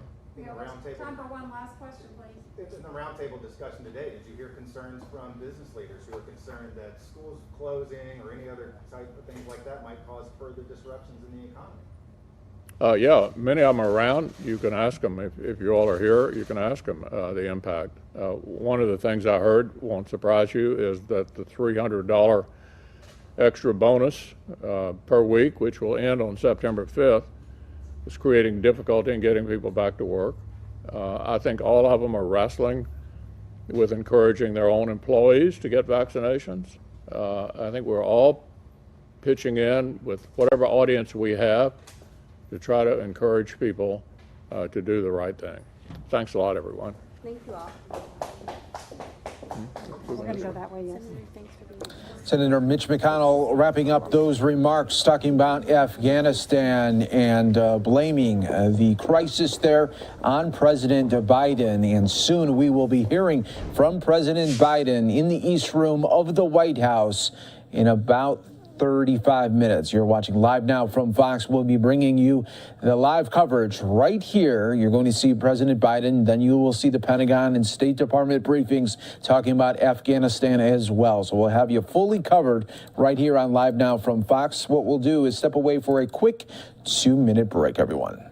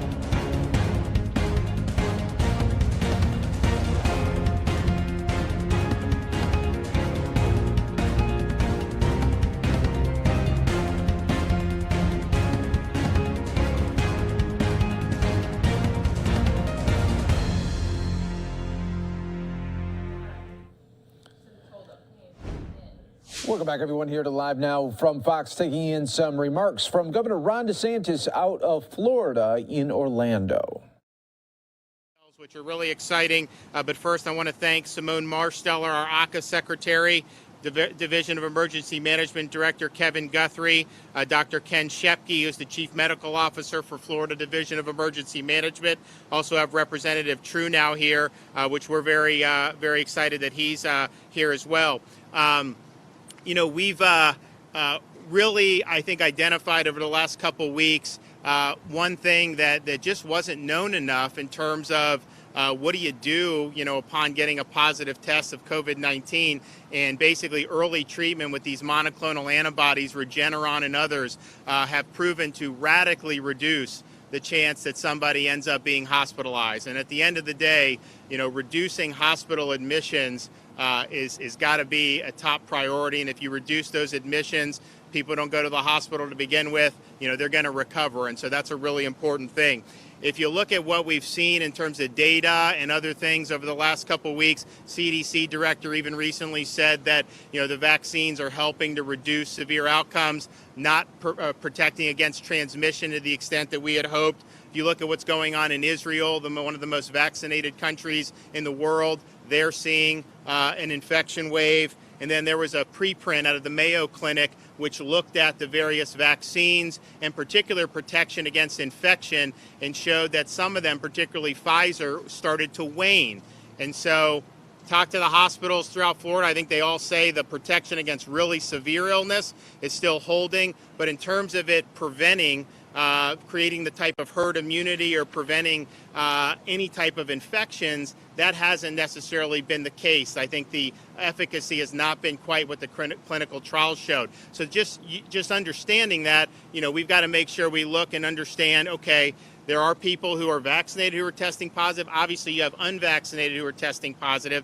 The unvaccinated are still more likely to be admitted to the hospitals. I mean, everyone you talk to in any of these health systems will say that their patients are disproportionately amongst those who are unvaccinated. But it's interesting, there's been a lot of focus on that, and rightfully so. We've spoken to different systems and asked them, of your admitted patients for COVID, what percentage of them had received the monoclonal antibody prior to being admitted?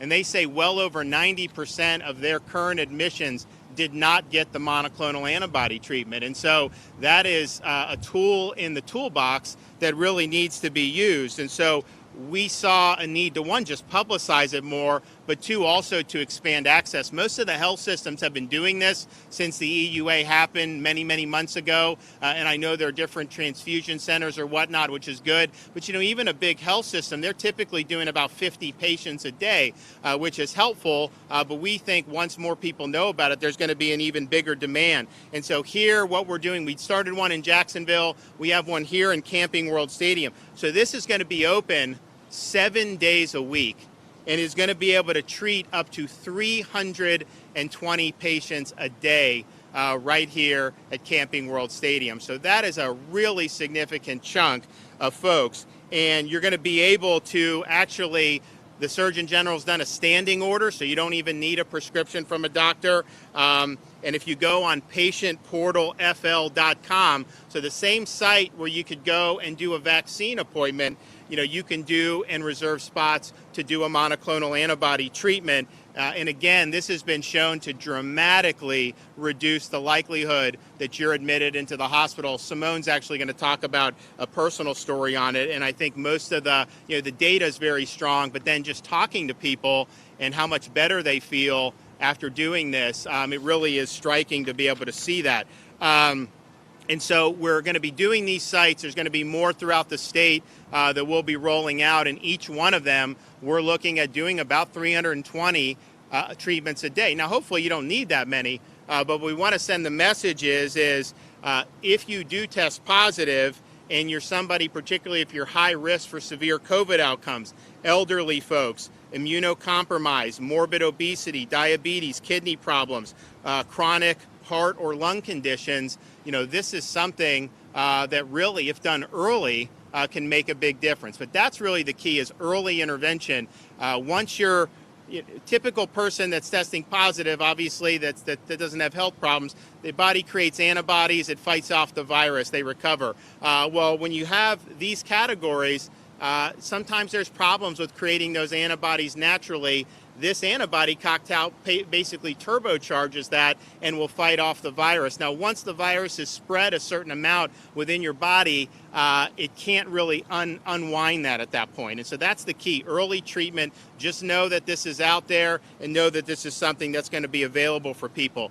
The Regeneron, just so everybody knows, is free.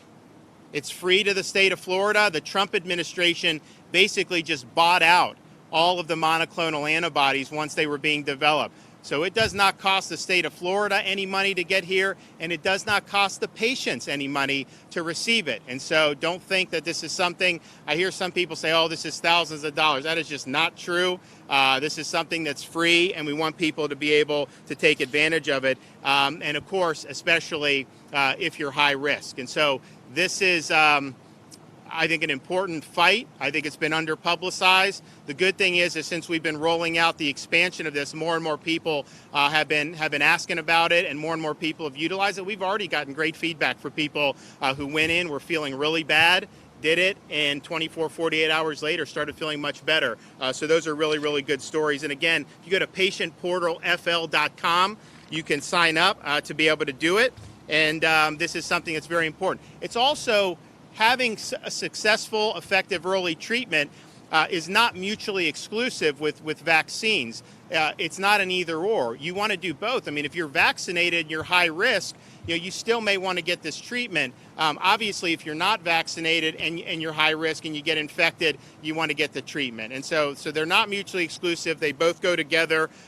We do believe that the folks who are being admitted to hospitals overwhelmingly tend to be people who are A, not vaccinated, but also B, that have not gotten this monoclonal antibody treatment. There are not a lot of people who got it and then ended up in the hospital. And so I think that that's a testament that this is something that's been effective. So Simone Marsteller's here. I'm going to have her come up and talk a little bit about this. Then Kevin will talk a little bit more about the state's footprint and what we're doing here in Central Florida. And we're going to be expanding. We'll do other parts of Central Florida. We're going to do other parts of Florida as well. So that's all in the hopper and will be rolled out in the next few days. So Simone? Thank you very much, Governor. What you are doing is so very important to the people of the state of Florida right now.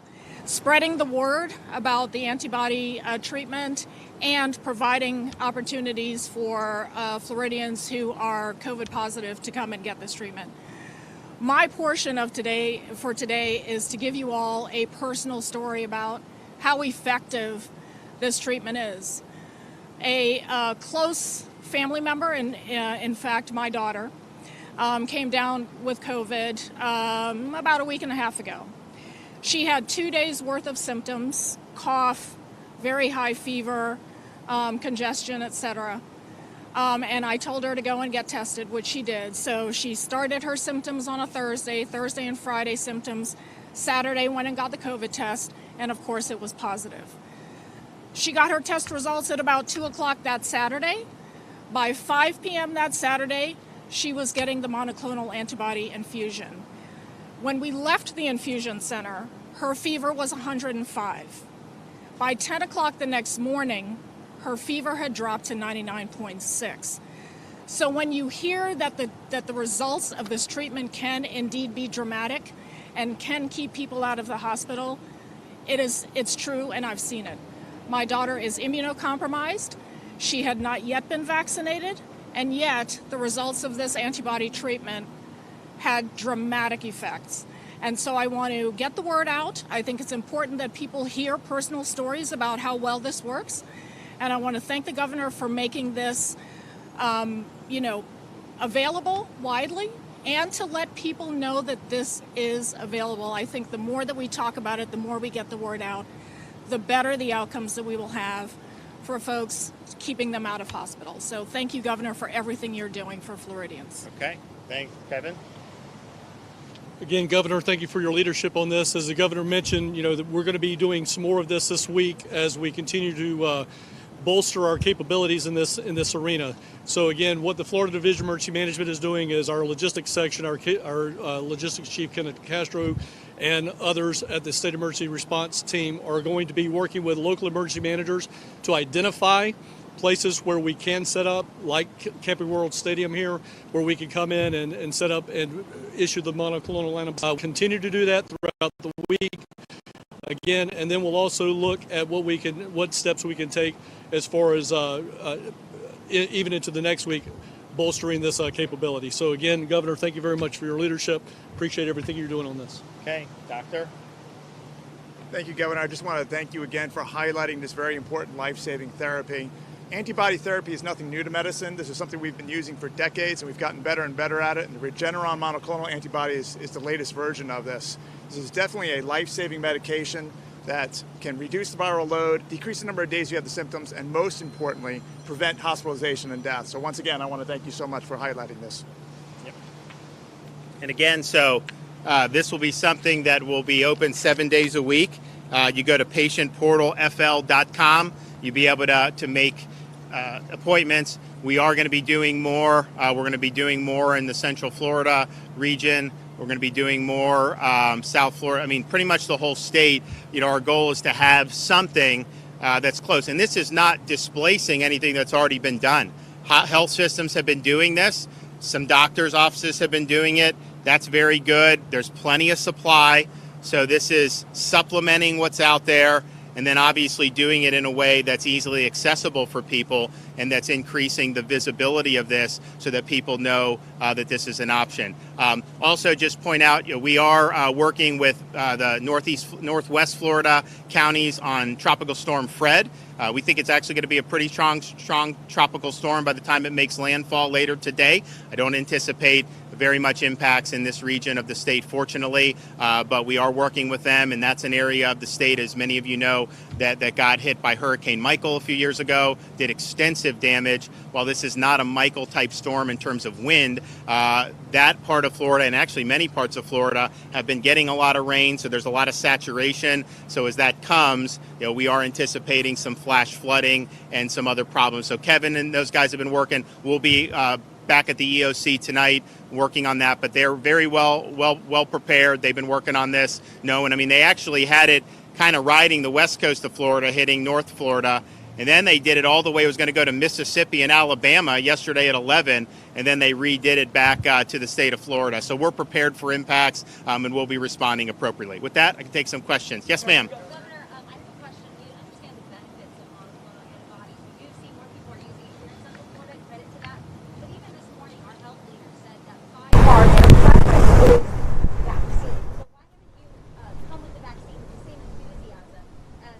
Well, I would ask you to go back and look at the history. No governor did more of public events than I did. Over 50 public events, with this. If you look, our entire vulnerable population has basically been vaccinated.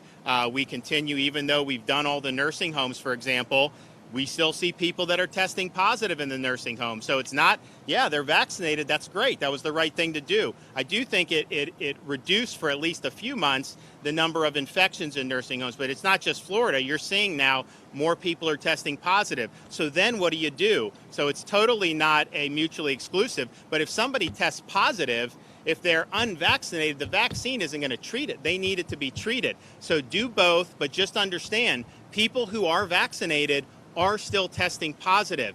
People who are very high risk, the vaccine is reducing their exposure to serious illness, but it's still something we want them to know. If you do it, talk to your doctor. Maybe you still want to do this, and I know people have done that as this has been going on. Yes, sir.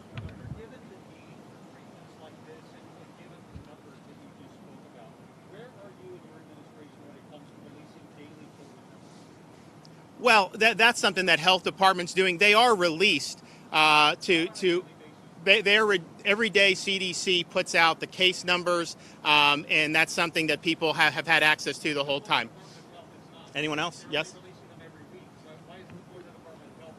It's being released through the CDC. CDC is doing the same thing that health would do. You want the state to do that now? You want to leave that to the feds to do that? It's coming from the state. That's the port. The state uploads it there. Yes, sir. On the issue of healthcare workers, they tell us they're emotionally and physically exhausted a year and a half into this. Do you have any plans to bring in health professionals from outside of the state to help alleviate some of this burden? So the question is about some of the medical staff. One, it's been very, very difficult because for a year and a half, they've been on really a different footing than they were previously. And I think also in this 2021 summer wave, because you have so many vulnerable that have been vaccinated, some of the folks that are showing up are more kind of middle-aged folks, which is a little bit different than last wave. But I think that's something that's more close to what these healthcare workers are and their families and everything. And not that someone that's 90 that has problems, that's still a sad thing. But I think that has been tougher. In fact, I was talking to one of the big health systems here, one of the CEOs, and he said specifically that that's weighed. So that's been very difficult. You also have a shortage of staff nationwide. You have these basically these agencies that can farm this stuff out. And so you can make a lot of money being a traveling staff member. I spoke with folks in Central Florida and beyond. They all say that this is their responsibility. We did have a lot of staff that we farmed out throughout 2020, and we were happy to do that. Cost the state a lot of money, but there have been a lot of times to prepare, and I know that they're making whatever arrangements they need to do. But yeah, look, it's been, they've had to bend as the census has increased with COVID, and they've had to do other things, which is kind of what they're trained to do. But I think it's going to continue to be an issue in the healthcare system just generally, because you're fighting with these staffing agencies and all this other stuff, and maybe that bubble will burst, but at least as of right now, you're seeing that not just in Florida, but around the country. Yes, ma'am.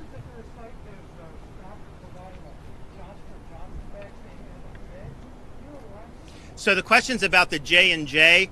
So this site, no sites are getting them now because we have not gotten a shipment from the federal government since May 2nd was the last time the state got J&J. So they've been farmed out as needed, but we're now at the point where the stockpile is depleted. And so if there's more J&J that comes in, then obviously it'll be going out. So right now, the high throughput sites like you have here in Orlando, they're getting a combination of the Pfizer and the Moderna. I personally, for these types of sites, I like J&J because you just go through once. That's what I got many months ago, and I think that that's a good option. So if we can get more, we obviously want to provide it for all these different sites, particularly when you're talking about people that are getting it in like a non-clinical setting. If it's a drive-through or something, it really does help to be able to have to go one time, because then logistically, we know if there's 200 people that come through to Johnson & Johnson, those are 200 people. We don't have to worry about having to be there 30 days later or 28 days or 21 days later.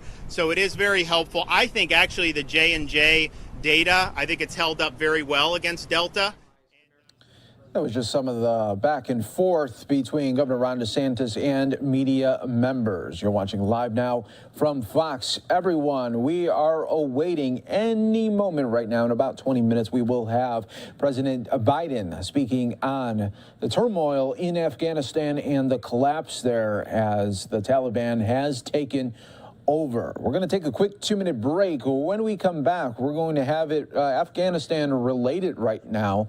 Happening right now is Representative Jason Crow, a Democrat from Colorado. He's speaking about the turmoil there in Afghanistan. He also served in the military. So we are going to listen to his remarks here in just a little bit.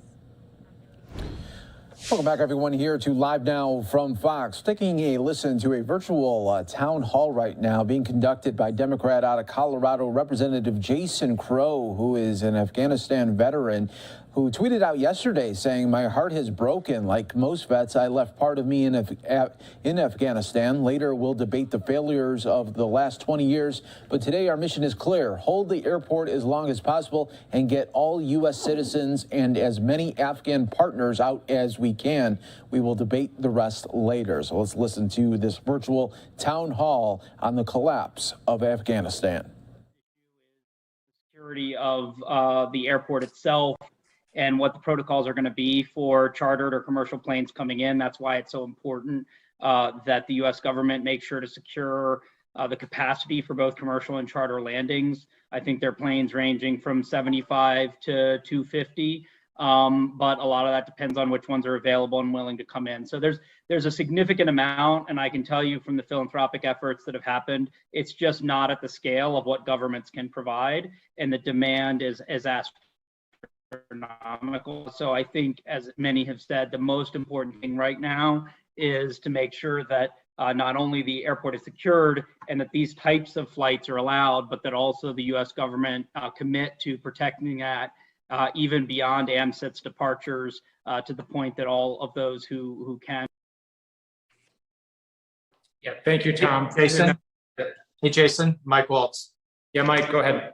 Yeah, I want to answer the latter part of that on the P2 and P1. One of the things that I am calling on state and the administration to do is on the one hand, we are grateful for rolling out that program in the last few weeks. On the other hand, the requirement to go to a third country and engage the UNHCR there, I believe is onerous and unrealistic. And pressing them to waive that requirement. There are NGOs still in Kabul that could help process, and the UN could even help process there at Kabul airport. So again, I think there's a number of things that state could do to streamline this process. We made some progress with the Allies Act, and that was tremendous, but there's a number of other things. Time is of the essence, and the P1, P2 requirement to get to Iran, Pakistan, or any of the other stands is one thing that I think would make a big difference. Just to Mike's point, I totally agree with that. I do think we've made a little bit of progress in the sense that the administration has said in principle they're willing to take people in those categories to third countries to be processed later on. And Secretary Albright mentioned Albania, Kosovo, North Macedonia having offered to take in people in those categories, to be precise. So there is a place to take those people now. I think there's an argument for opening up a U.S. territory as well if we don't have enough offers from third countries. But yeah, the time to be processing paperwork in Afghanistan is past. We have and the State Department has a list of those people. Tom.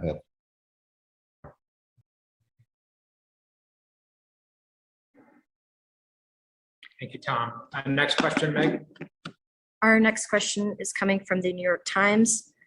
Members of Congress, including yourself and members of the Honoring Our Promises Working Group, have been raising concerns for months about the Afghan refugee evacuation plan. How do you think the administration responded to those concerns? And if you can talk a little bit about how that has played into what's happening now. Yep, so the question from the New York Times was in relation to calls from myself and others on this call since right after the administration's announcement of the withdrawal in April, calls for an evacuation to start.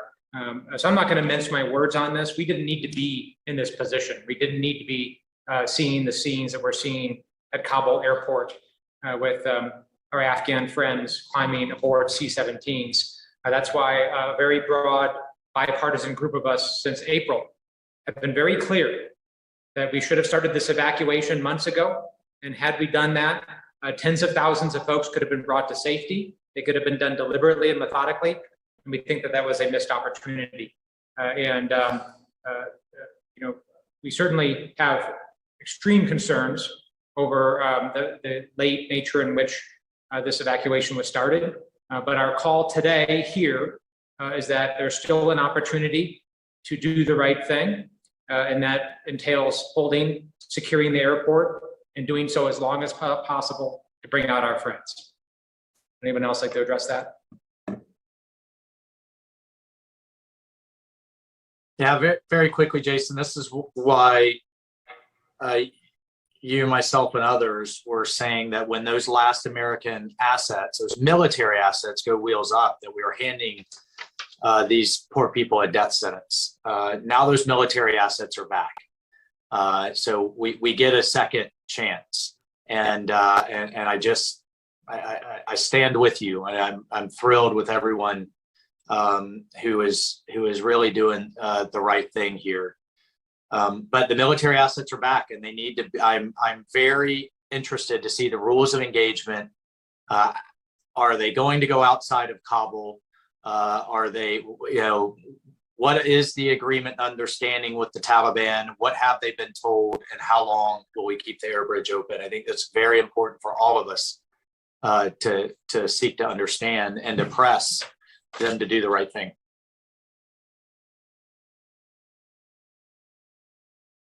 Thank you. Any other comments in that regard? Okay, if not, I'll go to the next question. Our next question is from the NPR affiliate here in Colorado. And the question is that given the backlog, potentially tens of thousands of SIV eligible applicants, do people on the call want to speak to what are next steps and how we can, the message to people that are still in Afghanistan as your pressure campaign continues? Yeah, thank you for that question from NPR. The number of options that we have at this point are extremely limited, and that's why our message has been so focused and so clear today, in that we have to keep the airport open, we have to secure it, we have to expand that perimeter as much as possible, and we have to control both the military side and the civilian side of that airport so that we can allow both commercial flights, charter flights, and military flights to be coming in simultaneously to get our partners out that we can. After that, we're going to look at legislation. We're going to look at what's necessary to streamline and expedite the processing of individuals once we get them to safety. Because bottom line is we have to get folks to safety. If folks are not alive, if they do not survive the coming days and weeks, it doesn't matter what our legislative response is because we will not have helped them. So we'll get them to safety. We have to use all available resources to do so. Then we will legislate a streamlining of the process. We will support the administration however we need to make sure that that's expeditious, that it's full, that it's complete, and that the vetting occurs the way that it should. And then we're going to work with our partners like the International Organization of Migration, IRAP, and others to make sure that people are resettled, that they are welcomed into our country as the patriotic new Americans that they are and will be, and that we do the right thing for generations to come. Would anyone else like to address that?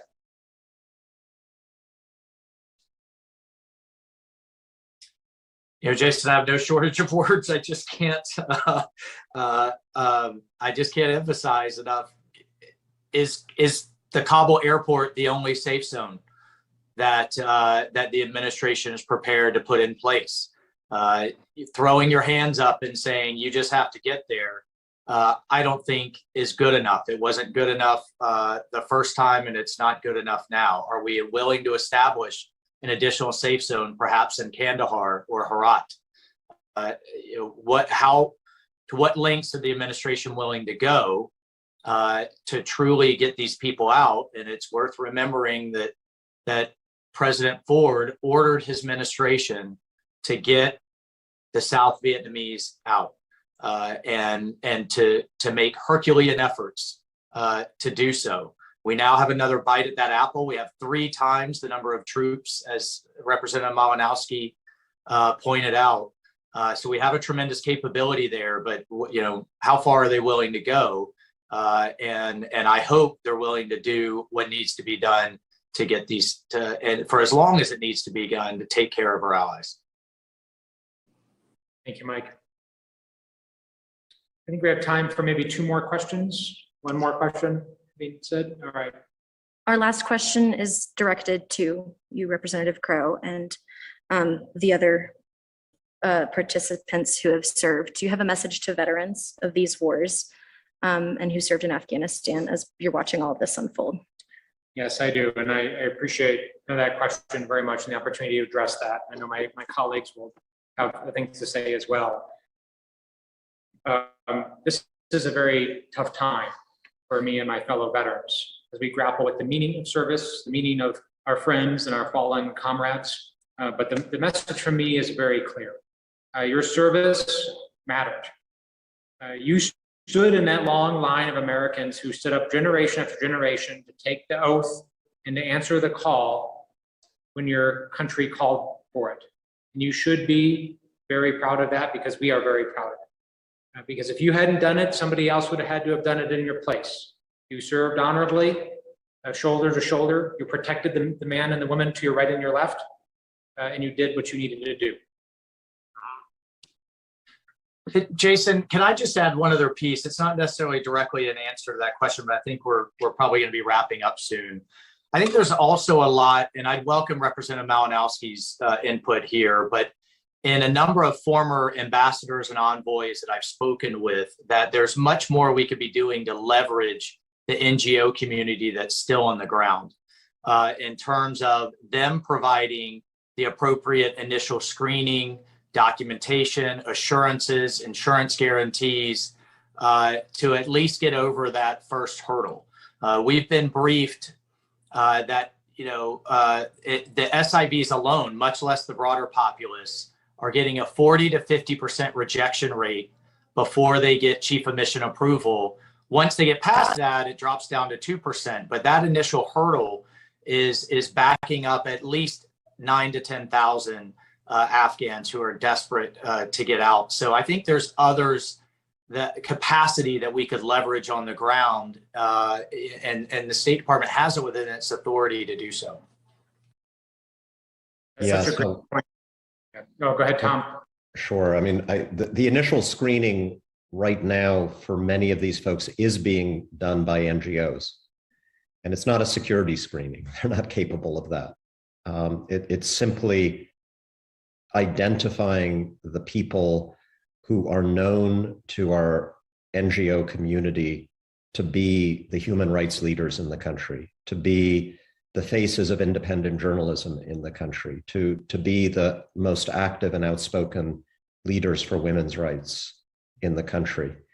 And there has been a tremendous effort to compile information about those folks, their names, their identifying information, their contact information, and the State Department has all of that.